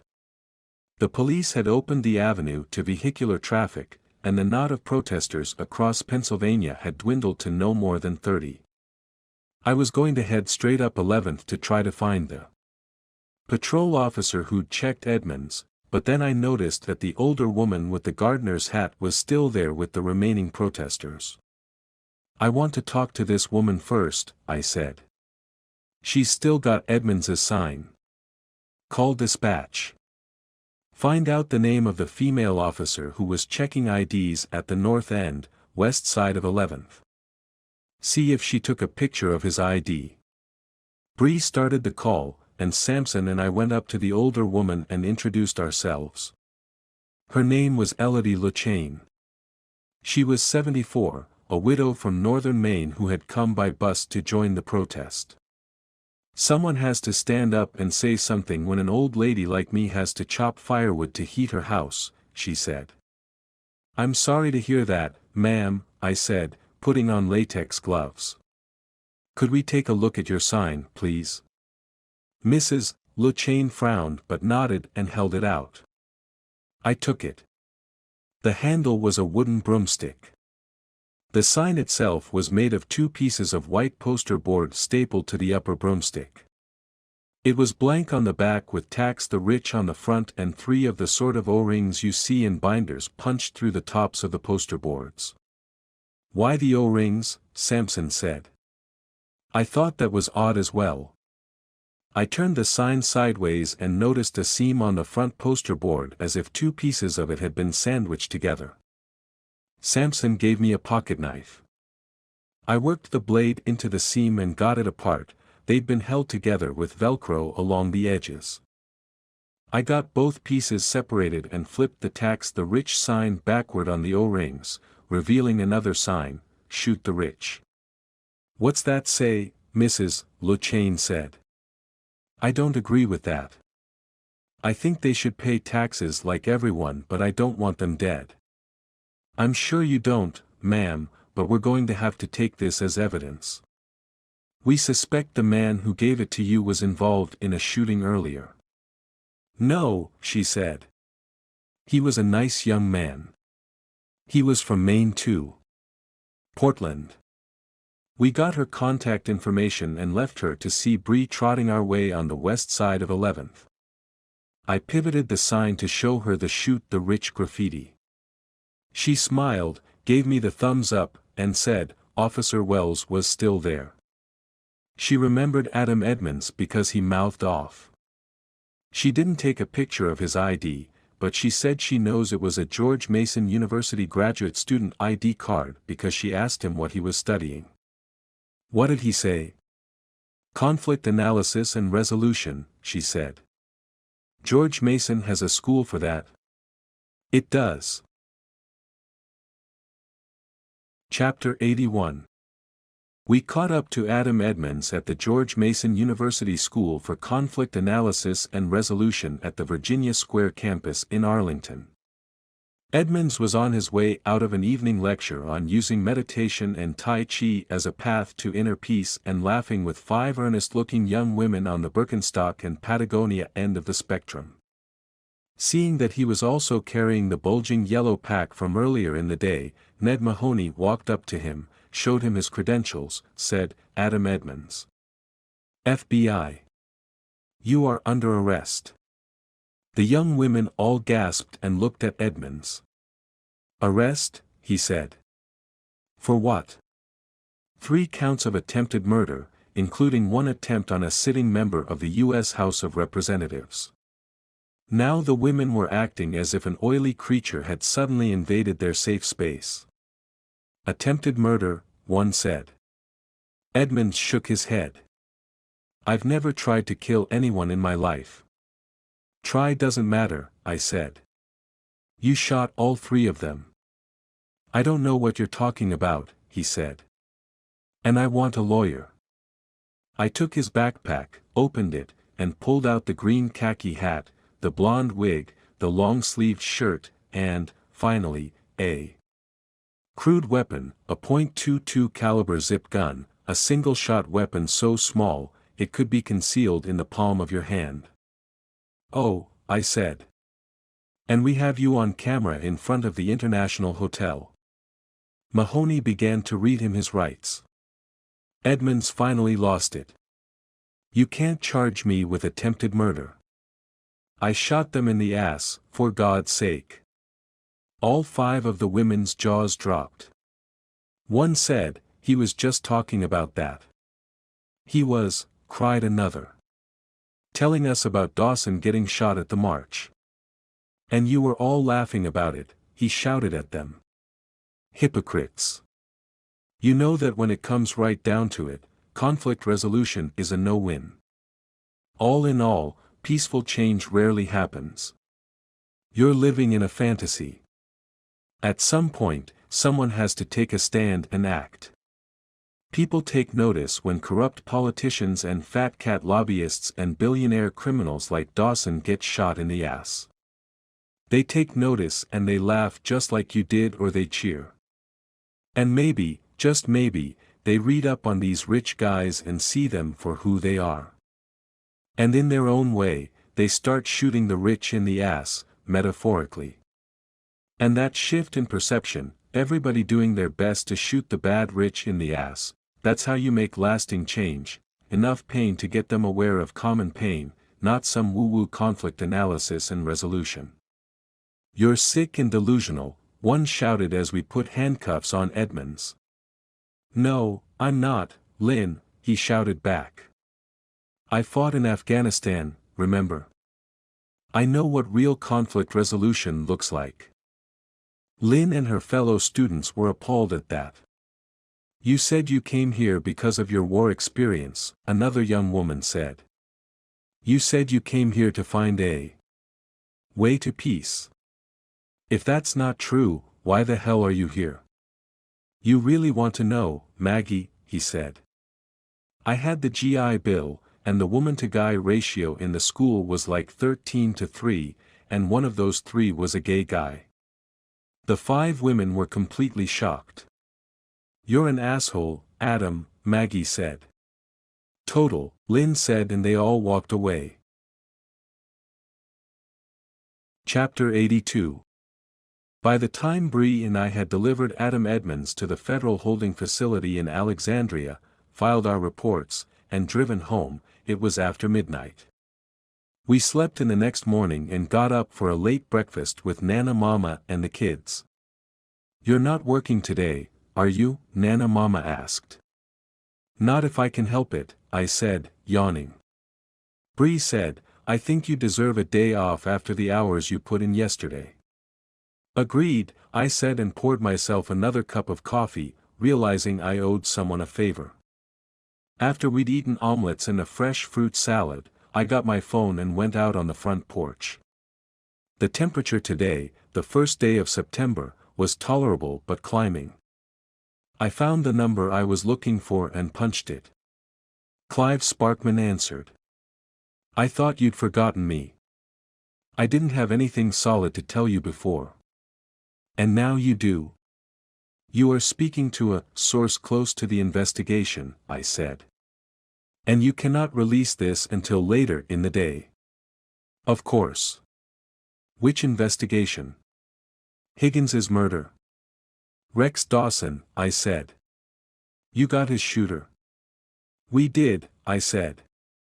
Sparkman started laughing when I told him Edmonds was attending a school designed to promote peace and explained his bizarre rationale for the shootings. This is crazy, Sparkman said, and I could hear the blogger tapping on his keyboard. Good, but crazy. I thought it would appeal to your sense of irony, I said.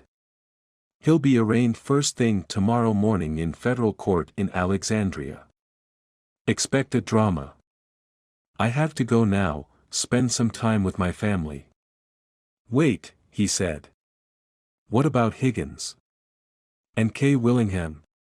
Still working on both, I said, and I hung up. Thunderstorms swept in soon after, which kept us all inside watching a Redskins preseason game against the Browns, and then a baseball game between the Nationals and the Cardinals. I couldn't remember the last time we had all just hung out together, and it was nice. Later in the afternoon, Nana Mama roasted a leg of lamb in a garlic sauce that filled the entire house with wonderful aromas.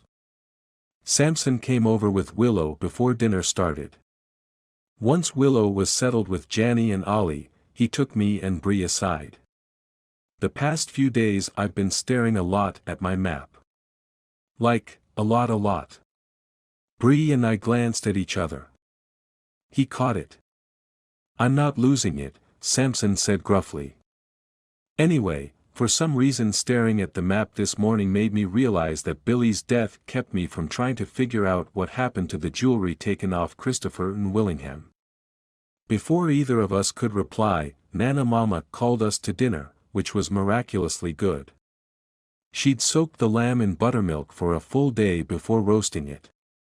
The meat fell off the bone, and the bone was all that was left when we were done. The kids started the dishes. Nana Mama went in to watch 60 Minutes, one of her Sunday evening rituals. Samson was starting to talk about the Maya Parker case again when my phone rang. It was Rollins, the FBI contractor and cybercrime expert. I went out on the porch again and answered. It took me a week, Rollins said. But I got into Kelly and Higgins's computer. My God, I've never seen so much dirt on so many people in my life. Anything on Kay Willingham or Randall Christopher? I asked. Both of them, he said, and he described what he'd found. Wow, I said soberly when he'd finished. It's a lot to wrap your head around. Wait until you read some of the other files. I'll email you what you need for now. I appreciate the effort, I said. Glad to be of service, Rollins said and hung up. I sat in the glider trying to make sense of what Rollins had told me. I decided that some secrets people keep are beyond comprehension. Then, in rapid succession, I saw the possible links between what I'd just learned and what we'd learned earlier. My phone buzzed. I turned it over, expecting it to be Sparkman calling with a follow-up question or Rollins letting me know he'd emailed me the files from Higgins's computers. Instead, I saw a text from Ned Mahoney. VP requested briefing. Tomorrow, 7:25 a.m. Be at Naval Observatory Gate at 7:15 a.m. Bring multiple forms of identification. My mind was still buzzing with what I believed I'd discovered, but then I read the text a second time and thought, okay, then. Game on. Chapter 83. U.S. Secret Service agents Donald Bright and Lloyd Price were waiting in an idling Chevy Suburban when we cleared security at the Naval Observatory on a dismal, rainy Monday morning in the nation's capital. "Gentlemen," I said, climbing in after Mahoney. "Good to see you both." Bright, the bigger of the two, said, "Wish the rain would let up, but they're saying downpour all day today and all day tomorrow. It's going to put the VP in a sour mood." He was scheduled to play at Congressional later in the day. "We'll try not to keep him too long," Mahoney said. "You couldn't keep him long if you tried," Price said, putting the SUV in gear and driving to the residence with the windshield wipers slapping. "Barnes keeps him on a tight leash. I think she's given you 15 minutes. I glanced at Mahoney, who said, "More than enough time." "Got anything?" Price asked. "A few things, nothing definitive on who killed Kay Willingham yet." Bright puffed out a breath and shook his head. "Damn shame. He'll be sorry to hear that." "How's he doing these days?" I asked. "He's still mourning her, if that's what you mean," Bright said. Price nodded and said, "I suspect he always will. She was the love of his life." We pulled up in front of the Vice President's residence, got out, and followed the two Secret Service agents inside, where we were greeted with the smell of bacon cooking and coffee brewing. We went to the same dining room as we had last time, which was set the same way, with the same server, Graciela, bustling about, smiling, and asking if we wanted coffee. We accepted the offer. Price glanced at his watch. Bright was looking at his phone. I checked the time, saw it was 7:23. Claudette Barnes, the Vice President's Chief of Staff, entered the room carrying files and looking harried. She greeted us, shook our hands, and thanked us for coming. Vice President J. Walter Willingham strode into the room a few moments later wearing black wingtip shoes, navy blue suit pants, and a crisply starched white shirt with the collar open. At almost the same time, Graciela poked her head out of the back room and he nodded to her. "Good of you to come, Dr. Cross," Willingham said, shaking my hand, holding my forearm, and smiling in that mesmerizing way he had. "Thank you, Mr. Vice President," I said. "We just wanted to keep you abreast of the investigation." "As you requested." "I did indeed," he said. Willingham went to Ned next, shook his hand, and said, "Do you have him, Special Agent Mahoney? Kay's killer?" "No, sir. Not yet. But we stumbled onto a few irregularities in Alabama having to do with Kay's estate that we thought you should know about." "Irregularities in Alabama," he said with mild surprise as Graciela entered and set his usual breakfast before him. "Montgomery, sir," I said. "Evidence of fraud and coercion going back years, maybe decades." Barnes said, "Fraud on whom? And by whom?" "On your late wife by her second cousin Robert Carson Jr. and others." The Chief of Staff's jaw dropped at the same time the Vice President set his fork down. Then they both said, "Bobby Carson." Willingham looked at Barnes. "I told you Bobby was bad news and you wouldn't listen. Not like his old man at all. I told you that 15 years ago, then he shifted his gaze to us. I worked with Bobby at Carson and Knight in Montgomery for about 6 months after I left the district attorney's office and was getting ready to run for governor. I was not impressed by him, but Claudette worked with him longer." 6 years, Willingham's chief of staff said, still shocked by the news. Mahoney said, "Carson was abetted by the head of West Briar and Kay's psychiatrists there." The Vice President gently pounded his fist on the table, looking at his Chief of Staff and his Secret Service agents. "I knew that too. There was something shifty about those two. Didn't I always say so?" Agent Bright nodded, said, "The entire time Kay was down there, Sir." Agent Price and Barnes agreed. Vice President Willingham told us that after the divorce, Kay's mother's death, her most recent nervous breakdown, and her commitment to West Briar, every time he made inquiries about her health and well-being, he was stonewalled by her doctors. I wasn't asking for particulars, just concerned, you know, having been through it with her before, Willingham said. The old doctors at West Briar would always share information and ask me questions. Those two would not tell me a thing. I mean, where is the benefit of being me these days? He glanced at his chief of staff, then sighed and shook his head. Tell me what they did to her, Bobby Carson and those mental snake oil salesmen. We laid it all out. When we finished, Willingham said, my God, Bobby Carson found it in himself to use Kay so he could destroy that beautiful land to make a buck. Barnes said, I imagine it was a lot of bucks, J.W. With those quacks doping her out of her mind to do it, the vice president said, peering at me and Mahoney. Explain how you figured all this out. His chief of staff looked at her phone. You have an 8:15 meeting, sir, with the White House counsel. Who will make me sit and stew, Claudette, he said brusquely. Please continue, gentlemen. How exactly did you figure this out?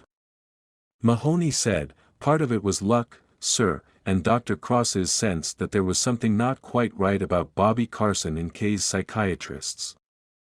Willingham looked over at me. Good for you. Great minds think alike.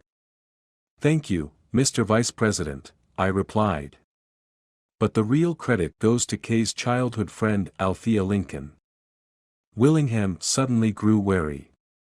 So did Barnes, who stopped scribbling notes as she said, you talked to Althea Lincoln?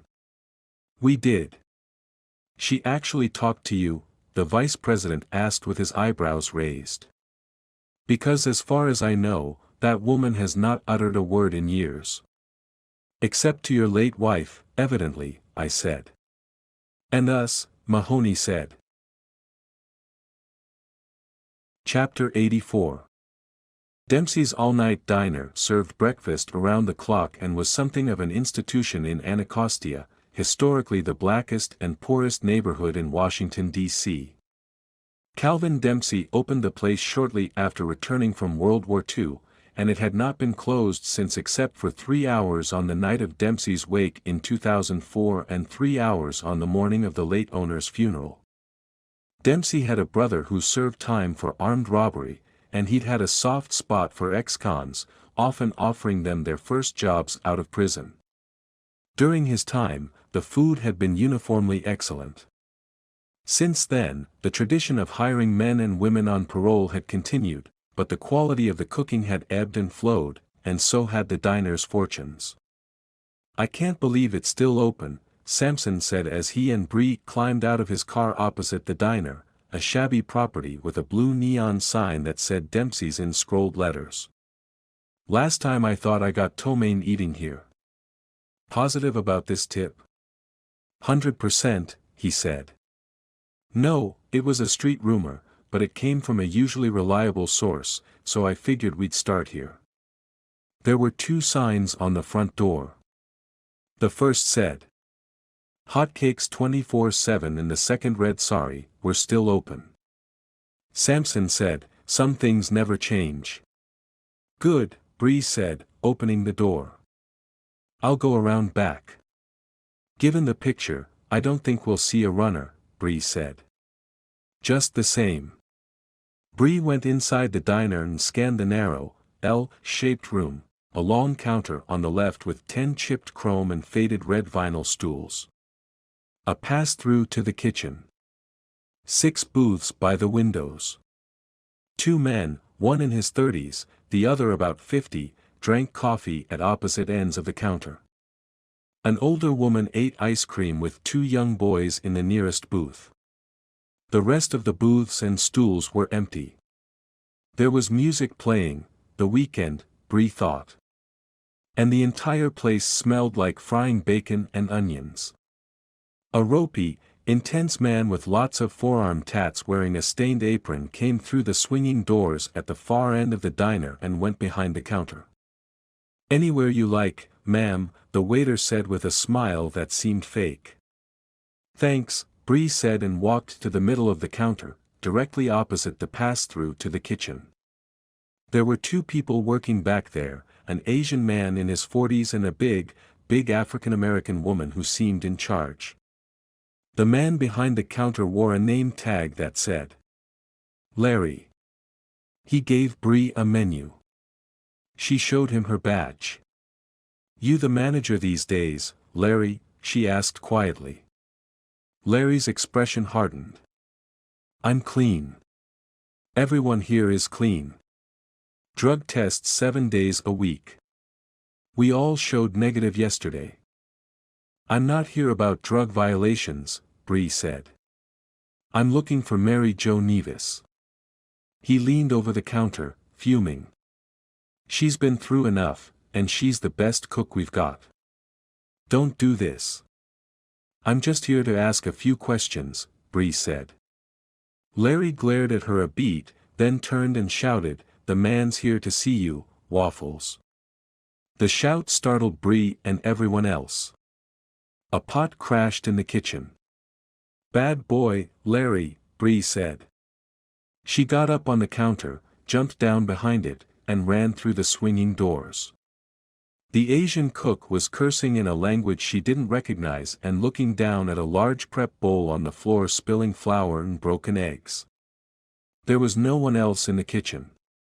Bree dodged past him, smelling bacon burning on the griddle, to a short halt that led to the back door. She yanked it open and found Samson in the alley with his gun drawn, and the big African-American cook about 10 feet away with her fingers interlaced behind her head. Whatever anyone said about me, it's fake news, she said. Chapter 85. Samson took a step toward her. Do I have to put the cuffs on you, Mary Jo? She threw him a look. Does this sister look like she's running anywhere? Bree said. Are we going to find a weapon on you, Ms. Nevis?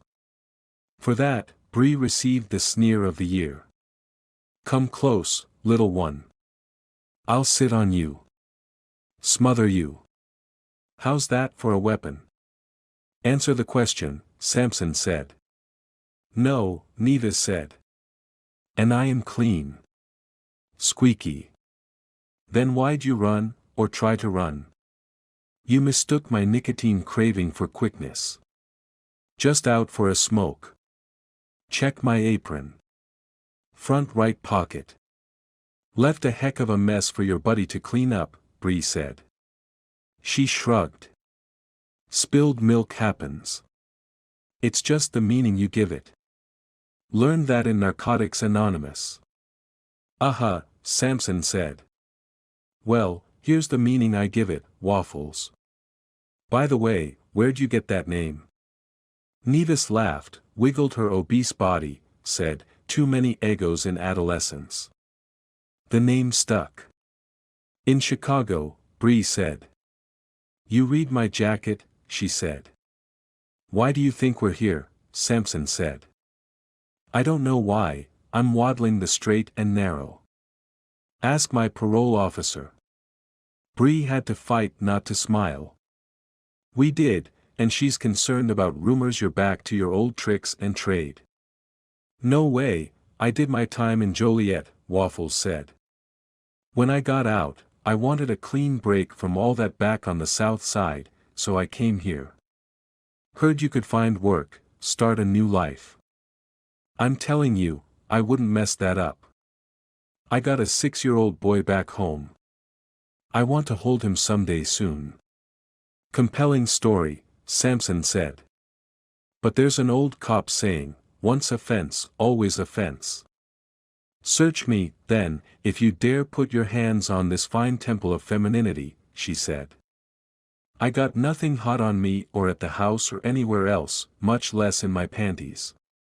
You have good timing, Bree said. You should have been a comic. Instead, I'm a diabetic, Waffles said. Can I drop my hands? 10 weeks. Out of stir, I'm not in shape for this. I'm getting a neck cramp.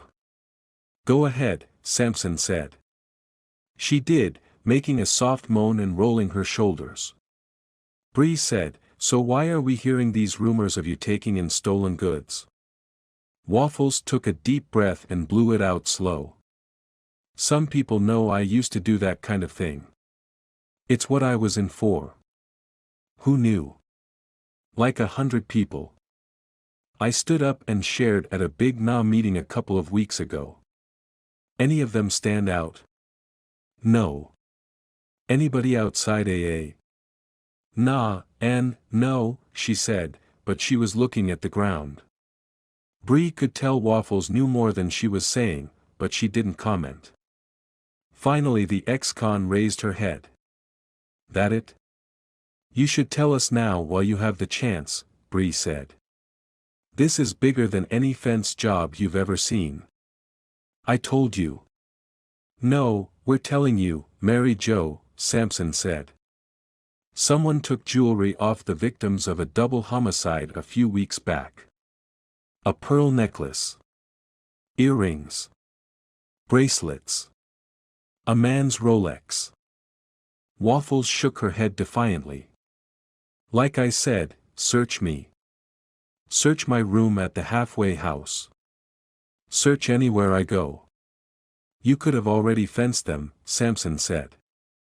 But I didn't. Bree racked her brain for angles, and it did not take long to find one. You know, I believe you, she said. You don't have the jewelry and never have. Waffles sighed. There you go. Can I go back to my job now before I don't have one to go back to? After you tell us who tried to sell you stolen jewelry in the past few weeks. Didn't happen, Waffles said. Fake news. Can I go? You know what obstruction of justice is, Ms. Nevis? Bree asked. I'm hyper-chubby, not stupid. You understand that withholding material evidence to a capital crime is itself a form of obstruction.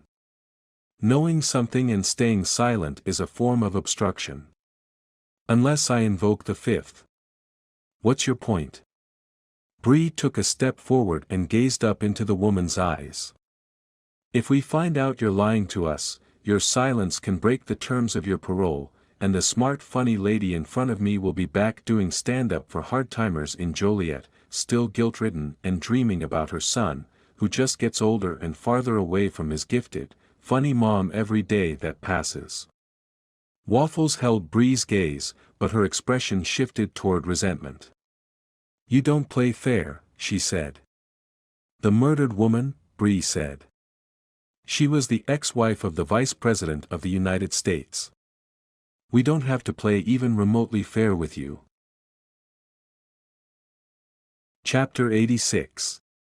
In the dining room of his official residence, Vice President Willingham shifted in his seat, took a sip of juice, and said, when Althea Lincoln spoke to you, she told you about Bobby Carson being a swindler. Among other things, I replied. As Althea says, when you keep your mouth shut for years, you tend to hear a lot. Let me guess, Willingham said. Her brother? Napoleon Howard? Half-brother, and a little bit of that, Mahoney said. But Althea was more focused on West Briar and how the staff would not listen to her when she brought Kay in this last time.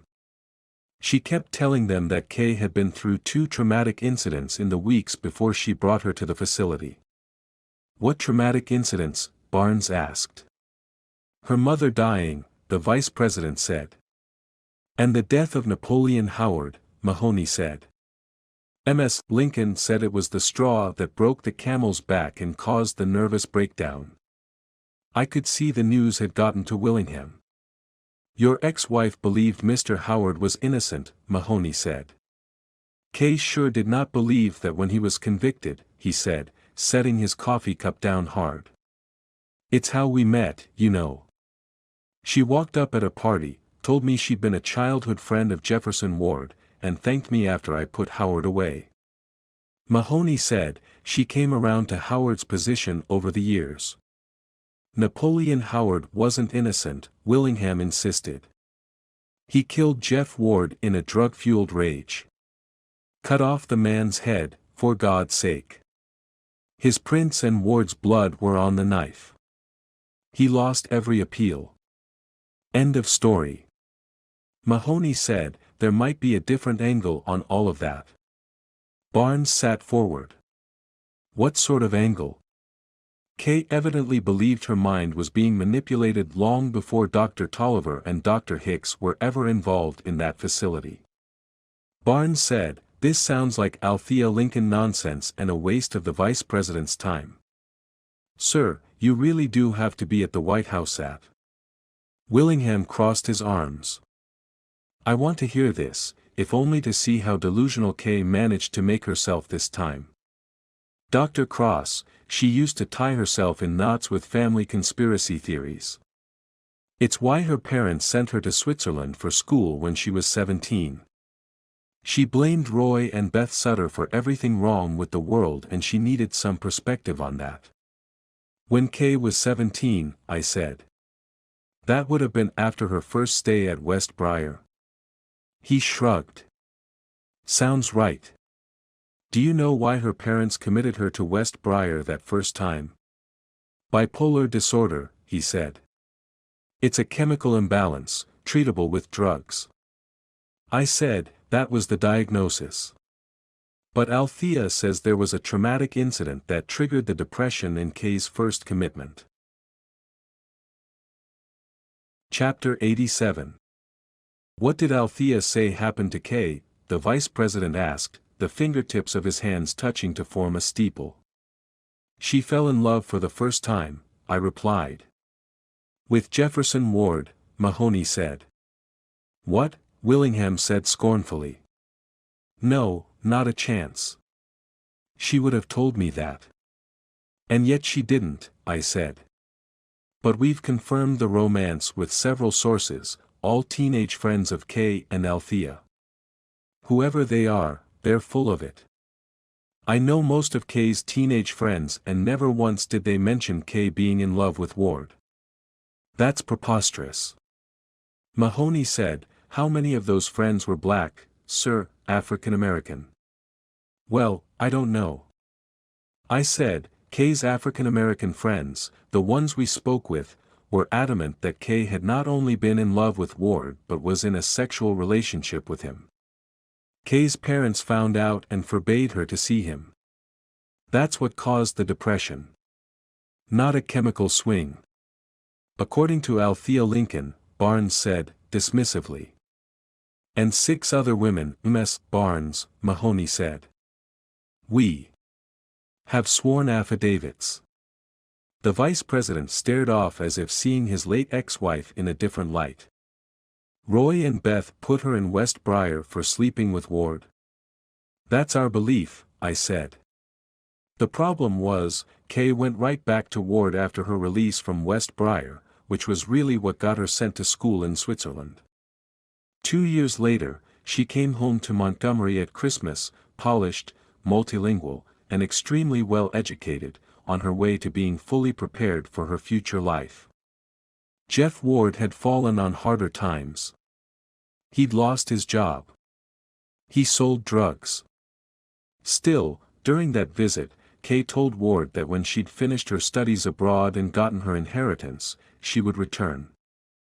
They'd go away, make a life for themselves. Willingham stayed silent, watching us, while Barnes scribbled furiously. Then he shook his head. We had investigators all over that case. We would have known this. But you didn't, Mahoney said. With all due respect, sir, we believe the Montgomery investigators were understandably lax about pursuing other explanations for Ward's death. They had the weapon, the motive, and eyewitnesses who put Howard at the scene. Why would the detectives have looked at other theories? Bill Miller, Howard's public defender, was very good. He would have brought the relationship up at trial if it had been pertinent to Howard's case. I said, we asked Mr. Miller about that. He said he vaguely remembered that Kay had been in love with Ward when they were young but did not know about her visit home at 19 and believed she'd been in Switzerland almost 6 years and was living with a Swiss man when Ward was murdered. Henri, Willingham said with a head bob to Barnes. I met Henri once. A twit. But Dr. Cross, Special Agent Mahoney, I still haven't heard anything that presents a new angle here. One night when Howard and his friend were high on booze, meth, and coke, tempers flared and Howard went berserk. Or someone else did, Mr. Vice President, Mahoney said. He crossed his arms again, said, You going to tell me Bobby Carson did it? Mahoney said, No, sir. Bobby's good for fraud and racketeering but not murder. I said, We believe a hired assassin was watching Ward and Howard the night of the murder. The assassin saw them higher than kites and arguing.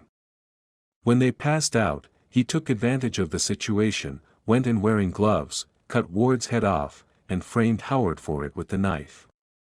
Come on, Barnes moaned. An assassin? Who's going to believe that scenario? Arms crossed, frowning, the vice president sounded equally skeptical when he said, Who do you think this assassin was? I don't think we'll ever know exactly who, sir, Mahoney said. That's convenient, Special Agent Bright said. Right, Special Agent Price said and sat back, unimpressed. Barnes's phone buzzed. She looked at it, closed her eyes, said, Great.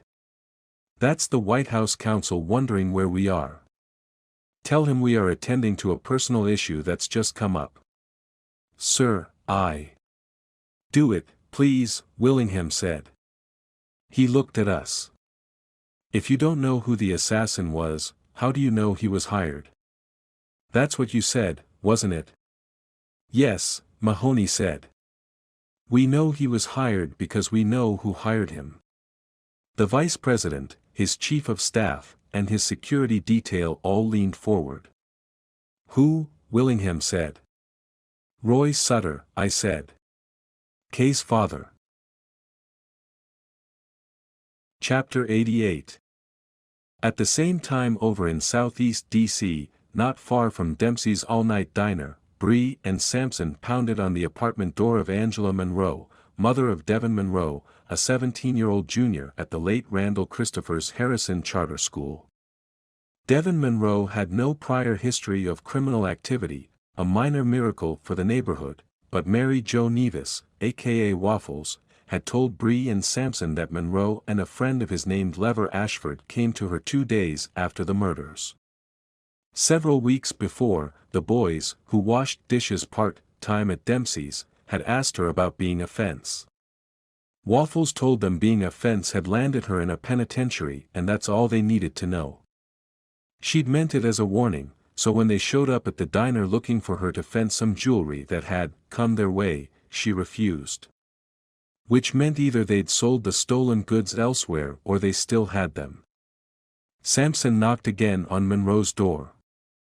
Devin's mother, Angela Monroe, who worked nights as an EMT, answered the door in a robe looking exhausted and confused. Devin, she said when Sampson showed her the search and arrest warrants. No, my boy has never been in trouble a day in his life.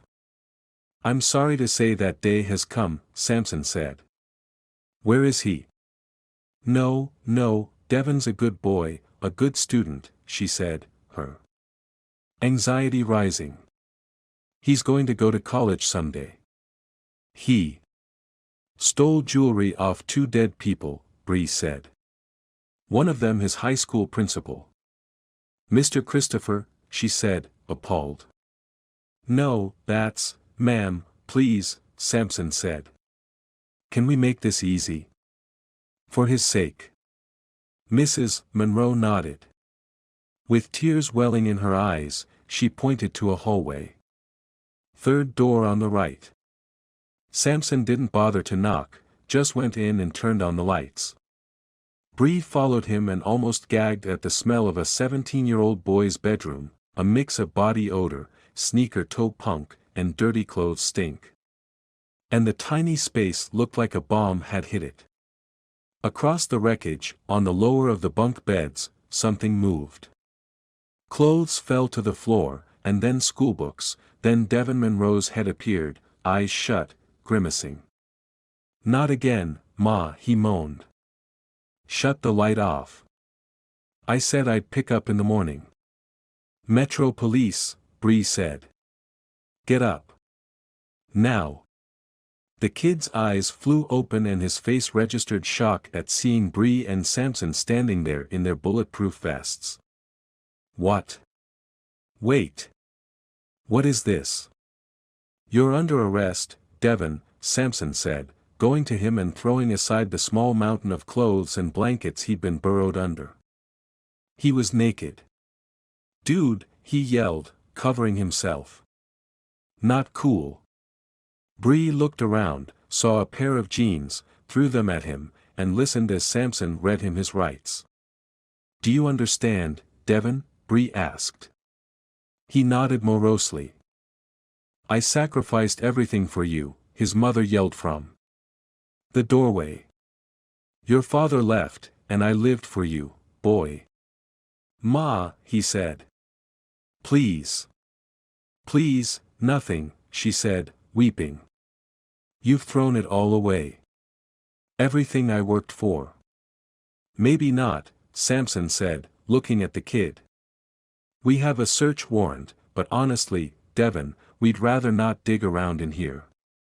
Show us what we want, now, and just maybe the judge will cut you some slack." His gaze shifted from Samson to Bree to his mother, who shouted, "Show them. Tell them, Devin. Whatever they want, you do it." The teen's shoulders drooped in surrender, and he sullenly pointed to a pile of debris in the corner. "I tried telling Lever it was too good to be true, but he just wouldn't listen." Samson put on latex gloves, went to the corner, and started digging. Bree said, "Was that before or after you shot Mr. Christopher and Mrs. Willingham?" "What?" his mother shouted. "No. Do not answer that, Devin." "Ma," he said angrily. "We didn't shoot anyone. I don't care," she said, sounding on the verge of hysteria. "I know where this is going now. Not another word until we've talked to a lawyer, you hear me, young man." Chapter 89. Vice President Willingham's brow furrowed after we told him that Kay's father had ordered the murder of Jefferson Ward and the framing of Napoleon Howard. "Roy Sutter," he said, shaking his head.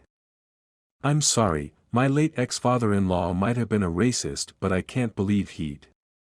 "Why not?" Mahoney said. "He put his daughter in a psych ward and had her doped to the gills, and then he sent her to Switzerland for years to keep her and Ward apart." "Why have Ward killed, then?"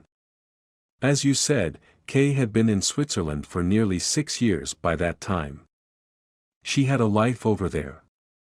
I said, Kay was coming home, returning to Montgomery because her grandmother was terminally ill with cancer. And she was going to reunite with Ward. She told her father as much in a letter 2 months before Ward was killed." "Says who?" Barnes said. "Althea Lincoln." "No," I said, flipping my file open. "Kay's letter states it clearly." "You have the letter?" Willingham said, shocked. "Mr. Vice President," his chief of staff said.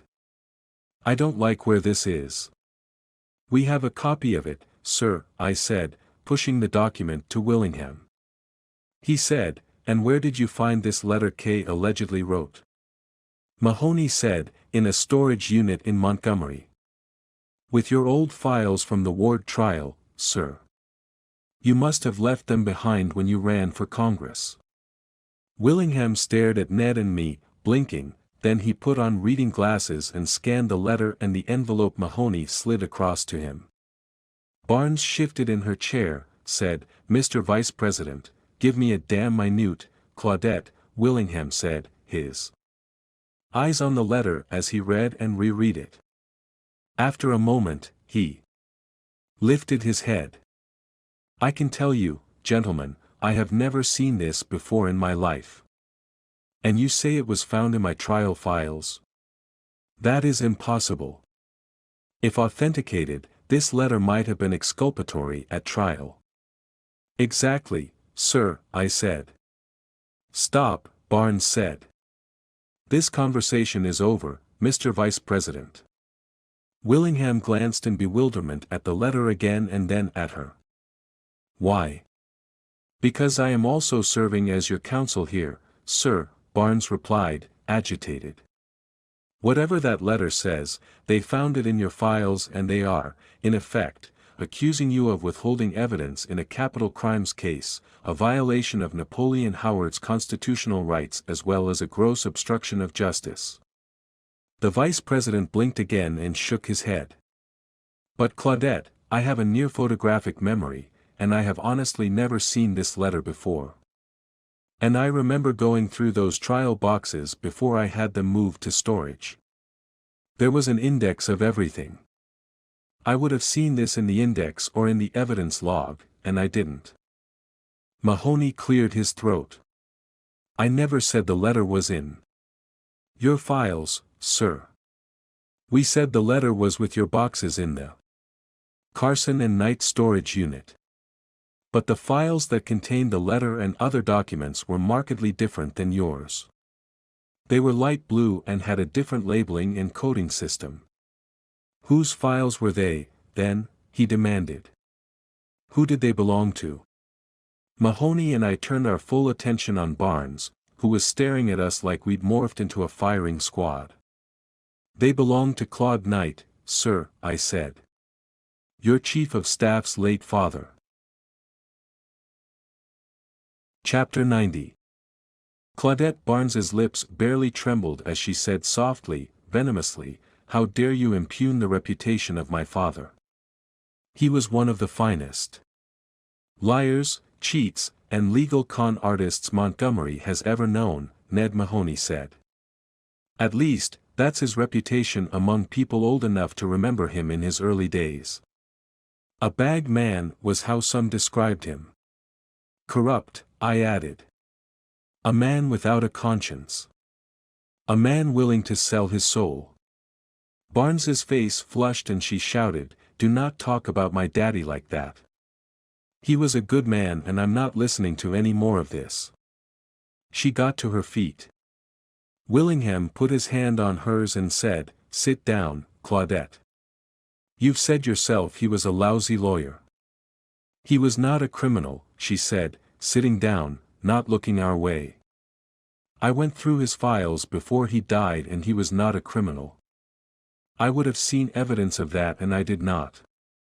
"Why did you go through his files?" I asked. "It's what you do when your father has died," she said. "Except you went through the files before he died," I said. "We've seen the sign-out sheets." "Why before?" Barnes shook her head. "I don't remember it that way." "Your sister remembers it that way," Mahoney said. "She says a week after your father's first stroke, she overheard him ordering you to go through his old files and destroy anything that linked him to any criminality." "My sister's lying," Barnes said. "But it's moot. I didn't find anything. Because someone else got to the files first, someone who had suspicions about their contents, a paralegal at Carson and Knight named Belinda Jackson." "I remember her," Willingham said. "I said, in the hours after Claude Knight had his first stroke, and 3 days before you went to the storage unit, Ms. Barnes, Belinda Jackson went through your father's files on K. Willingham, Roy Sutter, Jefferson Ward, and Napoleon Howard. She put what she discovered in with your files, Mr. Vice President, figuring that they would be seen at some point soon in Howard's appeals process." Mahoney said, "But those files were put in storage." Belinda tried to tell several investigators that there was information pertinent to the case somewhere in the trial boxes. But no one looked. And then Howard died in prison. I said, when Belinda heard, she tried to call Kay to tell her about notes she'd seen, written in Knight's own hand, that referred to meetings with Roy Sutter after the letter arrived from Switzerland along with specific times and dates where Kay's father talked about having Ward eliminated, but Kay couldn't take Belinda's calls because she was in West Briar and not allowed any outside contact at the suggestion of Ms. Barnes. "What?" Willingham cried. "That is not true," Barnes said. "But it is, and we'll get back to that in a few minutes," Mahoney said, tapping his file. "Right now, it's important to know that Kay was released from West Briar and finally called Belinda Jackson, who had just broken her hip at age 90. 2. I said, she was on painkillers and out of it, but she managed to tell Kay about the notes and their location. It was late in the last campaign cycle. It could explain Kay's meltdown as the election approached." Barnes said, "I want to see these documents. I have no idea where you could have heard third-hand about Belinda Jackson's crazy fantasy, but..." "From Belinda Jackson herself," Mahoney said. "She lives in a rest home in Tallahassee. Hip's good. Not on meds. Sharp. Another interesting thing. Someone else talked to Mrs. Jackson before we did." "Who was that?" Vice President Willingham asked. "Kelly and Higgins," I said. "A dealer in political dirt." "I know who she is," Willingham said. "Was, sir. She was beaten to death in her apartment not long ago." He looked shocked, then glanced at Barnes. "How did I not know that?" "You were in Cambodia, sir," Barnes said, shifting uncomfortably in her chair. I said, "But you weren't, Ms. Barnes." "No, I was here, working." Mahoney looked at the two Secret Service agents. "Were you part of the overseas detail?" Special Agent Bright hesitated, then shook his head. "Not that trip." His partner, Price, the stocky one, said, "I remained behind as well." Mahoney said, "That helps." "With what?" Barnes asked. He opened a file and pulled out a still shot of Special Agent Price walking down a sidewalk. "That's from a security surveillance camera down the street from Kelly and Higgins's townhouse," Mahoney said. "The day she died." Chapter 91. Price looked cornered, but then. He said, "Like 8 hours before she died. I went and knocked on her door. Got no answer." I said, "Why were you knocking on Higgins's door?" Price glanced at Barnes, who said, "Because I asked him to." Because Kelly Ann was dropping hints that she had something potentially damaging to the vice president. If that was true, we wanted to know what this information was so we could prepare. Willingham stared at her. "You never told me that." She smiled at him a little coldly. "Sometimes my job is to not tell you, sir." "What else haven't you told me?" he demanded, looking at Barnes and then his Secret Service agents. Bright and Price appeared ready to say something, but before they did, Mahoney asked Barnes, "Have you told the vice president about your arrangement with Bobby Carson and the good doctors of West Briar?" Willingham's chief of staff swallowed hard. "I have no arrange." "They're all under arrest," I said. "You didn't think they were going to talk?" Barnes said nothing, but I could see the fight-or-flight reflex kicking in. Mahoney looked at Willingham. It was her idea to use Kay's visits to West Briar to get Bobby Carson named as the heir of the old Sutter plantation. "That's a lie," Barnes cried. "No, it's not," I said. "They've all turned against you." Ms. Barnes said you were the one who thought the land should be logged and then subdivided for trophy homes. They also say you hired the professionals to take out Althea Lincoln because she was the one closest to Kay, the one who heard everything. She just didn't count on Special Agent Mahoney and me being there when they tried to kill her. "Absolutely not," Barnes said. "This is preposterous and I want a lawyer." "You're going to need one," Willingham said, looking at her coldly. "You don't believe them, do you?" she said. If he doesn't now, he will in a moment, Mahoney said, sliding another file across the table to the vice president. That's the formation papers of a Delaware shell company that owns 2 other shells within shells that all lead to the original partners of Sutter Development Limited. They're listed on the last page. You'll see Robert Carson Jr. and Claudette Barnes as the senior partners. Willingham rifled through the pages to look at the last one. Then he glared at his chief of staff. I believe them. Walter, she said. Mr. Vice President. Did you kill Kay and Randall Christopher? He demanded, and then he smashed his fist on the table so hard, several of the coffee cups tipped over. What? No. You weren't there, he shouted. You can prove it. Prove it, she shot back. Of course. What about these papers? Do you deny knowing about them? Barnes stared at the documents, now stained with coffee. I know about them. I was part of it, and it was Bobby's idea. But I had nothing to do with Kay's death and nothing to do with whatever happened to Althea. Nothing. I don't believe you, Willingham said. He turned to his Secret Service agents. Since you two seem more loyal to Claudette than to me, I'll ask you once. Did she kill them? Or were one of you two there in that schoolyard on her behalf? Or both? Bright held up his hands. We didn't kill anyone, sir. We followed them that night, Kay and Christopher, at Claudette's request, but ended the surveillance when we saw them drive into that schoolyard around 3:30 that morning. It's true, sir, Price said. Why in God's name were you two following them? Willingham demanded. The Secret Service agents looked like they wanted to crawl away from the question and said nothing. The vice president turned his glare back on his chief of staff, who said coldly, because you would not have done it yourself, Walter. Because you always had a blind spot when it came to Kay. But I didn't. I saw Kay for who she was from the get-go, a threat to you, your eventual presidency, and the future of this country. Willingham tried to interrupt, but she waved him off angrily.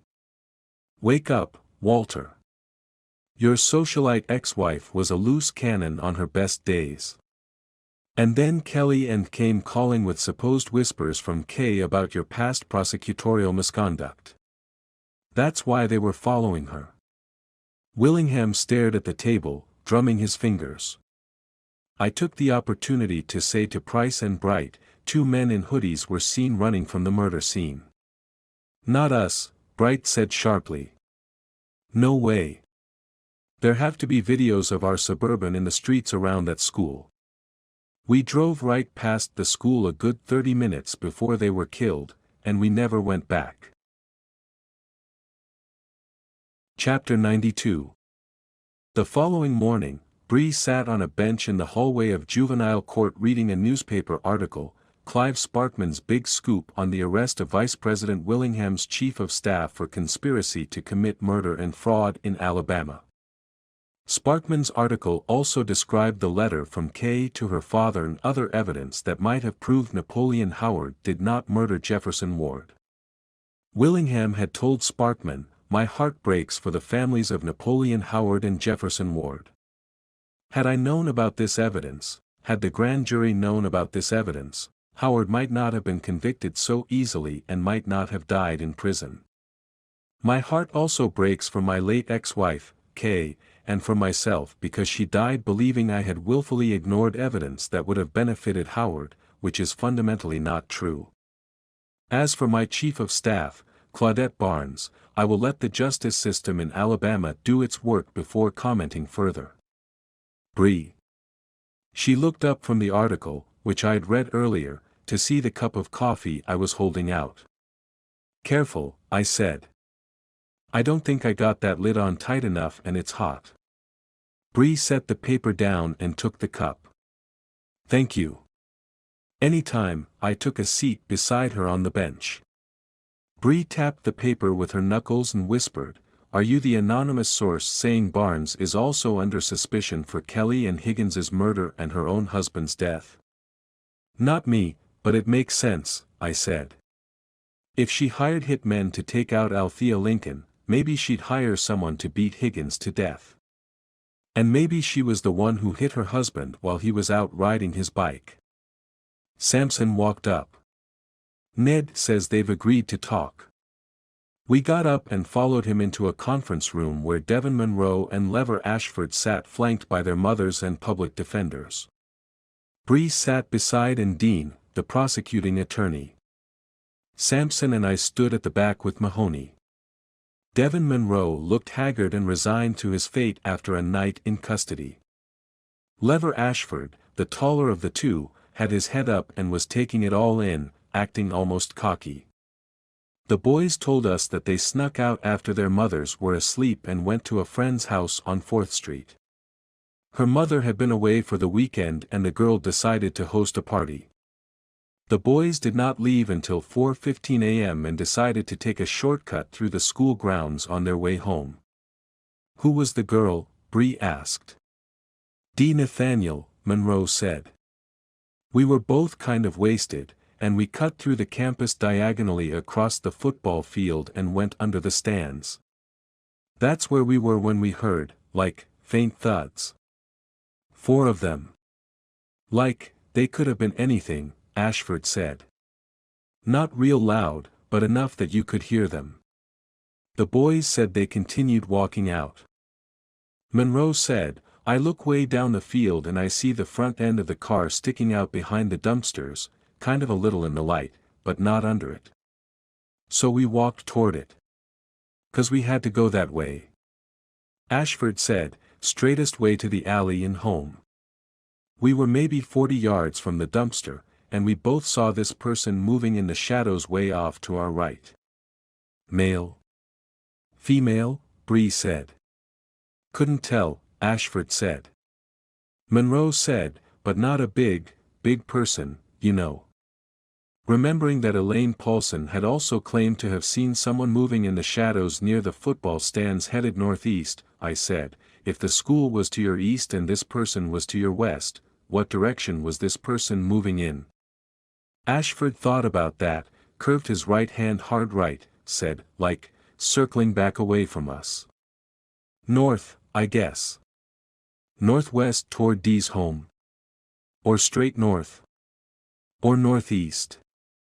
Monroe said, headed back toward the football stands. I guess that's northeast. Exactly where Elaine had said the person was moving. But did it matter when the gun that killed her husband and his girlfriend belonged to her? Back up, Sampson said. Did you see the bodies before you saw this person? Both boys shook their heads. Monroe said, that wasn't until we heard the car engine still idling and we came around the dumpsters to see them. Close enough to see 2 dead people and decide to take their jewelry, Sampson growled. One of them your high school principal. Ashford squirmed in his seat but didn't look or sound remorseful when he said, I don't know. Mr. Christopher, They were dead. They couldn't use their glitter no more. His mother swatted his head, said, should have kept you in Sunday school. Sampson said, it seems awful convenient, you two seeing someone flee the scene just before you decide to go grave robbing. No way, Ashford said. That's for real, man. Tell Dev. We saw someone going northeast, for sure, Monroe said. And, like, after we took the stuff, we were leaving, going through the fence to the alley, and we most definitely saw someone coming from behind the north end of the school. That's when we ran. Ashford nodded. Because we knew her, Bree asked, who? Tina and Rachel's mom, Monroe said. Mr. Christopher's wife. Ashford said, it didn't make sense to us. I mean, I know she's in jail for it with the gun and all. But why would she come back like that after she just shot 2 people? Chapter 93. Outside the courthouse a half an hour later, Ned Mahoney chewed on the inside of his lip when I said, "They have a point." "And I have a murder weapon that you took from the hands of the killer," Mahoney shot back. "Explain that." "I can't," I said, feeling my cell phone buzz in my pocket. "Can you explain how two reluctant witnesses described the events of that night the same exact way, with the same third person in the shadows circling around to the northeast?" "Elaine Paulson was lying," he replied. "She was describing herself. She wasn't by the side of the school when the shots went off.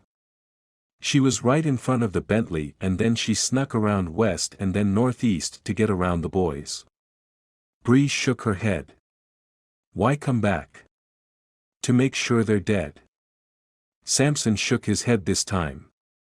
"No, I can't see that, not if she shot them at close range like an assassin would. If she's the killer, she gets out fast and does not return." Mahoney said, "But other parts of her story don't match. She told you she came onto the campus from the northeast. I looked at the bodega security footage last night. I saw the Bentley turn onto the school grounds at 3:46 a.m. and the Suburban with the two Secret Service agents go by a few moments later. But I did not see Elaine Paulson run by at all." Sampson said, "I didn't see her either." "We've got the right person in custody facing trial," Mahoney said. My cell phone buzzed again. I pulled it out, saw a number I did not recognize and this text, "Dr. Cross. Can you call me, please? It's urgent. Gina Nathaniel." Bree said, "Home." "Let me make a call first," I said, dialing. Gina picked up. "Dr. Cross. I was just about to call you," I said. "Then you found her?" she cried. My stomach sank a little. "No. Dee went to bed last night around 10, Gina said, frantic again, on the verge of crying. "When I got up this morning, she was gone. Not a trace. And she's not answering her phone. I called the police, but they say they can't do anything until she's been missing 24 hours. Tell me this isn't like Maya Parker, Elizabeth Hernandez, and the others. Please, Dr. Cross, she's the only child I have. Mrs. Nathaniel, I am on my way to you right now. Do not touch her room. And I promise you, we'll find her." Chapter 94. The story of Dee Nathaniel going missing exploded and went viral because she was yet another young woman to vanish in southeast Washington, D.C., in the past 15 years, and she was also a longtime friend of the most recent victim, Maya Parker. The media played up the fact that in the past, the killer had dumped his dead victims within 48 to 56 hours of grabbing them. If Dee had gone missing after midnight, she had between a day and a half to live. By 4 p.m., Verizon had given us Dee's most recent data. Just as her mother had said, the GPS in the phone had Dee at home at 7. She'd texted friends and surfed the internet until 10:45, when her phone was shut off in the Nathaniel's home. She got on her laptop in her room 5 minutes later but used a private browser that gave us no history of what she did between 10:50 and 11:20, when the laptop was put to sleep. Sampson and other officers had gone in search of security footage and discovered that every camera in a 2-block radius around the Nathaniel's home had been smeared with Vaseline, distorting the footage. "That's the same play the killer made with Kay and Christopher," Sampson said in the middle of the afternoon. "Maybe we've got it wrong, Alex. Maybe Christopher and Kay were shot by the serial killer. That threw us. Were they killed by the same person responsible for the deaths of Elizabeth Hernandez, Maya Parker, and now, possibly, Dee Nathaniel?" Sampson had to leave to pick up Willow around 5 and deliver her to Janny, who was arriving at his house around 6. We went outside the mobile command post to where Bree was talking to a crowd of people over a megaphone. "If you are interested in helping us search, go to Detectives Newton and Martin here to give them your name and phone numbers, she said. They will assign you a specific area to go and knock on doors. And thank you. Metro PD and Mrs. Nathaniel deeply appreciate your help. Samson left and I waited for Bree. She came over to me, took a deep breath, and blew it out. I don't know how Gina Nathaniel is holding up the way she is. I'd be a basket case if I knew someone was going to kill my daughter sometime in the next 2 days. So would I said. But she has hope and so do we. And I'm leaving. Oh, Bree said. I don't think I lend much to a door-to-door search, I said. And I think Samson might be right. The same person who's got D might have killed Kay Willingham and Randall Christopher. Where are you going? To see the only person in this case who I absolutely know did not put Vaseline on security cameras and grab D. Nathaniel last night. Who's that? Elaine Paulson, I said and walked away, heading for my car, which was parked down the street. The sun was getting low, but the heat had not dwindled a bit. Even so, there were at least 100 people lined up to register to be part of the search. As I skirted the crowd, I heard a female voice call, Dr. Cross. I turned to see Tina and Rachel Christopher at the end of one line. Rachel was stone-faced, as usual. Tina reached out to shake my hand. You're going to help look for D? I asked. Yes, Rachel said. We went to middle school together. Your grandmother know you're here? Yes, Tina said. She looked pleadingly at me. Dr. Cross, please prove our mom's innocent. They won't let us see her and, it's just too. When she couldn't go on, Rachel put her hand on her twin's shoulder and stared at me. Brutal. Harsh. Cruel. I can't begin to understand what you're going through, I said. And I will do everything I can. In fact, I'm on my way to see your mother about some things that may work in her favor. Really? She said, her stony demeanor softening. Right now? Right now, I said. Tina said, please tell her we love her. We don't know if our letters are getting through. I'll tell her, I said. And I'll tell her how much we appreciate you searching for D. Please go together. Stay safe. If something feels off, back away and notify us. Off? Rachel said. You'll know it when you feel it, I said and wished them luck.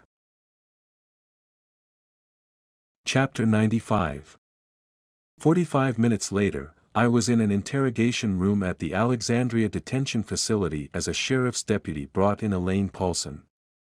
Even dressed in her orange jail jumpsuit, Christopher's widow looked much better than the last time I'd seen her, in the psych ward. You're the last person I expected here, she said, taking a seat opposite me. Why's that? She shrugged. You save my life. You send me to prison for life. Another notch in the belt for the great Dr. Cross. Out of sight, out of mind. It doesn't work like that. Not with me. If there is any gap in a conviction story that I cannot explain, I consider the case open. Elaine looked at me with a glimmer of hope. Is there a gap? Maybe. Which is why I'm here. And your daughters say they love you, by the way. You saw them, she said, smiling. But then her lips twisted bitterly. I haven't been allowed. I saw them an hour ago, I said. Your mother's taking good care of them. And they're helping to look for another girl who's missing. D. Nathaniel, she said. I know her. It's all over the news. Is that part of the gap that brought you here? Maybe, I said and then told her about the two boys who'd seen someone moving toward the football bleachers before they'd stolen the jewelry from Kay's and Randall's bodies. I told you I saw them, she said. And they saw me. They did and identified you by name, I said. They were students at Harrison. You could tell that did not go down well, but she swallowed it and said, but that's good for me, right? It means 3 people, including you, have said there was another person on the campus shortly after the shooting, I said. That got her hopes up. She straightened and said, that has to be good for me. Unless you're lying and you yourself circled toward the stands after shooting Randall and Kay and then you went back to make sure you'd gotten the job done.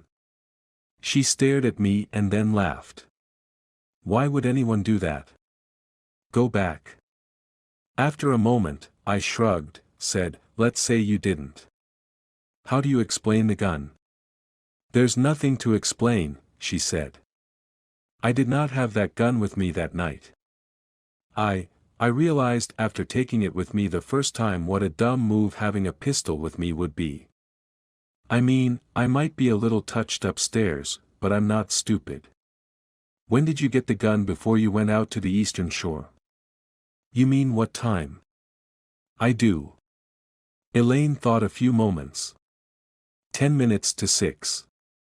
It was after I'd taken a shower and thrown some clothes in a bag along with some cash. By then I was already thinking that my life was over. I took out a notebook and wrote that down. When did you leave the school? I'm trying to understand the timeline here. She nodded, thought again. I ran out of there at maybe 4:20. More like 4:18. And you ran by the bodega and onto the campus earlier when? Elaine squinted. 8 or 9 minutes past 4. We've looked at the bodega's security footage, but we've never seen you run by. She looked puzzled. I do change routes, but I'm pretty sure I went that way. But maybe not. I let it slide for the moment. And what time did you get home that morning? When you ran into your neighbor Barbara Taylor? 4:45. That actually fit with what Taylor had told me. So there is a gap, I said. Roughly a half an hour between you leaving the campus and coming home. She didn't get it at first but then said, 30 minutes for the real killer to come to the house and put the gun back. Right. Who has access to your house and might have wanted to kill your husband? She didn't hesitate. No one. No one has access, or no one who has access would want to kill him. The second one. You're saying people besides you and your husband had access, I said. She nodded. They knew where the spare key was. Who? My mother. My sister, but she lives in Texas now and loved Randall. The cleaners. And our contractor.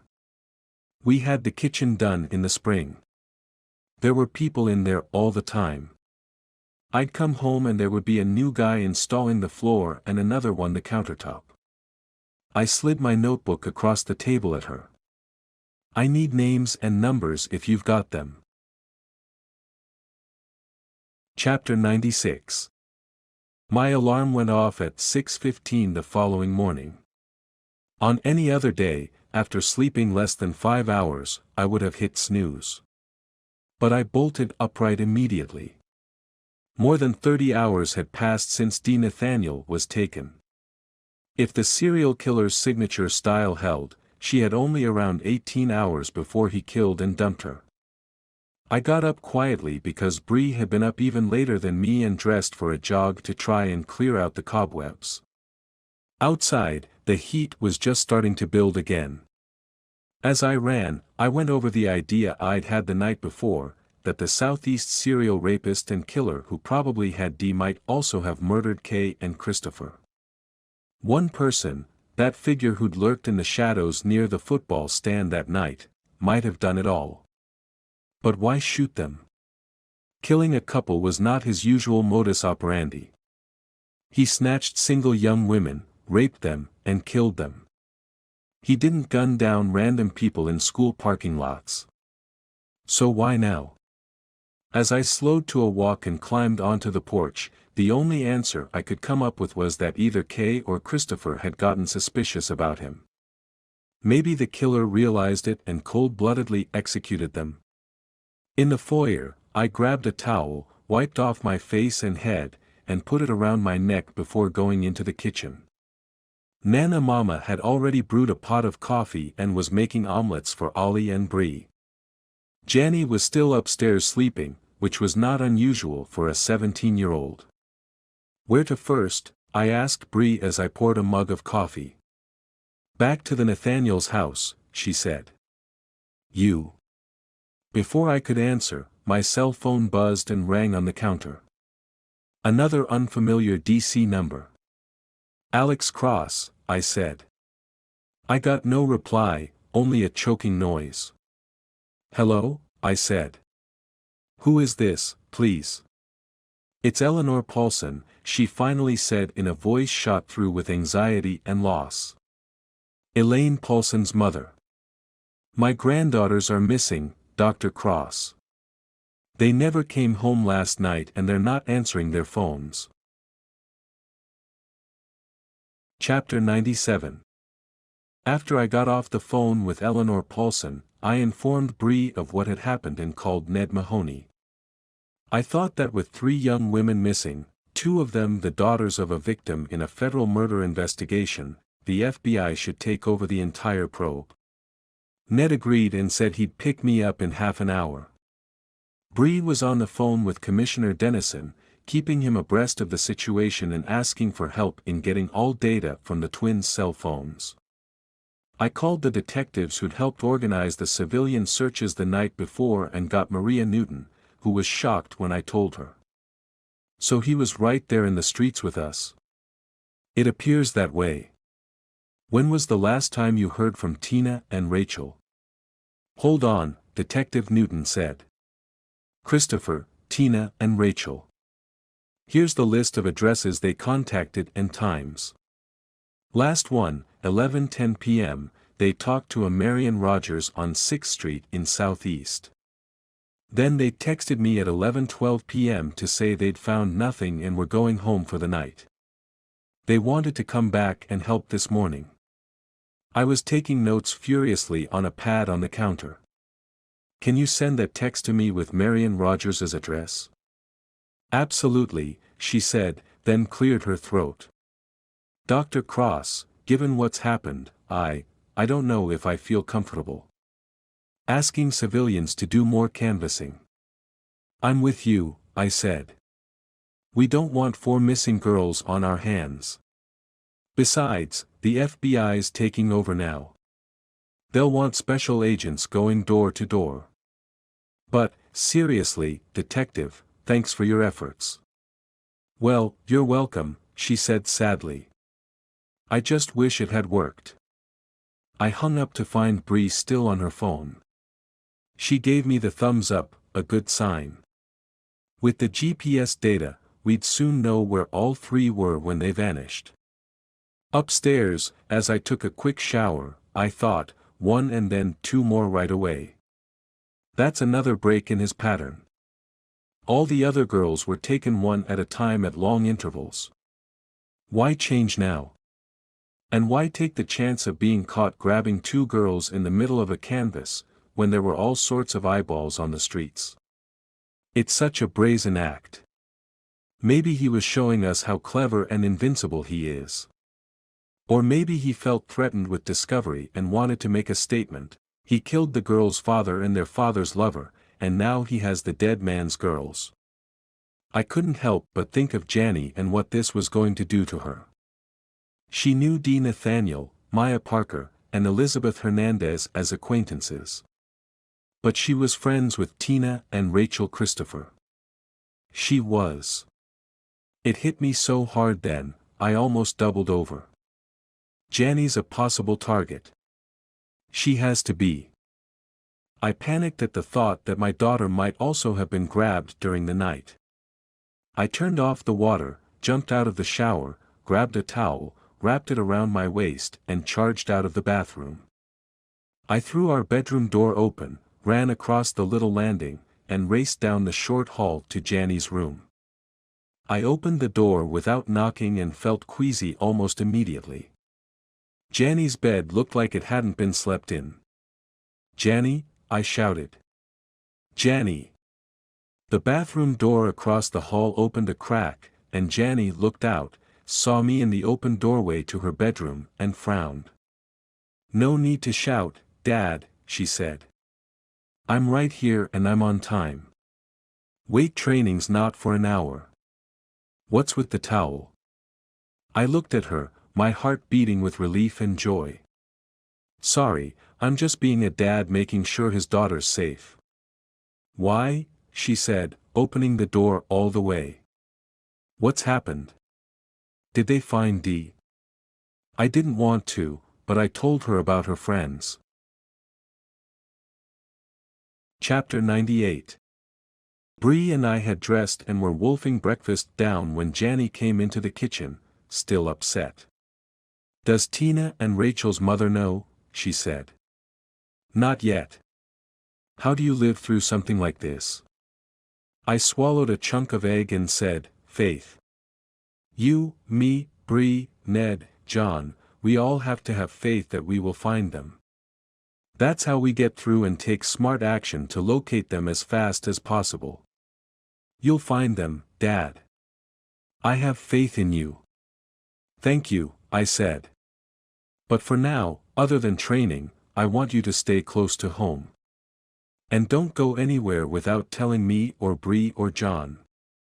"Okay." "Now I am scared," she said. Bree said, "Being scared is good sometimes. Again, keep a low profile. If you have to go out, we'd prefer you to travel in threes and with a male if you're with friends." Janny crossed her arms but nodded. Nana Mama said, "Hungry?" "Not really," she said.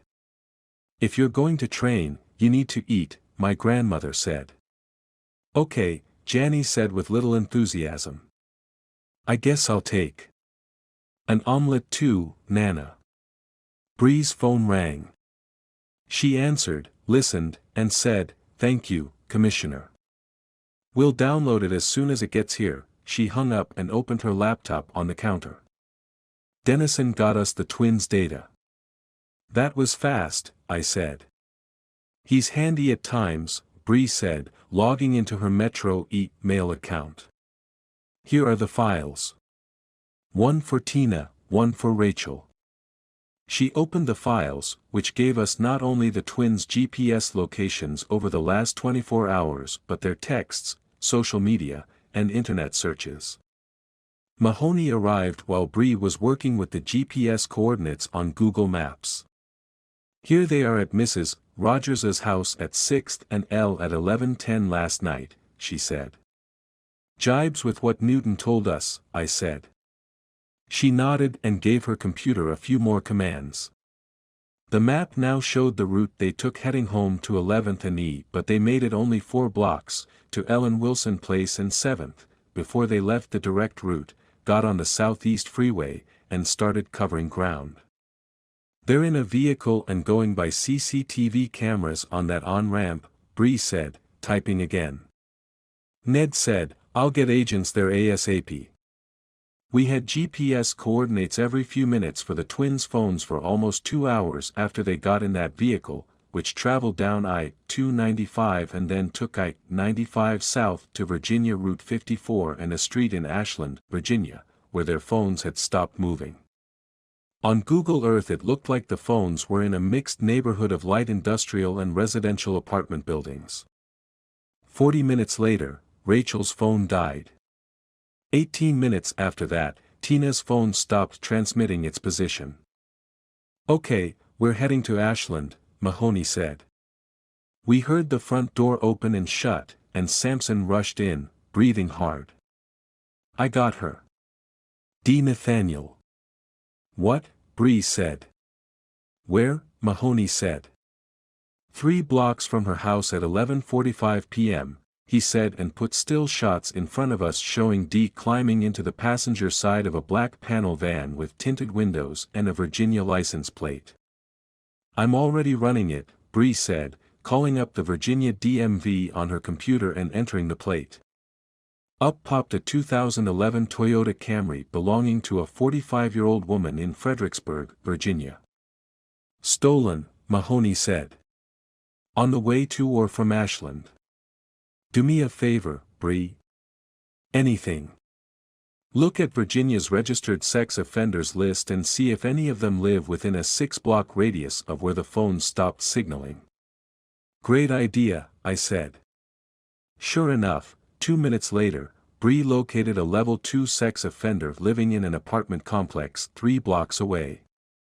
Eric Boone, 54, she said, throwing up her fist in victory. Convicted of statutory rape in Kentucky in 1998, goes to Kentucky State Penitentiary and, released in 2004. Moves to Ashland in 2005. The year the first girl disappears here, I said. We've got him, Ned said. And if we have him, we have the girls. Chapter 99.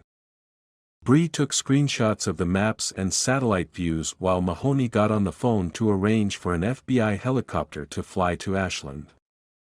Alex went upstairs to retrieve his service weapon and sunglasses.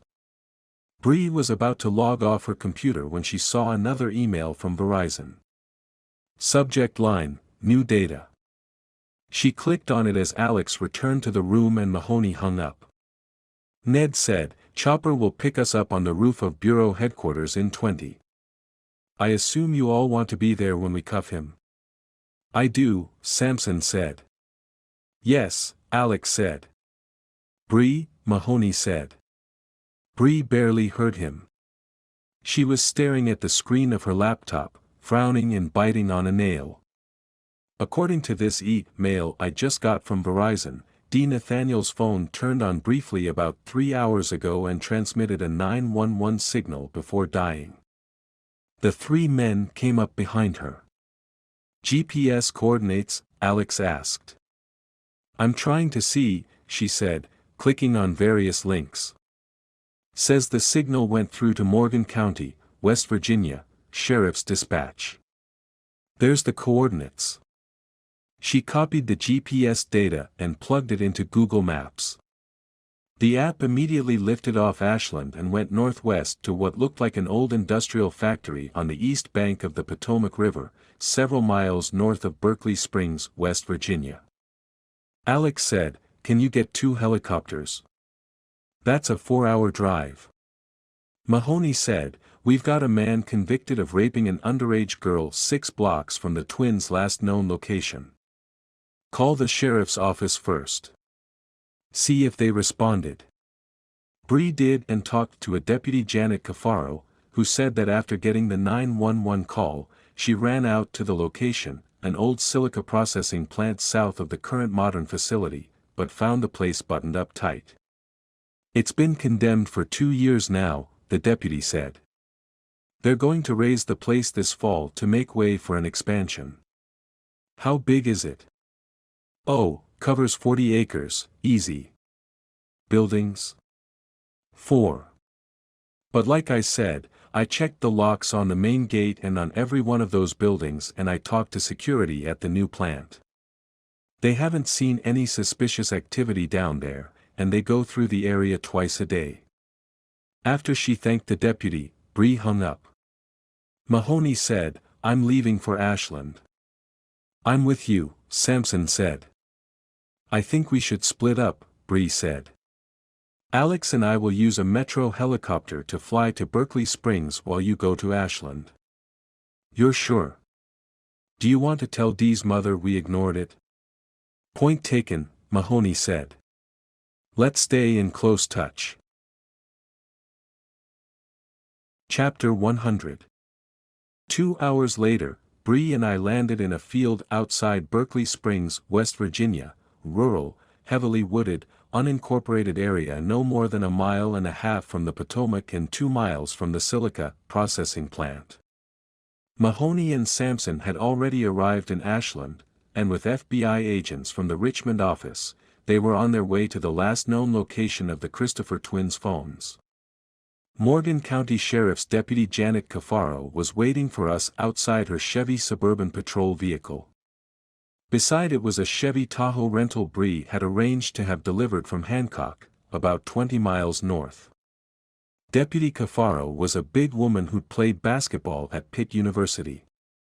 It was beastly hot, and she was in her body armor, sweating, so she was unhappy with us at first.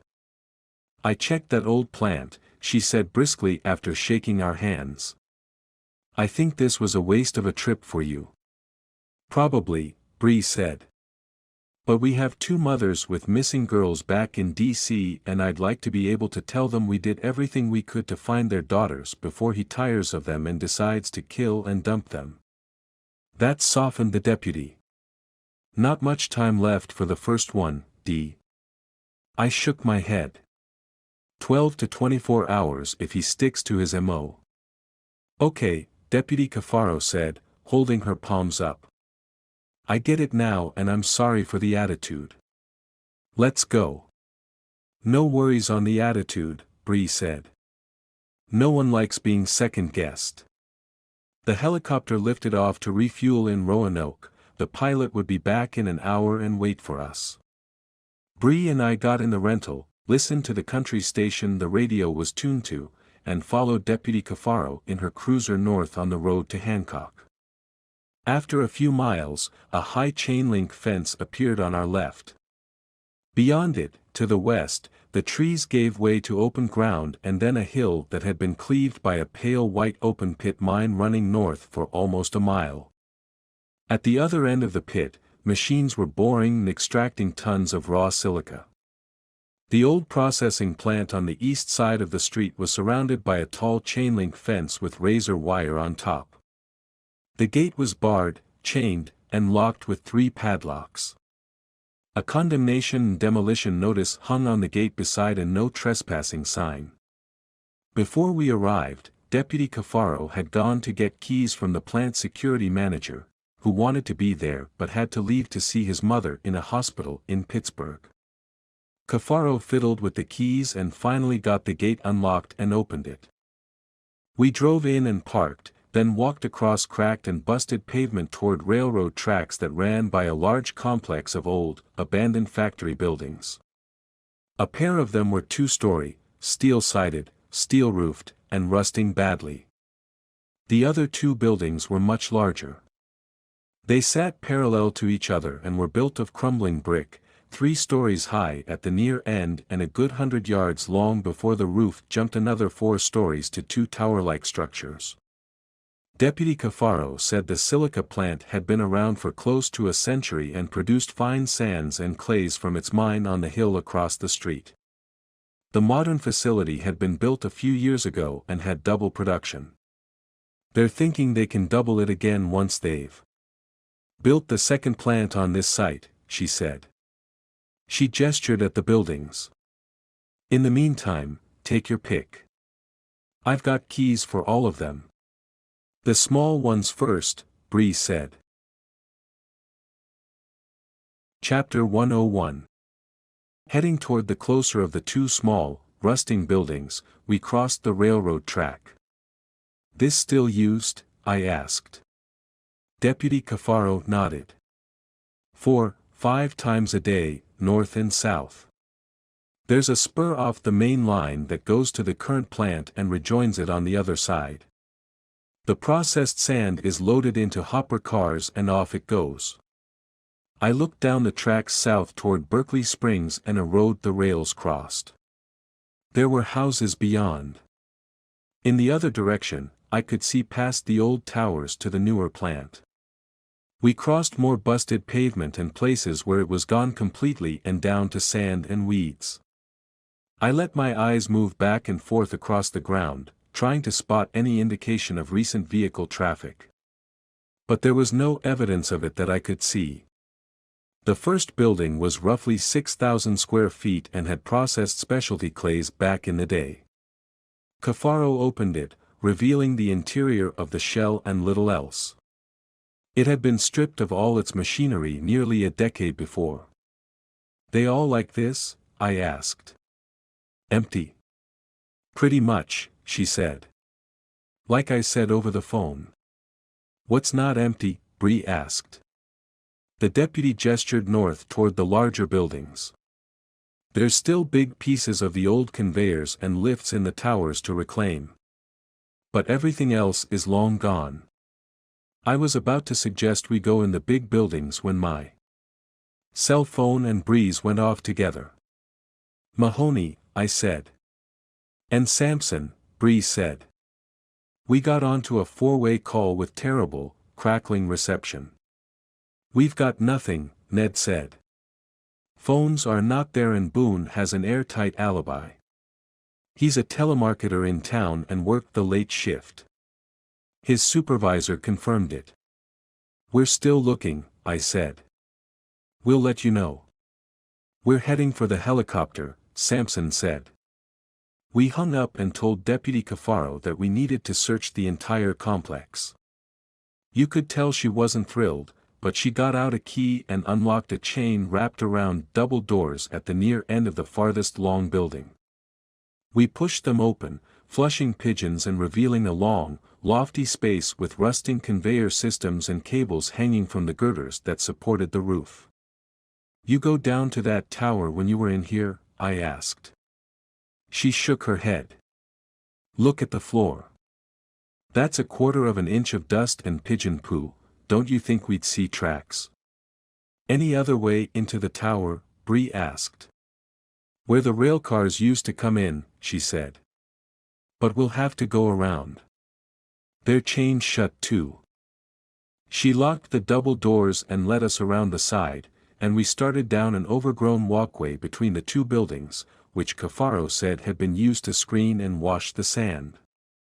The towers had compartment-like rooms that held the sand and there'd been a complex of lifts and chutes that drained it into the hopper cars. How do you know all this? Bree asked. My father worked here. Grandfather too. There were narrow horizontal slits in the sides of the towers where pigeons were fluttering in and out. She said they were ventilation windows that had let the plant workers control the humidity and allow in light on those rare occasions when the storage rooms were empty. Then her radio squawked. Janet Cafaro, the dispatcher said. You buy the radio? Right here, Imogene, the deputy said. We got a motorcycle wreck south of town, mile marker 2. Fire and ambulance responding. I need traffic control. On my way, she said, and she looked at us. We good? I hesitated, then said, give us the keys to the 2 towers. We'll finish and bring the keys to you. Cafaro didn't like that but shrugged and handed us the keys on the ring. Just don't sue the company if something collapses on you, she said. I'll be back as soon as I can. Chapter 102. Rusty train tracks led through. Double doors on the east and west sides of both towers. The lock to the rear tower's west door was rusted and it took us 3 or 4 tries to get it open.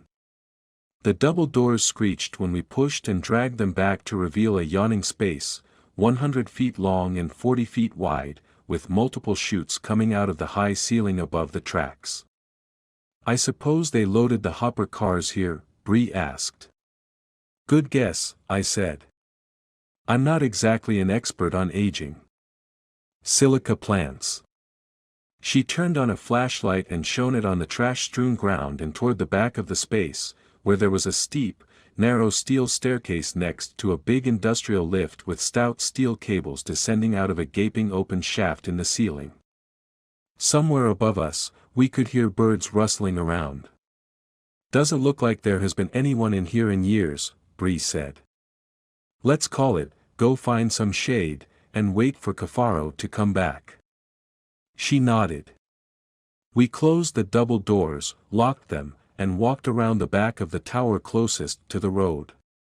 A train was coming from the south. It rumbled into the old silica yard and went right by us, so loud I had to cover my ears. The engineer waved and we saw the hopper cars Deputy Cafaro had described. The train went onto the spur that led to the newer plant and stopped with 15 hopper cars still on. The old plant's grounds, cutting us off from the gate and the main road. "Think we can climb over the couplings?" I said. "What if the train moves?" "We'll wait," I said, looking down at the old spur rails where they left the main tracks and went toward the first tower. I saw something and squatted down to be sure. "What?" Bree said, stepping up beside me.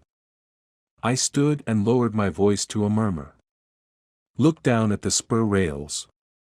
They are nowhere as rusty as the rails going into the far tower. See where the rust has been rubbed off.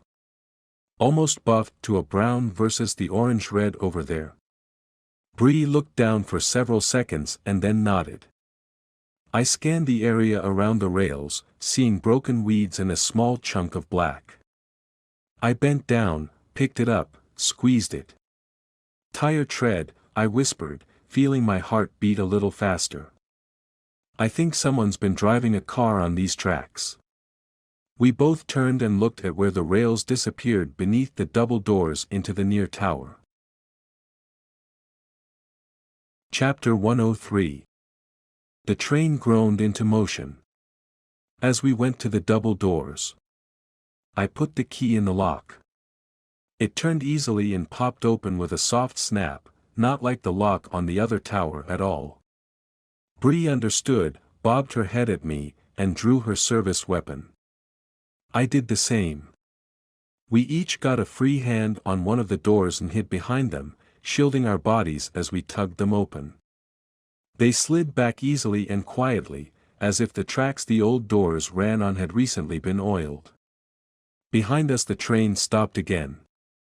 We both got out flashlights, held them beneath our pistols, and, on the count of 3, eased inside. The base of this tower was set up exactly the same way as the other, with chutes coming down from the ceiling, a narrow metal staircase in the far corner, and an industrial lift beside it. Except the lift itself was not there, nor were there any cables hanging from the large hole in the ceiling. Bree pointed at the concrete floor to either side of the rails and whispered in my ear, "It's been swept and then trash thrown on it." I saw the brush marks beneath a piece of yellowed newspaper and nodded. We crept across the floor to the staircase and slowly climbed the steep, narrow stairs, trying to stay to the outsides of the risers to keep squeaking to a minimum as we eased up to where the staircase went through the ceiling.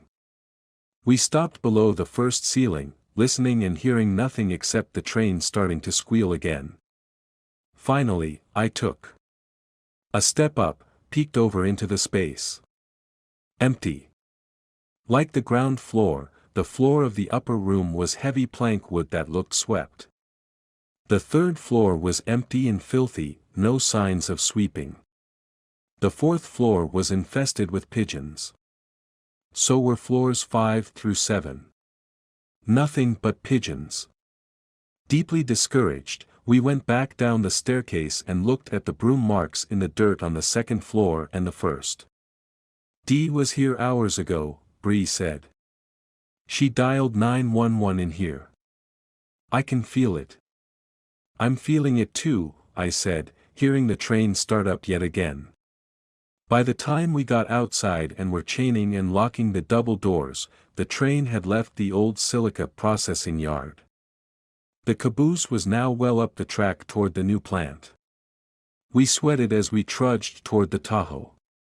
Bree sighed, said, "I guess we're back to square one." "On borrowed time," I said and checked my watch, feeling anxiety and frustration build inside me.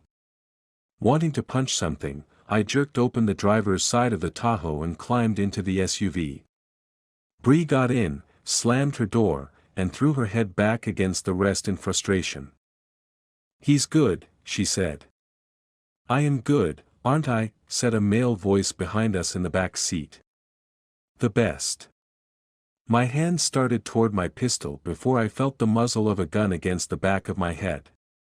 "Don't even think about it, Dr. Cross." "Or you, Chief Stone," he said, and I finally glanced in the rear view and saw the homely face of Ronald Peters smirking back at me. Chapter 104. Bree twisted her head around and saw the bodega owner grinning at her, his eyes shiny with excitement as he pressed the muzzle of a nickel-plated Colt revolver to the back of Alex's head. "Chief Stone, remove your weapon and drop it out the window. Back up too." As a matter of policy, high-ranking officers in Metro PD cannot carry a backup. "Prove it," Peters said. "But dump your pistol first." Bree rolled down the window, removed her Glock from her belt holster, and dropped it to the pavement. Then she tugged up her slacks and showed Peters her ankles. She shrugged her jacket off her shoulders to show no holster, then rocked forward and raised the back of her jacket to show nothing at the small of her back. "Good," Peters said. "Now you, Dr. Cross." Slowly. As Alex reached into his shoulder holster, Bree let go of her jacket and sat back, her hands in her lap, palms up. She forced herself to breathe as Alex removed his Glock with his thumb and index finger, rolled down the window, and tossed it out. Then Alex bent over and removed his backup 9mm from its ankle holster and tossed it as well.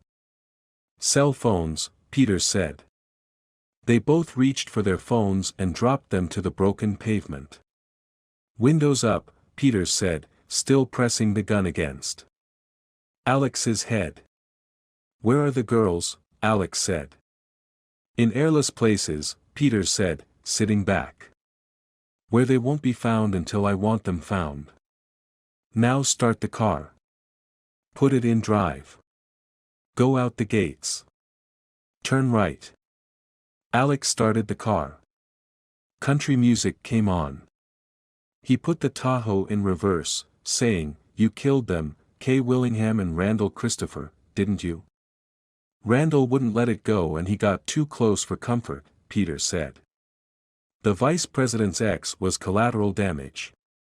"Did you doctor the security footage you gave Detective Sampson?" Alex asked, braking to a stop and turning the wheels toward the gate. "Having an associate's degree in film helps." "What about the gun?" He smirked again as Alex put the car back in drive. "I own the little company that cleans Elaine Paulson's house. She mentioned she and her husband were separating when I happened to stop by to inspect my worker's job. The rest was sheer creativity." The fingers of Bree's right hand crawled up her jacket's left sleeve and found the Bond Derringer in its clever holster snugly beneath her upper forearm. She released the simple stretch band that wrapped around the hammer and kept the gun in place. Alex drove toward the gate, slowing to avoid potholes, and said, "Don't you want to know what got us here?" Peters chuckled and pressed the pistol barrel harder against Alex's head.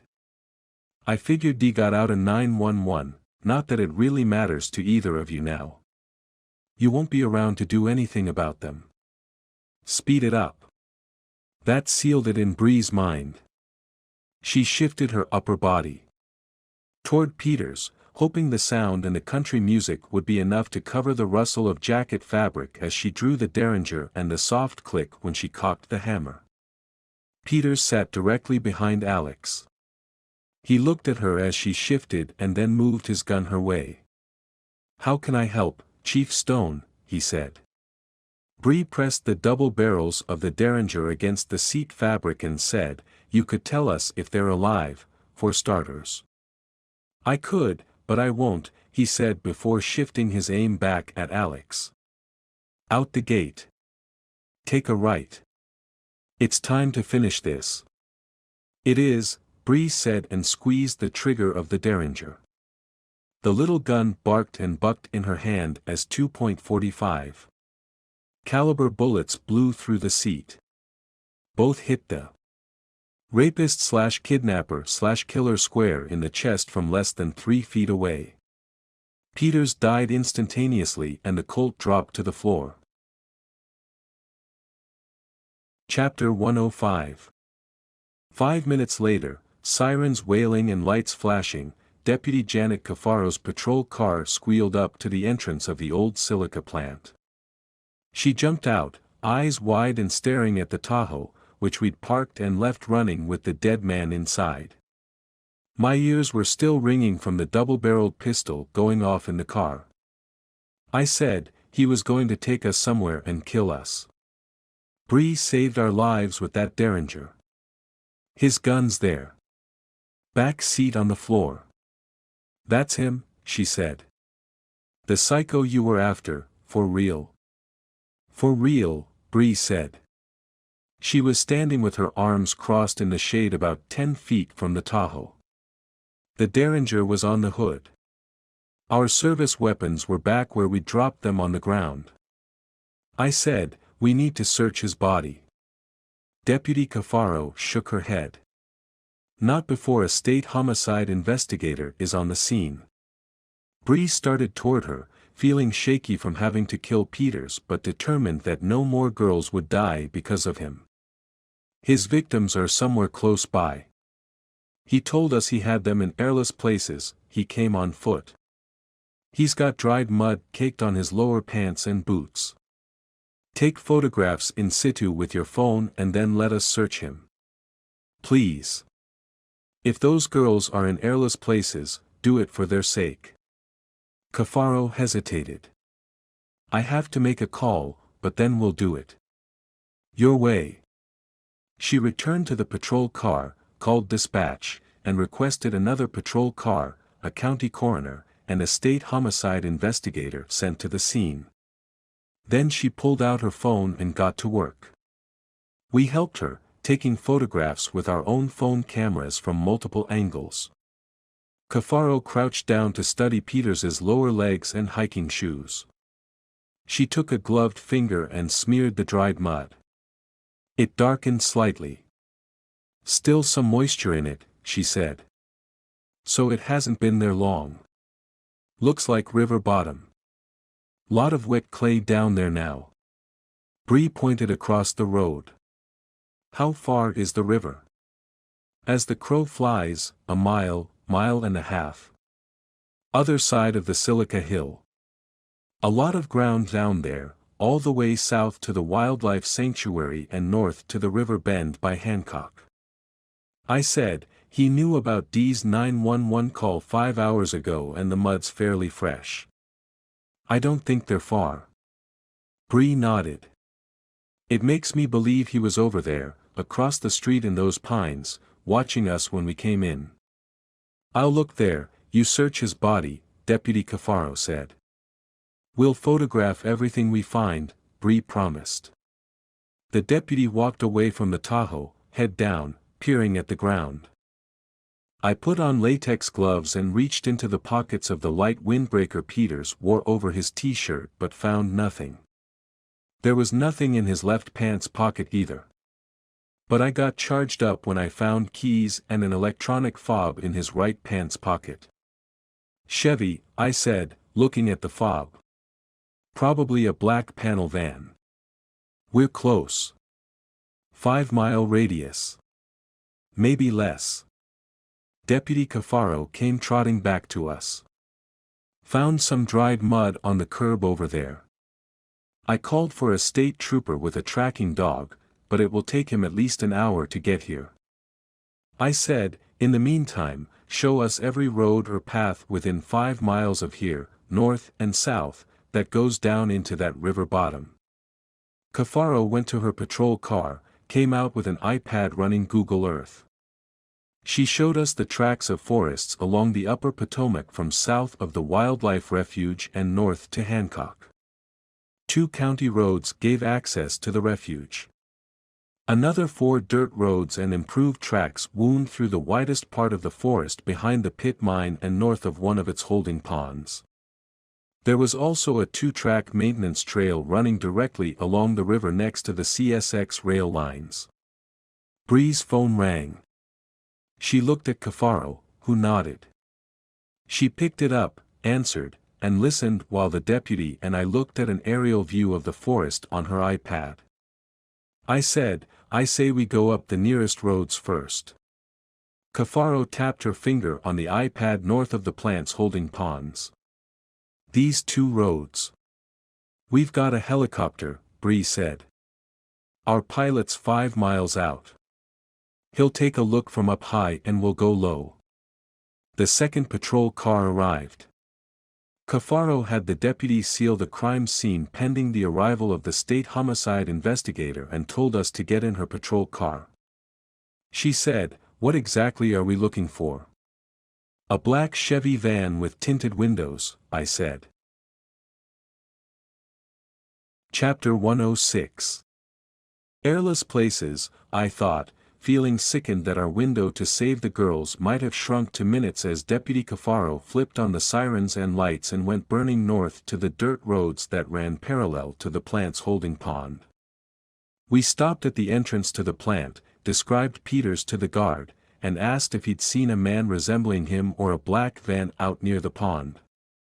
He said he had not, but then again, he'd just come on shift. We drove the length of both roads, saw nothing, then headed south of Berkeley Springs and picked up the Grasshopper Hollow Road heading into the deep forest behind the silica mine. Our helicopter roared overhead.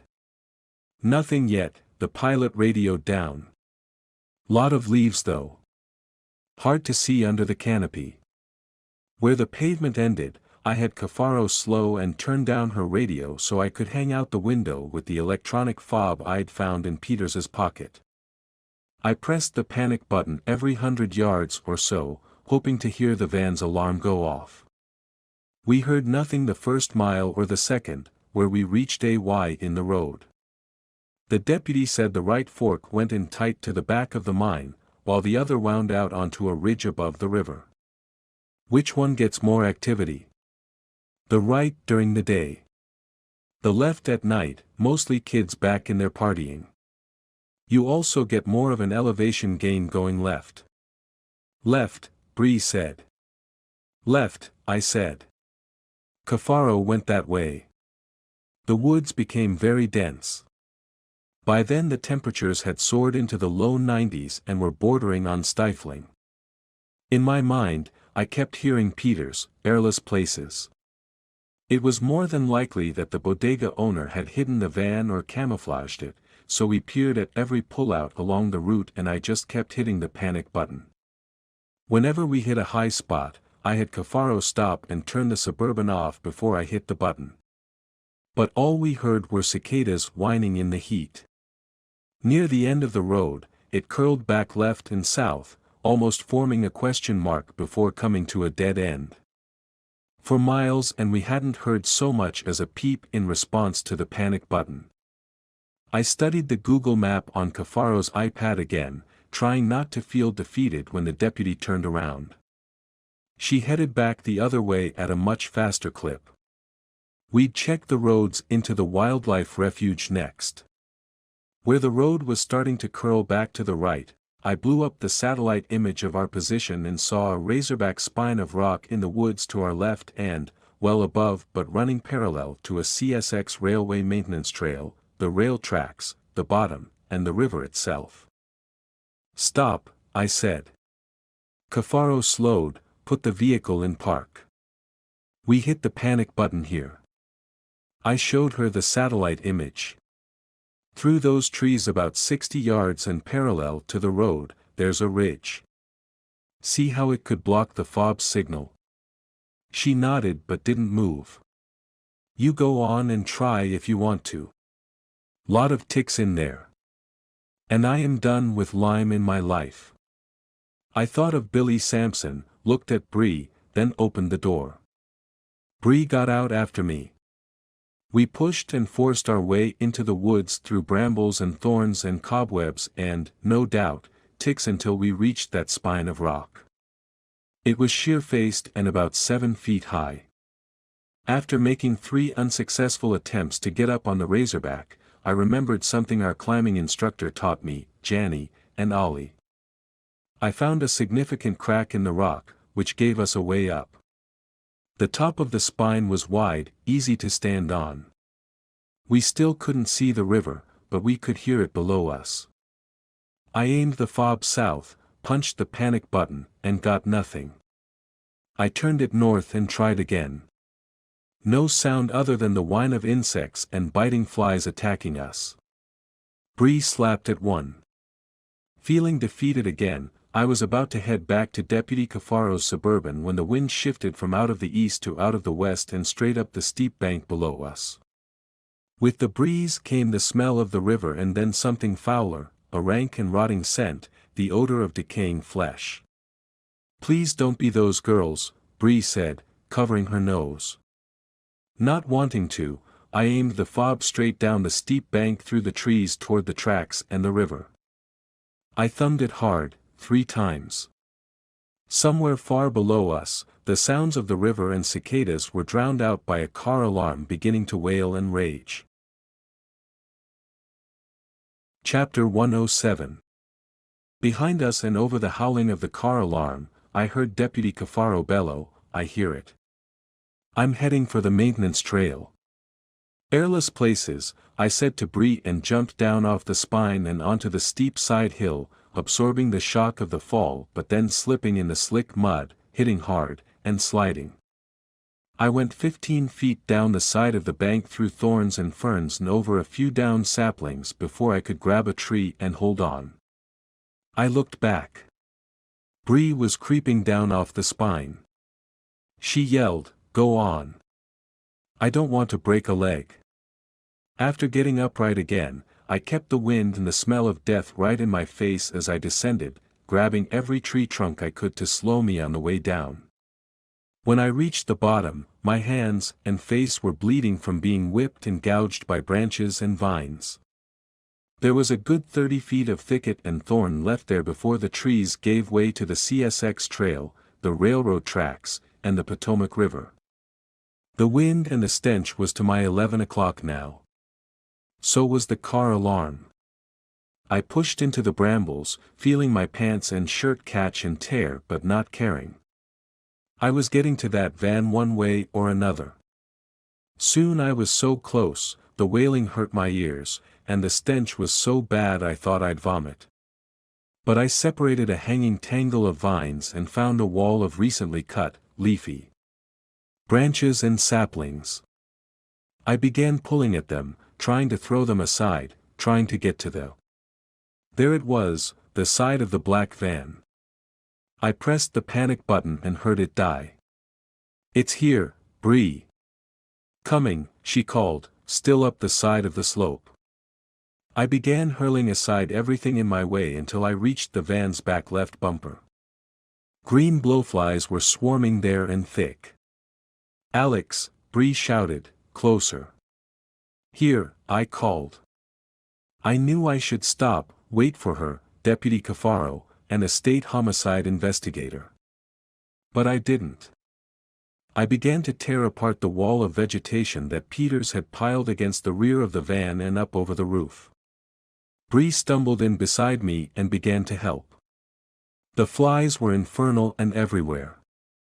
I thought of the girls' mothers, wondered how in God's name I was going to tell them what we'd smelled and found in the West Virginia woods. We could hear Deputy Cafaro's sirens coming from the south as Bree moved the last of the branches and saplings while I battled the tornado of flies swirling behind the van and hit the unlock button on the fob. I heard the mechanism work before I put on latex gloves again and opened the rear double doors. The first things we saw in the back of the van were 3 rectangular wooden boxes built of 3/4-inch plywood and wood screws. "Airless places. Coffins." "No," Bree moaned. Chapter 109. A month later, I climbed a steep, windy trail up Old Rag Mountain. It was the 1st of October, a Saturday, still hot but not intolerable, and there was a nice steady breeze blowing through the trees. "How much farther?" asked John Sampson, who was leading. "A 1/4 mile," Bree said. She was behind him. Bree looked over her shoulder at me and smiled. My lovely wife had been doing a lot of smiling lately. She loved her new job. There was even talk of sending her to Paris on an assignment. I smiled back, thinking about Ronald Peters and how we'd all overlooked him. Well, everyone but Randall Christopher, evidently. We'd found phones and laptops that belonged to Christopher and Kay Willingham in the rafters of Peters's home in Tacoma Park, Maryland. We also found a collection of videos and digital photographs on CDs that featured the girls he'd killed. The Christopher girls had been traumatized by their abduction and captivity, but Peters had not sexually abused either of them. D. Nathaniel, however, had twice been raped and filmed by Peters. She had a broken jaw from his beating her after he realized that her phone had not been completely dead. She'd been able to turn it on when he left her alone briefly on the second floor of the old silica plant, where he'd kept them overnight. He'd broken 2 of Dee's ribs and her right wrist. But when I'd gone to see her with Bree at home the other day, Dee said she was feeling much better. She was in therapy to deal with the experience and said that she was happy to report that Peters may have violated her body and messed with her mind, but he had not touched her soul. Not once, she said through the wires that held her jaw shut. We all thought that was a beautiful place to start. Peters had lured Dee out of her house after he'd seen her on the street earlier in the day and told her he might have found evidence on the Maya Parker case that he wanted to show her. Dee said she felt comfortable doing it because she'd been around the man for years and he'd always been the same nice, homely guy. The Christopher twins were lured into his van after the nighttime canvass with a promise of a quick ride home. Like Dee, they had known Peters for years. When the bodega owner got the girls inside the van, he'd sprayed them in the face with a chemical that knocked them cold. Elaine Paulson was released the morning after we found her daughters. She and Gina Nathaniel were still thanking us for not giving up on their girls. And Annalisa Hernandez had written me a touching note from Guatemala saying that through our work and in her heart, she was finally at peace with her daughter's death. All of which made me feel pretty great as we climbed that trail in the Shenandoah. Still, I couldn't help feeling a little sadness for Kay and Randall Christopher. Not to mention all of the young women from Southeast. Samson got to the top of the trail first. The big man stepped out of the forest and onto the cliff. The national park was spread out below us on a bluebird day. Some of the swamp maples were already showing color. Beautiful, Samson said. Where are they going to do this? I pointed at the cliff edge. Get on your belly. The 3 of us got down and shimmied forward until we could see 60 feet to the bottom, where climbing instructor Tom Murray adjusted Willow's harness and then showed her how to rig the rope through her climbing jumar. Are you sure about this, Alex? Samson said. I can't see Billy being happy about her little girl climbing a 6-story cliff. Can't say I am either. The first time I watched Ollie and Janny do it, I almost threw up, I said. But with the harnesses, you are safe. I mean, I got up this thing once. Don't count on seeing me doing it ever, Samson said. Someone built like a Clydesdale has no business climbing a cliff. I'm glad there was a trail up because I have no interest in it either, John, Bree said. Oh, here she goes. On rope, Willow said, sounding uncertain. Say it like you mean it, Murray said. On rope, Willow shouted. Her first 3 moves up the rock face, however, were tentative and stiff. Murray called up to her from below, relax, Willow, I've got you on the belay rope, so it's impossible to fall. Just relax and climb it as if you were the itsy-bitsy spider. Willow laughed and from there Samson's daughter moved more freely, gaining confidence with every hand and foothold. We started cheering when she was 10 feet below us. Her helmet and then her head and chest reached the lip of the cliff. John reached over and hauled her up by the harness and into his arms. I did it, she said. I did it, Dad. You sure did, Samson said, grinning and kissing her cheek. You sure did.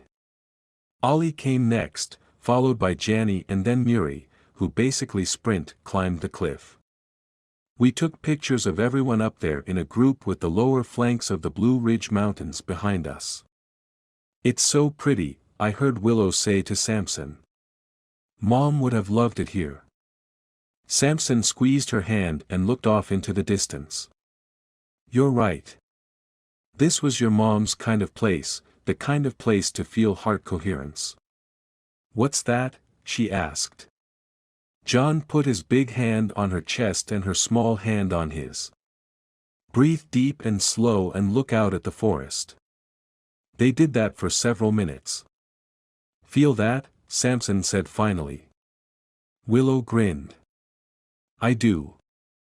That's heart coherence. What we share. After the kids had had a snack and a drink, they prepared to go back down. Ollie rappelled first, yelling, "Screamer!" He descended the face in 7 big leaps. Janny did it in 10. Ready, Willow? Samson asked as Murray double-checked her rappelling rig. Willow didn't say anything, but her lower lip trembled when Murray patted her on the shoulder and told her she was ready for liftoff. Scared? Samson said. Willow shrugged and then looked at her father with teary eyes. I just wish Mom could be here. To see me do this. John got down on his knees next to her. He put one hand on his daughter's chest and the other on his own. Willow, I promise you that your mom is here because she would not miss it. She's in your heart and in mine. She'll always be here, giving us strength and love and heart. You feel her? Willow smiled through her tears and nodded. She held tight to her rappelling rack and backed up to the cliff edge.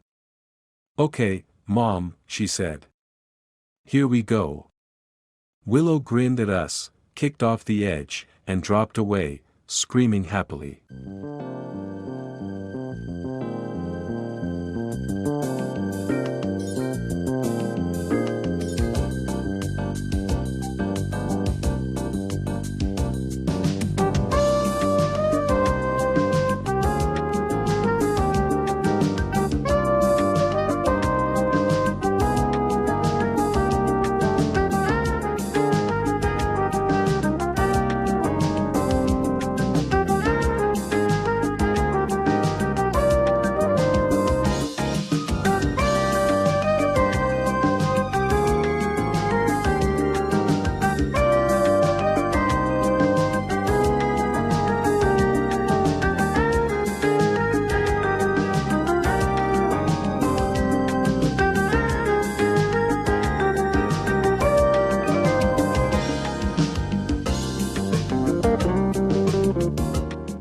Chapter 108.